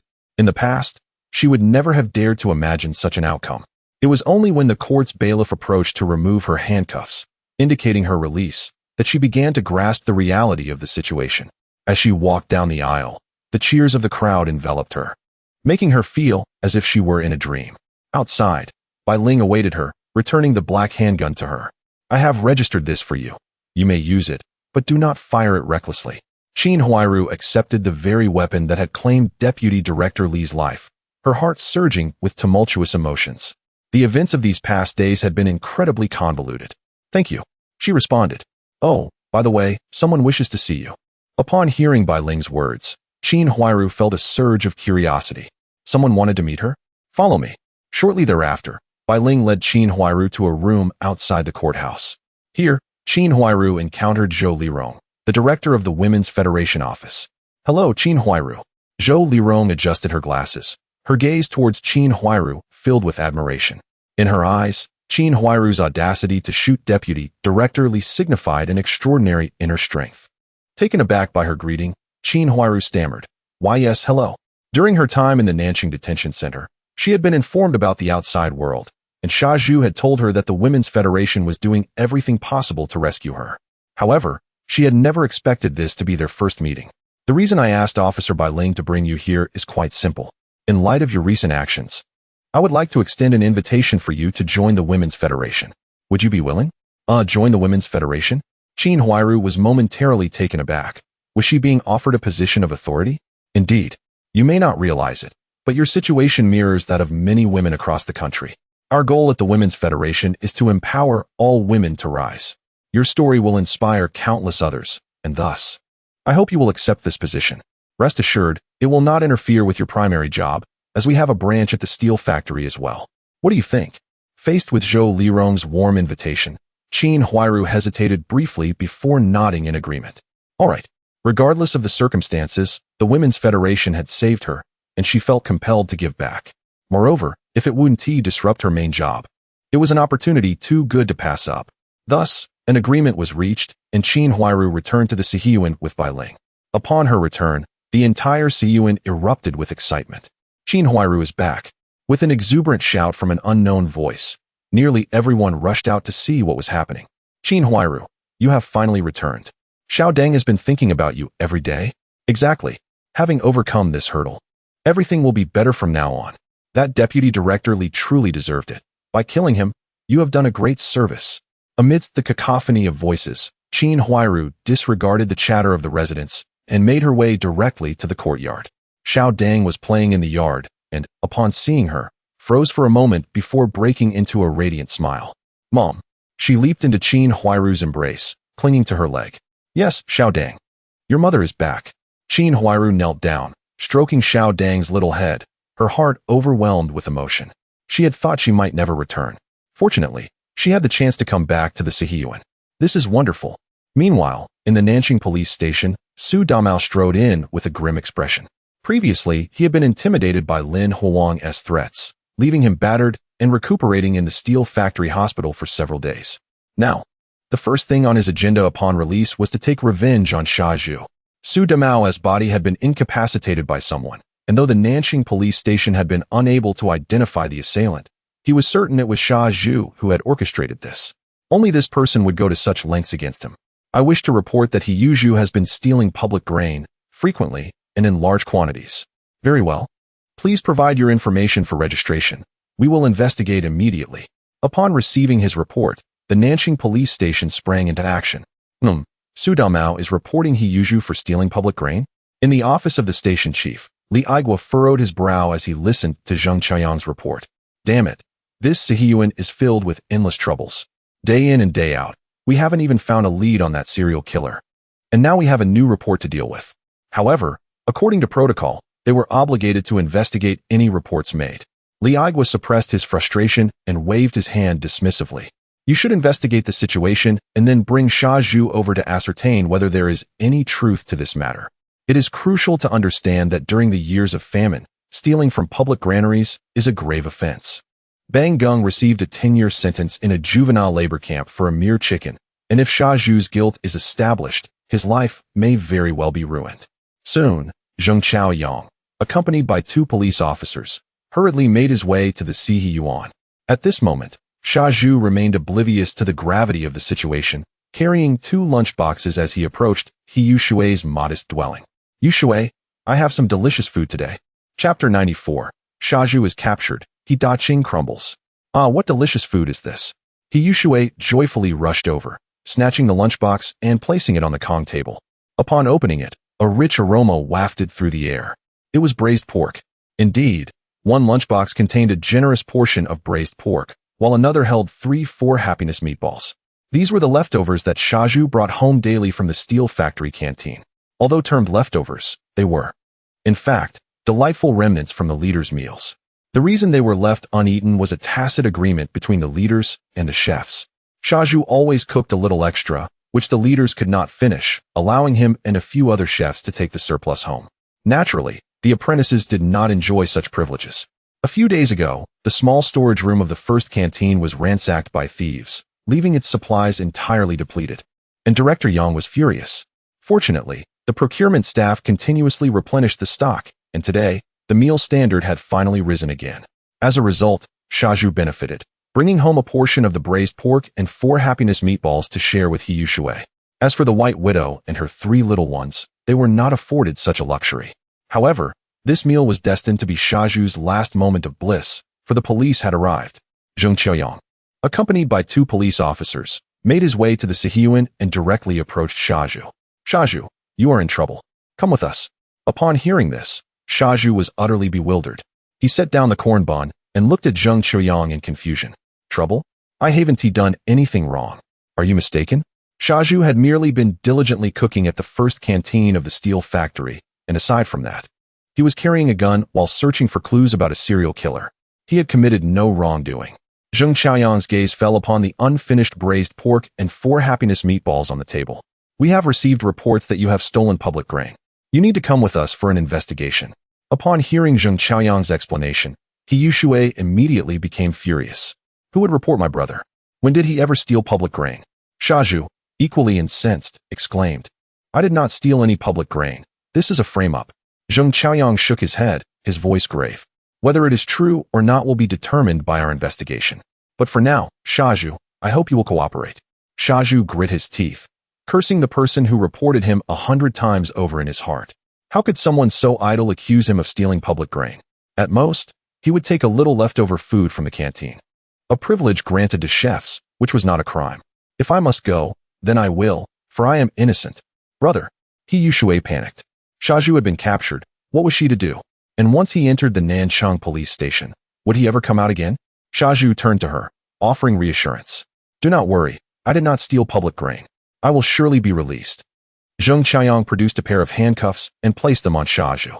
Rest assured, if you are truly innocent, our station will not wrong a good person.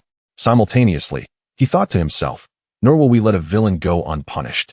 Thus, Xia Zhu followed the 3 police officers outside, only to be halted by someone. Wait, officer, what is going on? Why are you arresting Xia Zhu? It was He Daqing. Hearing the commotion inside, he rushed out, only to see Xia Zhu handcuffed, with 3 officers preparing to take him away. He Yushui, with teary eyes, followed closely behind Xia Zhu, on the verge of tears. He Daqing was immediately alarmed. After all, Xia Zhu was his biological son, not the 3 ungrateful children of the White Widow. He was counting on Xia Zhu to support him in his old age. Now, he needed to ascertain what had transpired. Meanwhile, the other residents of the Sihiyuan, drawn by the commotion, gathered around, eager to witness the unfolding drama. What is happening? Why has Xia Zhu been arrested by the police? I do not know. Did he commit a crime? Could it be that Xia Zhu is the serial killer? How terrifying. Amid the murmurs, Zheng Chaoyang remained composed as he addressed He Daqing, fully aware of his identity. Someone reported that Xia Zhu stole public grain. We need to take him to the police station for questioning. As soon as these words were uttered, the surrounding residents erupted in chatter. So that's it. Xia Zhu is a thief. How despicable. He eats so well every day. Turns out he was stealing. By the way, who reported him? No one had anticipated that Xia Zhu would be reported. However, the report held some validity. It was a time of famine, and most residents were struggling to feed themselves. Yet Xia Zhu, taking advantage of his position as a chef in the first canteen, returned home daily with at least 2 lunchboxes filled with meat and vegetables, inciting envy among many. In times of scarcity, it was not the lack of food that bothered them, but the inequality of distribution. Consequently, with Shaju's arrest, many residents felt not sympathy, but a sense of vindication. On the other hand, He Daqing was bewildered. Stealing public grain? He could not believe that Shaju would have the audacity to do so. After all, it was a time of famine, and the accusation of stealing grain carried a heavy weight. Not to mention stealing public grain. His gaze fixed on Shaju, he questioned sternly, "Shaju, what is going on? Did you steal public grain?" Shaju shook his head, defending himself. "No, I only take a little leftover food home every day. The other chefs do the same. And the factory tacitly allows it." Upon hearing this, He Daqing immediately felt relieved, a smile spreading across his face as he pleaded with Zheng Qiuyang. "Officer, look, Shaju only took a bit of leftover food. It doesn't count as stealing. Please let him go." Zheng Qiuyang's expression remained stoic as he replied sternly, "Whether he stole or not cannot be determined by mere words.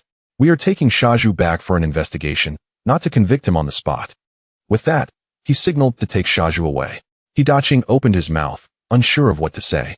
Zheng Qiuyang led Shaju and the 2 other officers through the crowd, exiting the courtyard. "Father, what do we do now?" He Yushui approached He Daqing, seeking his counsel. However, He Daqing's mind was in a state of turmoil, for the memories of altering his family's background haunted him, and the mere thought of the police instilled fear within him. With Shuzhuz being apprehended by the authorities, he was left to contemplate a solution, yet found himself at a loss. What to do? What to do? "Do not panic. Let me think. Let me think," He Daqing murmured. At that moment, who could possibly save Shuzhuz? He was oblivious, utterly unaware. The onlookers surrounding the scene gradually dispersed, their excitement palpable as they congregated in small groups to discuss the incident. In the days to come, Shuzhuz's arrest would become the talk of the courtyard. Chapter 95. The whole courtyard in heated debate, the lonely ant. At the entrance of the Sihiyuan, Shaju, being taken away by the police, collided with Su Damao. Su Damao, reeking of alcohol, was exhilarated after reporting Shaju and had gone off to drink. Upon witnessing Shaju in handcuffs being escorted away, Su Damao could not help but burst into laughter. "Huh, Shaju, what happened to you? How did you get caught?" The mocking words ignited a blaze of fury within Shaju. Suddenly, a spark of realization illuminated his mind as he fixed his gaze on Su Damao's smug visage. "Su Damao, did you report me?" "Nonsense. It wasn't me." Su Damao vehemently denied it, maintaining a facade of composure while lying. The rationale was simple. Although he had indeed reported Shaju, this information could not be publicly disclosed, lest he incite discontent among the residents of the courtyard. Living in the same compound while engaging in such treachery would earn him the disdain of others, rendering him a pariah. Hearing this, Zheng Qiuyang, the lead officer, cast a penetrating glance at Su Damao. The audacity of Su Damao to lie so effortlessly, despite being the one who reported Shaju, was remarkable. Naturally, the Nanxing police station generally safeguards the identities of informants, preventing Zheng Qiuyang from exposing him. Shaju's anger intensified as he became convinced that Su Damao was indeed the one who had reported him. Aside from his recent conflicts with Su Damao, he had not wronged anyone else. That scoundrel is truly venomous. However, Shaju was not without fault himself. In the past, during their altercations, he had resorted to underhanded tactics, nearly rendering Su Damao infertile. Just recently, he had ambushed Su Damao in collaboration with his apprentice, Ma Hua, leaving him utterly incapacitated. Thus, he had unwittingly invited Su Damao's retaliation. In Su Damao's eyes, if a mere stick thief received a 10-year sentence for stealing a chicken, then Shaju, who had pilfered so much grain from the steel factory, surely deserved a death sentence. Indeed, he harbored a desire to see Shaju meet his demise. "Su Damao, when I get out, I will not spare you." Su Damao's heart skipped a beat, and he shrugged, turning to Zheng Qiuyang. "Officer Zheng, look at how audacious Shaju remains even now." Zheng Qiuyang shook his head, unwilling to involve himself in their petty disputes. "Take him away." Shaju continued to roar in anger, but he was swiftly escorted out of the Sihiyuan by 2 police officers. Watching their retreating figures, Su Damao chuckled with satisfaction, humming a tune as he strolled back into the courtyard. His heart brimmed with anticipation as he eagerly awaited Shaju's ultimate fate. Even if he were not sentenced to death, a 20-year sentence would suffice to assuage Su Damao's resentment. Shaju's arrest sent ripples through the Sihiyuan. After all, he was considered a prominent figure within the courtyard, and the He family occupied the finest residence there. In the front yard, Lin Huang observed Shaju being taken away by the police, his face betraying a look of astonishment. Oh, someone reported Shaju for stealing government grain? Lin Huang had not anticipated this turn of events. Typically, he would not resort to reporting others. He preferred a more direct approach, eliminating adversaries outright. Yet, had Shaju truly stolen government grain? While it had long been customary for chefs to bring home leftovers, Shaju was known to be quite unscrupulous. According to Lin Huang's knowledge, Shaju not only carried home leftovers, but sometimes directly withheld ingredients from the steel factory's leaders.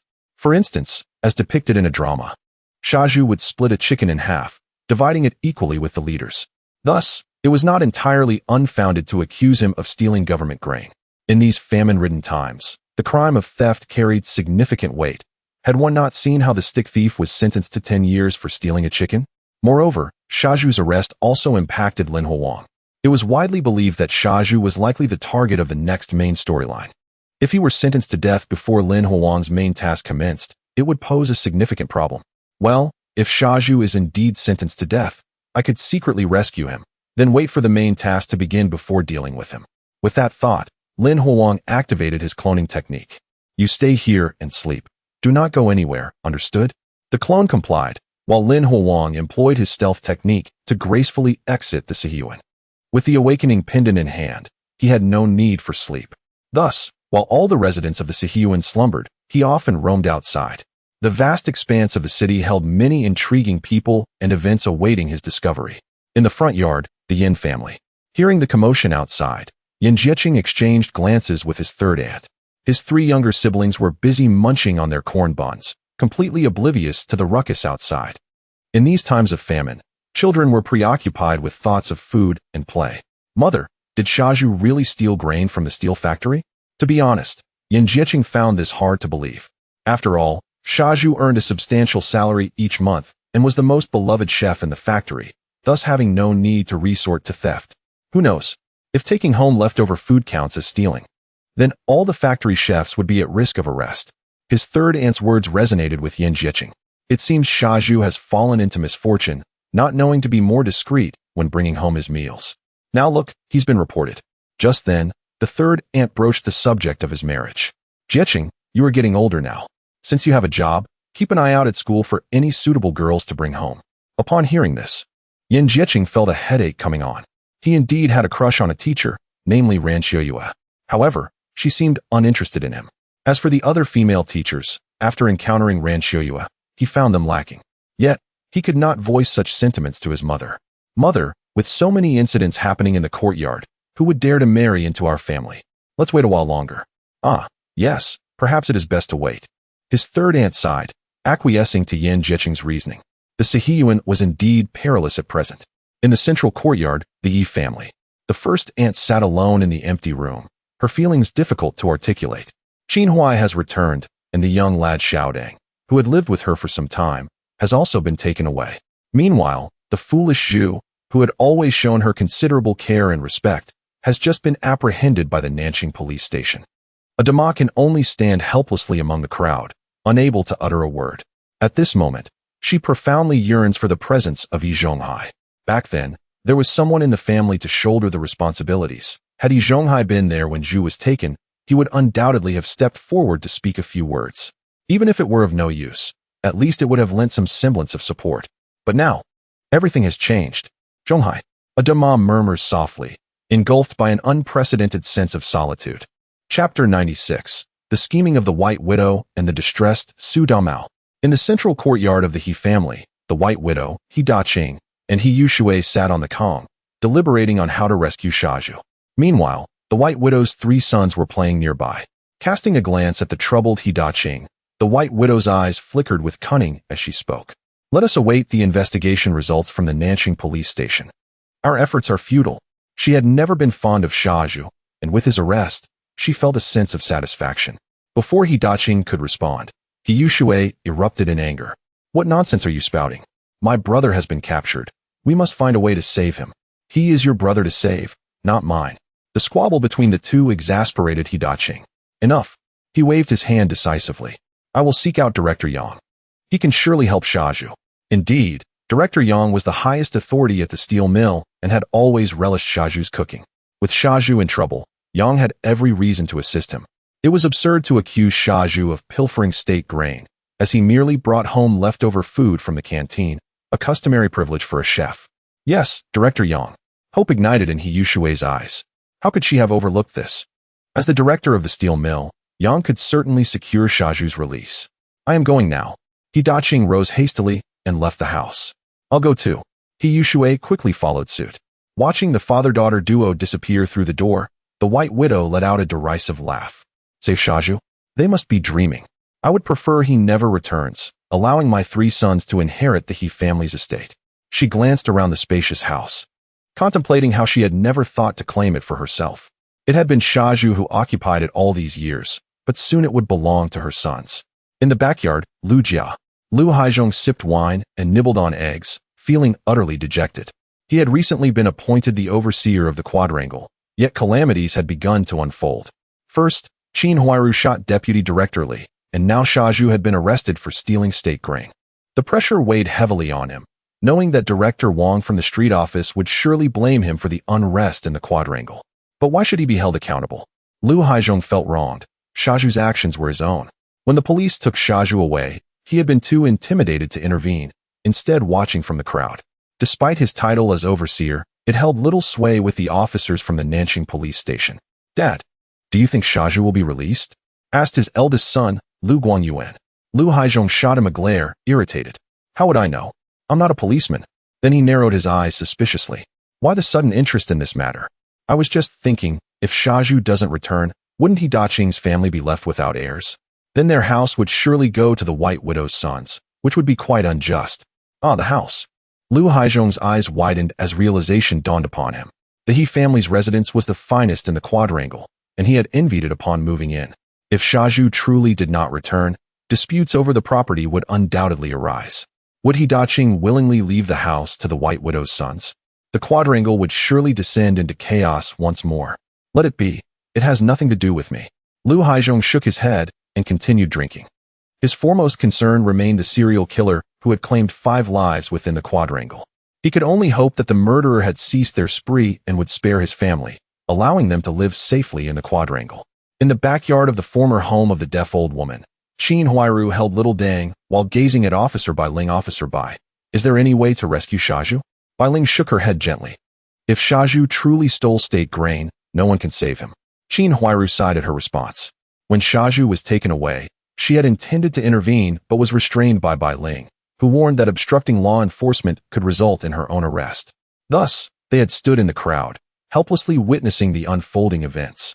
Qin Huairu believed that as a chef at the steel mill, it was reasonable for Xiaoju to bring home leftovers. Yet, it was clear that the informant and the police had a different perspective.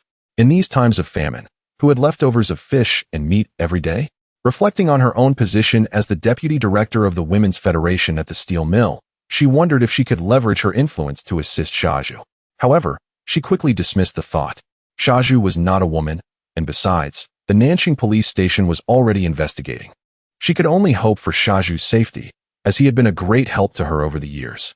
In the backyard of the Su family, Su Damao reveled in his drink, indulging in 2 plates of snacks, one of peanuts and the other of pig ears. In these times of famine, such delicacies were indeed a rarity. Thanks to his recent divorce from Lu Xiao, he had received a sum of money. Otherwise, he could not have afforded such extravagance.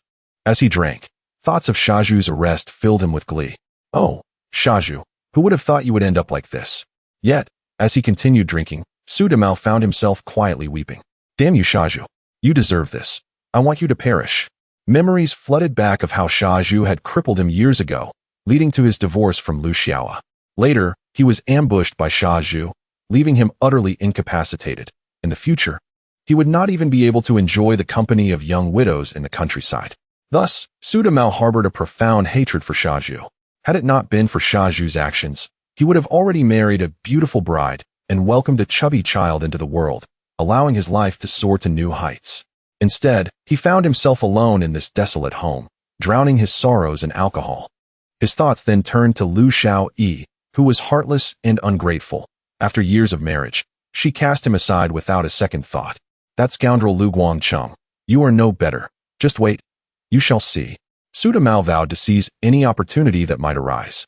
Otherwise, he would ensure that he exacted a severe retribution upon the Liu family. Chapter 97. Shaju is interrogated, and Director Yang offers assistance. In the dining hall of the Liu family villa, a sumptuous meal is being enjoyed by the family. Despite the decline of Liu Guangqing, once the most prominent capitalist in the city of Siqiu, he still ensures that his family never lacks for food and drink. During the meal, casual conversations lead to discussions about the Sihiyuan, where a remarkable woman emerged, followed by news of a thief. Liu Guangqing refers to the earlier incident involving Qin Huairu's shooting of Deputy Director Li, as well as Shaju being apprehended for stealing public grain today. This illustrates the strength of his intelligence network, which allowed the Liu family to evade disaster during tumultuous times.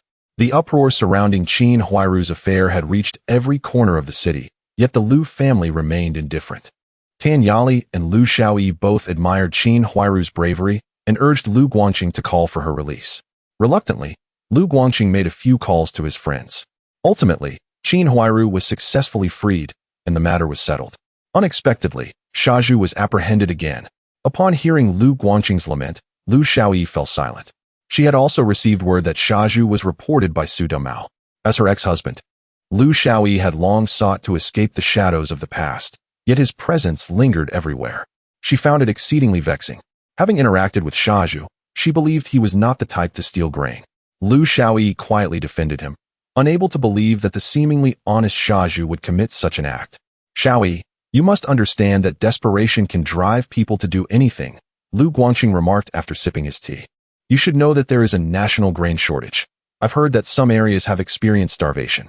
I suspect that Shaju was driven by hunger to consider stealing. Despite his words, Liu Shaoyi remained unconvinced. Shaju was a chef. It was unlikely he would be reduced to such desperation. However, the topic was swiftly changed as her mother, Tan Yali, began another round of chatter. Shaoyi, the young gentleman I introduced you to yesterday. You still found him unsatisfactory. What are you truly looking for? Liu Shaoyi felt a jolt in her heart and stood up. I'm full. You all can continue. She fled the dining hall as if trying to escape her fate. Watching her retreating figure, Tan Yali sighed. Shaoyi seems quite resistant to these suitors. What shall we do? Let it be? Give her some time? Liu Guangqing pushed aside his plate, casting an annoyed glance at his wife. She has only just divorced. Can't you let her have some space? We can revisit this matter later. Tan Yali hesitated but eventually nodded in agreement. Very well, let Shaoyi take a few months to adjust. At Director Yang's residence, He Daqing and He Yushui arrived. What? Shaju has been arrested? Upon hearing this news, Director Yang immediately became restless. In Siqiu, while there are numerous renowned chefs, the demand for exceptional culinary talent is also high. Shaju, skilled in both Tan family cuisine and Sichuan dishes, had gained the admiration of the factory's leadership with his culinary creations. Director Yang would often take various leaders to the small cafeteria at the steel mill to savor Shaju's dishes. It could be said that if Shaju were incarcerated, their meals would lose all flavor. Indeed, Director, please save Shaju. You are his only hope. He Daqing implored, with He Yushui nodding fervently in agreement. They could hardly fathom anyone other than Director Yang being capable of extricating Shaju from the clutches of the Nanqing police station. However, Director Yang remained composed. Wait a moment. What exactly is the reason for Shaju's arrest? Is it merely for stealing public grain? His caution was understandable, as he had navigated countless storms to attain his position as the head of a large state-owned enterprise. If Shaju had truly been arrested solely for theft, Yang would have confidence in his ability to rescue him. However, if there were deeper issues at play, he would need to reconsider. We cannot risk your safety in an attempt to save Shaju.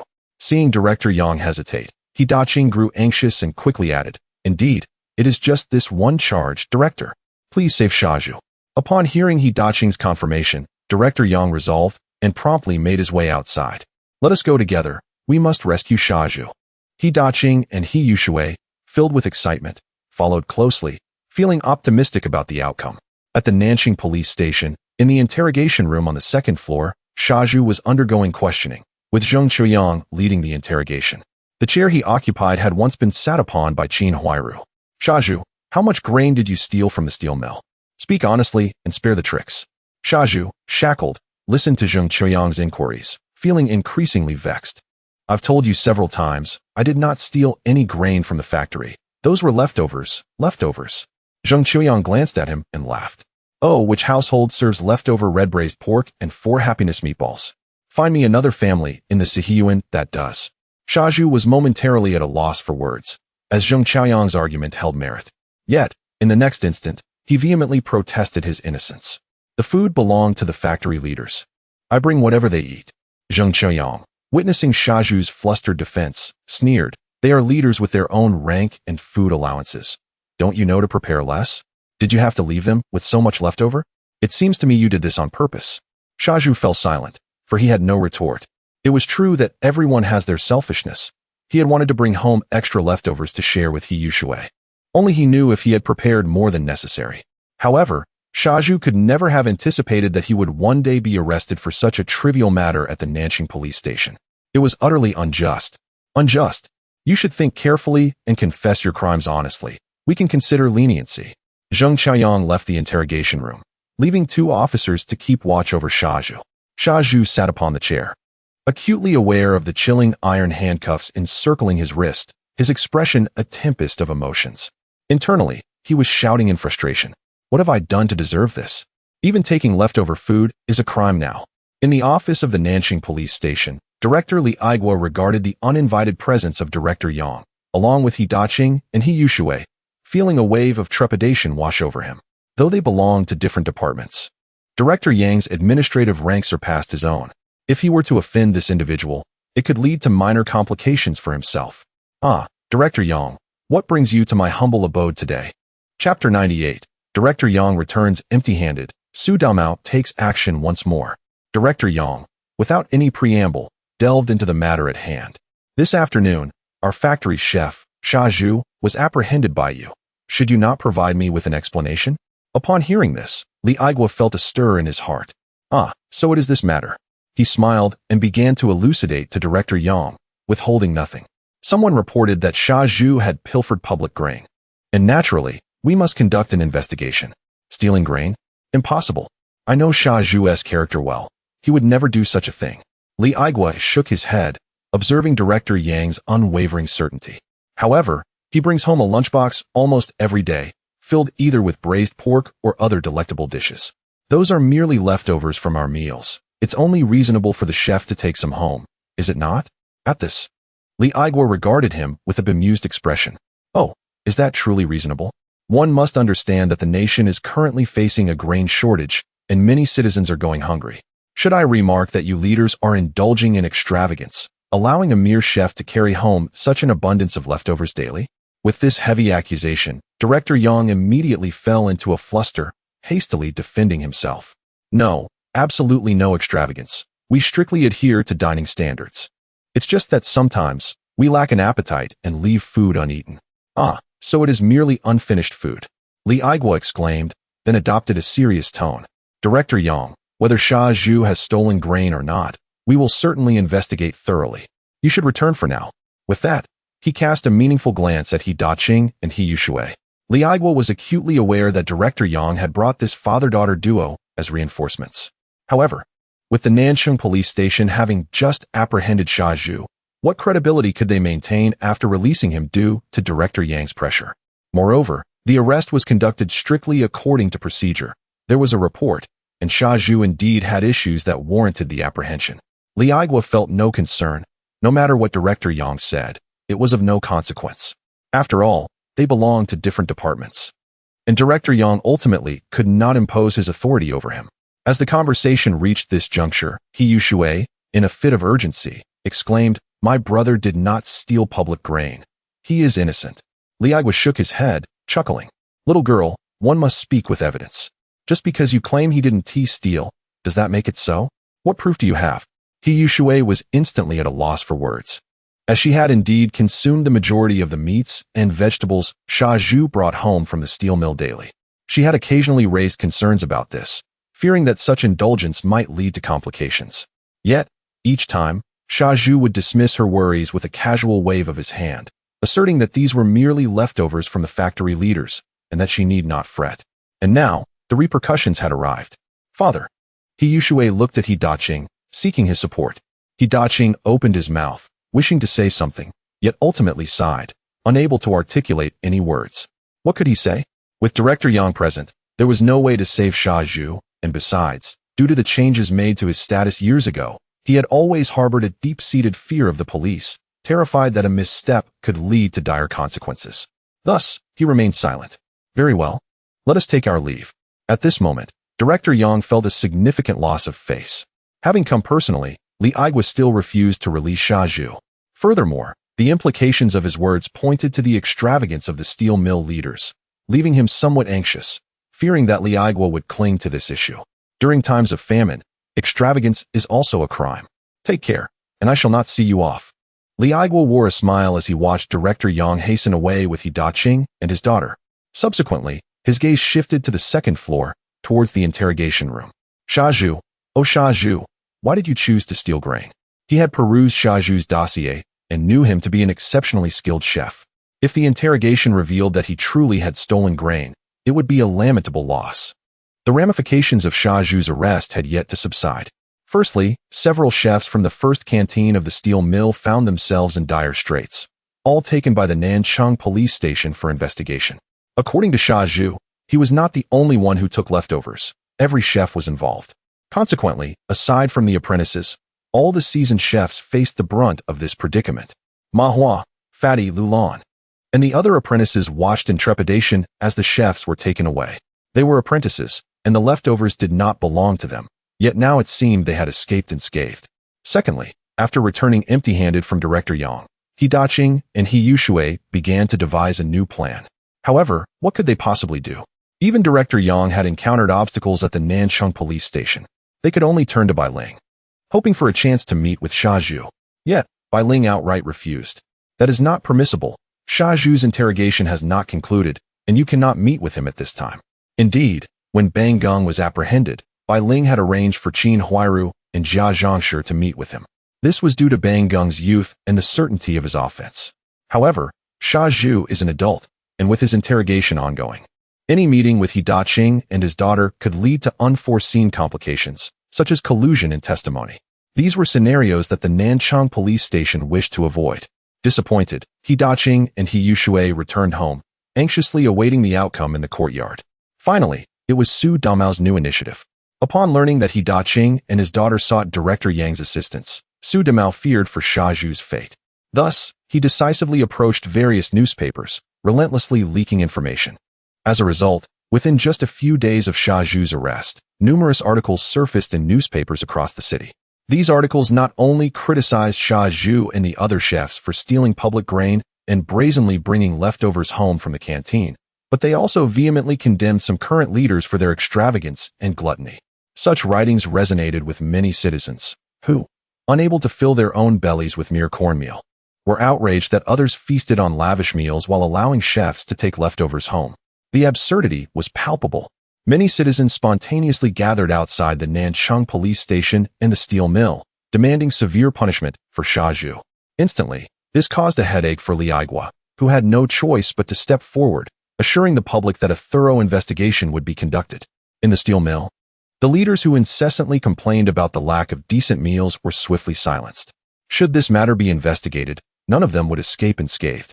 It is vital to note that the current upper echelons have adopted a decidedly unfriendly stance towards indulgence in excess. Thus, Xia Zhu found himself confined in the interrogation room of the Nanchang police station for several days, enduring relentless questioning day and night. Alongside him were a few other chefs also subjected to interrogation. Indeed, while Xia Zhu possessed considerable physical strength and was a formidable fighter, his psychological resilience proved inadequate. After merely a few days, he ultimately capitulated.